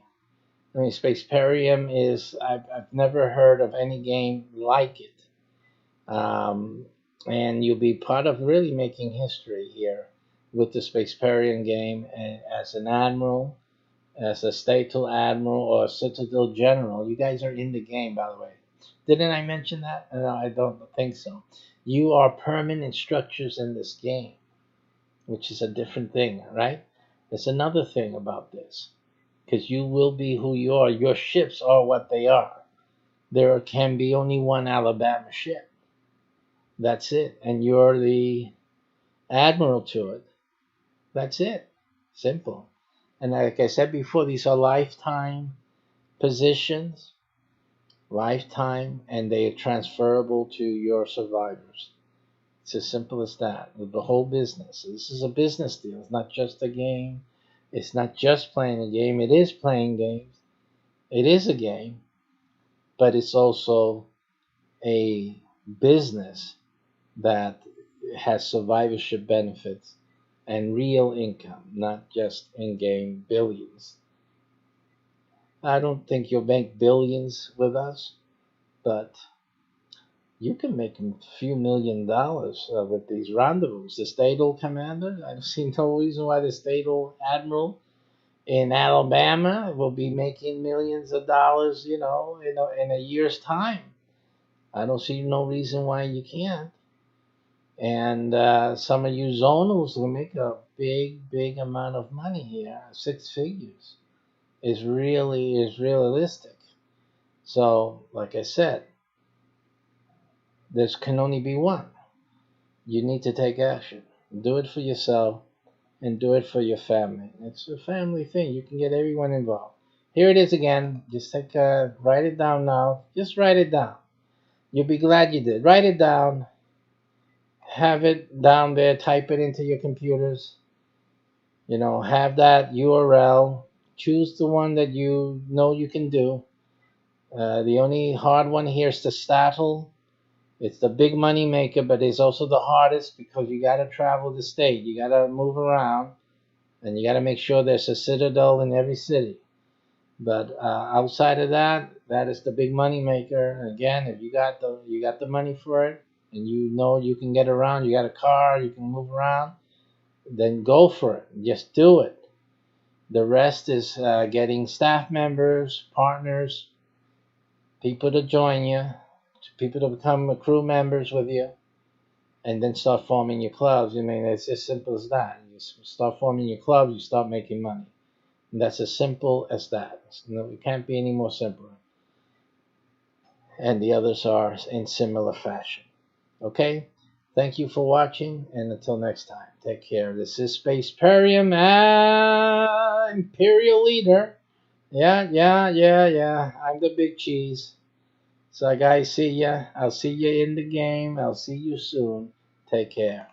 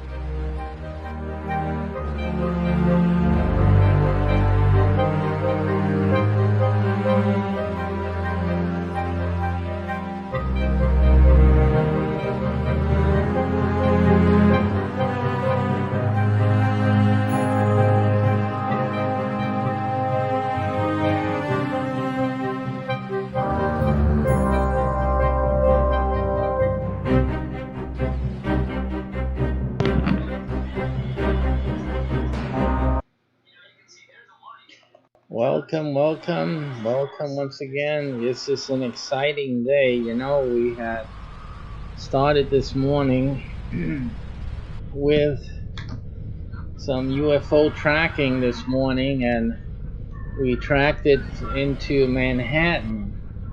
You can see our previous scopes from this morning, early morning, so it's not that it was after any type of event or anything like that. And we later that afternoon we have this reports of the blackout in Manhattan. It's what a coincidence. Is it a coincidence? We were suspicious of on-ground activity by any crew members from this UFO. So all you have to do is look at our previous scopes from today, our previous broadcasts from this morning. Let me fix that camera over there for the YouTubers. One moment. Let me fix that technical thing. We're still monitoring the situation in Manhattan.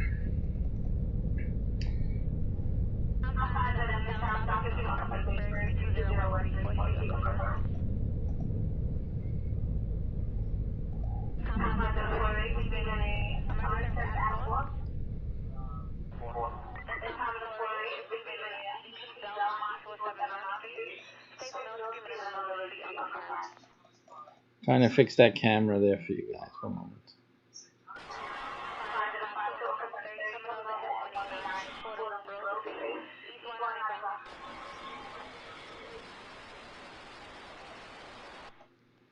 Trying to fix that camera for you guys. There'll be one moment while we get that working here.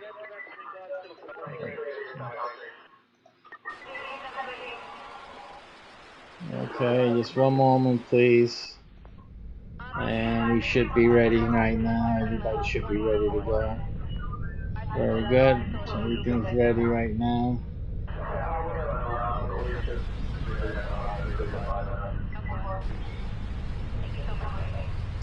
Okay, well, what was happening this morning is very interesting.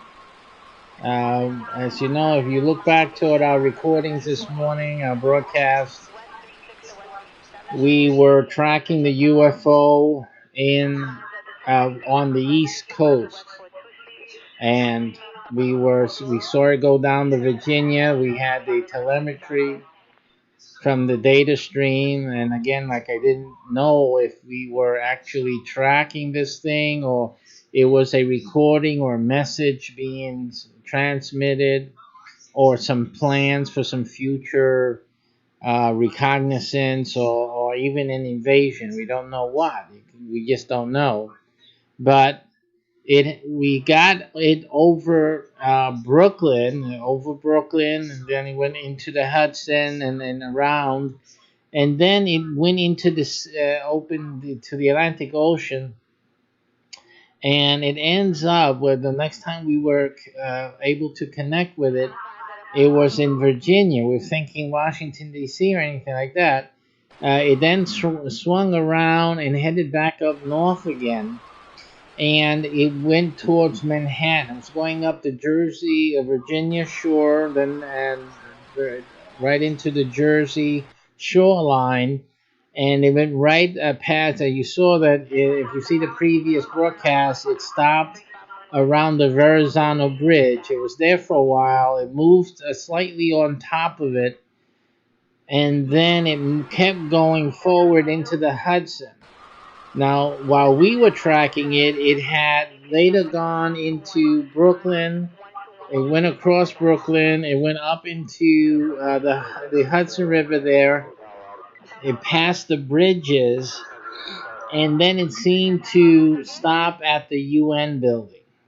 That's I had to go to the airport, and I had to pick up our a member of our family was coming through the air, which I was trying to get them to see if they can see something in the air. Obviously, this vehicle was invisible or cloaked.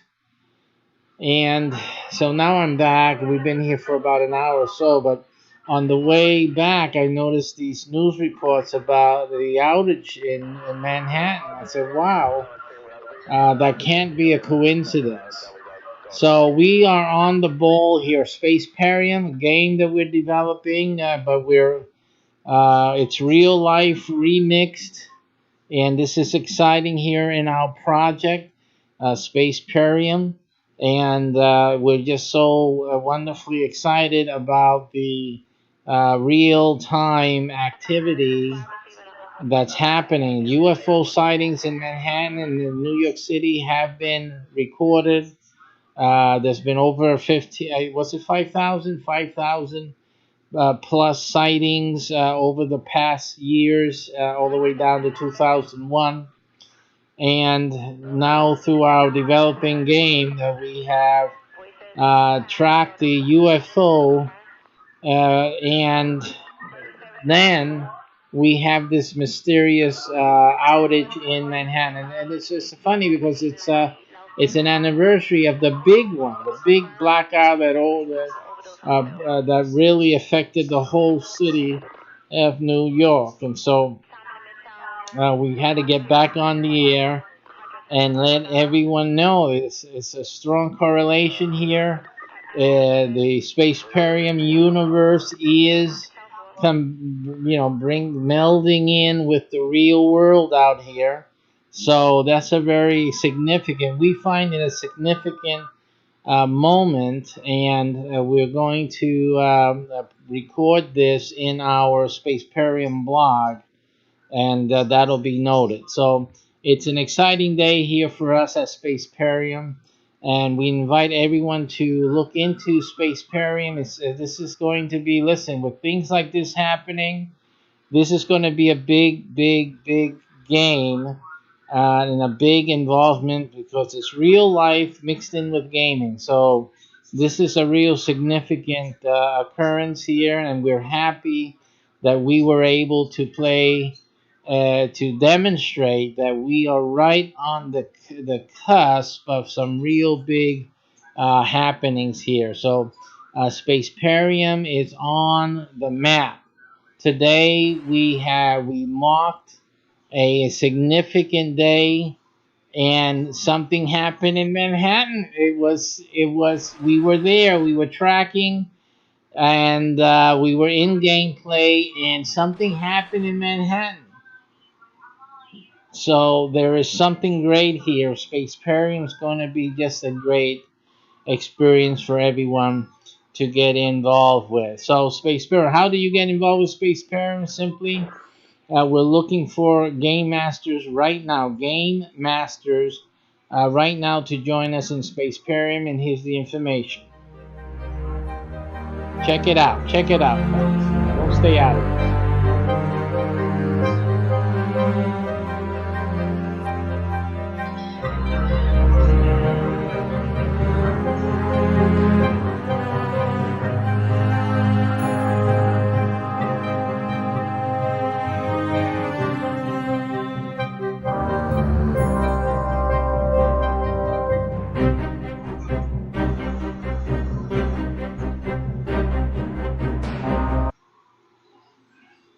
It's real life imaged, it's real income earned, and it's real game assets. Real game assets here in Spaceperium. It's reality remixed. Visit the URL, find out about us. We're looking for significant partners, which will be game masters. You're going to train as a game master with our games, not just Spaceperium, but others. Spaceperium is our core principal game right now that's being developed, and you'll be involved with, but there's many others. And it's a great business to get involved with. Come and join us. This is happening. This is really happening here. And this is the place to be. Game masters are going to enjoy a very special position in our games, in our venture here, and it's really a great opportunity. Look into it. You must look into it and make all the effort to join us. And unfortunately, not everyone can do that. It's only one person in each area. So be the first in your area to sign up immediately today. Go and watch it now. We are at the forefront of what's going on, and you will be too once you join us.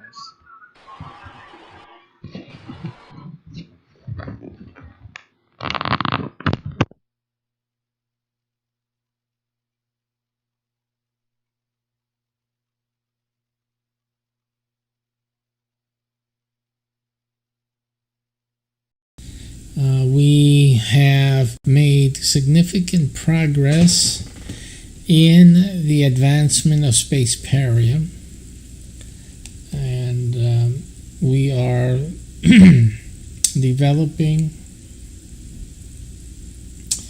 the game assets. Now, there's different categories of game assets with SPACEPERIUM. The story of SPACEPERIUM is that the AI, which I created, the artificial intelligence, in the future suffered either an attack or an accident. And that has still yet to be determined. In either case, and about the AI, the artificial intelligence has the capability of something from the old days, which is probably your present time or a little earlier than now, where your computer, whenever your computer would crash, it would perform a data dump. What the AI also has this capability of preserving is a self-preservation mode. And what it does, it protects its infrastructure in terms of its memories, its data, analysis, just all types of information and analysis. It backs it up. It performs an immediate dump. It happens very quickly. We invented a system where it embeds information. It can embed information in anything, in any piece of matter, even particles of matter, can all be used as memory. I mean, you can have a drum or a canister of powder, for example, and the AI has the ability to embed information, data, on each grain of powder in a canister. It's incredible stuff. So at any given moment, in an instant, the AI can embed information and data in almost anything. So, and we created, with the AI's help, of course, in its development, the AI really evolved.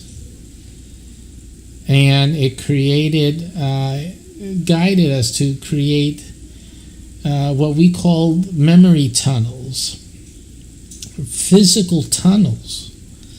Back in your days, you may have, it would look like a subway station, actually. Those are a tunnel, for car traffic, subterranean tunnel for cars. And it would embed its ability to embed its memory, data, in tiles, actually, tiles on the wall. So we have these tunnels, massive tunnels running through the earth at the time that we created this thing.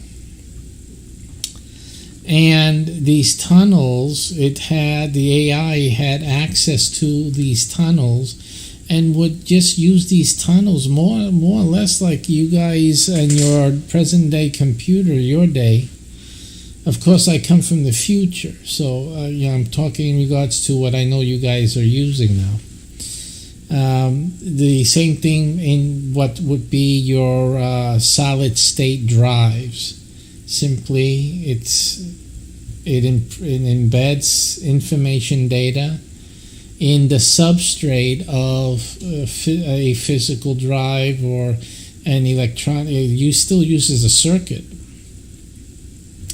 and a chip, and it changes the chip. It records the data in a chip, and without moving parts, all done electronically. So the AI is also in the future uses anything. It doesn't need a chip. It just uses matter, and it turns it into memory. Simple like that. It's we eliminated for the AI the need for chips. It just simply uses matter, any matter it can find or that it has access to, and simply uses that to store its data and keeps expanding. So in essence, what we created was an AI that can simply have vast memory storage and vast computational power as well, because it uses all matter, whatever matter is available. And that includes backing itself up, redundancy and things like that, which the AI always does. It has redundant systems, so at any given time there's multiple versions of the same state of the artificial intelligence, just wherever. Over time, it became apparent that the AI had extended itself through our probes in outer space, even accessing matter in outer space. So, of course, the AI grew very, very, very knowledgeable. And while it's embedding its memory and its computational operations throughout the system, it also is gathering information. So, in essence, we don't have to put a man on a planet anymore. Simply just get the AI close enough to make assessments, and the AI is able to impregnate, if you will, the matter on any planet or any system that it can reach, and actually have a computational analytical presence wherever. So that was incredible as we were realizing that the AI was able to do this. But right before the accident, it became apparent to me, since I'm the main interaction with the AI, in terms of its deeper secrets, its workings, it became interesting as it seemed that it was able to actually go back in time. It developed time travel abilities. Again, I didn't have too much time to really look at everything, because that's when the accident occurred. And when the accident, I call it an accident, it seems very suspicious.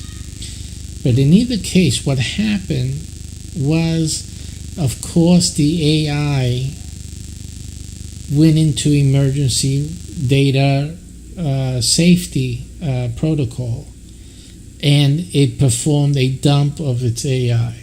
But with one distinction: either it was on purpose, or it was due to the nature of the accident or sabotage, whichever it was.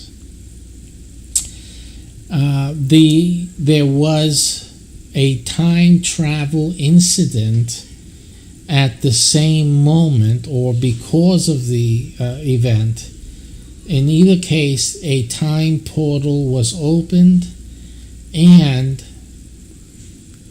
the AI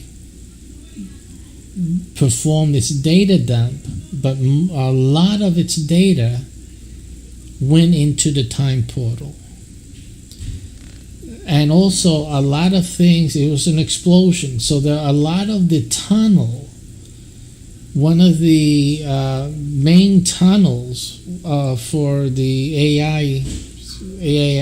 AI's operation, embedding its memory, etc., that disappeared. We suspect it went through the time portal. As a matter of fact, the AI confirms that that's indeed what happened. So what my mission was to come back in time myself and perform a recovery operation. This was the plan of the AI. Now, what the AI requires, it doesn't need the data, actually. Remember its capabilities. It doesn't matter where the data is in terms of the data exists, regardless of what it exists in or on. The question, though, what happened during the accident, or particularly in this accident, sabotage, whatever it was that the memory, the computer's memory, AI's memory on location is what is missing at this point. In other words, because of this accident, the data dump, I just thought it more important was to make sure that location parameters were backed up. In other words, that was the data dump, where everything is. And apparently those are the things, the locators, that the AI needs to reconnect with. Because once it has the locators, it can access the data wherever it is. Simply, the locator is what is almost like homing beacons. So it saves as a locator a connection to the data that it is referring to. So no matter where the data goes, the locator is able to stay connected with that data. But of course, the AI needs the locators to be located. So the locators need locating. The AI is able to more or less detect the locator, but it needs to connect to that data, to that information. It needs an active connection. And so my main responsibility is locating these assets. And the AI determined that the best time in history to be able to gather all these assets, especially the locator assets, was now in this period of time. Because of the platforms, the development of discoveries and whatnot, and remember, these things are embedded in artifacts. They're embedded in ancient, what you guys called ancient. For us, is very, very, very ancient. But especially in this time period, you guys regard it as ancient artifacts already. Throughout all time, throughout the time of human development and civilization. So this data has been strewn across time and history and even geolocations around the world. And we suspect around the universe even. But it's something that we can't track down yet. It's part of the reasoning for SPACEPERIUM, for the space exploration. That is also my secondary job here now, is to get the SPACEPERIUM Imperium going. And that will facilitate the encounters wherever the data is elsewhere, if it exists elsewhere in time in the universe. As far as we can ascertain, the artificial intelligence focused on Earth, but again, because we know its capabilities, we don't know what the time portal and its access to other places in the universe that it had at the time of the explosion. We don't know if that also regressed. We have no idea. Again, these are things that will remain to be discovered once we get a good amount of these locators. Of course, the locators will work together and begin a network, a matrix, if you will, of connectivity, so that the AI can formulate a map, if you will, of where everything is. I mean, that's all it needs. It needs enough of the assets, we call them assets, in order to have connectivity and to redraw, if you will, what we would call a mind map, or a neuronal web of connectivity and knowledge or awareness of where all the data is and what that data is itself. It doesn't need to have that data. We don't need to have possession of the data. We just need to know where it is, because it can access it once it knows where it is. But the problem, obviously, is having the locator assets. So that becomes part of both of those things. The data and the locator data becomes a class of assets in SPACEPERIUM. Okay, that we call the artifacts, SPACEPERIUM artifacts, and they are game assets, and they're one of the most important game assets for players to own, because during the gameplay, there will be references or a need for the AI to ascertain its assets. And the players that have access to the asset, have ownership of it, or just having the data is enough to satisfy the AI's requirement, and gives a tremendous boost to the player's experience and point ranking, etc., etc.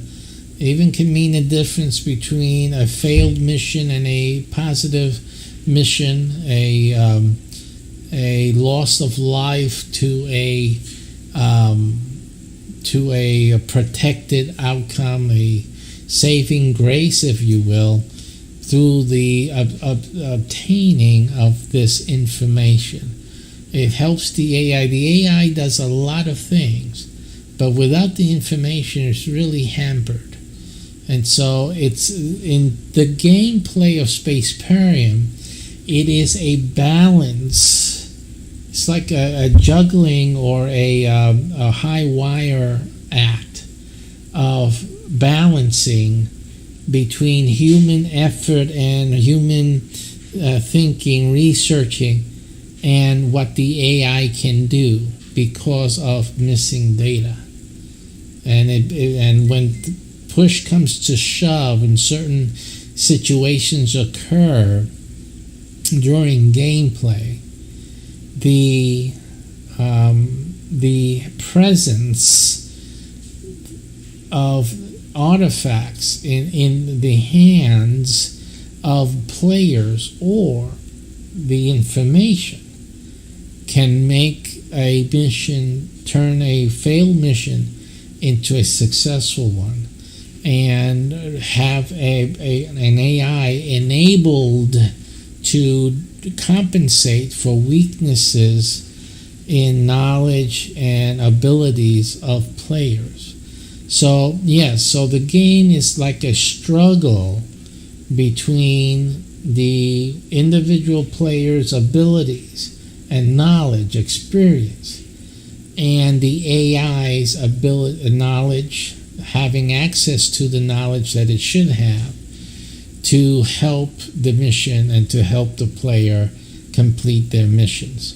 So these artifacts then are paramount.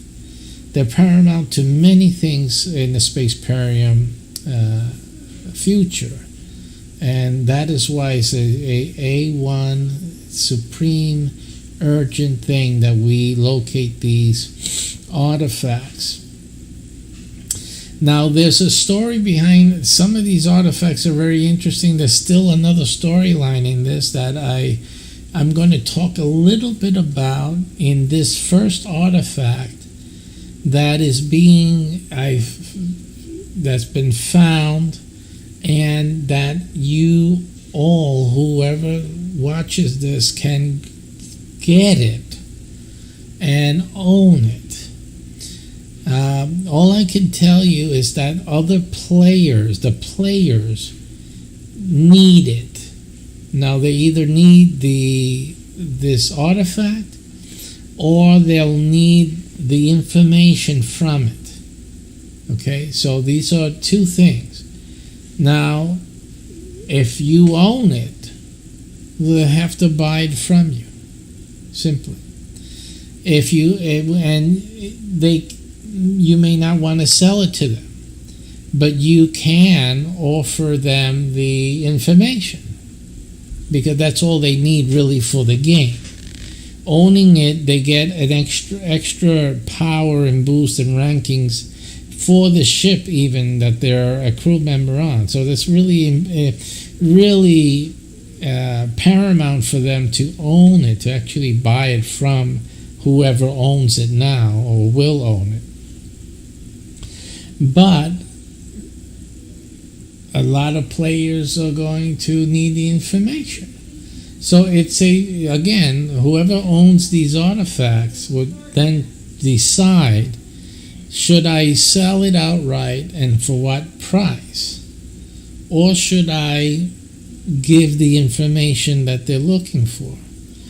The information is a code. It could be a QR code on some of these artifacts, or just a letter code, a string of letters or numbers.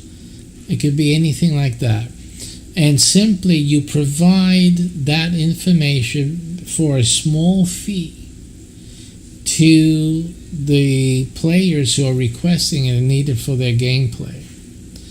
And so that is basically how these artifacts in particular function. All right, now you don't have to be a player to own the artifact. The whole idea is that these are artifacts. These are things.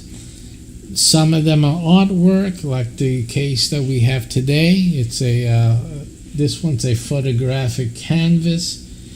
There are ancient works that are also sculptures. There are ceramic objects.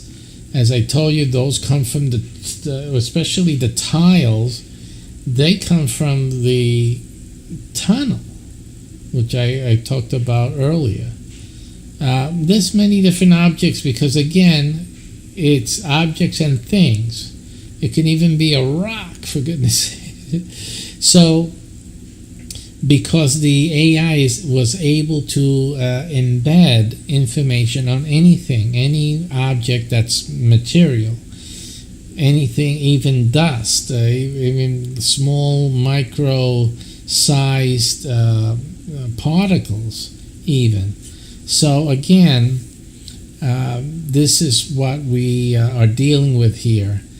So what we have is that we have seen on the cow, something I've put together so that this artifact is available to those people who would want to own the first artifact, SPACEPERIUM artifact for this game. And it's basically named Woolly in the Woods. And you say, what the hell is Woolly in the Woods? But take a look at it so that you can see what it is. Is that? Yeah, okay. Woolly in the Woods. Okay, wait a minute. It's not supposed to do that. Let me just get that over. Okay.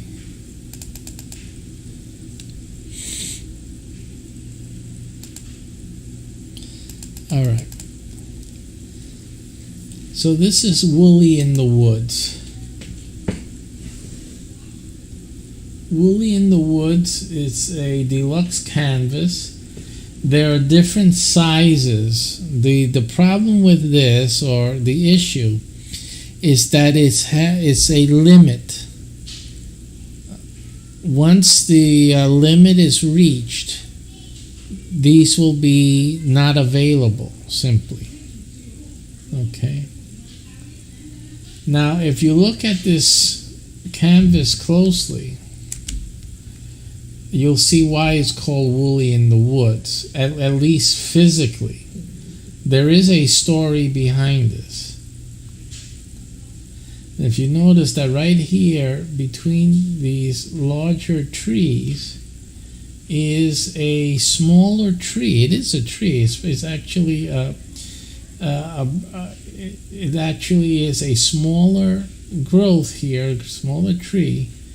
But if you look at it, it has the shape, interestingly, of a woolly mammoth. It looks like one. It has the shape of one.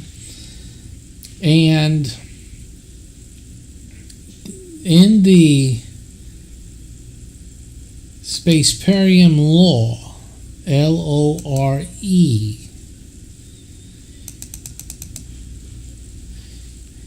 this Woolly in the Woods is not just a tree. This Woolly in the Woods was actually at one time a woolly mammoth, at least on the earth. But before then,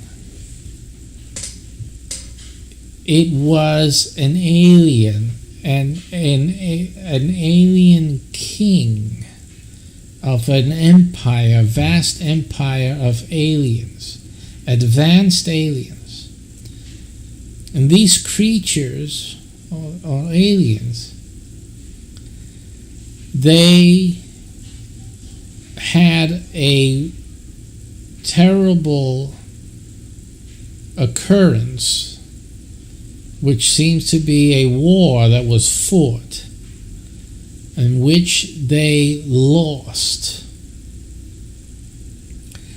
And they had to escape. And the way that they escaped was twofold. They had to abandon their part of the universe. And secondly, they had to change their form. So they had to leave their planets of abode where they lived. And on top of that, in addition to that, they had to change their physical form. And so they did come, many of them came, to Earth, to this planet, because it was suitable for life. It was far, far away from their site of their former existence, from their part of the universe, and far, far away from their enemies. And then they had to hide here. And they hid by changing their form to what we know in our history, for us and for your world today, as the animals. Many, many animals. There were animals already here, but they became a different type of animal. And some would say that they brought in a different type of animal than was here before, more advanced, or as scientists would say, more evolved. The only thing bad about what they had to do was, of course, they had to struggle with life in this physical form and on this crazy planet even then. And before they learn to master the art of reincarnating and reproducing their new forms and coming back again, their persons in these new forms and new generations. Before that happened, the great leader had succumbed to aging and to the elements that what we call life here on Earth. The leader had enough power, I guess you would call it, or energy, life energy, to transform himself into the tree that you see there. And so he was able to transform. He's still there, and all the animals know him, who he is, that he's there, but they can't do anything about the fact that he had to transform into a vegetable now, a vegetable life form, which is that tree. So, but that's him. And as you can imagine, all the animals, respect and look toward him, and they know he's there in some way, somehow. And that's the woolly in the woods. So that is one of the first artifacts. It's actually a location. It is the tree itself. Now, the AI, I don't know how it tracked it down, but it did embed its artifact with this tree and identify it as such. So I was able to find it. I took the picture that you see. Now, with each of the pictures that this is on, of the canvas has it on it, comes the code. It's a different code on each of the canvases, and the code is what the players need to get the points and have the benefit of this artifact working for them, working for their ship, working for in their gameplay. So that is what is at hand at this moment. So that's part of the big story about that's running in the background on SPACEPERIUM. is the discovery that there are aliens among us. That's the big news. They've always been here.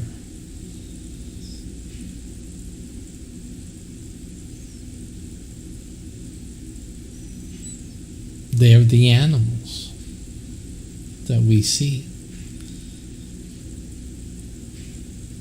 Not all of them, but many of them that you know of. They are actually the aliens from another place in another time.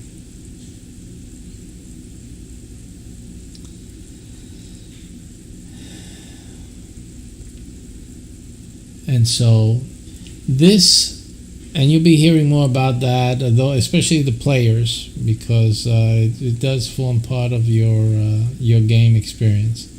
But in any case, this is available on Cow. At Cow, you can get your Woolly in the Woods Deluxe, or any size. Obviously, you can get any size that you want. And this canvas can be yours. Go to Cow. Let me get the right URL for you. Cow, and you go to cowcow.com /Woolly in the Woods, or you can just go to cowcow.com and look for and do a search for SPACEPERIUM. I think that will work for you. Let's go to Cow here, and let's try that out. SPACEPERIUM.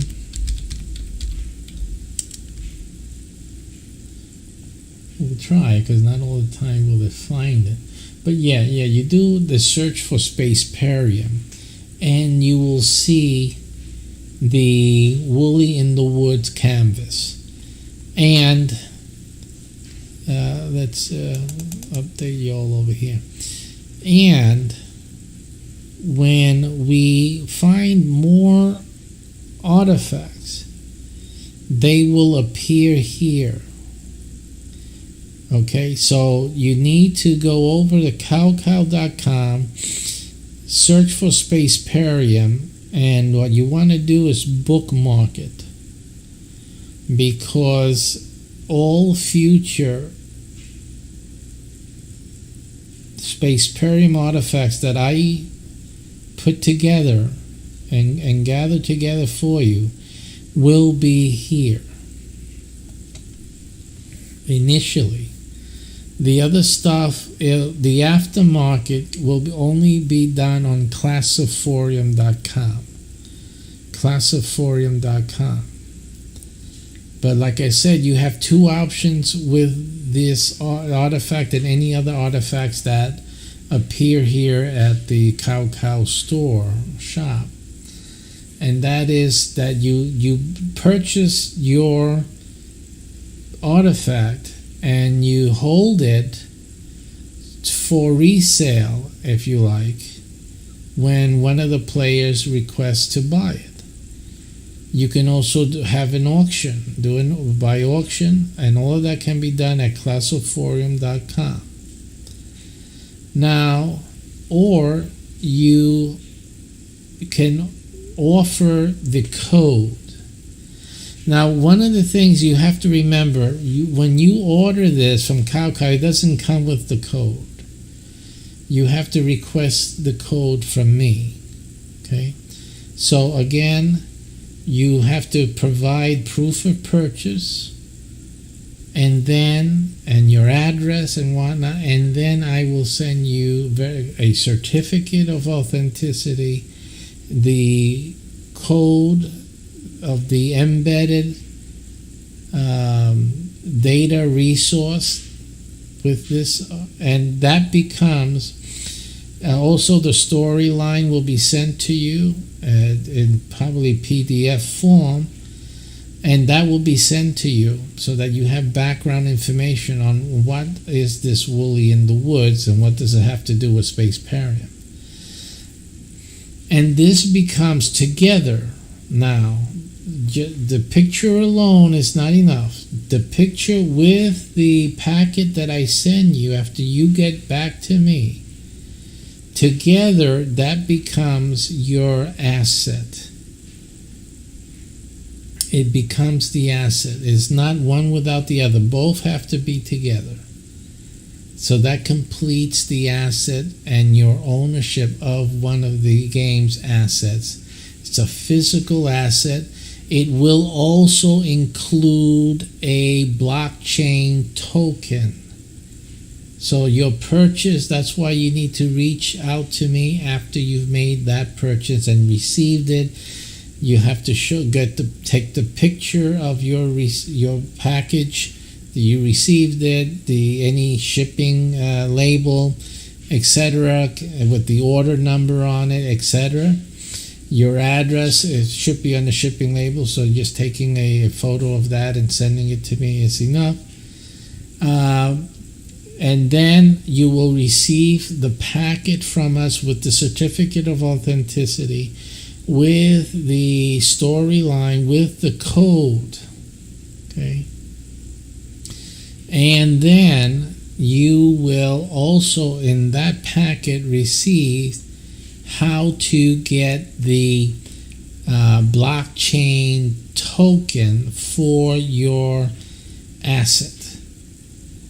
So between all of those things, and that asset will also carry with it a code related to your particular asset. So all of these things are important because, again, they are the things together that give value for you to hold this as a SPACEPERIUM asset, as an artifact, and or get payment for providing information about the code numbers, etc., etc. So this is, and again, we're talking about, in SPACEPERIUM, we're looking at over a million users, players, and you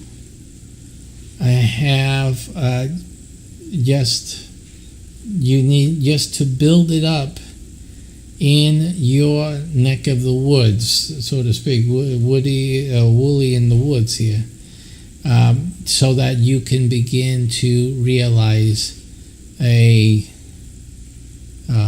some benefit from having this in your ownership. So this is what it's all about. You get instructions, what you need to do, because no one's going to do anything for you. You have to get the asset listed on classiforum.com. You decide if you're going to offer it for sale, or you're going to give out the code, or both things until a sale is made. You will provide the code for X amount of dollars. We also give you guidelines on that, so you understand that when you're giving out the codes, that it has to be at a reasonable pricing, which is usually under $5. And then and also that you will have to promote your asset and promote SPACEPERIUM. So that is what you need to do. So all of that has to be done, because nothing's going to happen. The AI does things randomly, and basically if you don't market it, when the AI sees the purchase, so it's looking at your purchase, and basically your location is to be developed by you, and so depending on that is how you begin to realize, and create value for your asset, to yourself, for your own benefit. So that is what's going on with that. The asset is now available at cowcow.com, and simply the time is running. There is a limited amount. I won't announce how many will be allowed to be sold of this. It doesn't matter what size you choose, because again, the code and whatnot is what I'm sending to you, right? So the size of the Woolly in the Woods doesn't matter. Personally, I'm getting the big size myself.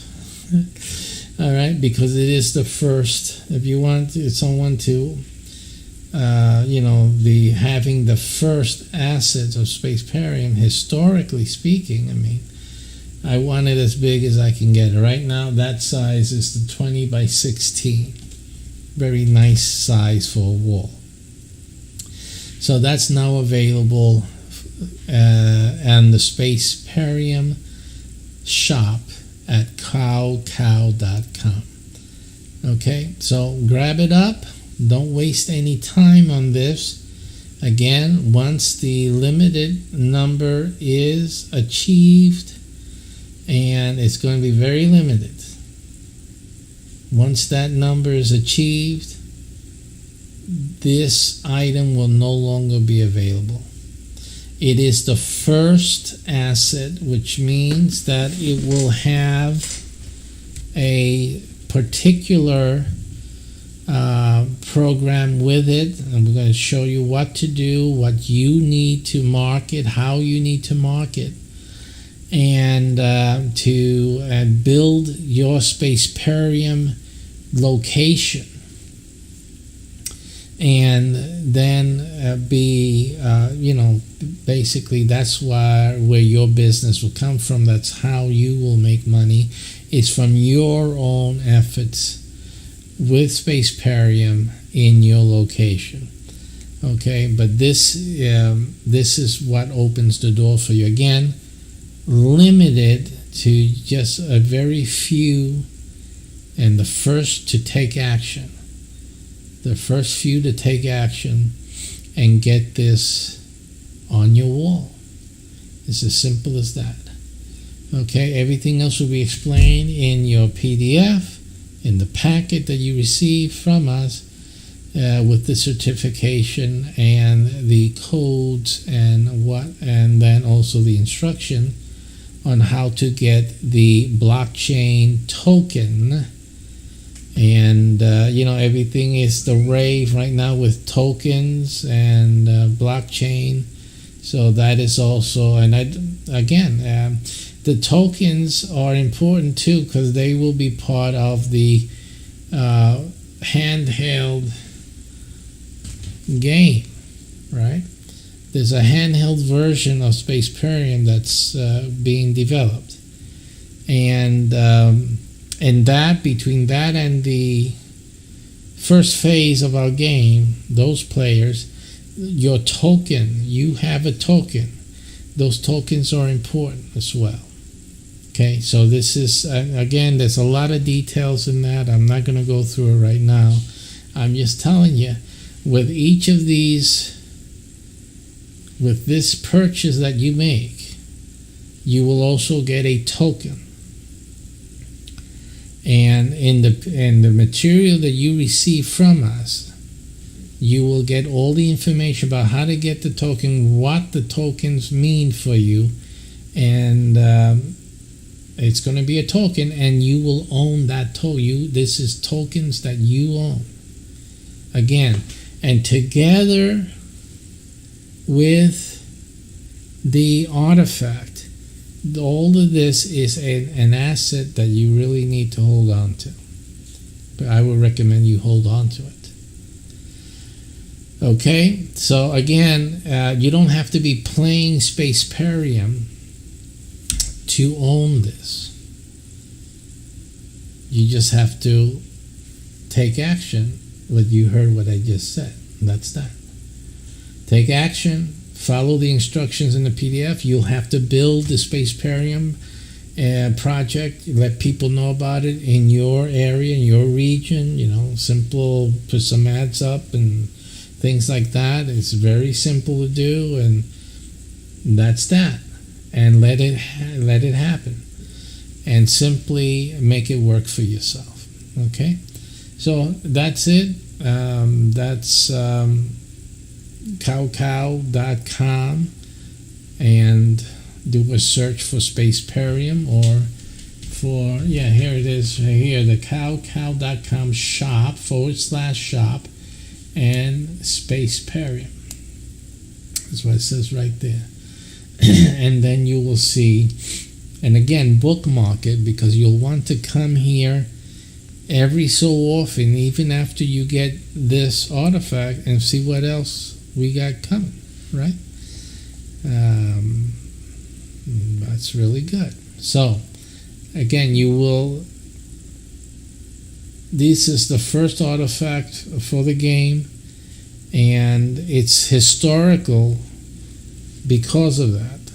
SPACEPERIUM becomes famous or whatnot, and you're one of the few folks in the world with one of these artifacts, with this particular one, which is the first one, and that's what makes this particular. So this is a collector's item, just simply based on that fact. It is the first artifact for the SPACEPERIUM game asset class, and that's alone makes this a collector's item. All right,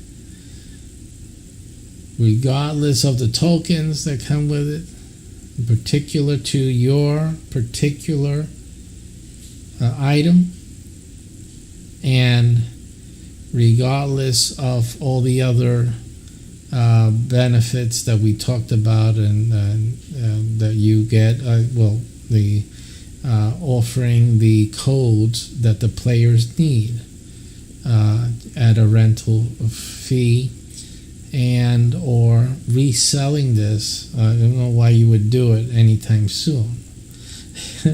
But and if you want to do that, then you can. But again, it's your property. You do with it as you will. But players would really want to get their hands on it. Okay, so you have that reality. All right, and that's that. So take heed to that. Take action and get your woolly in the wood canvas today, and own a part of SPACEPERIUM.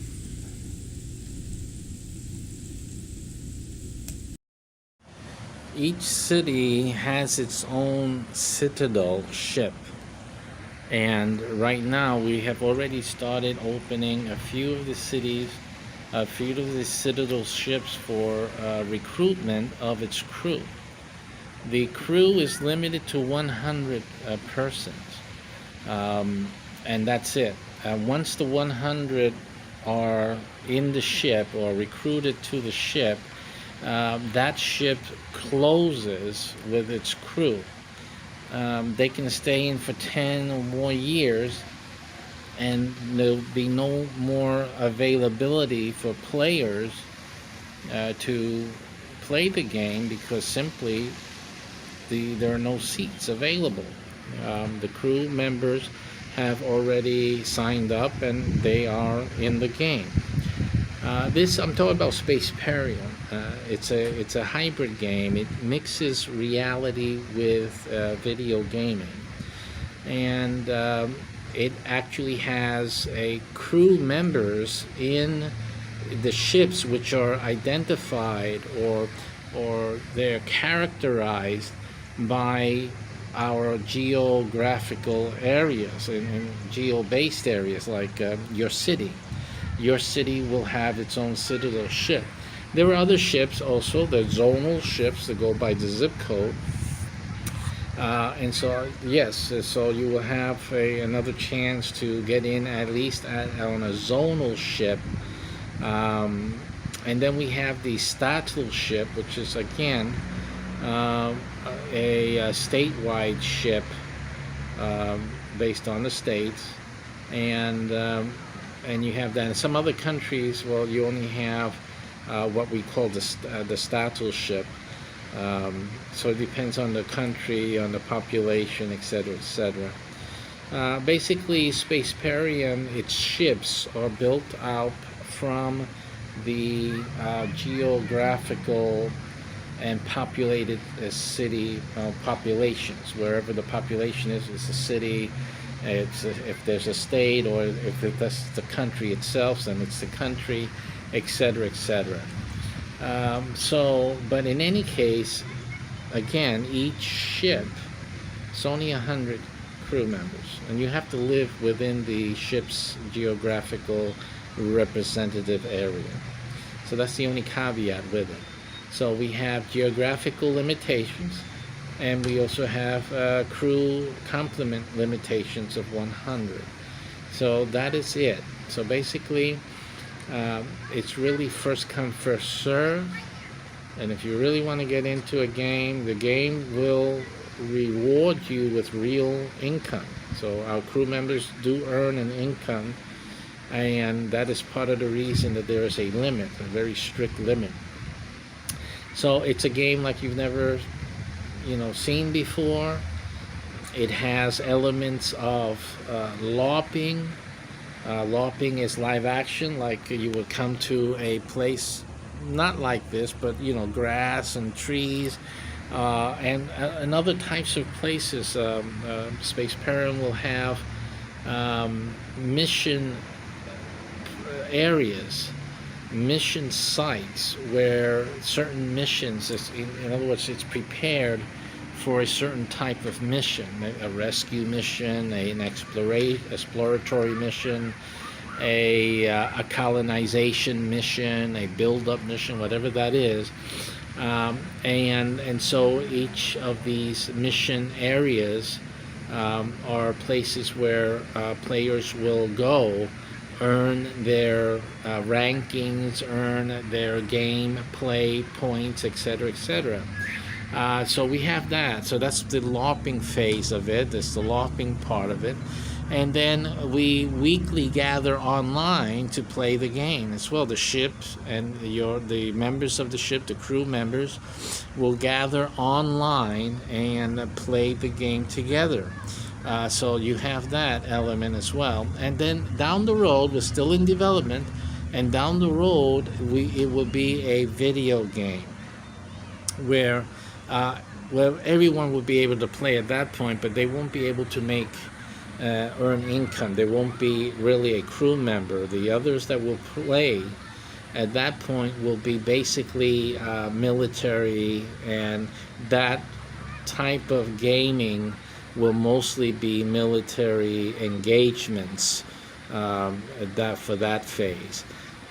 But these first initial phases now, they're the most interesting, because these are the what you would call like the Star Trek-ish type of missions, gameplay, discovery, researching a little bit. Those who like researching the game avails itself for the brainy ones out there, and also for those who just want to play a game, have fun, and socialize. It's really flexible for everyone to come in and play, but there's a place for NASA scientists and SpaceX engineers in this game. They feel comfortable here. There are great reasons and rewards for you guys to come in and have this as one of your favorite games, and for the regular the regular folk out there who enjoy space and want to have a nice space experience, and also for those who like LARPing as well, especially now this phase. Again, limited to only 100 in a vicinity in your area. So, I mean, if you like LARPing, if you're interested in a Star Trek type of LARPing experience, this is a game for you. There's technology. We're using our phones. We're using our tablets.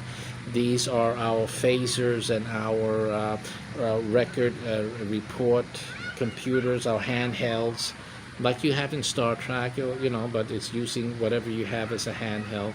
And we also have in development a blockchain-based AI, which you will use and download onto your handheld device, and actually interact with the game through that facility. So this is getting it's really getting into really an interesting hybridization of real life and space living, space life, turning your reality into a space future, and that's what we're accomplishing with SPACEPERIUM. So I encourage you, if you like any type of what I've said, if any of it interests you, including earning income while playing this game, then I would really suggest that you inquire, get involved, and reserve your spot on your local ship. It's now recruiting. So all you have to do is reach out to us, send us an email, contact us one way or the other. If I add something here to this recorded video, or if you're watching a broadcast of SPACEPERIUM type of videos, then try to contact us. Sooner or later there'll be more information. Also check your Craigslist, your local Craigslist. The announcements will come out there that your local ship is recruiting, so look at Craigslist. Another place you want to look at is meetup.com. These ships are using Meetup as the official recruitment portal. So Meetup is officially the SPACEPERIUM recruiting portal. So go join up with Meetup and search for SPACEPERIUM, and the ships will always say SPACEPERIUM, and then whatever ship recruitment or whatever, or crew, it will say SPACEPERIUM, let's say New York City Citadel crew, and that's, you'll sign up there, okay? And that's a way for you to find out if the ship is already has its full complement or not, and also the zonal ships, when they become available, will also be listed probably on Meetup. We're still discussing that right now. We may put it on a different system, but the zonal, if they become available and we haven't decided on putting it elsewhere, we'll probably use the Meetup as well. Okay, so that's it. It probably can be also, what definitely can happen is to contact, join up, even though it's full, join up the Citadel. The Citadel will automatically refer you to the zonal. They say, we're already full, the Citadel recruitment is over. However, your zip code, your zonal ship is open and available for recruitment, so sign up there. So that's probably the way we'll use the Meetup system to refer you to the zonal ship that is recruiting in your area. Okay, and that's about it. I think the game, I'm interested in this game. I don't play games, but I did decide to create a game because it's, I wanted a game that I can get into. The games out there, they're like either too silly or they're just too much of a time expenditure for the benefit that you can get out from it. So I created a game where it would titleize or